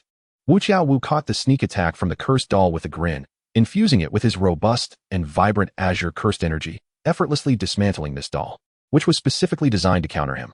Oh dear, how fragile, he remarked. I haven't even made a proper move yet. Can a mere cursed doll really defend against me? If someone were to guard Wang Yueqi, it would be far safer to let her sleep in his room, or for him to sleep in hers. Wu Tiaowu pondered happily about his plans for tonight, either to abduct her or to enter her room. Wang Yueqi shivered inexplicably, her vigilance heightening as she observed the peculiar smile on the white-haired DK's face. She shifted sideways and said, No, your pocket is too narrow. It would be uncomfortable for me. Wu Tiaowu excitedly gestured to his pocket. You would only expose your head. Everything below your neck would be concealed in my pocket. This way, you won't feel stifled, you can breathe freely, and you could also witness my dashing prowess in exorcising curses. What do you think? Isn't it splendid? What ill intentions could Cat possibly harbor? Cat merely wished to be close to his girlfriend at all times. Not splendid, not at all. Wang Yueqi flatly rejected him. Wu Tiaowu's brows furrowed in discontent as he protested. What is wrong with it? Speak, and I shall refute. Everything is wrong. Wang Yueqi replied expressionlessly. You want to take my true form out with you, as if you fear I am not conspicuous enough? Wu Tiaowu retorted, what is strange about that? Other places have people walking snakes and tigers in the streets. What is wrong with me walking a bat? Walking a bat? I am not a pet. Wang Yueqi's expression hardened as she suppressed her urge to punch him, her tone cooling several degrees. And I cannot be exposed to sunlight. Have you forgotten? Huh. The white-haired DK raised an eyebrow, his voice laced with incredulity. You still cannot be exposed to sunlight? Indeed. Wang Yueqi replied earnestly. All bloodlines cannot come into contact with sunlight. A mere accidental touch would result in excruciating burns. I shall not take that risk. Her explanation to Wu Tiaowu served as a reminder to herself, as if she were cautioning herself about something. Oh, Wu Tiaowu observed her little fidgeting, elongating his tone. All bloodlines, you say? He echoed her emphasis, a hint of inscrutability flickering in his azure eyes. What about purebloods? Can they not? Wang Yueqi's pupils momentarily constricted as she met the gaze of the white-haired youth. Of course not. A brief silence enveloped the room as they locked eyes, neither willing to break the gaze. It was not until Wu Tiaowu's phone rang insistently from his pocket that he clicked his tongue, casually ending the call, ruffling his soft white hair. Fine, if you don't want to go, then don't. But before I return, you must obediently remain in the dormitory. Can you manage that? Chapter 173, The Struggles of a Worker. Under the humble urging of the assistant supervisor, Wu Tiaowu reluctantly boarded the designated car, leaving the high school. Suguru Geto had already prepared to embark on a mission early that morning. Afternoon, a call from a high-ranking official reached Ye Jingdao, who was serving as today's external bodyguard, taking Kaori Iri to treat a junior who had been injured during a morning mission. The entire female dormitory was left with only Wang Yueqi alive. Under the scorching midday sun, a drowsy Wang Yueqi had no desire to venture outside. She pulled the curtains tightly to block the sunlight, ensuring that no rays would penetrate. Satisfied after completing this task, she wrapped herself in her blanket and drifted back to sleep. The sun blazed fiercely, the sweltering heat warping the air. A figure clad in a blue shirt and dark trousers approached, the polished black shoes crunching on the sun-baked ground as he strolled leisurely along the cobblestone path. A document tucked under his arm. In front of him was the assistant supervisor, introducing the facilities of Tokyo High School. Sir, to the right ahead is the female dormitory, and to the left is the male dormitory. The assistant supervisor detailed the tour for the investigator sent by the Jujutsu Association, explaining that all students were currently out on missions and that the sir would have to wait for their return to meet them. Are they all out on missions? The man in the blue shirt glanced indifferently towards the female dormitory, his tone flat. Yet I've heard that a third-year student at Tokyo High has apparently fallen victim to a curse and is currently not accepting any tasks. After the summer break, Wu Wu and his peers had progressed from second to third year, so referring to them as third-year students was indeed accurate. Upon hearing this, the assistant supervisor wiped away a cold sweat, secretly lamenting that the investigator had undoubtedly come for Wang Yueqi. Struggling to maintain a polite demeanor, he managed a stiff smile. There is indeed such a matter. However, that third-year student is currently under the responsibility of the Wu Tiao family, holding all the authority. If you have any inquiries, you would have to contact them directly. Thus, it was evident that the humble intermediary could not say much. You expect me to wait here for Wu Tiao to return? The man's displeasure was palpable. The assistant supervisor quickly amended. No. You are quite busy, sir. What I meant was, perhaps you could give Wu Tiao a call to discuss? That won't be necessary. The man dismissed the assistant supervisor's suggestion, a hint of arrogance in his demeanor. I represent the esteemed members of the Jujutsu Association, here to inquire about important matters. If any delays occur, a mere assistant supervisor, his lips curled into a disdainful smile, the threat and malice in his words unmistakable. Sensing the malevolent intent, the assistant supervisor's heart tightened. He felt an overwhelming urge to seek out someone within Tokyo Metropolitan Jujutsu Technical School who could articulate their concerns effectively. Regrettably, apart from a handful of junior sorcerers left behind, only the cursed and still uncertain Mochizuki Kiki remained. The assistant supervisor fell silent for a few moments, then reluctantly retrieved his mobile phone from his pocket, dialing the contact labeled with Mochizuki Kiki's name. The invigorating ringtone reverberated through the room. The drowsy Mochizuki Kiki furrowed her brow, effortlessly unleashing blood thorns and rejecting the call with a mere tap. The assistant supervisor, left hanging after the call was terminated, glanced helplessly at the man. Sir, the call was disconnected. Try again, the man replied gravely. If she still doesn't answer, proceed directly to her dormitory and knock on her door. The assistant supervisor hesitated, but that's the women's dormitory. As a male, it would be quite inappropriate, wouldn't it? Even if only 2 girls currently reside there, the other rooms and floors are vacant. Aside from the boundary-less Satoru Gojo, most others in the Neon community are quite conscientious about such matters and would never dream of barging into the women's dorm. The man, visibly impatient, retorted. Then shout for her downstairs. Ultimately, bring her to me. I need to conduct a routine inquiry. With no other choice, the assistant supervisor complied. Subsequent attempts to reach Mochizuki Kiki were uniformly rejected, and by the third call, her phone status had changed to switched off. He stood beneath the women's dormitory, cold sweat trickling down his brow as he shouted her name, nearly losing his voice. Yet Mochizuki Kiki did not appear at the window, returning empty-handed. He observed a shadow of gloom cross the man's face, marked by a prominent stitched line on his forehead, who, rather than expressing anger, smiled ominously. Such a temper. Very well, I shall personally pay her a visit. He adopted an expression of feigned rage. The assistant supervisor, wanting to counsel against this course of action, found himself speechless and followed meekly behind, vacillating. The sound of black leather shoes echoed sharply on the stairs. Ultimately, the assistant supervisor did not ascend the staircase. This suited the man's intentions perfectly, sparing him the trouble of silencing anyone. The dim light of the stairwell flickered over the man's handsome features, casting jagged shadows. Maintaining a facade of cold fury, as he reached the final step leading to Mochizuki Kiki's floor, his foot suddenly hesitated mid-air, brows furrowing as he retracted the step he had taken. A barrier? The semi-transparent black film nearly melded with the dim surroundings of the stairwell. Had he not detected that faintly recorded surge of cursed energy, he might have collided with the barrier. No wonder Satoru Gojo felt secure, leaving Mochizuki Kiki alone in the women's dormitory to undertake tasks. A special barrier had indeed been set on the second floor.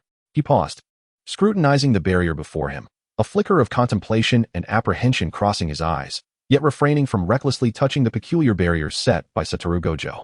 Given Gojo's temperament, even without the 6 eyes to discern the specific rules of this barrier, his years of mastery and experience with boundary techniques would allow him to surmise that the barrier's unique rule likely aimed to ensure Mochizuki Kiki's timely return. There must be a soundproofing element involved. If he were to blast the entire dormitory, no, He did not wish to expose himself to Satoru Gojo so soon, especially when he was still uncertain about Mochizuki Kiki's current state of recovery. After all, he had finally managed to weaken her. She possessed a physical form endowed with both extraordinary powers and formidable techniques. According to that individual, Mochizuki Kiki's powers might even be linked to vampirism. He was well aware that the last person possessing vampiric abilities had inherited the legendary traits associated with vampires, enjoying eternal youth and beauty, and even capable of converting those they bit into loyal puppets. Such potent abilities and the convenience of longevity were far more alluring than the cursed spirits he had previously targeted. Should he take a gamble? The man stood there, his expression oscillating between contemplation and uncertainty. Inside the room enveloped by the barrier, Mochizuki Kiki remained blissfully unaware, deep in slumber, though she would instinctively sense any intrusion within the barrier. Chapter 174, A Side Approach. Waiting outside the dormitory, the assistant supervisor pulled out his phone. Glancing at the unread email sent to Yaga Mazamichi, his heart heavy with worry and urgency. Suddenly, a tall, slender figure caught his eye. The assistant supervisor's spirits lifted momentarily as he forced an awkward yet courteous smile. "Sir, how did your conversation with Mochizuki-san go?" "Not well," the man replied curtly, glancing disdainfully at the silent second floor before abandoning the pretense of superiority and swiftly departing the vicinity of the women's dormitory. The assistant supervisor, left in a state of confusion, found it somewhat reassuring that the man had not expressed anger or sought confrontation as he left. At least, as a humble worker caught between two factions, he would likely remain unscathed. With that thought, the assistant supervisor wiped the beads of sweat from his brow with a handkerchief, watching the man's retreating figure grow distant. Parking by the roadside, the man opened his flip phone, revealing a purple electronic mouse head on the display, emitting a shrill, jarring laugh. Frowning, he answered the unknown caller directly. "The plan has failed. Satoru Gojo has set a special barrier around Mochizuki Kiki. Recklessly entering could alert Gojo and prompt him to return."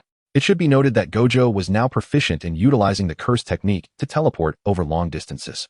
Even if he took a few minutes to arrive, they were uncertain about Mochizuki Kiki's current state of power, and a few minutes could be perilously insufficient against her without absolute assurance.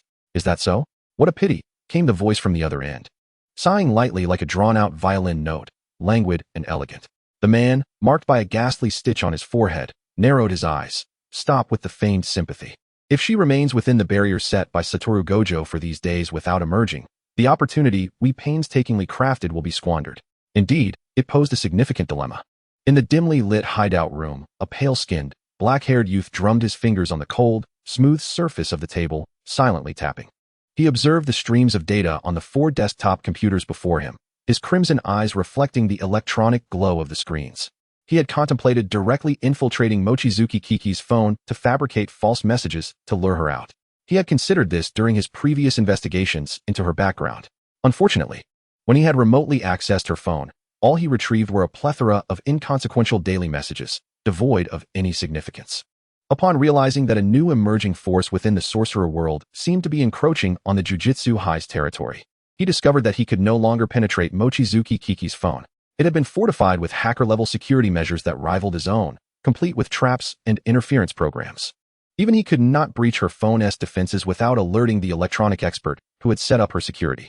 Amidst a myriad of transformations, the young man's drooping eyelashes cast a small shadow, further muddling the emotions that resided beneath the surface of his eyes.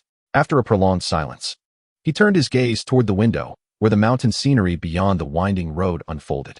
His tone remained nonchalant. "If there is no suitable entry point, then we shall fabricate a weakness to serve as one. Do not tell me that the illustrious sorcerer cannot conceive of such a simple notion." The man subtly acknowledged his counterpart's esteemed title in the realm of sorcery. The sorcerer, whose full name was Fyodor Mikhailovich Dostoevsky, chuckled softly, raising his head. Within the depths of his deep crimson eyes lay an unfathomable abyss. Although the memories of Mochizuki Nozomi had similarly regressed to childhood, it was natural for a child to yearn for the presence of their family. The man poured cold water on this notion. "Can you locate her parents or relatives?" He had indeed contemplated leveraging the vulnerabilities of her family to draw them out. Unfortunately, when Mochizuki Nozomi first entered the world of sorcery, she was in a state of amnesia, providing the Jogo clan with incomplete personal information, devoid of any details regarding her family or even a rough former address, rendering it impossible to trace. While her parents remained elusive, there was another potential relative worth investigating. Fyodor scrutinized the scant information he had previously gathered about Mochizuki Nozomi, which barely filled a single page, and his pale fingertips tapped a few keys on the keyboard, causing a box filled with encrypted language to pop up on the screen. Before her amnesia, the Gojo clan had secretly investigated a woman named Tohara Aoi, approximately 40 years of age, with shoulder-length chestnut hair and black eyes. Though her exact appearance remained unknown, a flicker of interest crossed Fyodor's gaze. Interestingly, the photographs of the women who met the criteria were later sent to Gojo Satoru's personal email, yet Satoru did not send anyone to seek out any of them. This ongoing investigation by the Gojo clan had persisted, with Satoru even pressing for updates on potential candidates just yesterday. Are you suggesting that this Tohara Aoi is, in fact, a relative that Mochizuki Nozomi is seeking? The man was not foolish. Having survived since the Heian era, he certainly possessed the acumen required for such longevity, and immediately grasped Fyodor's intended meaning. However, he did not speculate on the possibility of Tohara Aoi being Mochizuki Nozomi's biological mother. In this neon-lit society, after marriage, most women adopted their husband's surname, with few retaining their original names, even if the husband was to take the wife's family name. Mochizuki Nozomi would be known as Tohara Nozomi. If she was not her biological mother, she could only be an important relative. Fyodor did not respond, tacitly affirming this notion. The man pondered briefly. I understand your implication. Truly commendable, Your Excellency. Fyodor offered a token compliment to his ally. The man remained unfazed by Fyodor's flattery. However, if I am to bear the burden alone, what role will you play? He was not fond of being taken advantage of. Fyodor readily reassured his ally. Rest assured, as an ally, I shall provide assistance when necessary. The man scoffed lightly. You do not even inquire about my plans? Fyodor disingenuously replied. Why would I? I have complete faith in your capabilities. It is merely a matter of the usual approaches. Chapter 175. Am I some cheap beast of burden? The Sorcery Monitoring Association's exploitation of loopholes was reported to Jogo Satoru by the assistant supervisor. Jogo politely sent the messenger away and immediately dialed Gojo Satoru. Satoru, he said. As Satoru, just having left the girls' dormitory, looked up at the sound. His left hand casually tucked into his pocket and his right hand gripping the phone he had just hung up. He paused in the dimly lit stairwell, his tall and slender figure casting a deep shadow. Ah, Jet, have you finished as well? Satoru slightly lifted his chin, the playful grin he wore around Mochizuki Nozomi vanishing, replaced by an oppressive air reminiscent of an impending storm. Over the past few months, having encountered numerous dignitaries alongside Mochizuki Nozomi, Suguru Geto had developed a calm, poker-faced demeanor. He raised his hand, fingers pinched, thumb pointing back, indicating to Satoru. Shall we converse over there? Satoru stepped forward to follow. Their figures gradually became indistinct in the night. At the window on the second floor of the girls' dormitory, Mochizuki Nozomi observed the departing silhouettes of the two figures, slowly closing the gap in the curtains. Retreating from a tangle of blood thorns to return to her soft bed, where she resumed her exploration of the information stored on her phone. On that afternoon, an uninvited guest arrived at the girls' dormitory of Tokyo High School, exuding an air of ferocity. A man with a scar on his lip nimbly navigated the shadows cast by the walls and greenery, doing his utmost to evade the intense sunlight pouring from the sky. Making his way unobstructed to the dormitory, dressed in a black t-shirt, the muscular man effortlessly leaped onto the second-floor window ledge, adopting a rather precarious stance outside a particular room. He crouched, his demeanor hostile, ready to knock on the window. Suddenly, his gaze shifted, and he sprang away like a ferocious leopard, narrowly avoiding a massive mouth that had suddenly emerged from an adjacent window, snapping at him. A sharp clash echoed, sending a jolt through his teeth. The ambushing cursed spirit's attack missed its mark, its soft, muddy body clinging tenaciously to the vertical wall, glaring at the prey that had just escaped its jaws. Landing on the first floor, Fushiguro Zenin glanced at the tall figure standing in the sunlight. His expression filled with irritation. Cursed spirit manipulator. My apologies, I thought you were another spy sent by the Sorcery Monitoring Association, the smiling Suguru Geto responded, his tone betraying no hint of contrition. What brings you here, Mr. Zenin? He did not mention the recent incident. Fushiguro Zenin smirked. That's none of your concern. I need to speak with the young lady. Cursed spirit manipulator, where is she? Despite the commotion outside, Mochizuki Nozomi had not emerged, and the perceptive Fushiguro Zenin quickly deduced that she was likely not in the dormitory. However, he sensed the presence of someone within the room, along with the blood aura characteristic of pure-blooded nobles. Wait, blood? What is going on in that room? Fushiguro Zenin's gaze sharpened, and he immediately inquired. Mr. Zenin, I have mentioned numerous times that my name is Suguru Geto. Please refrain from addressing me by my nickname. Geto sighed, succinctly stating, Mochizuki is indeed not here. If you seek her, you will have to wait a few days. If it pertains to that matter, you may contact me during this time. Presently, The only occupant of the dormitory room was a puppet infused with a trace of Mochizuki Nozomi's blood, hastily retrieved by Gojo Satoru from the Gojo family's forbidden storehouse. Oh, CQ? For some reason, I am enveloped in a tempestuous aura today, Fushiguro Zenin coldly remarked. Can you truly assist me in resolving my issue?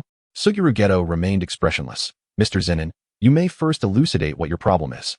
In an instant, a myriad of recent tasks and potential adverse scenarios that could affect KS development flashed through Suguru Geto's mind, particularly those under the purview of Megumi Fushiguro. However, all right, kid, he remarked. Upon hearing this, Fushiguro's lips curled into a bloodthirsty grin, reminiscent of a shark revealing its sharp teeth to its prey. First, alleviate my workload. After all, the organization has recruited a fresh batch of newcomers, hasn't it? Some tasks can be assigned to them. Let those rookies earn their keep. I refuse to work overtime any longer. Ever since he had consented to join the illicit venture proposed by Tamaki, Megumi found himself inundated with responsibilities daily. As a sorcerer assassin, he was begrudgingly transformed into a jack-of-all-trades by Tamaki's relentless demands. Tasks involving intelligence gathering, petty thievery, his original profession of assassination, and various in-depth investigations were all thrust upon him, plunging him into an inferno of perpetual overtime. Ironically, his bloodline's formidable regenerative abilities and his own exceptional physique rendered him unable to feign illness to escape his burdens. Moreover, the innate bloodline suppression imposed by the pureblood monarch further constrained him from slacking off. While he relished witnessing the usurpation of power from the Jujutsu high authorities, it did not imply he wished to become a mere errand boy. This was even more exhausting than his previous assignments of lying in wait for targets. During this hellish period of endless labor, Megumi profoundly grasped the truth behind the adage that capitalists ought to be strung up on lampposts. Yet, he clicked his tongue, raised a second finger, and boldly articulated his second demand. Second, I want a raise. From now on, for every task I complete, add 1,000,000 yen to my pay. With no way to decline, he could only vigorously demand equitable compensation for his diligent efforts. However, with each demand he made, his irritable aura intensified, revealing just how taxing his recent days had been. Well, Geto mused, contemplating Megumi's task reports from the past weeks, I can agree to the first request. I will redistribute a portion of your assignments to the newcomers to test their mettle. However, the second request for a 1,000,000 yen raise is out of the question. The maximum I can offer is 500,000 yen. Do you truly consider me a mere inexpensive laborer? Megumi retorted, 950,000 yen. After a vigorous negotiation, they ultimately settled on a 600,000 yen raise per task and a work schedule of 4 days on, 3 days off. By the way, how long until the young lady recovers? Megumi inquired, his previously agitated demeanor now somewhat placated, yet his brow remained furrowed. Will she be ready in time for the monthly supply day? I need to procure her blood, otherwise I risk developing a fatal weakness that prevents me from being exposed to sunlight during missions. I certainly do not wish to find myself in a situation where I fail to receive my payment, only to lose my life. Rest assured, Geto replied with a smile. In no more than 4 days, the curse upon her will be lifted. Chapter 176. The invitation thus, the situation unfolded. Ms. Tamaki, I kindly request a brief leave to attend to personal matters, Sazawa Ryuko earnestly conveyed over the phone. To this point, Tamaki had only a superficial impression of Sazawa as a fledgling subordinate she had transformed. Very well, I grant you leave, she replied. Sazawa, taken aback by the ease of her consent, bowed slightly, even though Tamaki could not see his gesture through the phone. I sincerely appreciate your kindness and understanding, miss. Regarding the blood supply, please rest assured. I have already discussed this with Fushiguro-kun. During my absence, he will oversee your blood supply. Sazawa refrained from mentioning that he had been extorted for 100,000,000 yen by Fushiguro to agree to this arrangement. After all, he was not lacking in funds, and any issue resolvable by money posed no real challenge to him. His only concern was ensuring that all work matters were delegated to capable individuals during his leave. Tamaki, having only heard of Fushiguro through second-hand accounts and piecing together information from records and photographs, feigned calmness. Is there anything else? Nothing further, miss, Sazawa replied, tactfully excusing himself, his eyes gleaming with anticipation as he prepared to seek out the address of a rare gemstone provided by a kind stranger from Russia. After hanging up, Tamaki exhaled in relief. Honestly, she held no distinct memory of either Sazawa or the Fushiguro he spoke of. Even though Wataru had mentioned them, she remained cautious. Her cursed condition was no secret, yet her amnesia was. The more one spoke, the more one risked error. When Sazawa had called, she had feared inadvertently revealing her predicament. Thankfully, he had only come to request leave and departed promptly. Knock, knock. A soft, Rhythmic tapping echoed at the door. With her keen sense of hearing, Tamaki swiftly turned her gaze toward the source, noting that the knock originated not from an adult. Just as this thought surfaced in her mind, the door to her room was cautiously turned from the outside. A small, black-haired head peeked through the crack, meeting Tamaki's observant eyes. Tamaki-ne. Tomorrow is U.S. birthday, and we're planning to celebrate at the Sky Building in Shibuya. Would you like to join us? Hidosuk asked, gathering the courage as he recalled the eager anticipation of his younger siblings. Despite Oda's assurance that Tamaki would merely be staying for a couple of days before departing, he felt it was his duty as the eldest brother not to abandon any of his sisters. Yet, he couldn't help but glance at the aloof Tamaki, who appeared difficult to approach, pondering whether she would accept their invitation.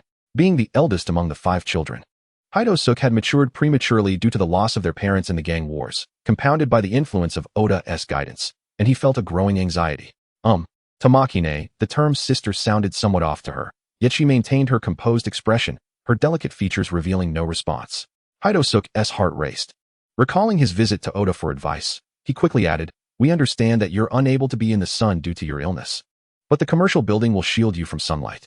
Celebrating a child's birthday should typically involve a trip to an amusement park or similar venues." Yet considering Tamaki's condition, Oda had wisely suggested the commercial building for U.S. birthday celebration. It housed a dedicated play area for children, kept indoors away from sunlight, and offered a plethora of dining options, making it an ideal alternative to an outdoor amusement park. "Tamaki-ne, will you join us in Shibuya tomorrow?" Hidosuk asked, his gaze filled with cautious hope. Tamaki averted her eyes, casting them downward, and offered a slight Hidosuk's eyes widened in disbelief, questioning if he had misheard. Before confirming, "Did you agree, Tamaki-ne?" Wang Yueqi nodded slightly, inquiring about the time of departure for the following day. Kosuk's aura visibly brightened with joy as he reported the departure time, offering a few reminders about waking up, before contentedly closing the door behind him. Although Wang Yueqi had only arrived a day prior, they all understood that the newly welcomed sister preferred solitude in her room. With only Wang Yueqi remaining in the room, she pondered, "Is it my birthday?" A fleeting moment of distraction crossed her gaze. The offspring of the bloodline awakened their innate abilities at the age of 6. In her memories, on the occasion of her recent 6th birthday, she naturally awakened her own ability, Scarlet World. However, the expression on her mother's face at that time, while exhibiting joy for her seemingly powerful gift, was predominantly tinged with sorrow and fear. A birthday indeed, she murmured softly. How do human children celebrate their birthdays? Since she could remember, her birthdays had almost always been spent with her mother, and for the first time, Wang Yueqi felt a flicker of anticipation.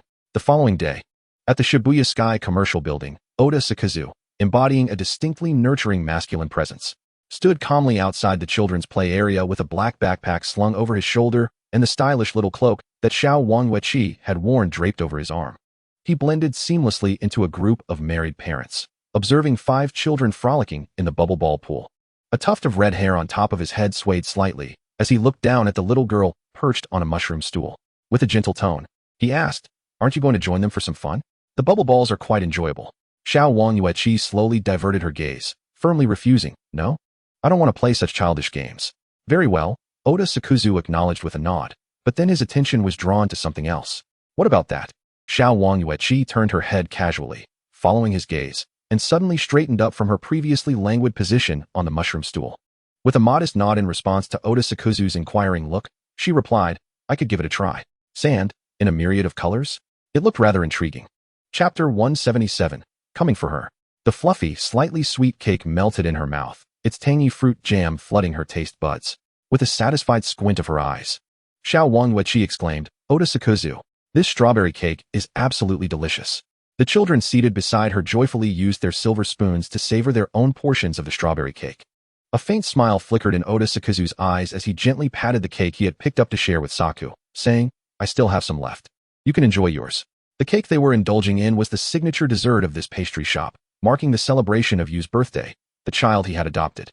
Saka glanced at the substantial portion of strawberry cake still remaining in front of Oda Sakazu, obediently setting aside her own piece to continue eating. "Wangwe, do you wish to try some other desserts?" After ensuring Saku was settled, Oda Sakazu turned to Wang Yueqi, who had elegantly and swiftly finished her portion of the strawberry cake. Since transitioning to a new organization, while his responsibilities had multiplied, his salary had also significantly increased. Accompanied by overtime and performance bonuses, he could now comfortably support the expenses of the 5 children and himself, with a bit left over. However, he mused that it might take some time before he felt inspired to write the novel he had been longing to begin. The thought of the unfinished manuscript and his promise to share the first draft with 2 friends stirred a rare twinge of guilt within him. Yet, before this feeling could linger, he suddenly froze. His ability, Seamless Garment, had been triggered. An enemy. In an instant, Oda Sakuzu's gentle demeanor shifted sharply as he gripped the edge of the table with determination, swiftly overturning their table, causing unfinished cakes and porcelain plates to crash to the ground. What? Oda Sakuzu, how frightening. What is happening? The startled cries of the staff were abruptly cut short by the sound of a gunshot. The atmosphere within the establishment fell eerily silent for a moment, and then, like a ripple effect, more patrons began to instinctively rise from their seats, distancing themselves from Oda Sakuzu and the children. Another gunshot echoed. A second bullet embedded itself in the surface of the table painted white and adorned with golden patterns. As Wang Yueqi, tucked beneath the table and using her blood manipulation to form a protective barrier, felt the impact of bullets penetrating the table's defense, her small face grew cold. The children, displaying remarkable composure, huddled behind the table like quail, anxiously watching their only reliable adult, Oda Sakuzu. Children, take cover. Oda Sakuzu drew the handgun concealed within his trench coat. The terrified expressions of nearby patrons and staff reflecting the gravity of the situation. He released the safety catch, preemptively dodging the direction of incoming bullets, and aimed at the hidden assailants. The first strike had come from a distant sniper, and given his current equipment, he was unable to reach the enemy. Yet, more bullets whizzed in from unknown directions, hammering against the exposed surface of the table. The exquisite finish of the wooden table was almost unrecognizable from the damage. There's more than one enemy. A gun! A gun!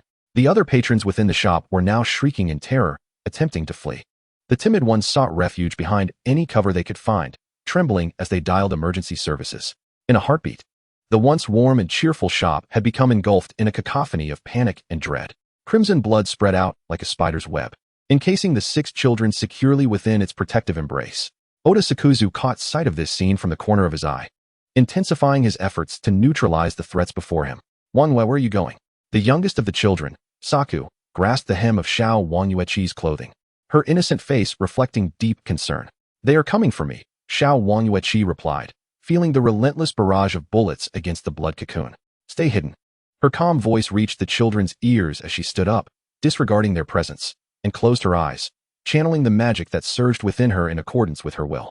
Outside, the blood cocoon that had enveloped their table pulsed with a rhythmic glow, flickering between brilliance and darkness. Bloodbound, a colossal blood cocoon resembled a gargantuan seed. Its grotesque and elongated blood threads violently rupturing the seed's surface, sprouting forth. Amidst countless terrified or wary gazes, these tendrils frantically burrowed into the ground, giving rise to numerous formidable blooms akin to foxgloves, their entire forms drenched in sanguine hues, swaying gracefully as they unfurled. An uncanny scent of blood permeated the air. The bizarre and harrowing flowers, with their pointed, elongated petals, stretched outward in a frenzy upon blooming, leaving behind deep gashes or slicing objects into fragments wherever their seemingly supple petals brushed against. With a sickening squelch, the resilient petals ruthlessly pierced through a human abdomen, the scalding blood that splattered upon them illuminating the petal's surface with strange, luminous veins. No, help! The pleas for mercy barely escaped the lips of a curse master, disguised as an ordinary guest, who was instantly drained of life in the ensuing chaos. Murder! There's a monster! Stay away! The uninitiated, who had never glimpsed the world's darker side, uttered cries of sheer terror, trembling as they collapsed to the ground, their fearful eyes fixed upon the small figure traversing the blood-soaked carnage. Little Wang Yueqi cast a calm glance over the quaking humans, her steps measured and unhurried as she approached the others who were mingling among the frightened crowd, their bodies radiating a mix of panic and murderous intent, ready to flee. Are we not continuing the assault? The girl with raven hair and crimson eyes inquired softly. A chill gripped the hearts of the curse masters. They were oblivious to the transformation in their gazes toward the little girl, shifting from greed and malice to apprehension and hesitation. If your attacks are to be so feeble. She lifted her slender, pale arm, the glaring blood threads converging like a whirlpool. Then it is my turn to strike. At the moment her words fell, the fearsome blood threads invaded their vision. Once hesitant, the curse masters were now devoid of any indecision, turning on their heels to flee. The roles of hunter and prey had reversed. Those who had come with murderous intent now found themselves in the throes of panic as new prey. Chapter 178. A Grand Entrance. A sharp pain shot through the curse master's back as it collided with the doorframe, the sound of his ribs fracturing echoing in his ears. Dust and debris swirled about him, as the blood thorns, agile as a red-chained serpent, pursued every scent of prey they detected within the commercial building. The alarms blaring in his brain resonated like an increasingly frantic symphony of encirclement, incessantly tugging at his sensitive and fragile nerves, driven by an overwhelming survival instinct. The cursed master, curled up in a chaotic corner, grimaced as he wiped the blood trickling from his mouth, his legs poised to propel him away from this terror-stricken locale. In the next instant, his calf was ensnared by a blood thorn that had surged forth unbeknownst to him. Damn it! When did this happen? His eyes widened in shock, realizing he had no time to retrieve the cursed artifacts that lay several meters away. He could only forcefully channel his cursed power into his hand to yank at the blood thorn. Having witnessed the tragic fate of his companions ensnared by these blood thorns, he understood their terror all too well. His movements were swift, but the blood thorn's barbed spikes surged forth more rapidly, piercing through his flesh. Like a wolf starved for far too long, it savagely drained the warm blood and nutrients from its prey. No. From the moment the blood thorn penetrated his calf, the once vibrant man visibly withered before the eye, his flesh desiccating at an alarming pace. He attempted to sever his leg to escape, yet as his calf was ensnared, more branches of blood thorns eagerly approached, penetrating his abdomen to siphon even more blood. Help! Like a withered tree deprived of moisture and sustenance. The emaciated figure of the cursed master could scarcely support even the weight of his thin fabric. Desperately clinging to his last breath, he uttered raspy, defiant cries, yet could do nothing to halt the flow of life slipping away. Tap, tap. The sound of small shoes echoed against the tiled floor, delicate yet crisp. Little Wang Yueqi, now adept at controlling the blood thorns, discarded the fresh corpse they had ensnared and stood upon a relatively flat expanse, waiting for the prey to present themselves. Wang Yue. The voice of Oda Sakuz emerged from the corridor to her right. Little Wang Yueqi glanced at him, noting the bloodstains on his sandy-colored trench coat. What of Kei-Suk and the others? They have been escorted to safety, Oda Sakuz replied, his vigilant gaze surveying the seemingly deserted shops and corridors, silently calculating the number of enemies he sensed nearby. Aside from the hidden snipers, there were likely about 7 remaining. Should we retreat from the building? He inquired of little Wang Yueqi. All 7 are human. Little Wang Yueqi closed her eyes, sharing her vision with the blood thorns that were expanding their territory within the commercial building, murmuring softly. Oda Sakuz feigned ignorance of her dismissal of humanity, calmly standing in place as he awaited her next command, showing no signs of underestimating her due to her current youthful form. Moments later, little Wang Yueqi opened her eyes, casting a perplexed glance. Why are there so many people? Oda Sakuz, well acquainted with her, replied without hesitation. You must have become a target for a bounty. Upon finishing, he sensed a nuance in his words and added, you were already on the black market's bounty list, but at that time. He glanced at her diminutive stature, tactfully suggesting, you had not yet been cursed, and they did not dare to act recklessly. It seems the news of your curse has spread in recent days, and they wish to gamble on whether your strength has similarly waned. No one anticipated that the little Wang Yueqi, burdened by both diminishment and amnesia, could still turn the tides from prey to predator under such adverse circumstances. Those who have come to kill you are not solely curse masters. It appears there are other factions from the underworld involved as well.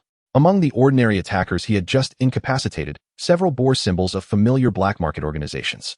Perhaps from the local black market faction in Ikebukuro? Should we leave one alive for questioning?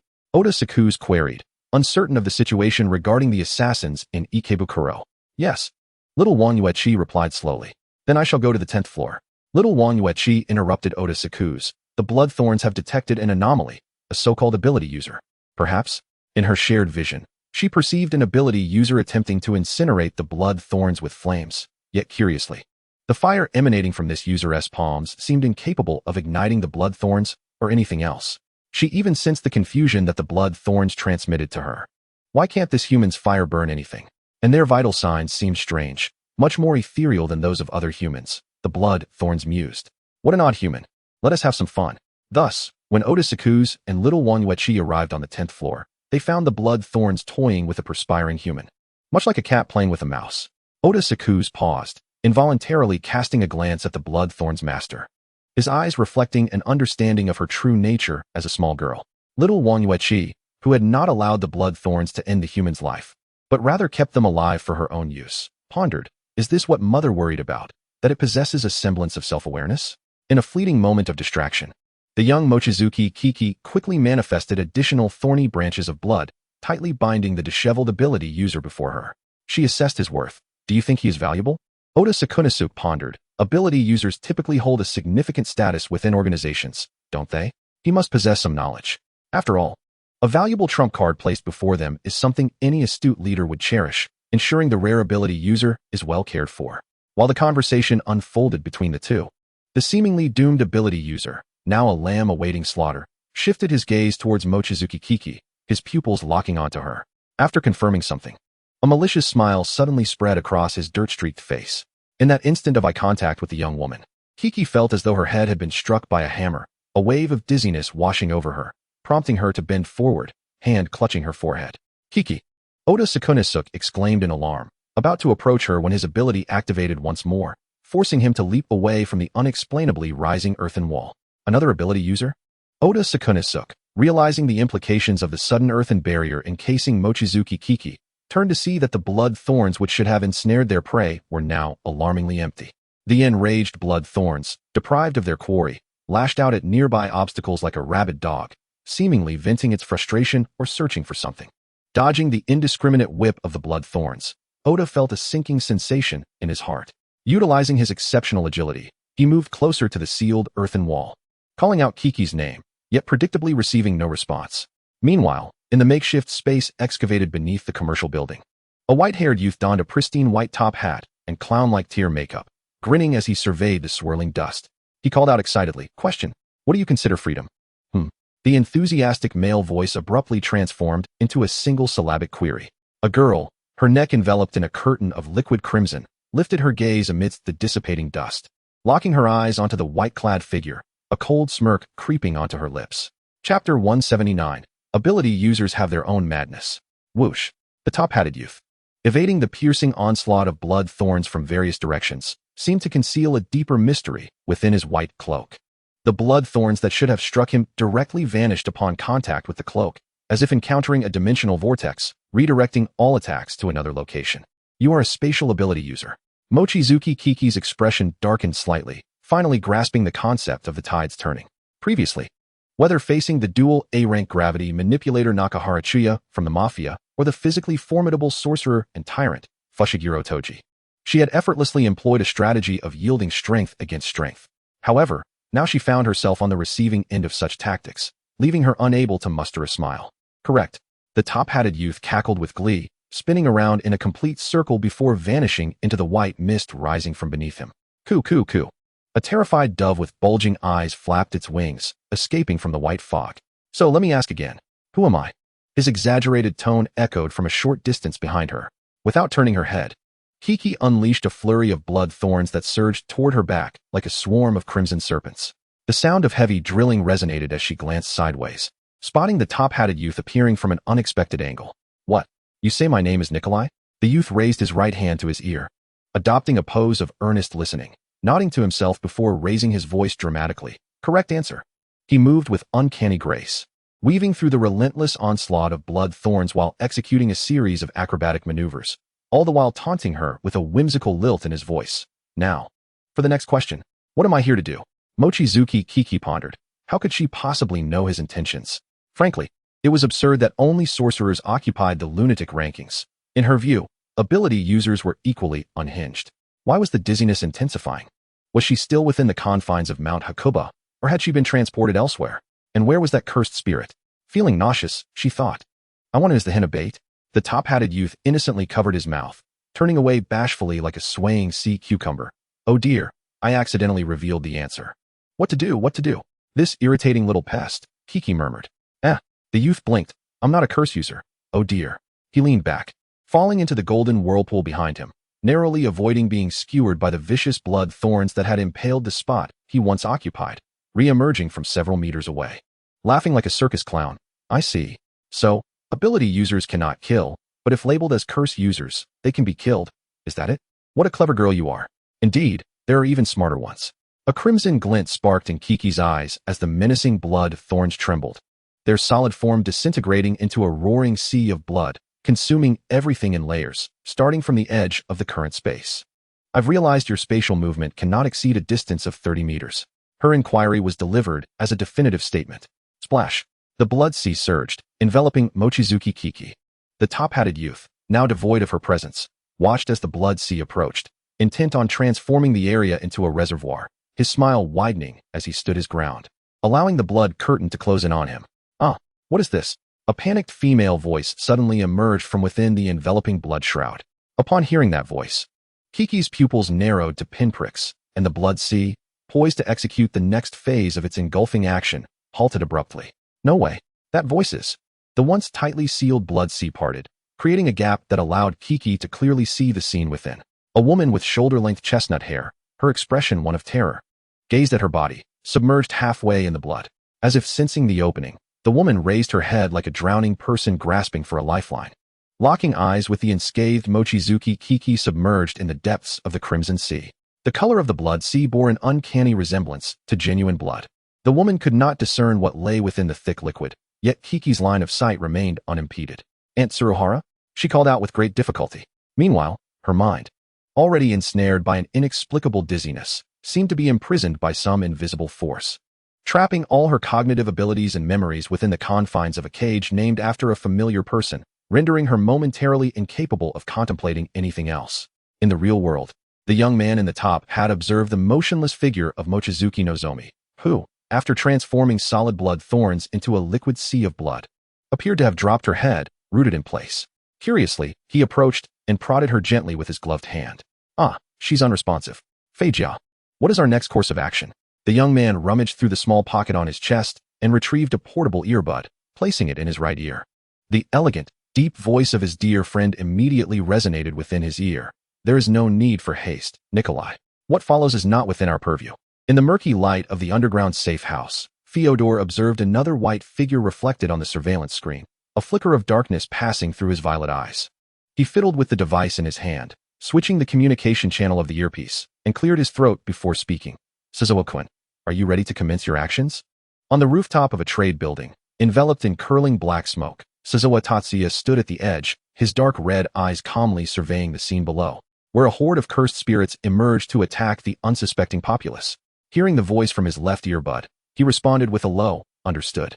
As he spoke, a veil of white mist began to envelop the rooftop from all directions, gradually spreading downwards and eroding the black smoke. The people below remained oblivious to the impending crisis or perhaps stroke of fortune. Chapter 180, Shibuya, Chaotic Prelude.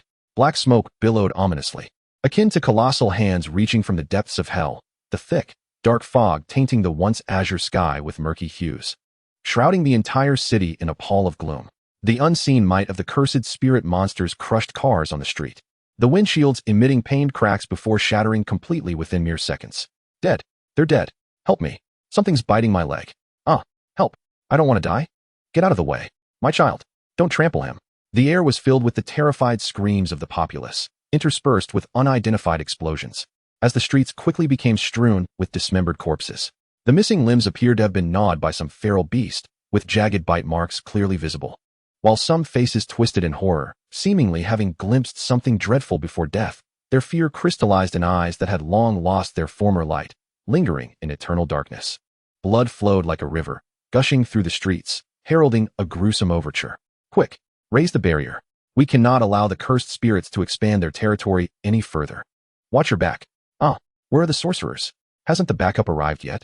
The sorcerers who rushed to Shibuya were in disarray, their faces betraying their horror and panic. The sheer number of cursed spirits present was overwhelming. They had never encountered such a multitude since becoming sorcerers. The scene could only be likened to a night of 100 demons. Moreover, keen-eyed lineage sorcerers detected familiar faces among the cursed spirits, stirring a tempest of emotions within. Aren't these the cursed spirits captured by the family years ago for confinement? And that one too, there's no mistaking it. So many seem to be familiar cursed spirits. They shouldn't be unsealed from the family's confinement chamber, serving as the sharpening stone for the next generation of sorcerers. Why are they here? Could it be that the family is involved in this turmoil?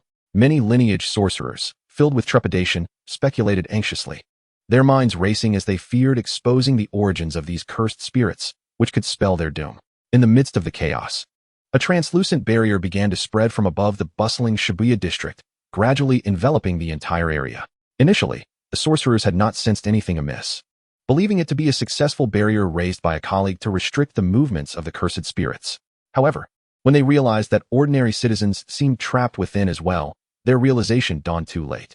Wait, why can't ordinary people leave? Wasn't the rule supposed to only restrict the entry and exit of cursed spirits? I don't know, it wasn't us. Nor us. Could it be the sorcerers who came to assist? If such an important additional rule was enacted by our sorcerers, how could they make such a mistake? Then who raised this barrier? Someone said with difficulty. As the words left their lips, an inexplicable chill coursed through the group. In any case, we must stabilize the ordinary citizens and guide them to safety. The voice of the assisting supervisor faltered. The other assisting supervisors, engaged in a fierce battle against the cursed spirits, were taken aback, their pupils dilating as the encroaching white mist began to dominate their field of vision. This is the sound of a weapon, now masterless, clattering to the ground, lay quietly on the blood-stained concrete. The cursed spirits, devoid of prey, experienced a momentary confusion before instinctively seeking their next meal, their forms obscured by the thickening white mist. The ethereal white fog cascaded down like a waterfall, enveloping the entire sky building, silently and rapidly spreading outward.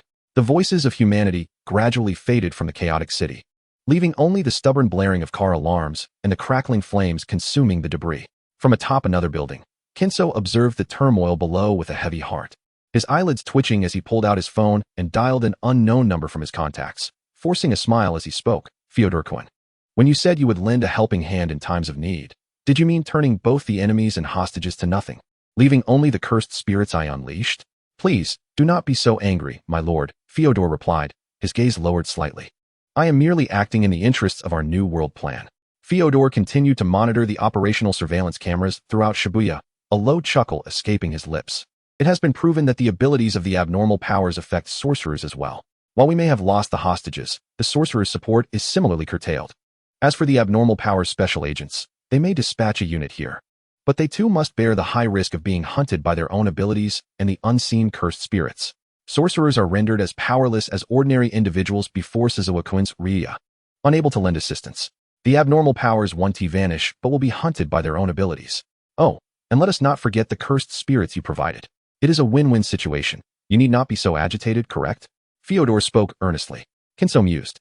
Has this fellow not considered what might happen if the opponent's abilities also affected him? And what of that individual named Suzawa Tatsuya? Had he known how effective that individual's powers were, he should have seized his body first. But it seems it is too late now. Surrounded by an encroaching white mist, Kinjaku lowered his gaze to the ethereal fog swirling at his feet. Confirming that he could still manipulate this body, he narrowed his eyes, coming to a realization. It appeared that Ryan Suzawa's anomalous abilities could not sever the connection between cursed spirits and the deceased. Once assured of the continued functionality of this body's techniques, Kinjaku prepared to end the call. All right, your past route is highly likely to intersect with Suzawa-kun. Remember not to let anything slip then, all right? I assured Suzawa-kun that I would not harm Miss Mochizuki. FIFA remarked lightly. I am well aware, Kinjaku replied coldly, hanging up the phone, unwilling to hear more of this duplicitous human's incessant prattle.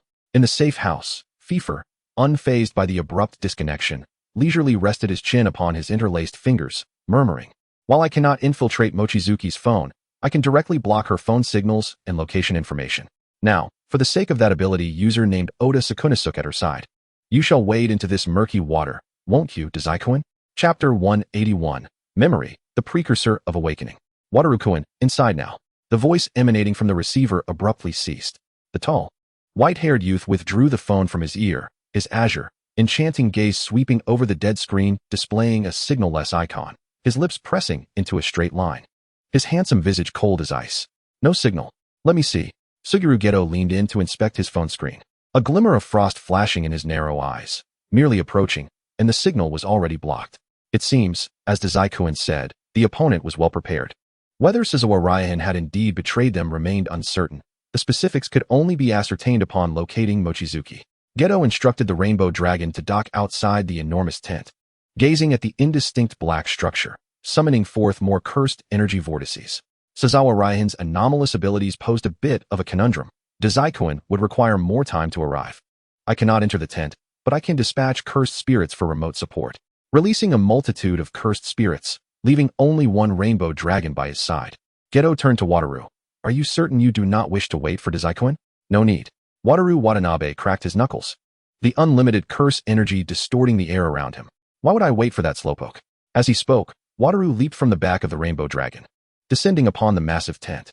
The tent, imbued with special rules, repelled him with a tremendous force as he reached it. In a second, Perceiving the special rules affixed to the tent, Wataru smirked rather than fuming. Refusing me entry? Do you truly believe you can thwart me? Technique reversal, red. A torrent of cursed energy converged, and a crimson energy beam coalesced in an instant, striking the black tent with maximum output. The pitch-black mist clashed violently with the scarlet beam. The translucent black membrane could not withstand the assault for more than a few seconds before it burst like a popped bubble, revealing an interior reminiscent of misty London, filled with cursed spirits enveloped in white fog. Ah, a bit too hasty, aren't we, Wataru? As he witnessed the tent being ruthlessly dismantled by Wataru, Geto's eyelids flickered heavily, directing the rainbow dragon away from the surging white mist while simultaneously forming hand seals, reciting the incantation to erect a new tent, just in time to prevent the fog from spreading further. Within this new tent, the newly summoned cursed spirits, gathered for reasons unknown, sensed something and turned their gazes toward Wataru, akin to sharks catching the scent of blood from several kilometers away, converging towards the palpable cursed energy. Get lost. I'm in a hurry. Wataru glared down at the swarm of cursed spirits approaching him, unleashing a vast expanse of azure cursed energy from his palm, swiftly obliterating all spirits obstructing his path. In the subterranean space, the swirling sea of blood resembled solidified resin, ceasing its ravenous consumption. What place is this? What do they intend to do by bringing me here? A familiar-looking woman with chestnut hair swiftly regained her composure from panic, suppressing her terror of the blood-soaked depths enveloping her waist, raising her voice to attempt communication with her captors. She bore an uncanny resemblance to the woman in her memories who had raised her and established a thriving foundation. The Blood Clan's extraordinary senses and sight conveyed to Mochizuki that the figure before her, Hora, undoubtedly existed, yet why was she here? Mochizuki could not help but voice her confusion. The solidified sea of blood acted almost like a megaphone, transmitting her words clearly to the woman submerged to her waist in the crimson tide. That voice. The woman gasped, her expression shifting. Little Key, you are here too. This is dangerous. Direct your ire towards me, not a child. If you are seeking money or shares, we can negotiate, but do not harm my child. Mochizuki silently regarded the woman's furious reaction, closing her eyes in an effort to suppress a growing, inexplicable pain radiating from deep within her brain. A flash of red flickering in her gaze, causing the sea of blood to recede like a tide, lowering its level until it vanished. Is it real or an illusion? She yearned to confirm it herself. Aoi Tohara lifted her gaze, watching as the girl emerged from the blood-red vortex, now diminished to a height of one person. Joy and relief ignited in her eyes. Little Key, she exclaimed, calling out the affectionate name she held for Mochizuki, instinctively extending her arms to catch the descending girl. Observing the woman poised to embrace her, Mochizuki sprouted a pair of bat-like wings from her back, flying backward and widening the distance between them, much to Aoi's astonishment. Why are you here? Mochizuki's peripheral vision scanned her surroundings. The individual named Nikolai was absent, his presence vanished from her senses. The woman's steps faltered, her fingertips curling slightly as she restrained herself, standing firmly in place, gazing earnestly at Mochizuki as she spoke. I do not know either. I only remember handling contracts one moment, and, in the blink of an eye, suddenly finding myself here. As Aoi understood the girl she had raised, she recognized that Mochizuki was in a state of wariness and distrust. Thus, she suppressed her urgency, striving to grant Mochizuki time to assess her and find the right words to communicate. Little Key, I have been searching for you all this time. Listening to the woman articulate certain truths only they knew, Mochizuki gently lowered her lashes, her long eyelashes casting a faint shadow beneath her eyelids, obscuring her true emotions. If you are indeed Aunt Aoi, you must know my mother's name, right? From the moment she could remember, she had never heard Aoi mention her parents' true names. Whenever the topic arose, Aoi would cast a sorrowful or hesitant glance her way, deftly avoiding the subject, never revealing her parents' names. It was as though it were a taboo. Aoi was momentarily taken aback by such a question, a trace of sorrow appearing between her delicate brows. Of course, I know. Your mother's name is Ayaka Amamiya. The instant the name left Aoi's lips, it felt as if the chains of some forbidden taboo had been shattered. Little Key, how could you forget your mother's name? Little Key, forget me. Aoi's voice, tinged with sadness and longing, suddenly intertwined with another ethereal and sorrowful feminine voice, one that reproached her for her forgetfulness, while the other implored her to let go. Xiaoqi, do not gaze upon me. The ethereal voice, reminiscent of an auditory hallucination, echoed once more in her ears. Wang Yueqi stiffly raised her head. A few meters away, the delicate visage of Tsahara, Aoi, suddenly blurred in her sight. Her chestnut hair, previously falling gracefully to her shoulders, transformed into a pitch-black shadow amidst the deepening contours, strands clinging to the thick, flowing blood that stained her light dress a striking crimson. Forget everything about me. The cold blood coursing through her veins quickened unnaturally. A lump lodged in her throat, rendering every utterance from Wang Yueqi stifled. Amano Aya, the name resonated, awakening a deeply unsettling fragment of her memory, as if the shackles of recollection were slowly being unbound. Chapter 182, The Past Mother. Memories and flesh appeared to splinter into two distinct entities. Her body, bereft of its usual weight, felt as light as a feather, ascending effortlessly. In stark contrast, the memories, which slowly unshackled themselves, forcefully dragged her consciousness downward. Darkness surged like a tide, swiftly engulfing the light before her. Waves of memory crashed relentlessly in the profound darkness, propelling her toward the buried recollections deep within the palace. The moonlight flickered intermittently, obscured by clouds. The faint, hazy glow of the moon seeped through the vast barrier enveloping the black castle, filtering through the open floor-to-ceiling windows, merging with the warm orange light within the room, casting a radiant glow. Aya, what are you planning to do with this child? A woman, appearing even younger than Wang Yueqi remembered, paced anxiously in the room. Her demeanor not as calm as her memory suggested. Soon, your family will send someone to the castle to check on your condition. Before the child was born, my abilities could conceal her existence, but now, the unmistakable aura of pure blood will alert them the moment they step into the barrier. This was the first time Wang Yueqi encountered such an immature, yet composed Tsuruhara Aoi. She resembled a mirage in the desert, a ghostly specter that did not belong to this world. Observing the young Tsuruhara Aoi fret and ramble, a mere bystander to it all. Those fiends are like rabid dogs. If they discover the existence of the new heir, you will undoubtedly be drawn into the struggle for the throne. Aya, why not leave the child behind and escape together? With your abilities combined with mine, we could easily find a secluded spot to hide away. Aya, are you even listening to me? The youthful visage of Tsuruhara Aoi could not help but glance at the woman seated beside the European-style bed. The light filtered through the sheer lampshade, casting layers of enchanting shadows that outlined a delicate silhouette. Wang Yueqi's gaze suddenly froze. The black hair cascaded down like silk from behind, spreading across the soft bedding. The woman's face, illuminated by the warm glow, appeared particularly gentle, her fair skin radiating a soft luminescence. She gently rocked the cradle beside the bed, tucking a stray strand of hair, blown by the wind, behind her ear. Her rose-red eyes, brimming with tenderness, fixed unwaveringly upon the infant in the cradle, who also possessed a pair of magnificent crimson eyes, staring back at her. That was Mother. There was no need for any so-called adjustment period, nor was there any sense of unfamiliarity. The long-awaited title, which brought tears that blurred her vision, escaped her lips the moment she beheld the woman. I know you are worried about me, Xiao Aoi. The woman affectionately brushed her finger over the drool bubbles at the corner of the infant's mouth. However, I will not choose to leave my daughter behind to be ensnared in the brutal struggle for the throne. Her voice took on an air of calm determination.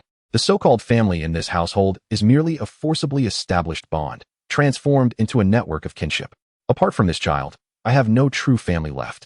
Tsuruhara Aoi frowned as she regarded her. But Aya, you are merely a low-tier 5th rank, a half-blood transformed from a human. You cannot even suppress a 4th-tier commoner, let alone a 3rd-tier noble. This child is pure blood. As long as she is pure blood, she cannot be weak. The progenitor has been in slumber for some time now, tacitly allowing the other heirs to vie for the throne. Even if you wish to shield her from that conflict, as long as she is a pure blood, the progenitor's child, she will inevitably become a target for the other heirs. Moreover, if you intend to remain with this child, you will become her greatest weakness. It would be wiser to leave her here. Her growth can be guided and interfered with by the family and the council. She will fare well in the future. Tsuruhara Aoi's cold analysis prompted a flicker of movement in Wang Yueqi's gaze, yet no sense of loss arose within her, for she understood. I'm sorry, Xiao Aoi. The woman shook her head. I cannot abandon my daughter. Bloodline children, from the moment they open their eyes, begin to record their memories, imprinting all they see into the blood that flows within them. The birth of a non-pure blood is merely a transition. The half-blood woman remained unaware. Through the ages, Tsuruhara Aoi, having always been human, was oblivious to the truth. Everything resonated with her revived memories. Her mother chose not to forsake her. Truly, you are hopeless. Tsuruhara Aoi exclaimed in frustration, grasping at her hair before taking a deep breath in resignation. Fine. Let us first consider how to conceal this child's existence. I already have a plan for that, the woman replied, her eyes curving with a smile. Xiao Aoi, are you willing to assist me? I am willing. Tsuruhara Aoi emphasized each word. Thank you, Xiao Aoi. The woman clasped her hands together, her eyes sparkling. I knew you would be the best. Tsuruhara Aoi crossed her arms. scoffing. Indeed, who else would you expect? You are her biological mother, and I am merely her godmother. The woman smiled as she lifted the infant from the cradle, positioning her to face Tsuruhara Aoi. Xiaoqi, look. This is your godmother, Tsuruhara Aoi. You must remember her, okay? Can such a small child truly recognize anyone? However, Xiaoqi, have you decided on a name for this child? Ah, yes I have. Her name is Qi, the Qi of wishes. The woman's voice softened, her gaze tinged with nostalgia and a sigh. I do not wish for this child to be bound by the past surname of Amano, nor do I want her to inherit the name of my current family or that of the esteemed gentleman. Thus, I wish to bestow upon her a new surname. A new surname? You truly dare to do so? If those lunatics from the council and your family hear of this, they will surely explode in outrage. That is why we must conceal Xiaoqi's existence, the woman laughed. Moreover, while I would love for Xiaoqi to bear your surname, I suppose it's best not to. In the night sky, the moon, previously obscured by drifting clouds, revealed its full silhouette. The woman gazed intently at the infant, who met her gaze, and gently spoke. I wish to name her Wang Yue. Her name shall be Wang Yueqi. Chapter 183. She remembered. As the woman's voice, filled with hope, faded, the scene before her suddenly became ethereal and fragmented. Mother. Mochizuki Nozomi's pupils constricted sharply as she extended her delicate hand, yearning to grasp the woman who stood so near. However, her slender fingers merely passed through the woman's form, seizing only the myriad of luminescent orbs that fluttered about like startled fireflies. The dissipating lights cascaded like undulating waves, propelling the frothy, white bubbles of surf upon the shore, only to recede and transform into countless memory orbs reflecting diverse scenes. These orbs wobbled and drifted past the tips of Mochizuki Nozomi's fingers. She gazed, transfixed, at the frames within each bubble. Young Kurihara Aoi held a swaddled infant, her expression solemn as she approached the unadorned stone door, which stood ajar, illuminated by a white light on the other side, concealing the mysteries beyond. In another memory orb, the now poised and intellectually adorned Kurihara Aoi stared in shock at a little girl who had stepped into the sunlight to pick up a small red ball. You must be joking, she murmured. The little girl returned, tilting her head in confusion. Godmother? Kurihara Aoi looked down at the petite figure, still shorter than her own legs. Inhaling deeply, it's nothing. Little Kiki, we must return. The girl paused, her grip on the red ball tightening. Yet she refrained from expressing any tantrum about not wanting to leave. Oblivious to the fate that awaited her after this return, one from which she would never emerge again, she obediently followed Kurihara Aoi through the stone door. Little Aoi, I have checked with the family stronghold. The woman spoke in a subdued voice, trembling with a barely contained fear. In the history of our kind, there has never been an existence immune to sunlight. If they were to discover Kiki's existence, then... Kurihara Aoi turned to the little girl sleeping sweetly under the down comforter, her voice strained. Let us wait until she awakens her abilities at 6. But from this moment forth, she must never leave the castle's barrier. Unbeknownst to them, the little girl, lost in slumber, had her curled lashes flutter momentarily before settling back into stillness. Countless memories flashed before them, akin to a film playing at an accelerated rate. Suddenly, her consciousness wavered. When she regained her senses, familiar yet distant figures were before her. Mama? A childlike and bewildered voice escaped her lips. Yet, Mochizuki Nozomi remained blissfully unaware of the shift in perspective and appearance. She watched in panic as the woman suddenly collapsed to her knees. Mama! Her eyes widened as she instinctively rushed forward to help the woman, only to find her hands slick with warmth. Mama, what happened? She cried, desperate to inspect the woman's injuries, but was halted by the woman's firm grip on her shoulders. Little Kiki, listen to me, the woman urged, her gaze lifting, blood gushing from her body, rapidly soaking her pale dress. I will soon send you and Godmother Kurihara to a safe place, but I cannot accompany you. Crimson light burst forth from the woman's heart, enveloping the little girl in a delicate veil. In that instant, Mochizuki Nozomi realized she could no longer move. You are too weak for them now. Even as a pure blood, you are far too dangerous. So, in that fleeting moment, all sound and motion within her were ensnared by the crimson brilliance. Perceiving the woman's intentions, Mochizuki Nozomi frantically summoned her inner power, striving to disrupt the sacrificial spell being cast. Your bloodline and memories will be sealed away by your mother. No. Tears cascaded down her cheeks like pearls from a broken string, spilling forth without warning. No. She watched helplessly as the blood obscured her vision. The woman's face becoming nearly unrecognizable beneath the thick, crimson veil, save for those gentle eyes peering through the bloodstains. Little Kiki, forget me. The woman struggled to lift her blood-soaked hand, tenderly covering the terrified child's eyes. Do not look at Mama in this state. Close your eyes, little Kiki. I promise you. When you awaken once more, You will no longer envy other children playing freely in the sunlight. The woman's voice grew frail, akin to a flickering candle flame in the wind. Do you feel it? Mama's final gift to you. It is called the door. Her voice dwindled further, like a candle flickering in the breeze. But this door will be locked. It will only open when you are in danger, leading you to another safe place. You must obey Godmother's words from now on. This time, go into the sunlight, little Kiki. With her last ounce of strength, the woman pushed her through the door. Mochizuki Nozomi fell into the passageway of the door, her consciousness plummeting into an abyss of darkness. She remembered her lineage, the abilities she could never actively wield, and her mother, who had chosen to seal her memories and bloodline with forbidden magic to protect her from the brutal power struggles within the Blood Clan. Ensuring her immunity to sunlight remained hidden. The weight of sorrow and intense pain spread through her chest. In the real world, a man with a stitched scar on his forehead licked his lips and drew forth a specially crafted silver dagger, aiming it at the vulnerable heart of the bowed Mochizuki Nozomi, poised to strike. As the dagger neared her garment by mere millimeters, the seemingly motionless girl abruptly lifted her head, her long, dark lashes quivering. The assailant, Yenshuo, was taken aback but did not cease his attack. It matters not whether you are truly awake. As long as the silver dagger, soaked in holy water, pierces your heart, you shall perish.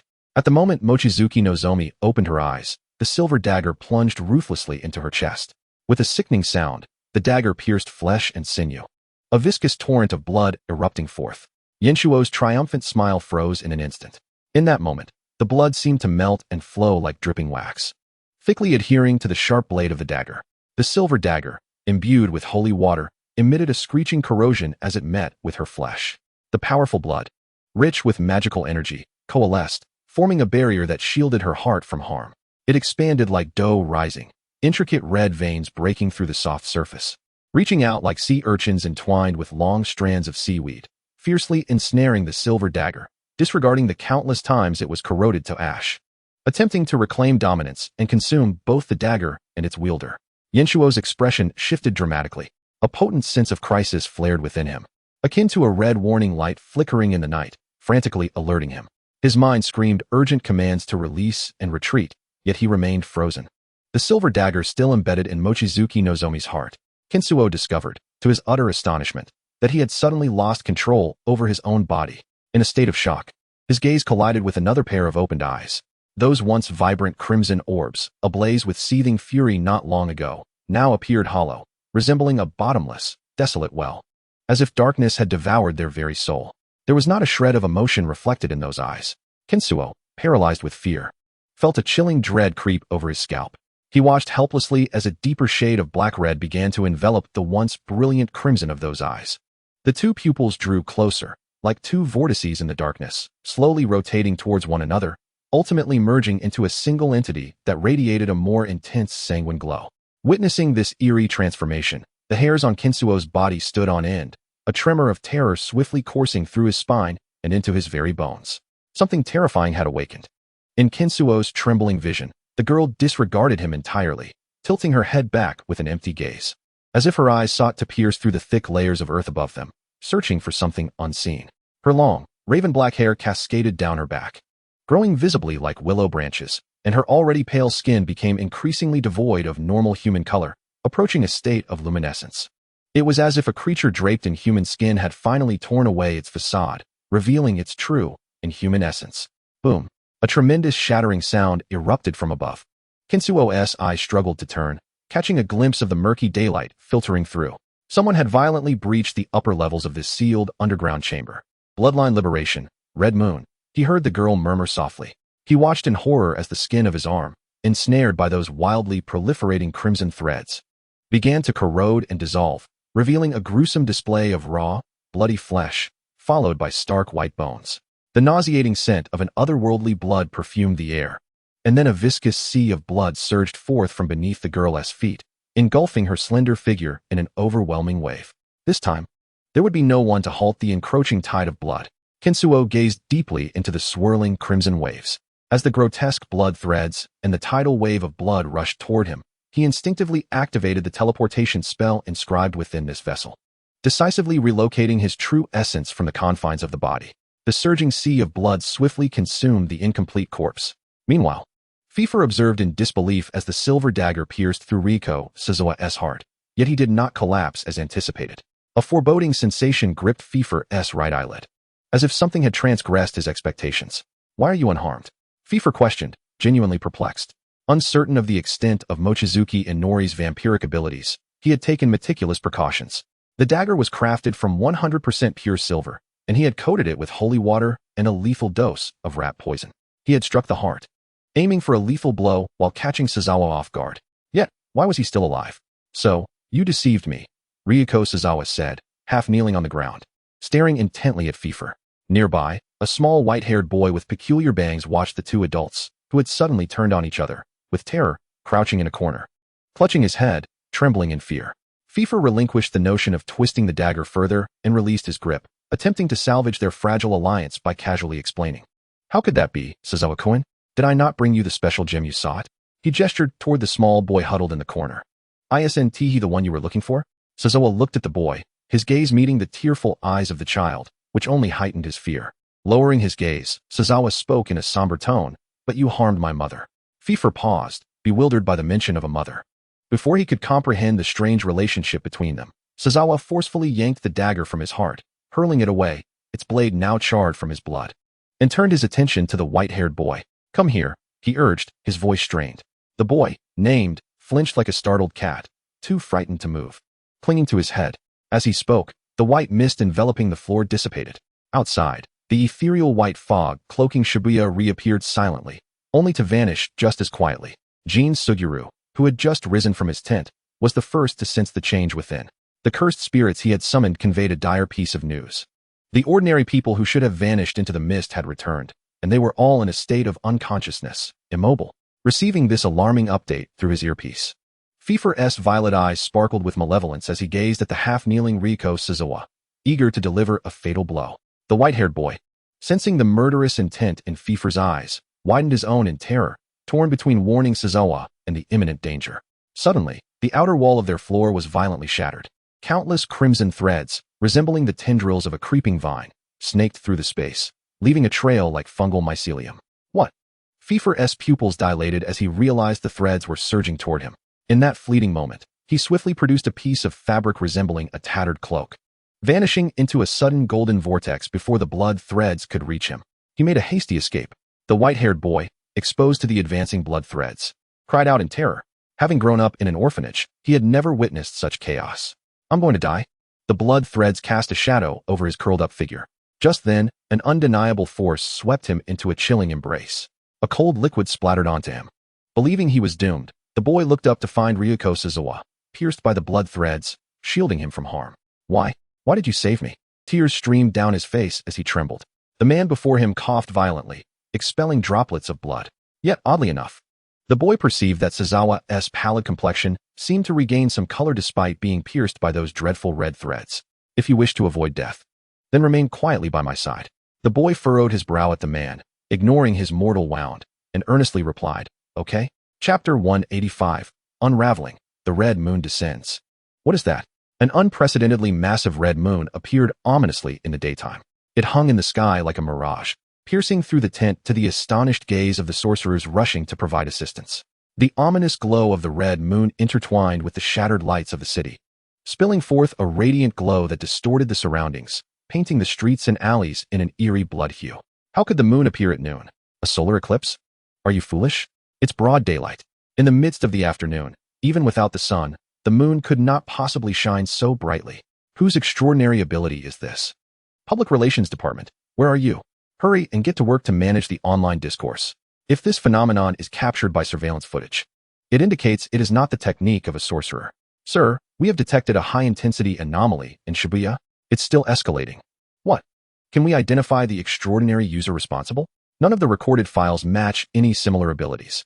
The Extraordinary Intelligence Division stationed in Shibuya sprang into action as the piercing alarm echoed throughout the base. Meanwhile, the true chaos within Shibuya was just beginning.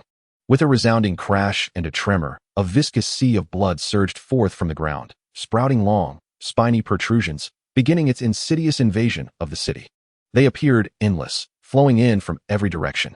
At first, they were merely scattered rivulets, each winding its way to seek out living creatures to parasitize and partially assimilate. By the time the sorcerers who had dealt with the cursed spirits became aware of their presence, they found themselves already impaled by a blood thorn. What is this? The seemingly innocuous blood thorns, akin to decorative ornaments, revealed their true, menacing nature once discovered by their hosts. Like parasitic mycelium, a single thorn instantaneously split into multiple slender tendrils, viciously piercing the host's skin, greedily siphoning blood, while simultaneously initiating a partial transformation of the infested host. What is happening? Retreat. This is not right. These are not the abilities of cursed spirits, but rather, to our surprise, there are enemies beyond the cursed spirits. Caught off guard, the sorcerers grimaced in pain, clutching the sites where the blood thorns had stabbed them, their legs buckling as their bodies underwent distressing transformations, causing them to convulse uncontrollably. Hey, are you all right? Pull yourself together. One comrade, drenched in cold sweat, severed the thorny branches coiling towards him while loudly calling out to rouse his companion's awareness. Engrossed in battling the foe, he remained oblivious to the fact that his fallen comrade's mouth was slightly agape, as if laboring to breathe.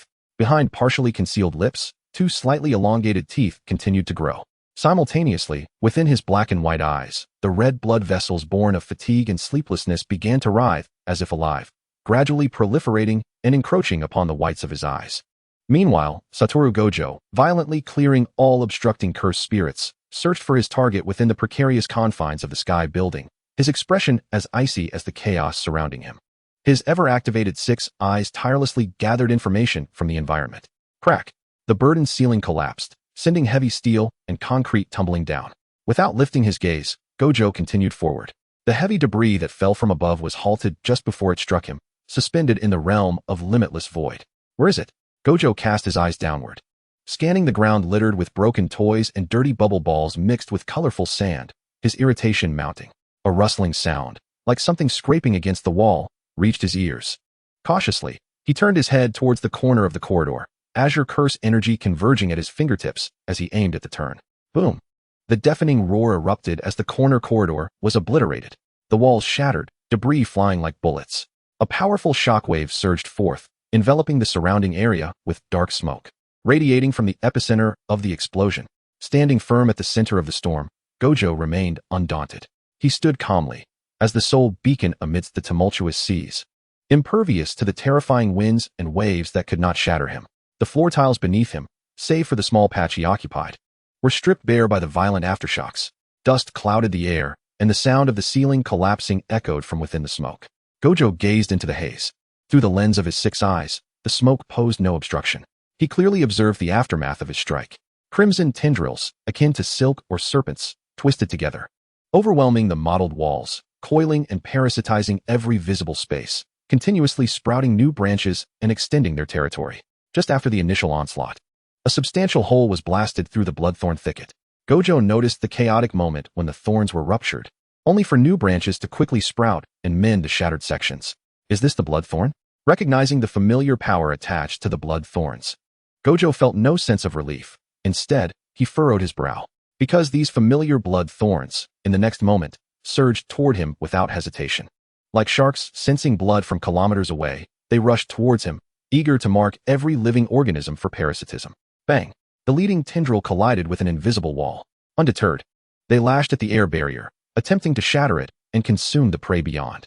TSK, Gojo licked his back teeth, anxiety etched across his brow. Without a doubt, he could surmise that the master of the blood thorns had likely lost control again. Crack! He violently tore apart the blood thorns that assaulted him, gripping one firmly as if pinching the vital spot of a snake, his tone fierce. Once I find your master, I will surely give her a thorough reprimand. What a troublesome situation. As he vented his ire towards the blood thorns, Gojo prepared to follow the tendrils back to their master when a sudden, intense sense of crisis erupted in his mind. His striking azure eyes narrowed, his form twisted, and he abruptly vanished from his position, reappearing outside the building. The battered skyscraper, with shattered glass facades reflecting the crimson light from the sky. The bloodlines scattered throughout the city seemed to be drawn by some unseen force. The previously wandering rivulets began to converge in an orderly manner towards the void outside the sky building, merging as if alive, like a red water balloon slowly taking shape. It grew larger and larger. Yet, the thick coloration, mixed with the scent of rust, despite its strange fragrance, could not disguise its true essence of coagulating blood. At the center of this sanguine sphere, a radiant energy core pulsated. Kiki. Satoru Gojo's azure pupils suddenly constricted. Chapter 186. Yet, It is this boyfriend who must feed her. In the heart of the swirling blood sphere stood a slender, delicate girl, clad in a black Gothic dress adorned with peculiar totems, her raven black hair cascading like satin, resembling a black poppy blooming and swaying in the depths of the ocean, enchanting yet perilous. Her soul, fully manifesting within the vision of the six eyes, exuded a brutal, bloodthirsty aura, darkening to a deep crimson. It was starkly distinct from the essence of a human soul. Just a glance invoked an undeniable sense of terror and danger. Yet without a doubt, this was his Kiki, his troublesome girlfriend. The young girl, seemingly sensing something, abruptly opened her eyes, revealing iridescent black-red orbs that turned to gaze at him. The clash of crimson and azure resembled a sunset reflecting upon the sea, where two resplendent hues melded into a more peculiar color. Witnessing the inhuman essence of the pure-blood, Satoru Gojo felt no fear. Instead, a smirk played upon his lips as he complained, "Here I am, laboriously searching for someone, while you seem to be enjoying a clandestine feast." The six eyes perceived the rich energy surging within the sea of blood. The bloodthorn branches, scattered throughout the city, siphoned the lifeblood and cursed energy from their captured or parasitic prey, transforming it into a potent force that was neither cursed energy nor otherworldly abilities, nourishing the insatiable Wataru. Yet, this was far from sufficient. At that moment, Wataru resembled an abyss, ravenous for all forms of energy, with the captured prey in the city barely enough to satiate her hunger. Thus, Satoru observed the enormous red moon begin its ascent, expanding in size as it sought to cast its luminescent glow over broader lands. Where the light of the red moon shone, crimson thorns followed as shadows. Sadly, it seems the outside world doesn't quite suit your tastes, little Wataru. The silver-haired youth chuckled softly, his gaze sweeping over the bloodthorn thicket that believed it was stealthily encircling him. The curve of his smile widened. "It seems I must be the one to satisfy you, my dear." It was time to rein in Wataru a little. If the commotion grew too loud, the night moths would surely receive a harsh reprimand. "I hope this won't lead to another lengthy reflection, shall it?" Satoru mused casually while channeling cursed energy into a blade, slicing it across his palm. Blood flowed. The exquisite aroma of his lifeblood instantly stimulated the lurking bloodthorns. No longer lurking in the shadows, the empathic branches abandoned their easily accessible prey, turning to converge upon Satoru in a united assault. "Now, that's more like it. The best is right here." Satoru nodded in satisfaction as he became the target of the bloodthorn swarm, his figure suddenly vanishing from the spot before reappearing elsewhere. Whoosh! The deeper-hued bloodthorns violently twisted against the air barrier that protected Satoru. Noticing that the bloodthorns were beginning to corrode even his limitless barrier, Satoru raised an eyebrow in surprise. Can even the limitless be breached now? After the initial astonishment, a burning desire for battle surged within him. Speaking of which, Wataru, it's been ages since we unleashed our full strength in a proper fight, hasn't it? His curiosity and anticipation piqued. Just how far could Wataru go at her prime? The youthful six-eyed sorcerer's azure gaze sparkled with eager battle intent as he effortlessly crushed the bloodthorn thicket, encircling him with his bare hands, charging directly towards the blood orb. Meanwhile, the sorcerers and official special support units arriving in Shibuya found themselves in a troublesome predicament. Most of the cursed spirits within the city had been ensnared by the bizarre bloodlines and thorns visible even to ordinary people, but they posed an even greater threat. They acted like a virus, burrowing into the skin of the living once ensnared, infiltrating flesh and blood, transforming them into grotesque beings akin to zombies from films. The difference, however, was that these creatures did not consume flesh but instead drained blood. They felt no pain, wounds healed instantly, and they would bite anything alive. The bitten would become one of them within a minute, continuing the cycle of carnage, sending chills down the spine. Those who came to assist were too preoccupied to rescue the ordinary people who had just been expelled from Shizuoka Ryuhiko's between Rio. Thus, many ordinary individuals, gradually regaining consciousness, were directly seized by the bloodlines, transformed into mindless, bloodthirsty monsters. Observing the scenes on the surveillance monitors, the officials recalled a certain anomalous ability user with mutated abilities. As they frantically adjusted the monitoring screens, they overlooked that some of the ordinary people ensnared by the bloodlines had not been assimilated into mindless creatures. "How did I end up here? What is this?" A young man, pierced by the bloodlines, cried out in pain, his face contorted with rage. Who unleashed their innate ability to indiscriminately drain blood? Let go. I'm being drained. The scent of blood in the air was intoxicating. What is this? A noble lineage? Another woman, awakening slowly, found her starkly contrasting irises uncontrollably shifting to red, her straight teeth morphing into sharp fangs, revealing an expression of obsession as she tilted her head to savor the aroma of blood in the air. This scent, How could it be? It's unmistakably that of pure bloods. Those with stronger willpower felt their eyes redden, desperately resisting the bloodthirst. While their crimson irises scanned for other hidden kin among the ordinary crowd, the Red Moon has lost control of the purebloods. Quickly, notify the elders. This was impossible. Hadn't they heard that none of the princes had come to the island today? The scent of blood in the wind was so unfamiliar. Could it be? No, that's even less likely. That one has been in slumber for nearly 20 years. Besides, which family would conceal the offspring of that one? Yet, that reasoning was flawed. I'm being drained. Quickly informed the Elder Council. The bloodkin hidden within the ordinary populace grew restless. In the base of the Special Abilities Bureau, an urgent communication request unexpectedly filled the main program screen, blinking to assert its presence. Commander, the British Clock Tower attendant has sent an urgent video communication. Commander Yamada Tanahoko's expression darkened. Connect the video. It's been a while, Commander Yamada. An elegant figure, backlit, appeared on the screen. Yamada's gaze deepened. My lady, to contact me at this hour surely implies you have more than mere pleasantries to discuss? The woman chuckled lightly. Indeed. Since you're in a hurry, let me get straight to the point. Regarding the Shibuya riot incident in your country, I have a significant figure who wishes to speak with you. Chapter 187. You are not yet qualified to handle this. With that, the video shifted to reveal another figure seated beside the woman. The elderly man stood tall, draped in a finely crafted deep purple robe, its edges adorned with golden threads depicting an ancient family crest. His hands rested upon a beautifully carved cane, his visage reminiscent of an ancient painting, each line imbued with the essence of time. He exuded an imposing presence, clad in classic Western aristocratic attire. Undoubtedly, this unfamiliar elder, like the woman, was also of noble lineage. Moreover, Commander Yamada speculated that his status was no less than that of a countess, perhaps even more esteemed than a mere countess. In our first encounter, allow me to introduce myself. I am Adrian. You may refer to me as Duke Adrian. The elder nodded slightly in greeting. Yamada's heart raced. A duke? This is a title just below that of the queen, the highest rank among the nobility. Recognizing the duke's status, Yamada's tone took on a note of respect. May I inquire as to why the duke has reached out to the Special Abilities Bureau at such an urgent hour? About Wataru. Duke Adrian uttered a name. Yamada's eyelids twitched heavily, and he refrained from responding immediately, awaiting the elder's elaboration. The arrest warrant issued regarding the Shibuya riots has reached my attention. As a duke, I hereby command the immediate revocation of all bounties and warrants for the apprehension of Mochizuki Ki, lest the Neon Nation faces accountability from the entirety of the British transcendence and official forces. The elder spoke with an authority that brooked no refusal, elevating the matter to an international issue.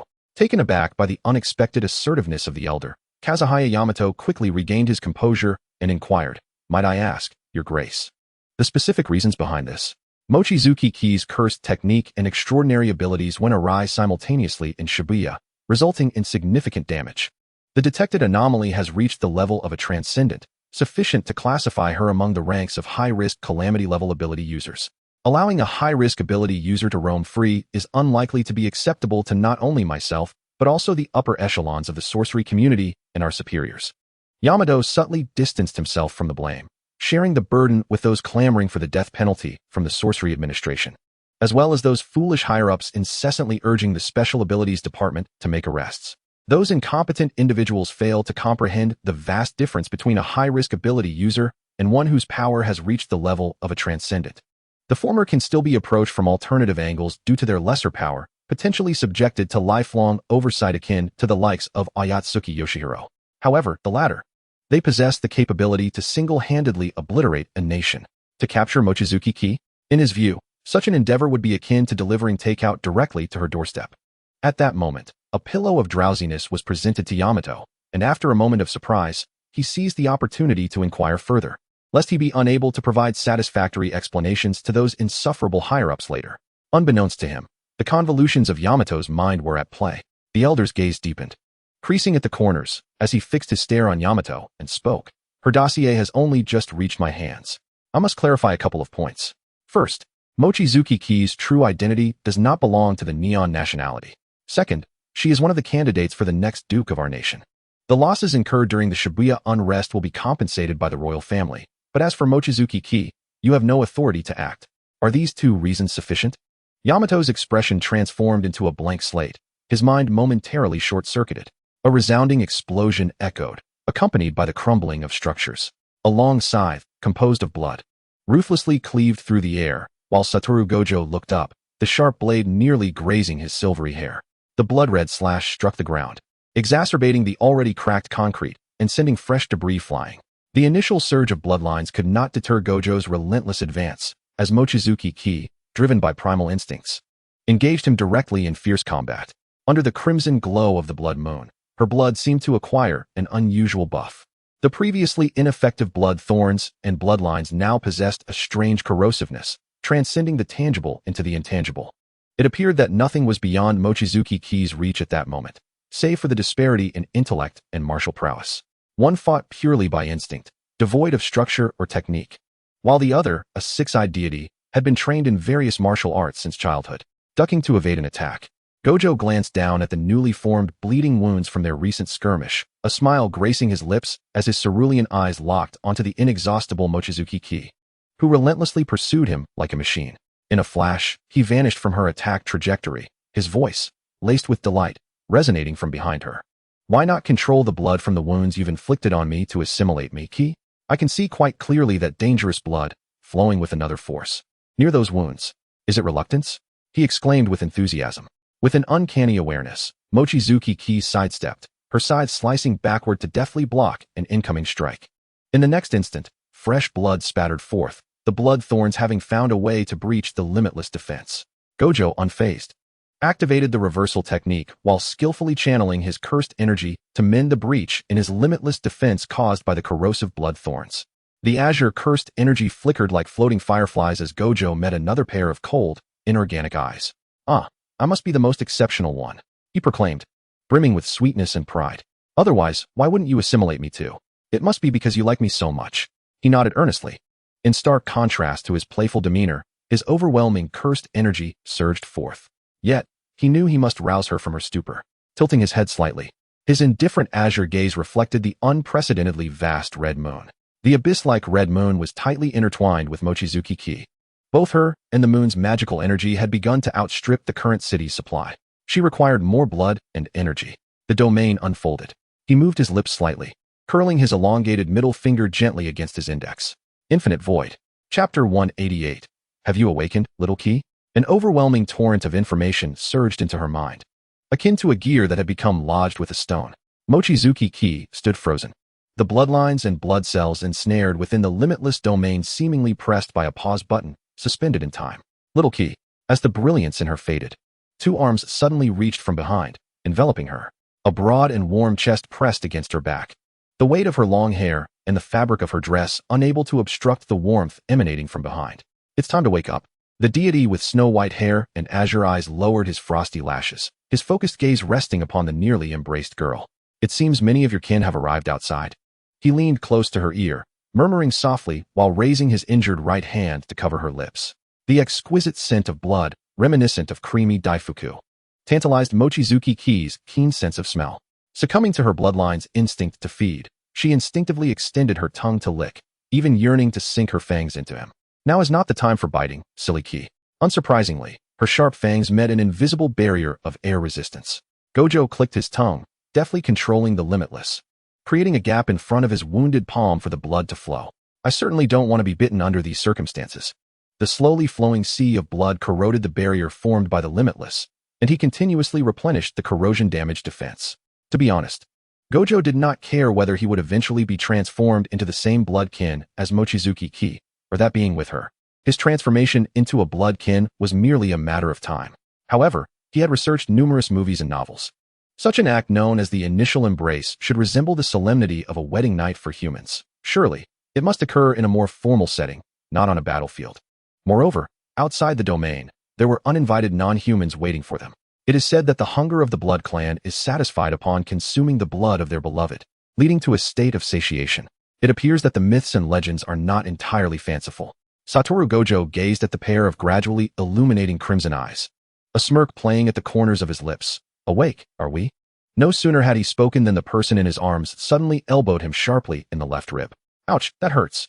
In truth, Gojo had not been harmed at all, yet he feigned pain dramatically, beginning to lament. I risked everything to be your blood bag and awaken you. How could you treat the brave hero, who just saved the princess, in such a manner? You barely qualify as a wicked dragon. The one in his embrace replied with a muffled voice. The ability to converse again indicated her genuine recovery, prompting Gojo to wisely lower the hand that had been covering her mouth. The cursed energy coursed through his body, and in an instant, the myriad wounds on his palm and body healed completely. With his other arm, he wrapped around her, sticking to her like glutinous rice cake, and casually inquired, "So, what do you intend to do about those fellows outside? Shall I release the domain and teleport you away?" "There's no need," she replied, lifting her gaze, her eerie crimson eyes reflecting the vast scenery within the domain. "If they wish to leave, they should do so while avoiding me." Gojo keenly sensed the impending storm beneath her words, raising an eyebrow slightly. "Are you planning to deal with them all?" "No need. Generally speaking, lower-tier bloodkin cannot resist a pure-blooded sovereign." Wishing to wipe the remnants of blood from her lips, she licked away every drop of Gojo's blood with her crimson tongue, not wasting a single drop. "Moreover, I am well aware of their intentions. After my mother's forbidden techniques were unsealed, she recalled everything, including the intricate rules within our blood clan that she had earnestly explained to me during my childhood." Gojo quickly understood her plan. Furrowing his brow, "You wish to confront them directly? If your uniqueness is exposed, it will be fine," she reassured, patting his arm that encircled her waist. "Had it been before, I might have hesitated regarding the timing of interacting with them, considering they likely came from my bloodline. However, now, the Blood Clan's bloodline liberation is equivalent to a sorcerer's domain expansion. My current state should resemble yours when you battled Shire before the star-consuming palace. For purebloods, the awakening of innate abilities is merely the first step toward growth.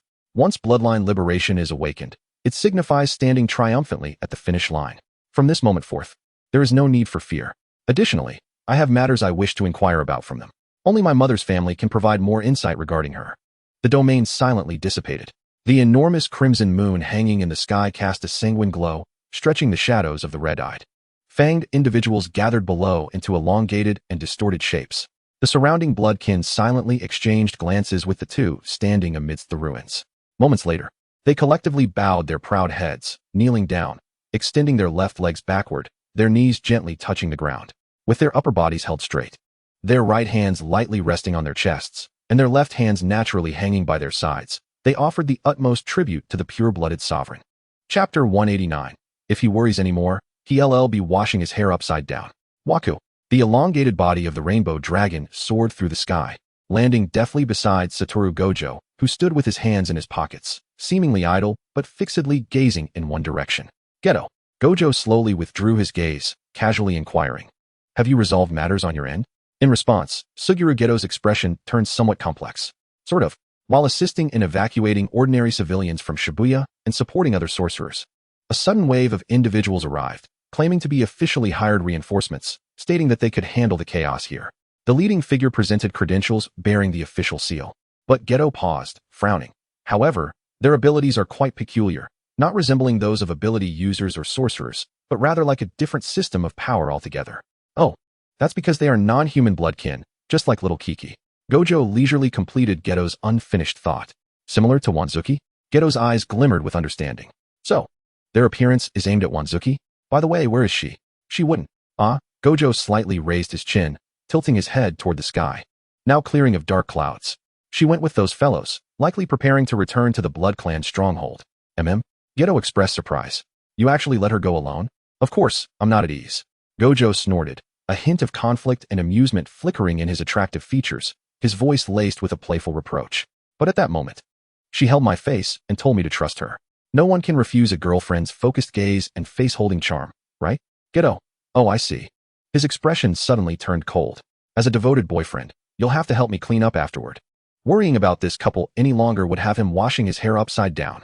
Geto coldly sealed his heart and prepared to continue scouting for any stragglers in need of assistance.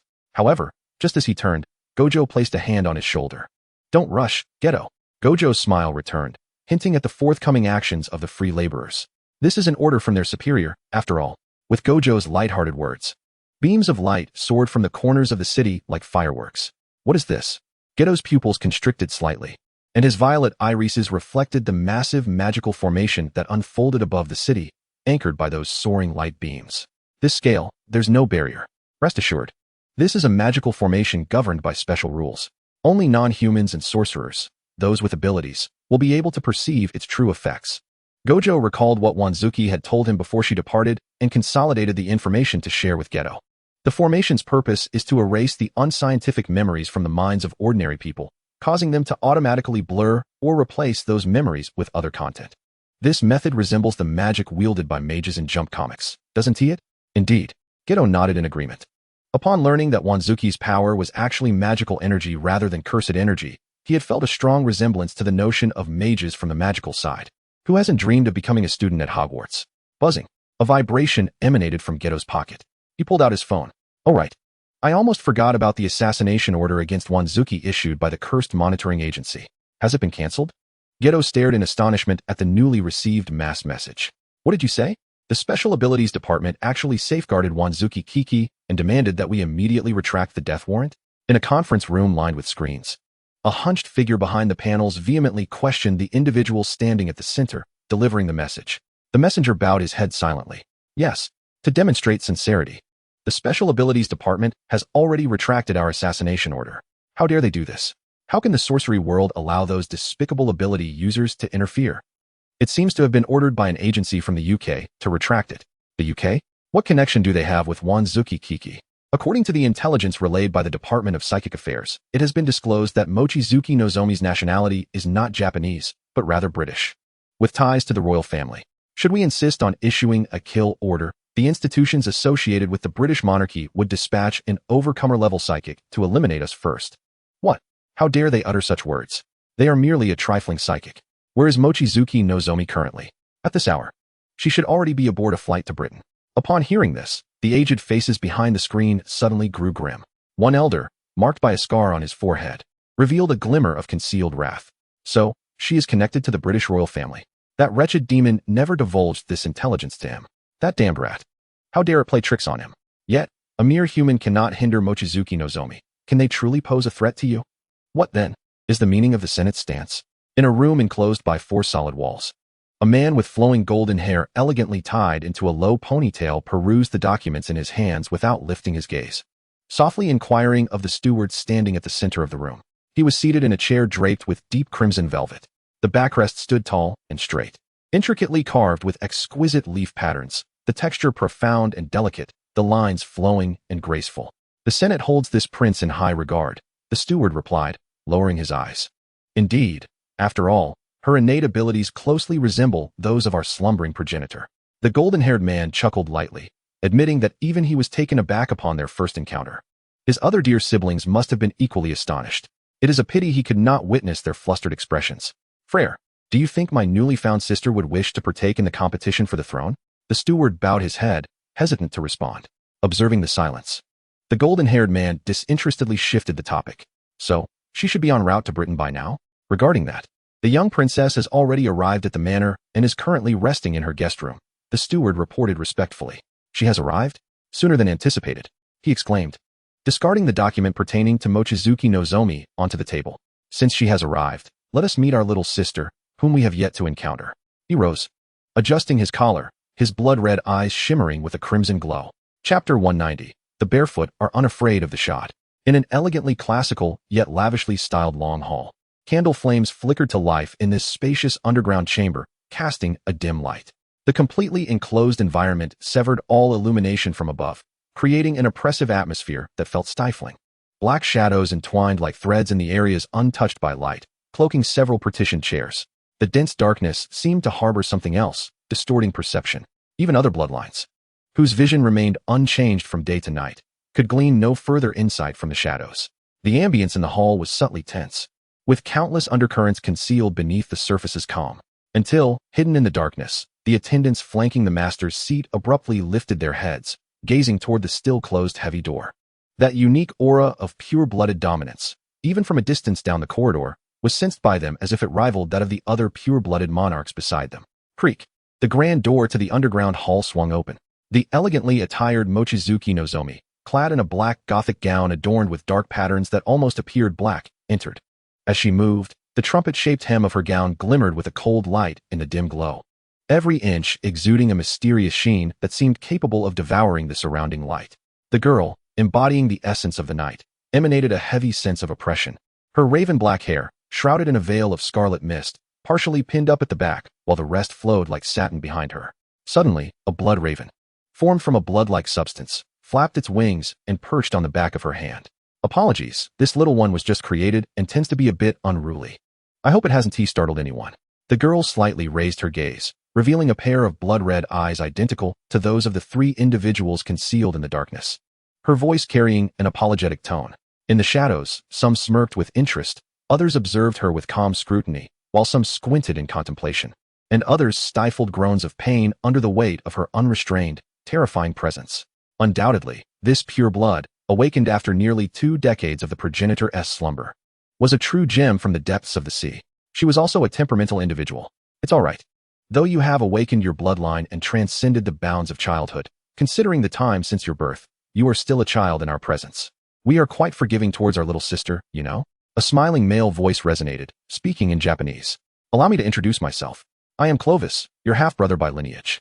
The golden-haired man, having dispelled the darkness surrounding his seat, smiled gently. If you don't mind, you may call me brother, for you are indeed my sister. 2 pairs of identical scarlet eyes locked in a gaze, their stares colliding in midair.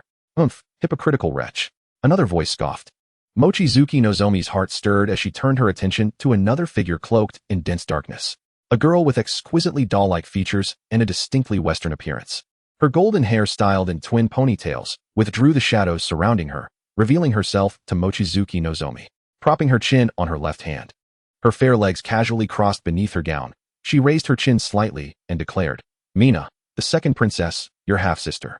Although she appeared as a child of 11 or 12, Mochizuki Nozomi discerned, through the trace of bloodline aura emanating from her, that her true age was inconsistent with her appearance. I am Tellus, the third princess. The last to reveal herself was a girl dressed as a nun. Unlike the others, her hair was a lead gray reminiscent of the snow moth, accentuating her ominous blood-red eyes, giving her an ethereal, cursed appearance. Mochizuki Nozomi. You are likely aware of my personal information by now. She was not deceived by their seemingly harmless and amiable demeanor. Brotherhood among bloodlines? It might be plausible for those born from the same womb, but could one expect camaraderie from siblings born of different families with their own power struggles? Such notions were but dreams unworthy of consideration. Likewise, the 3 elder siblings of Mochizuki Nozomi did not underestimate this sister, found only later in life. The Senate intends to publicly announce your identity and allow you to choose your own family of followers, Mina remarked, observing Mochizuki Nozomi with her chin resting on her hand. The tips of her golden ponytails arching slightly in the air, her tone imbued with the innocence and purity of a child. However, little sister, your return is rather late. Most of the old families loyal to the bloodline royal family have already been selected. Are you planning to develop your own family, or what? It seemed merely a fleeting question. Had it not been for Mina's words, which drew a palpable sense of apprehension from the gazes of those around her, it might have seemed merely a casual inquiry. Yet, she was acutely aware that beneath her words lay an implication, subtly indicating that the prominent families within the bloodline had already chosen their allegiances in this fierce competition for the throne. Should she choose to wade into this murky water, she would have to prepare herself for a world where all eyes would be upon her as an adversary. In essence, it was a test of whether she would engage in the struggle for power. Mochizuki Nozomi's response was to directly overturn their elaborate chessboard, crafted to gauge her intentions, decisively severing all their ulterior motives at the root. I harbor no interest in the internal strife of the bloodline. My presence here is solely for a matter of great significance. Once this task is complete, I shall depart from England. Her words nearly conveyed her indifference towards the throne itself. However, it was evident that everyone present, save for her, coveted that position. And to voice her disinterest openly would be to undermine all those who aspired to the throne, thus creating indiscriminate enemies for herself. As anticipated, upon hearing her declaration, the 3 individuals regarded her with noticeably altered expressions. Are you serious? Mina's previously innocent demeanor suddenly shifted, her ruby-like eyes glinting with a cold, inorganic scrutiny. You are also a progeny of our father. Indeed, both your innate abilities and bloodline are the closest to his pure blood capacity. You cannot possibly think you can remain uninvolved in this conflict, can you? Why not? Mochizuki Nozomi met her gaze unwaveringly. My last remaining ties to the bloodline have long since passed. Apart from the matter I cherish, there is nothing here that warrants my affection or desire to linger. A heavy silence descended upon the hall. This time, it was Nozomi who patiently awaited their decision. What is it you wish to accomplish upon your return? One finally relented. A faint smile graced Mochizuki Nozomi's lips. Might the 3 of you be interested in engaging in a mutually beneficial exchange regarding this matter? Chapter 191. The moonlight tonight is truly beautiful. As the night deepened, The headquarters of the Curse Monitoring Association within the boundary of the Celestial Realm was fraught with tension. Golden buttons embossed with the emblem of the Sorcery High School adorned the collars of their distinctive black uniforms. As two figures with contrasting black and white hair stood resolutely outside the main entrance, observing the vigilant personnel guarding the gate with an air of mockery. "Are you ready, Geto?" Satoru Gojo flexed his wrist, producing a crisp crack of bone. "Of course," Suguru Geto replied calmly. Forming a hand seal as a swirling vortex of murky black, cursed energy unfurled behind him, from which several grotesque cursed spirits surged forth. Behind the two, wielding the bug-level cursed tool, the heavenly reversal blade, Tenjin and the tyrant emerged from the shadows, exuding an overwhelming aura, negotiating with a relentless tone. "Hey, you with the bangs, don't forget my quoted price, 5 million per head." Finally, as Geto prepared to summon the cursed spirits, he allowed a fraction of his attention to drift towards Fushiguro Zenin, coldly countering, "Forget it, it's only 2 million across the board. You'd need to find a higher-up to fetch 5 million. Also, anyone who surrenders without resistance shall be spared. The high-ranking individuals must be kept alive." Despite having endured deeper losses and darkness, a trace of compassion lingered within Geto. He could kill, but indiscriminate slaughter was beyond his moral compass. Fushiguro, frustrated by his failed attempt to capitalize on the situation, clicked his tongue, but ultimately swallowed the perceived insult of the price. "Fine, just remember to pay up." He grasped the heavenly reversal blade, akin to a cheetah preparing to chase its prey, and burst forth the moment Satoru Gojo unleashed a devastating strike that shattered the headquarters' protective barrier. Enemy attack. Is it a cursed spirit? No. There's cursed energy controlling it. The radiant full moon hung high in the night sky, momentarily obscured by thick clouds, replaced by a new, ominous blood-red glow that shrouded the curse monitoring headquarters in a sanguine light. "Satoru Gojo, do you realize what you're doing? You are declaring war against the entire sorcery world." The high-ranking officials, either gravely injured or bound, found themselves trapped within the very conference room they had once used to intimidate others, now reduced to bleeding lambs, their cries morphing into frantic curses and threats. "Release us now, and if you kill Geto and Fushiguro, we can let bygones be bygones. Let bygones be bygones." A haunting female voice chimed in. Satoru Gojo's eyes lit up as he stood, waving cheerfully towards the entrance. "Hey there, Nozomi, over here. Mochizuki Nozomi." The high-ranking officials gaped in disbelief at the figure advancing towards them. Clad in an elegant, gothic black gown, the young girl stepped through the murky moonlight and sanguine mist, her dual-toned eyes reflecting their aged and distorted forms. "Good evening, everyone. Now, I kindly ask you to assist me in completing the resignation and handover procedures. Those who refuse will be executed, understood?" Meanwhile, outside the ancestral home of the high-ranking officials of the Curse Monitoring Association, a butler clad in a tailcoat observed the sorcerer family estate, shielded by a flimsy barrier, as a new, enormous blood moon rose. He felt an ominous sensation and raised his gaze towards the flickering crimson orb. Such lovely moonlight. In the darkness, pairs of glowing dark red eyes ignited. "Let us proceed. As commanded by our master. For the glory of our Lord." The butler bowed slightly towards the estate. Behind him, the bloodline's kin, disguised as humans but resembling beasts, revealed their sharp fangs to the humans within the barrier. One after another, absolute displays of force erupted silently through the night. Previously, confrontations with rival families had always been drenched in blood and violence. This was the first time they busily catered to their rivals, demanding their surrender while ensuring their continued service post-conflict. The faces of many elder family members twisted in discomfort at this turn of events. After proposing allegiance to their pure-blood sovereign, they had found the bridge burned and the roots severed without exception. Fools. The youthful pure-blood sovereign, maintaining an outwardly innocent facade, lowered her lashes slightly, concealing a glimmer of envy deep within her gaze. Her abilities were far more complex than they appeared on the surface. After all, she possessed absolute immunity to sunlight. Moreover, she had forged a blood pact with them, binding them to her, and violation of this blood oath was unthinkable.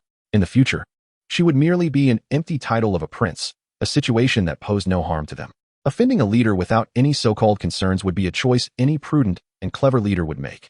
As for the human mentioned in the intel, who was said to be romantically involved with Mochizuki Nozomi, the bloodline's peculiar views on love led them to dismiss the matter entirely.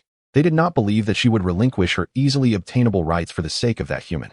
They thought her retreat was primarily influenced by the dying wishes of Amamiya Aya. The bloodline, after all, was a race of the night, bound together solely by blood. Most within the bloodline were far more concerned with their offspring, tightly connected by blood ties. Had they not seen that individual named Satoru Gojo still walking the earth as a human? The surrendered hostages were relocated to an open space, bound like freshly made zongzi. Family members trembled in fear as they witnessed their elders being captured or brutally slain by those monstrous beings. In a small courtyard, one elder, having also succumbed to the failure of resistance, found himself ensnared by strange ropes seemingly imbued with otherworldly powers, rendering him incapable of wielding his spellcraft. With great reluctance, he managed to force a smile, indicating his willingness to surrender and even assist in organizing the other family members in their capitulation. One of the blood kin twitched his nose, regarding this compliant human sorcerer elder with a mixture of contemplation and disdain. How peculiar, he mused. Your blood carries the stench of long-decayed corpses. The elder's countenance shifted subtly, as he had lived for a millennium by usurping the bodies of others through relentless slaughter. After a protracted night filled with crimson nightmares, the people, awash in the dread of the blood moon, finally beheld the dawn's arrival through eyes tinged with red veins. The bloodkin allies who had come to support Wazuki Kiri retreated like a receding tide. Satoru Gojo observed the vanishing figures of the bloodkin, turning to his girlfriend beside him. Is it acceptable to let them leave like this? Feigning indifference while holding a black parasol, Wazuki Kiri replied languidly. The newcomers to the Sorcerer Monitoring Association, aside from our own, are all affiliated with the Neon government. In terms of factions, we are 7, while they are 3. Though the Neon government can be quite unpredictable, they are still preferable to the old oranges. Moreover, I am wary of the blood kin remaining within our newly established Sorcerer Monitoring Association. Their loyalties ultimately lie with my elder siblings. However, it would be foolish not to utilize available resources. Regardless of their true intentions, they will exert themselves to assist me. And what of the bloodkin's throne? She laughed. For becoming a monarch entails shouldering the burdens of kingship, thereby forsaking a life of leisure. Wazuki Kiri, who had always despised the notion of toiling as a mere employee, asserted, I have no intention of becoming a worker. I would rather revel as a behind-the-scenes capitalist. She calculated her future prospects with fervor. That's not what I meant. Satoru Gojo said, noticing a splash of blood that marred the young woman's visage. He lifted his roughened fingertip to gently wipe away the droplets, speaking slowly. I meant to ask, do you truly intend to stay here without leaving? Wazuki Kiri's eyelashes fluttered as she closed her eyes, allowing her boyfriend to clean her face, albeit knowing it might not be entirely effective. She had yet to witness him carrying a handkerchief. Once his hand withdrew, she opened her eyes to respond. I never contemplated leaving. My willingness to return to England stems from a desire to revisit the ancestral castle where my mother once resided. Moreover, I hope to negotiate with them to prevent future disturbances from that side. Oh, and by the way, I have gained control over the supernatural ability my mother bestowed upon me. Once things stabilize here, we can traverse through the door to seek out Aunt Saru and inquire if she would like to return with me. On the nth day of being unable to let go of the entire picture, the dark-haired girl spoke animatedly about their shared future. Then, after we finalize matters here, let us go on a date. Satoru blinked. Really? Given my prior experiences of being deceived, I worry that this might turn out to be yet another false pretense. Of course not. The dark-haired girl's eyes sparkled with joy, her lips curling into a smile as she extended her slender finger to intertwine with the white-haired boy's hand. This time, it will be a date just for the two of us. Satoru was momentarily stunned, then swiftly grasped her fingertip, his blood-stained aura unable to mask his elation. Then it settled. I will choose the location for our date. Great. I wish to visit a place where we can ski. I have never truly enjoyed snow before. Oh, and a hot spring would be wonderful too. Perhaps we can find a location that offers both skiing and hot springs. I know a fantastic place. Although their hot springs require reservations 2 to 3 months in advance, once we complete the handover, we can leave all matters to GA and venture off for 2 to 3 months of honeymoon bliss. Wazuki Kiri glanced at Satoru with a mix of excitement and trepidation. You might want to turn around before you continue with that. A certain figure with an odd hairstyle, having resolved his previous tasks, approached with a sardonic smile. Satoru, we need to discuss matters here. Ah, I found Wazuki-senpai and the others. A familiar voice chimed in. Hey, young lady, it's time for you to settle the bill. I trust you won't try to evade responsibility.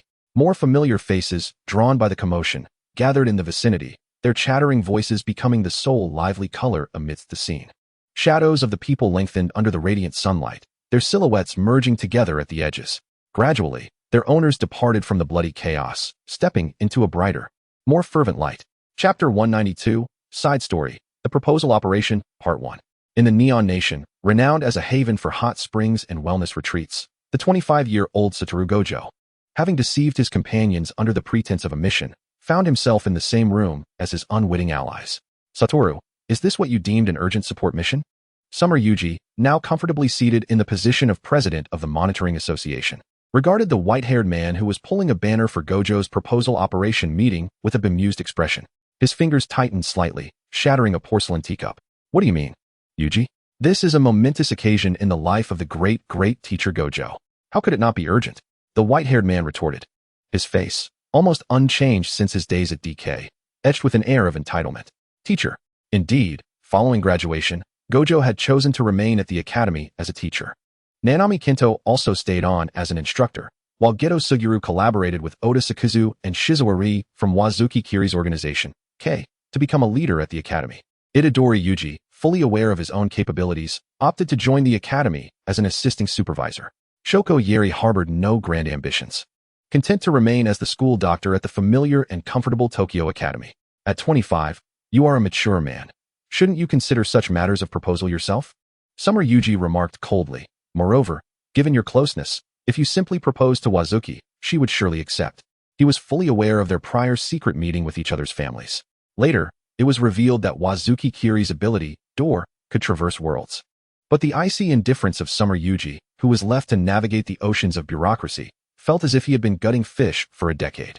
The 25-year-old Satoru Gojo raked his fingers through his hair, a troubled expression on his face. But I want to give Kiri a surprise proposal ceremony. The process is what matters. He emphasized what he desired.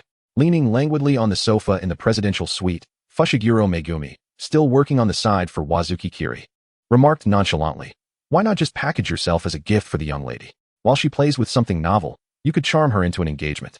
The other single gentleman in attendance cast disapproving glances at this shameless sorcerer assassin, whose thoughts were anything but pure. Satoru Gojo pondered seriously for a moment, ultimately regretting the dismissal of his suggestion. No, that would be far too hasty.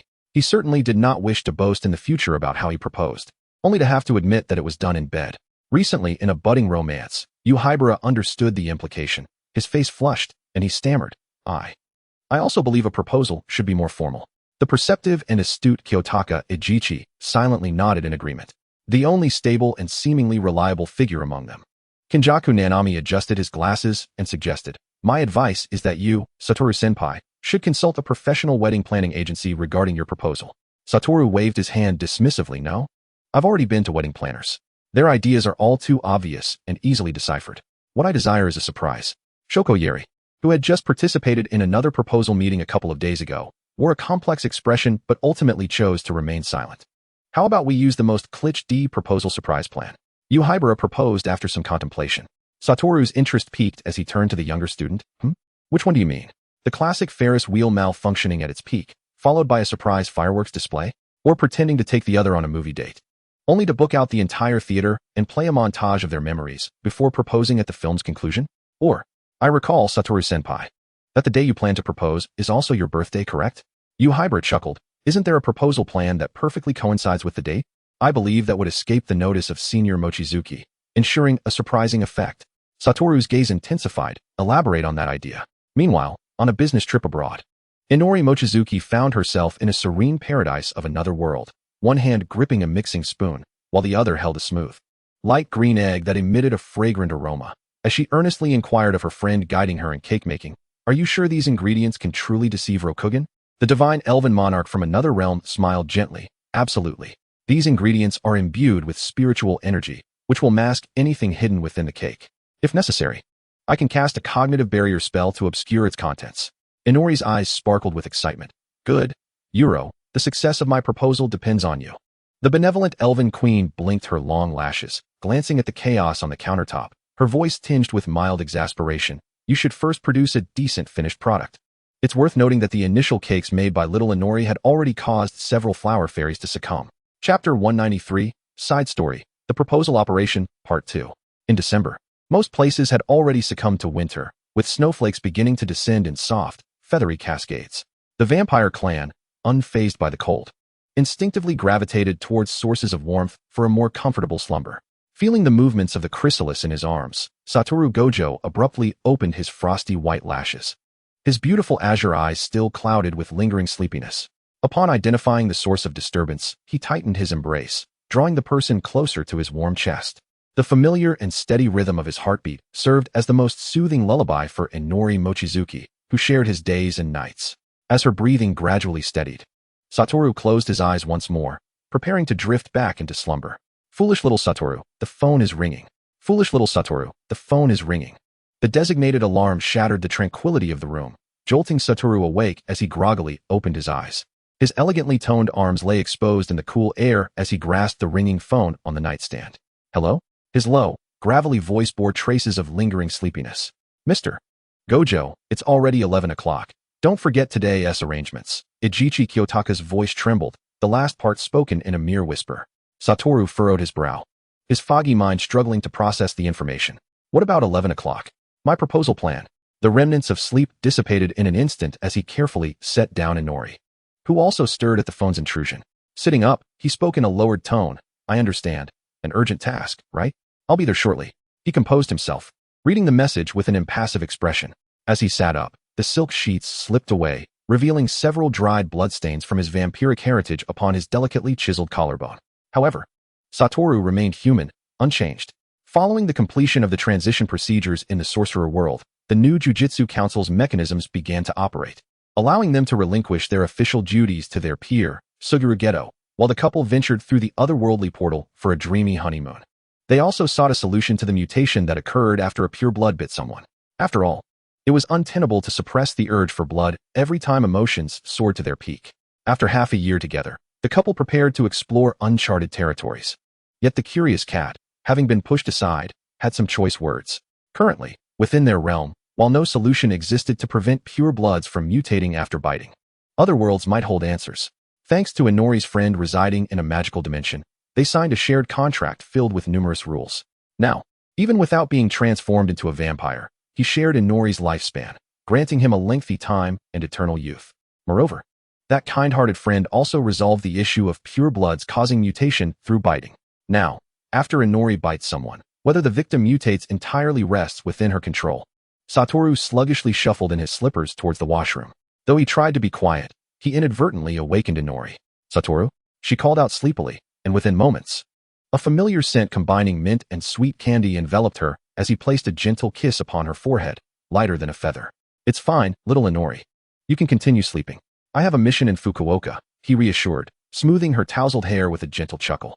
Inori murmured in acknowledgement. Her consciousness lulled back into a dreamy haze. The room returned to its serene silence. In the blink of an eye, another hour slipped by, and this time, it was Inori's phone that erupted with an insistent call. Who is it? I mean, Miss Mochizuki, it's almost noon. You haven't forgotten what you're supposed to do today, have you? Shoko's resigned voice filled her ears. I remember you scheduled the pickup for 1 o'clock, right? Pickup? What 1 o'clock? Inori's eyes flew open, fully alert. How is it almost noon already? Seeing the time displayed on her phone screen, Inori felt as though the sky were collapsing around her. Shoko's expression remained deadpan. What do you think? Didn't you say you'd go to bed early last night? You stayed up late again, didn't you? Inori stubbornly defended herself. I had every intention of sleeping early, but just as I lay down to close my eyes, that infuriating white-haired cat began showering me with sweet nothings. She, who had no resistance to her lover's blood, found herself utterly enchanted, unable to find her bearings. And it took her long to finally drift off to sleep, all thanks to that annoying big cat. Ultimately, it was all Satoru's fault. As Mochizuki Chika angrily tossed the pot towards her boyfriend, she hurriedly got out of bed to wash up. 20 minutes later, at the agreed-upon shop's entrance, she apologetically offered a cup of half-sweet milk tea to Yeri Shoko, saying, I'm sorry for making you wait, Shoko. Humph. Without hesitation, Yeri Shoko accepted the apology gift and took a couple of sips of the warm milk tea, retorting, if you had been 10 minutes later, you would have had to fetch the ring yourself. Mochizuki Chika lamented, it's all Satoru's fault for last night. Yeri Shoko raised her milk tea in a gesture to pause the conversation. Stop. I don't want to hear about your couple's night activities. Accustomed to the incessant display of affection from the two of them, Yeri Shoko skillfully shifted the topic. At this hour, should we head straight to Flachatso? Flachatso, which means love at first sight. When Mochizuki Chika was selecting a jewelry store, she instantly chose the one named Flachatso, providing them with her meticulously drawn ring design. Glancing at her watch, Mochizuki Chika declared, let's go. We should arrive just in time to pick up the ring. The two made their way towards Flachatso. Suddenly, while chatting animatedly with Yeri Shoko, Mochizuki Chika came to a halt, her expression tinged with suspicion as she gazed across the street at a corner. Chika, what's wrong? Yuri Shoko inquired, puzzled. With a contemplative look, Mochizuki Chika hesitated. Did you feel like you just saw Satoru? But he should be on a mission in Fukuoka right now. Yuri Shoko replied nonchalantly. Oh, did you sense Gojo's cursed energy? If not, it must be another white-haired person. There are quite a few people in Tokyo dyeing their hair these days. Reflecting on the familiar pact connection she had just sensed, Mochizuki Chika fell silent for a couple of seconds before proactively changing the subject. I must have been mistaken. Let's hurry, Shoko. It's already 12:40. She was certain she hadn't made a mistake or misseen anything. However, Gojo had a notorious habit of skipping his own tasks and assigning them to students, only to sneak off to other regions for sweets. To be safe, it was best to move quickly. Yuri Shoko nodded, harboring no doubts. All right. High above. Over 100 meters in the air, both Gojo Satoru, who had temporarily distanced himself from the automatic sensing range of the pact, and Mochizuki Chika, who had moved away from her previous location, simultaneously exhaled in relief. That was close. They almost got spotted by Satoru. A cat and a bat shared a mutual understanding. Chapter 194, Side Story, The Proposal Operation, Part 2.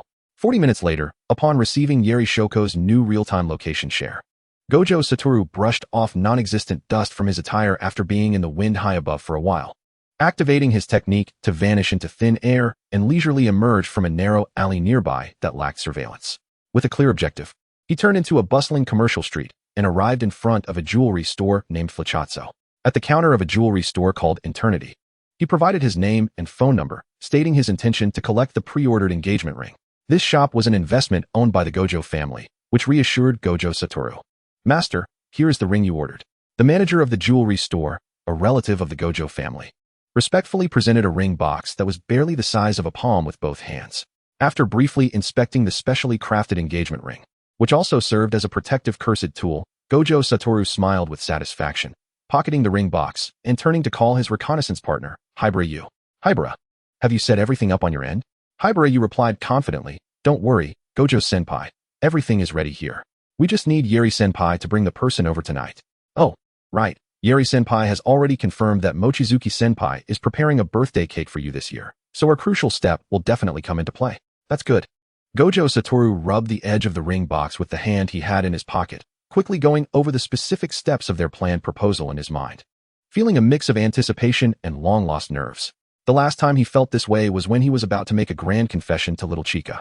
Oh, after successfully proposing, should he seize the moment and drag little Chika to fill out the marriage registration as well? Thinking about the marriage registration form he had half filled and locked away in a drawer in his apartment, Gojo Satoru's heart raced with excitement. After a day filled with various thoughts, everyone gradually arrived in Okinawa, the familiar location, the long-awaited seaside. With a wave of his hand, the master of the Gojo family directly rented the beach for 3 days at a high price. Although it was winter, the slight chill posed no issue for the bodies of sorcerers, which had been enhanced by cursed energy. The group gathered comfortably around a barbecue grill, enjoying a seafood feast. Just like a casual gathering. 7 Seas Kento, having eaten to about 70% full, glanced at his waterproof watch and exchanged a knowing look with Hibara. Hibara, it's getting late. We should go find Tenna and the others. Receiving the hint, Hibara immediately stood up. Oh, it's already this late? Riko and the others still haven't returned. Let's go check the beach for them. With that, Hibara and 7 Seas Kento departed one after the other. Suguru Geto also glanced at his watch and addressed his 2 foster daughters sitting beside him. Mimi, Nanako, do you still want to play for a while?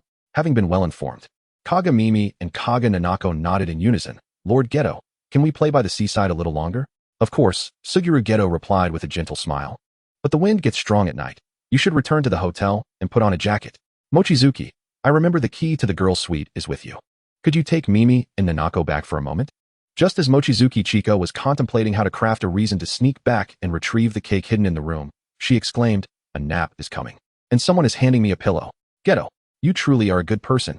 I won't tease you about your weird bangs anymore. All right, she feigned calmness. Naturally glancing at her good friend Yuri Shoko, Shoko, want to join? You should also go back and grab a jacket. And help keep an eye on the Kaga sisters while I discreetly fetch the cake. Understanding Mochizuki Chika's subtle hint, Yuri Shoko paused for a moment, sighed, and said, all right, let's go together. Watching the 4 girls walk away, Suguru Geto turned to Gojo Satoru and inquired, are you ready? Gojo Satoru confidently smiled, of course. I always have the ring with me. A few minutes later, an unfamiliar aura emerged within sensing range. Gojo Satoru straightened his posture, suppressing his smile, as his long fingers lightly grazed the outer layer of the bandages wrapped around his eyes. Just as he was about to loosen the bandages and use his 6 eyes to see clearly, a familiar voice suddenly called out from behind him, "Satoru, turn around." He instinctively complied. Suddenly, a blue luminescent mist simulated the reflection of sparkling stars and the bright moon on the ocean surface. A massive whale leaped into the air, emitting a clear and prolonged whale song, its translucent, glowing blue body transforming into a burst of blue fireworks at the peak of its jump, resembling countless drifting starry fragments cascading down onto the beach. "Satoru, happy birthday." Approaching amidst the floating starry fragments was a black-haired girl, holding a somewhat bizarrely cute blue ocean-patterned cake, her exquisite features radiating a smile reminiscent of the gentle glow of a fragmented moon. Satoru Gojo was momentarily taken aback. Not far away, Kinjaku Nanami and others, including the playful Tenkai Noriko, gazed at the azure whale gracefully gliding upon the sea. Tenkai Noriko gasped in delight, then whispered to her companion, "Misaki Kurwa, what should we do, Kurwa? I suddenly feel as if the spectacle of the white-haired one has been overshadowed. Just look at that. Is this what a non-human world feels like?" Tenkai Noriko was genuinely awestruck. Misaki Kurwa hesitated briefly before reassuring her, "It's all right. We still have our trump card." Although the magnitude of our astonishment pales in comparison to the luminous blue whale's entrance under the moonlight, there is still hope. The layers of snow-white bandages unfurled. The white-haired man's brilliant cerulean eyes, exposed to the air, remained fixated on the girl, revealing a profound and fervent emotion. "Wow, this truly surprises me." He glanced at another figure who had silently retreated, his expression returning to its customary smile. "Happy birthday, Satoru. Happy birthday, Gojo-senpai. Happy birthday, Gojo-senpai. Happy birthday, white-haired one." Others gathered around to wish Satoru Gojo a happy birthday. Encircled at the round table, they sang the birthday song, lit candles, and made wishes. Satoru Gojo, with a cheerful demeanor, clasped his hands together and made a wish in his heart amidst the harmonious singing. With a puff, the candle flames extinguished. Satoru Gojo, beaming, took charge of the cake cutting. Seizing the moment while Jukiyama Ki turned to converse with Garanatsuko, he swiftly tucked a pre-prepared ring into a layer of light blue frosting. Offering that piece of cake to Jukiyama Ki with a sugary tone, "Here, Ki, you eat this piece with less frosting." Jukiyama Ki stared at the slightly uneven frosting, and her smile faltered. That piece seemed to be the side where she had hidden the ring. She struggled to maintain her smile, pushing the cake back towards Satoru Gojo. "Gojo, during such a moment, the first piece of birthday cake should be given to the birthday person." Satoru Gojo, unperturbed, grinned widely and shielded the piece of cake, redirecting it back towards Jukiyama Ki. Is that so? But today, I am the protagonist, and I decide who gets the first piece of cake." Jukiyama Ki's smile began to waver. "No, I really like sweets today, but this piece isn't very sweet." Satoru Gojo raised an eyebrow, continuing to offer the cake with a tone of endearment that brooked no refusal. "While I'm delighted that Ki is willing to indulge my taste, I know you still can't handle too much sugar, so this piece is for you." Jukiyama Ki began racking her brain for reasons to decline. The other onlookers, aware of the situation, watched the couple push the cake back and forth, wanting to say something but fearing they might inadvertently spill the beans. Their faces a mix of anticipation and restraint. During this playful exchange, the astute Suguru Geto noticed the peculiar shape of the cake with 2 small indentations. He suddenly sensed something was amiss. How could there be 2 sides? His thoughts momentarily blank, he raised his head to observe the couple fixated on the cake, their expressions hinting at an impending crisis. Realizing something, Suguru Geto turned to the stoic Natsuko beside him, mouthing, "Jukiyama, cake, ring?" Natsuko silently nodded. Suguru Geto understood. These two were both planning to propose today, and it seemed their schemes had inadvertently collided. "How about this? Let us make the first piece of cake a shared one. You two can feed each other a bite, and then both of you will be the first to indulge in the cake," he said with a playful glint in his eye. This family could rely on him as the pillar. The bewildered couple found Suguru Geto's suggestion quite fitting. Thus, they followed his lead, extending silver spoons with urgency, as if to conceal something, scraping the frosting from the small indentations on either side of the cake. Satoru Gojo swiftly glanced at the small corner of cake in his hand. Although his 6 eyes couldn't discern the cake's quality, it was undoubtedly from Jukiyama Ki, so it would be delectable. Jukiyama Ki discreetly examined the piece she had dug out. "All right, the ring must be inside here. Let us savor it slowly, shall we? This cake is made from materials from another world," she earnestly advised to prevent Satoru Gojo from devouring it in one bite. Satoru Gojo, equally concerned about Jukiyama Ki swallowing it whole, patiently reminded her, "All right, Ki, you two must chew slowly." With that, the two, harboring unspoken thoughts, lifted their silver spoons high and offered them to each other. Suguru Geto and Gero Natsuko watched in silence as the two simultaneously took a bite of the cake. The sweet, yet not overwhelming frosting melted on their taste buds. Wang Yueqi instinctively savored the frosting, only to be jolted by a sudden realization. Wait. Where's the ring in this piece of cake? Both she and Satoru Gojo felt as if struck by a thunderbolt, a wave of despair washing over them. They exchanged heavy gazes, then, realizing something. They maintained their locked gaze for several seconds before simultaneously raising their hands and spitting out a ring that was clearly not the one they had prepared for the proposal. The dazzling blue oval diamond, resembling another pair of vivid six eyes, was set in a silver band adorned with intricately carved ice crystal motifs. Its hollow center symbolizing eternal confinement. The deep red band seemed composed of intertwining thorns, while the dark wings of a bat nestled closely around a central scarlet gemstone, swirling with a rich, wine-like essence, as if revealing the sender's dangerous yet profound love for another. Finally reaching this moment, Suguru Geto burst into laughter. The days of being a double agent were over for Gero Natsuko, who felt a wave of relief wash over her. Others were astonished, and some suddenly grasped the situation. What? Jukiyama, Gojo also prepared a proposal ring. Jukiyama Gojo. They stared at each other wide-eyed before bursting into uncontrollable laughter. Gojo, it was you during the day, wasn't it? On XX Street. Oh, I thought you hadn't seen me at all. What nonsense. If you were around, how could I possibly not notice your presence immediately? Well. Satoru Gojo cleared his throat, his magnetic voice laced with mirth as his azure gaze locked onto Jukiyama's flustered face. Despite the unexpected turn of events, he seamlessly retrieved the custom-made proposal ring from his girlfriend's palm, knelt on one knee, and, shedding his usual nonchalance, spoke earnestly. Would you marry me? Every breath was held in anticipation. The ebony-haired pure-blood gazed at the human man who had already signed a contract of shared life with her, a gentle smile gracing her lips as she extended her hand. My answer will always be yes. The perfectly sized silver band slid onto her middle finger. Without waiting for the audience's cheers, Jukiyama took the initiative, grasping Satoru Gojo's unclaimed left hand, her radiant crimson eyes shimmering with brilliance.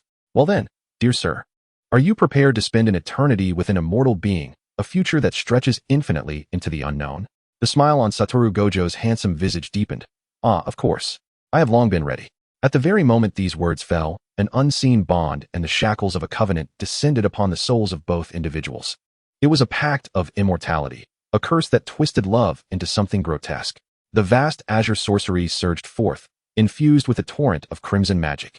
The radiant interplay of red and blue light seemed to signify an unbreakable connection, emanating from the red and blue gemstones adorning their rings. Within the tumultuous crimson magic, another profound and boundless azure sorcery intertwined, as if they were inseparable. They marked each other with the symbols of their powers, branding one another indelibly. Chapter 195, Extra, if transferred to the original work December 24, 2018. In the heart of the Shinjuku battlefield, under the gaze of countless spectators, the collective despair of the crowd transformed with the sudden arrival of a blinding radiance. Suddenly enveloped in a brilliant light, when she opened her eyes, the impatience on Inori Mochizuki's exquisite face faltered as she beheld the half-body of a corpse. The familiar azure sorcery, akin to a flickering candle in the chill of winter, danced perilously, threatening to be extinguished by the biting wind, piercing her eyes with its brightness. How could this be? Her vision, like a corroded gear long past its prime, struggled to turn, producing a dull, grinding sound as it fell upon the other half of a body lying in a pool of blood. The man, reduced to his upper half, had hair as white as frost, now disheveled and matted with glaring crimson blood, as if an endless torrent poured from the corners of his mouth, staining his sharply beautiful jawline. He lay quietly in the still warm pool of blood, his vacant, dim azure eyes half open, gazing skyward. The blood-stained white eyelashes cast faint shadows upon his pallid skin, and his face, marred with splattered blood and scars of varying sizes, resembled a cold statue, devoid of any breath of life. In that moment, the slowly beating heart of Inori Mochizuki lost its rhythm, and the impatience on her face vanished abruptly as she instinctively called out her lover's name. Satoru? Her voice was but a whisper, as if afraid of disturbing something fragile. An illusion? A delusion? Inori's thoughts were thrown into disarray by the sudden tempest, failing to coalesce. No, this was no illusion. The scent of blood in the air belonged to a tangible presence. This was reality, unable to accept the grim truth that her beloved, who had been sweetly chatting with her just an hour ago, had met such a tragic end. Inori stood frozen, like a weathered statue, her expression nearly ashen. Truly remarkable. Satoru Gojo. Another abrupt voice, tinged with a hint of breathlessness, reached her ears. Not far from the dismembered corpse of Satoru Gojo, another figure, Sukuna, rose. His face marred beyond recognition. Despite the loss of flesh and tissue, he wore a smirk that could not be concealed. I suppose I shall never forget you. Upon hearing this, the brilliant red of Inori's eyes ignited with a dazzling light. A deep black halo manifesting around the periphery of her crimson pupils as she turned her gaze sharply upon Sukuna. What you've done. It was not a question, but a declaration laden with the weight of an impending storm. The Cursed King, having usurped the body and consciousness of Megumi Fushiguro, chuckled maliciously as he utilized reversal techniques to mend his vessel. It was I, and so what? I see. The temperature in the pure-blood monarch's gaze cooled, her waist-length hair swirling and extending. She parted her lips slightly, uttering the faintest of words, bloodline release, red moon. An endless sea of crimson emerged, as demonic familiars surged forth from the blood tide, darkening the skies. The massive blood moon illuminated the entirety of the Shinjuku area, reaching even broader territories. Interesting. Sensing an overwhelming threat from the girl, Sukuna narrowed his eyes. It was known that even Satoru Gojo had not instilled such a sense of danger. The blood tide surged forth, and Sukuna, with his four eyes narrowing, unleashed his trump card without hesitation. Boom! An extraordinarily brutal battle erupted. Within the domain of the blood moon, the sea of blood surged, preventing anyone from approaching the battlefield. Meanwhile, on the other side of the screen, the sorcerers, who were supposed to be the backup in this ultimate showdown, grew increasingly anxious as they found themselves unable to even reach the periphery, let alone execute their original contingency plan of retrieving Satoru Gojo's body. They anxiously debated countermeasures, speculating about the origins of this suddenly appearing unfamiliar sorcerer, especially since she seemed to recognize Satoru Gojo.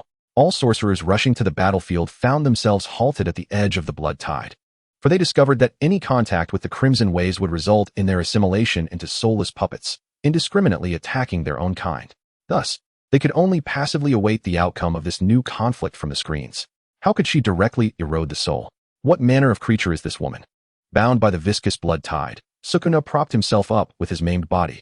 His single unbound crimson eye fixated heavily upon the black-haired girl wielding a scythe reminiscent of death. Contact with the blood tide would lead to soul erosion. If he were not inhabiting another's body, he too would be assimilated by the strange aura emanating from the sea of blood. The situation was further complicated by this woman. No matter how he severed her limbs, neck, head, or heart, she would swiftly restore herself to her former state. Any attempt to target her soul would result in his own being ensnared by the blood tide, leading to counter-assimilation.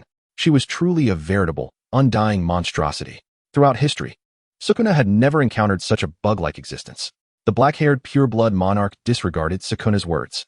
She gazed at him, the scent of blood tearing through the air, and ultimately, out of recognition for the familiar blood aura, she refrained from completely consuming Sukuna's current vessel, nor did she heed his thoughts of devouring him entirely. Transitioning from a battlefield of reality to one of souls, the blood tide surged forth, encircling its sovereign as she approached one of the well-preserved segments of the corpse. Inori gently caressed the familiar face marred with splotches of blood, the icy touch of her fingertips colder than that of even a vampire's body temperature.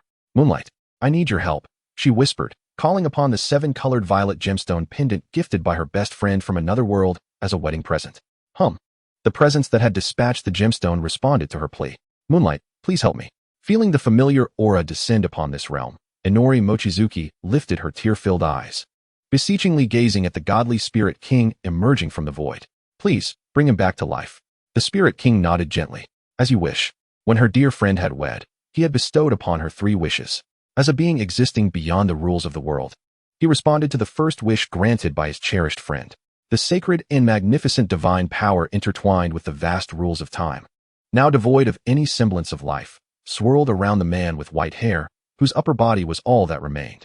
A miracle, akin to a divine spectacle, unfolded before the watchful eyes of countless witnesses. The severed body, divided into upper and lower halves, was stitched together by colorful strands of divine energy, which then enveloped Satoru Gojo's complete form, akin to a cocoon awaiting its emergence into a new life. I retraced his timeline, restoring him to his peak condition before the battle. The godly elf king gazed at his friend, a flicker of hesitation crossing his brow. "However, little Kiki, he is not." I understood. As Kiki Mochizuki lowered her gaze to the familiar handsome face of the white-haired man, she realized even before calling him over that something was amiss. The Satoru Gojo resting upon her lap bore none of the contracts and bindings she recognized. He was devoid of their wedding ring. Yet, he was undeniably Satoru Gojo. Tears of crystalline hue welled up in her eyes, cascading down her cheeks and trickling through his disheveled white locks. How could this be the conclusion? As he felt the cool liquid touch his face, Satoru Gojo abruptly opened his striking azure eyes. The boundless cerulean sky mirrored another pair of eyes, filled with anguish and fury. Ah, an unfamiliar visage, but it seemed devoid of malice. Satoru blinked his untroubled white lashes, calmly sitting up, and greeted, "Hello, beautiful lady. Who might you be?" Chapter 196, Extra, if transported to the original work. Upon regaining consciousness, Satoru Gojo marveled inwardly, as the 6 eyes, ever expanding like the heavens, captured the vast and enchanting curse energy enveloping the raven-haired girl from every angle. It was a familiar cerulean hue, more profound and majestic than the boundless sea. Like a lighthouse standing resolutely in the night, her radiant and striking cerulean aura drew attention amidst the throng, declaring loudly to the world, she belonged to Satoru Gojo. Indeed, this audacious display of affection, akin to sounding gongs and beating drums to announce a newfound romance, was quintessentially Gojo. However, a dilemma arose. It seemed he had never encountered her before. Thus, "Hello, beautiful lady, who might you be?" The white-haired man's lips curled into a playful smile, observing her with the familiar nonchalance. Yet the sudden manifestation of his limitless technique hinted at his wariness towards the 2 non-human entities before him. Neither were human, were they? Satoru scrutinized them, reflecting the true essence of the seemingly fragile and harmless black-haired girl beneath her human facade. Much like a creature from a horror film, her soul, though barely humanoid, exuded a savage and bloodthirsty aura, pulsating with an unknown power tinged with darkness. That mysterious energy subtly coalesced into the shape of bat-like wings. As if sensing the soul-gazing of the 6 eyes, those wings suddenly unfurled, revealing a weighty and heart-stopping pressure. Meanwhile, the other, bearing the title of a divine child, yet doubting the existence of gods, felt his conviction waver for the first time. He could not discern the nature of her soul, only perceiving the vast and sacred power emanating from her, untainted by any negative forces, more radiant than stars or the sun, imparting a cleansing comfort to his very essence merely by proximity. Yet, staring too long with the 6 eyes would surely blind him. With this thought, Satoru nonchalantly averted his gaze, awaiting the response from the other non-human entity. Sensing the faint hint of vigilance in Satoru's eyes, compounded by the horrific sight of his own lifeless form, Kiki Mochizuki's mood visibly darkened, her magic surging restlessly, though she managed to restrain the turbulent energy, exhaling softly. "Mochizuki Kiki." Satoru responded with a casual "Huh? Is that your name?" Utterly devoid of recognition. Her right hand, adorned with a wedding ring on her ring finger, moved slightly as she calmly continued, "I am the wife of another Satoru Gojo from a different world." "What?" Satoru's response was abruptly cut off by Kiki's introduction. Observing this dramatic confrontation unfold, the sorcerers on the other side of the screen were utterly bewildered. "What? Is it true? Satoru is married. Oh wait, it's from another world, right? They mentioned another world, didn't they?" Although they could not grasp the full implications, they were profoundly shocked. Meanwhile, Satoru's enchanting visage betrayed a series of complex expressions as he processed. "Interesting. So I have a wife from another world?" The voices of the cursed spirit, duality, echoed ominously. Satoru swiftly masked his expressions, fixing his deep gaze upon the blood-soaked figure ensnared in a tide of crimson, whose body bore the marks of a gruesome feast, yet still spoke with vigor. "Oh, isn't that the king of curses? Hasn't he deteriorated significantly in just a few days?" His tone remained light-hearted despite the grave situation, as he recalled their agreed-upon day of battle, only to find himself inexplicably robbed of some memories. Upon reopening his eyes, he was greeted by a scene that left him utterly astonished. Not sensing any malice or murderous intent from Kiki, Satoru decided to feign ignorance, observing their intervention in the battle with intrigue. To his surprise, his wife brought him such an unexpected delight. Satoru gazed deeply at the black-haired girl, blissfully unaware, enveloped in cerulean curse energy. "I know," he intoned almost simultaneously with her. From the pure white wrist, divine energy coalesced like arrows shot forth, as the blood tide parted willingly, creating a spacious passage for the light arrow to strike true. "Impossible." Duality gasped in disbelief. Beyond the rules of the world, a more potent force precisely locked onto the soul hidden within Fushiguro Megumi and the essence concealed elsewhere. Then, like an ant crushed underfoot by an unwitting elephant, the king of curses, whose dread name had persisted for millennia, was purged and dissolved. Both soul and body were effortlessly restored to the pristine form of Fushiguro Megumi, who fell to the ground, steaming. The sound of the world's barrier cracking under the strain of a superior dimensional power echoed in his ears. The divine fairy king, aware of the limited time left, gazed at his dear friend. Shao-Chi, you still have 2 wishes remaining. Initially, he was not permitted to interfere with the fates of mortals in this realm. However, if individuals who were intertwined with the world invoked external rules and made wishes, he could indeed alter the predetermined course of this world. Thus, the 2 non-human entities silently reached a tacit understanding. Should you require my aid, simply call my name. The divine fairy king dissipated into a myriad of luminous particles. These flickering motes, akin to fireflies, entered the body of Wang Yueqi. She received all the narratives belonging to this world. Overwhelmed by an influx of information, her body, already weakened from a fierce battle, swayed unsteadily before collapsing forward, as seen through the alarmed gaze of Waji Wu. Ugh, don't faint now. This is quite the conundrum. In a flash, Waji Wu teleported to catch her, his brows furrowed. The 6 eyes could perceive the erratic yet feeble aura emanating from her, akin to a starved cub yearning for nourishment. Thus, he resorted to the simplest method, grasping her wrist to channel his cursed energy into her body to assess her condition. TSK, even Waji Wu should not covet another's wife. Just as he reached for her, a large, bony hand intrusively intervened, attempting to separate them. Instinctively, Waji Wu expanded his limitless domain to repel that hand, only to unexpectedly collide with another familiar barrier of air. Waji Wu paused, looking up to meet another pair of chilling azure eyes. The stranger's lips curled slightly, his aura ominously deep and menacing. Might I suggest you release my friend's wife? Chapter 197. Extra. If transported to the original work. After a few seconds of confrontation between the 2 pairs of 6 eyes, Waji Wu was the first to relent. A grin spreading across his face. Wow, you truly startled me. Another 6 eyes, indeed. Ignoring his other self, Waji Wu tightened his grip around Wang Yueqi's waist, immediately checking on her condition. Shao-Chi, how are you? Extracting emotions from the chaotic and dark memories of the vast narrative, Wang Yueqi clutched Waji Wu's collar tightly. Her blood-red eyes flickering with a crimson glow, the dark aura surrounding her pupils unstable and elusive. Wu, enveloped in the familiar presence and cursed energy of Waji Wu. Wang Yueqi instinctively leaned against his chest, listening to the warm rhythm of his heartbeat, her lips trembling.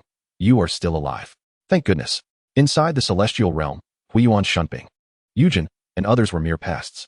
Wang Yueqi's eyes brimmed with intense murderous intent. Those pests should have been eradicated from the very beginning. Glancing at the original fate line, she recalled the atrocities these individuals inflicted upon her cherished mentors, friends, juniors, and students, especially Kinjaku. Initially, she had been indifferent to the brain captured by the kin of that world, merely allowing the captor to dispose of it at will. However, she realized that resolving the issue so decisively had been too lenient. A surge of magical power, overwhelming killing intent, and terrifying pressure began to radiate, compressing the space around them. The previously calm tide of blood sensed its master's tumultuous emotions, stirring like a serpentine mass in a vast abyss. Of course, I am alive. Sensing the intense unease emanating from Wang Yueqi, Waji Wu affectionately leaned down, his soft lips brushing against the corner of her eye. Relax, Shao-Chi. I am right here. Like a sponge absorbing water, Wang Yueqi greedily and anxiously drew in her lover's essence, closing her eyes to calm the tempestuous magical energy within her. Upon reopening her eyes, her first utterance was, Wu, give me your blood. Beside them, the isolated Waji Wu raised an eyebrow, observing the flicker of surprise on the handsome face of his other self. Without questioning the purpose behind the request, he indulgently loosened the top button of his shirt, revealing his elegantly sculpted neck. Here, Waji Wu watched as the other self's arms cradled the young woman, who stood on tiptoe, her cherry lips parting to reveal 2 sharp fangs. Fangs for blood? A vampire, I see. In that moment, he suddenly comprehended Wang Yueqi's true identity. Take your time. No one is competing with you. Feeling the warm blood flowing from him, Waji Wu gently cradled Wang Yueqi's head, his azure gaze slightly slanting to meet the other pair of blue eyes watching intently. Waji Wu felt no embarrassment as a third wheel, casually raising a hand in greeting to his other self. The 6 eyes relayed countless pieces of information. Waji Wu's gaze swept over the other's empty fingers, narrowing slightly. Just as he was about to speak, Wang Yueqi halted her feeding. Mr. Wuji. As Wang Yueqi uttered that first address, Waji Wu instinctively paused, swallowing the response that had risen to his lips. Hearing the detached title from Wang Yueqi, Waji Wu inquired, Me? Yes. She pulled away from his neck, using her fingertip to wipe away the blood at the corner of her lips, her dual-colored, dark red eyes locking onto Waji Wu. The damned enemies are dead. What are you planning to do next? Waji Wu fell silent. The sorcerers crowded before the screen held their breath, anxiously awaiting his response, particularly those from the Neon realm. Perhaps they were unaware of the shift in their attitude towards Waji Wu, which had evolved from mere fear to a subtle blend of submission and hope. Now, with the Tianyuan barrier dissipated and the manipulator, Kinjaku, deceased, the only remaining threat, the double-faced Sukuna, had been resolved. Since the Shibuya incident, the Neon realm had suffered continuous setbacks, leaving the sorcery community in disarray, with few capable of stepping up to lead.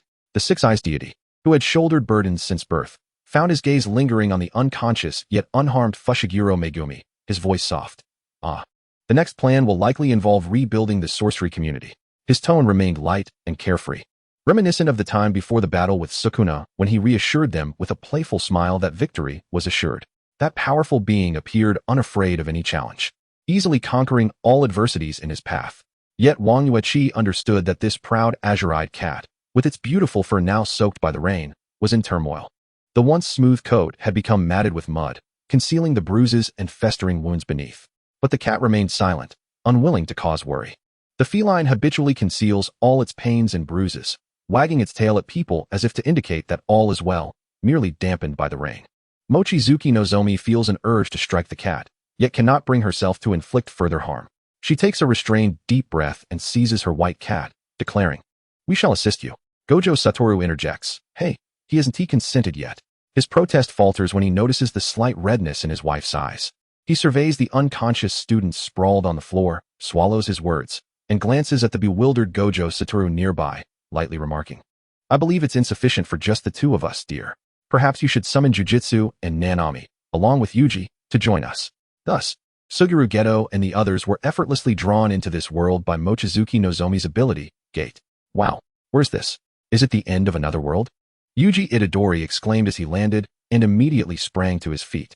"TCH, this must be the handiwork of that bastard white-haired teacher again.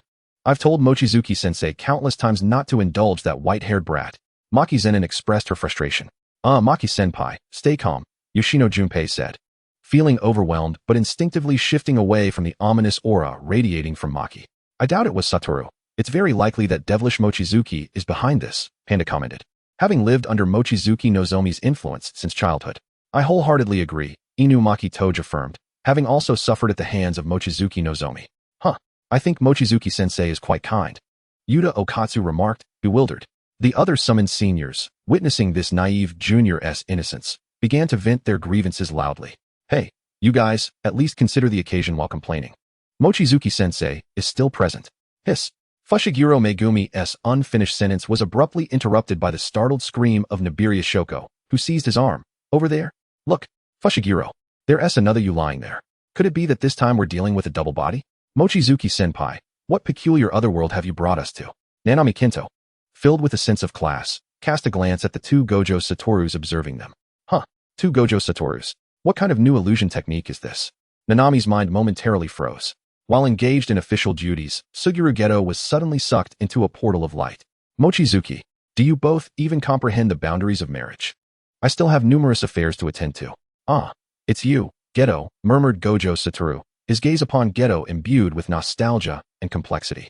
"It's wonderful to see you alive, and it seems you have not diverged from my path. How delightful." Geto's reprimand faltered upon seeing the second Gojo Satoru, leaving him in a state of bewilderment. Another Satoru? No, what is this nonsense? Has this couple truly ruined this world? His expression was nearly vacated by shock. Upon hearing the commotion, Yuji Itadori and the others responded, "Wait, are you serious?" Two Gojo senseis. Meanwhile, the alternate versions of Yuji and Yuta were equally astonished by the sight of another self. As for the two culprits, Mochizuki Nozomi clapped her hands, sending ripples of magical energy through the air. The young sorcerers turned to face her, their expressions a mix of apprehension and determination. With a gentle smile, Mochizuki Nozomi declared, "Now, we shall commence our extracurricular practical lessons, with the theme of reconstructing the sorcery world. Each of you will be tasked with completing the assignments we set forth. My Crimson Moon will oversee your progress. Those who dare to be lazy shall find themselves transformed into puppets, to toil endlessly for 72 hours without rest." The others gasped in horror. Must it be so severe? Mochizuki Nozomi affirmed, "It is indeed necessary. While I am aware that they will willingly assist once they comprehend the state of this world, the limits of human endurance will not suffice for the task ahead. The bloodline liberation of the vampire clan, unlike the sorcerer's domain expansions, leans more towards a grand magical technique. Its fully unleashed power and coverage far exceed that of a domain expansion with no interruption period, provided that magical energy and blood replenishment are sufficient. And the master remains alive. It can even be released infinitely. Until the sorcery world is unified, she will maintain the activation of the bloodline, wherever she stands. That place is her absolute domain. In this regard, Gojo Satoru expressed concern to Mochizuki Nozomi, questioning whether one Gojo would suffice for the blood supply, offering his friendship and support, to which Gojo Satoru responded with a swift, "Get lost. Don't think your misfortune grants you the right to steal someone else's spouse." The second wish of the iris was invoked.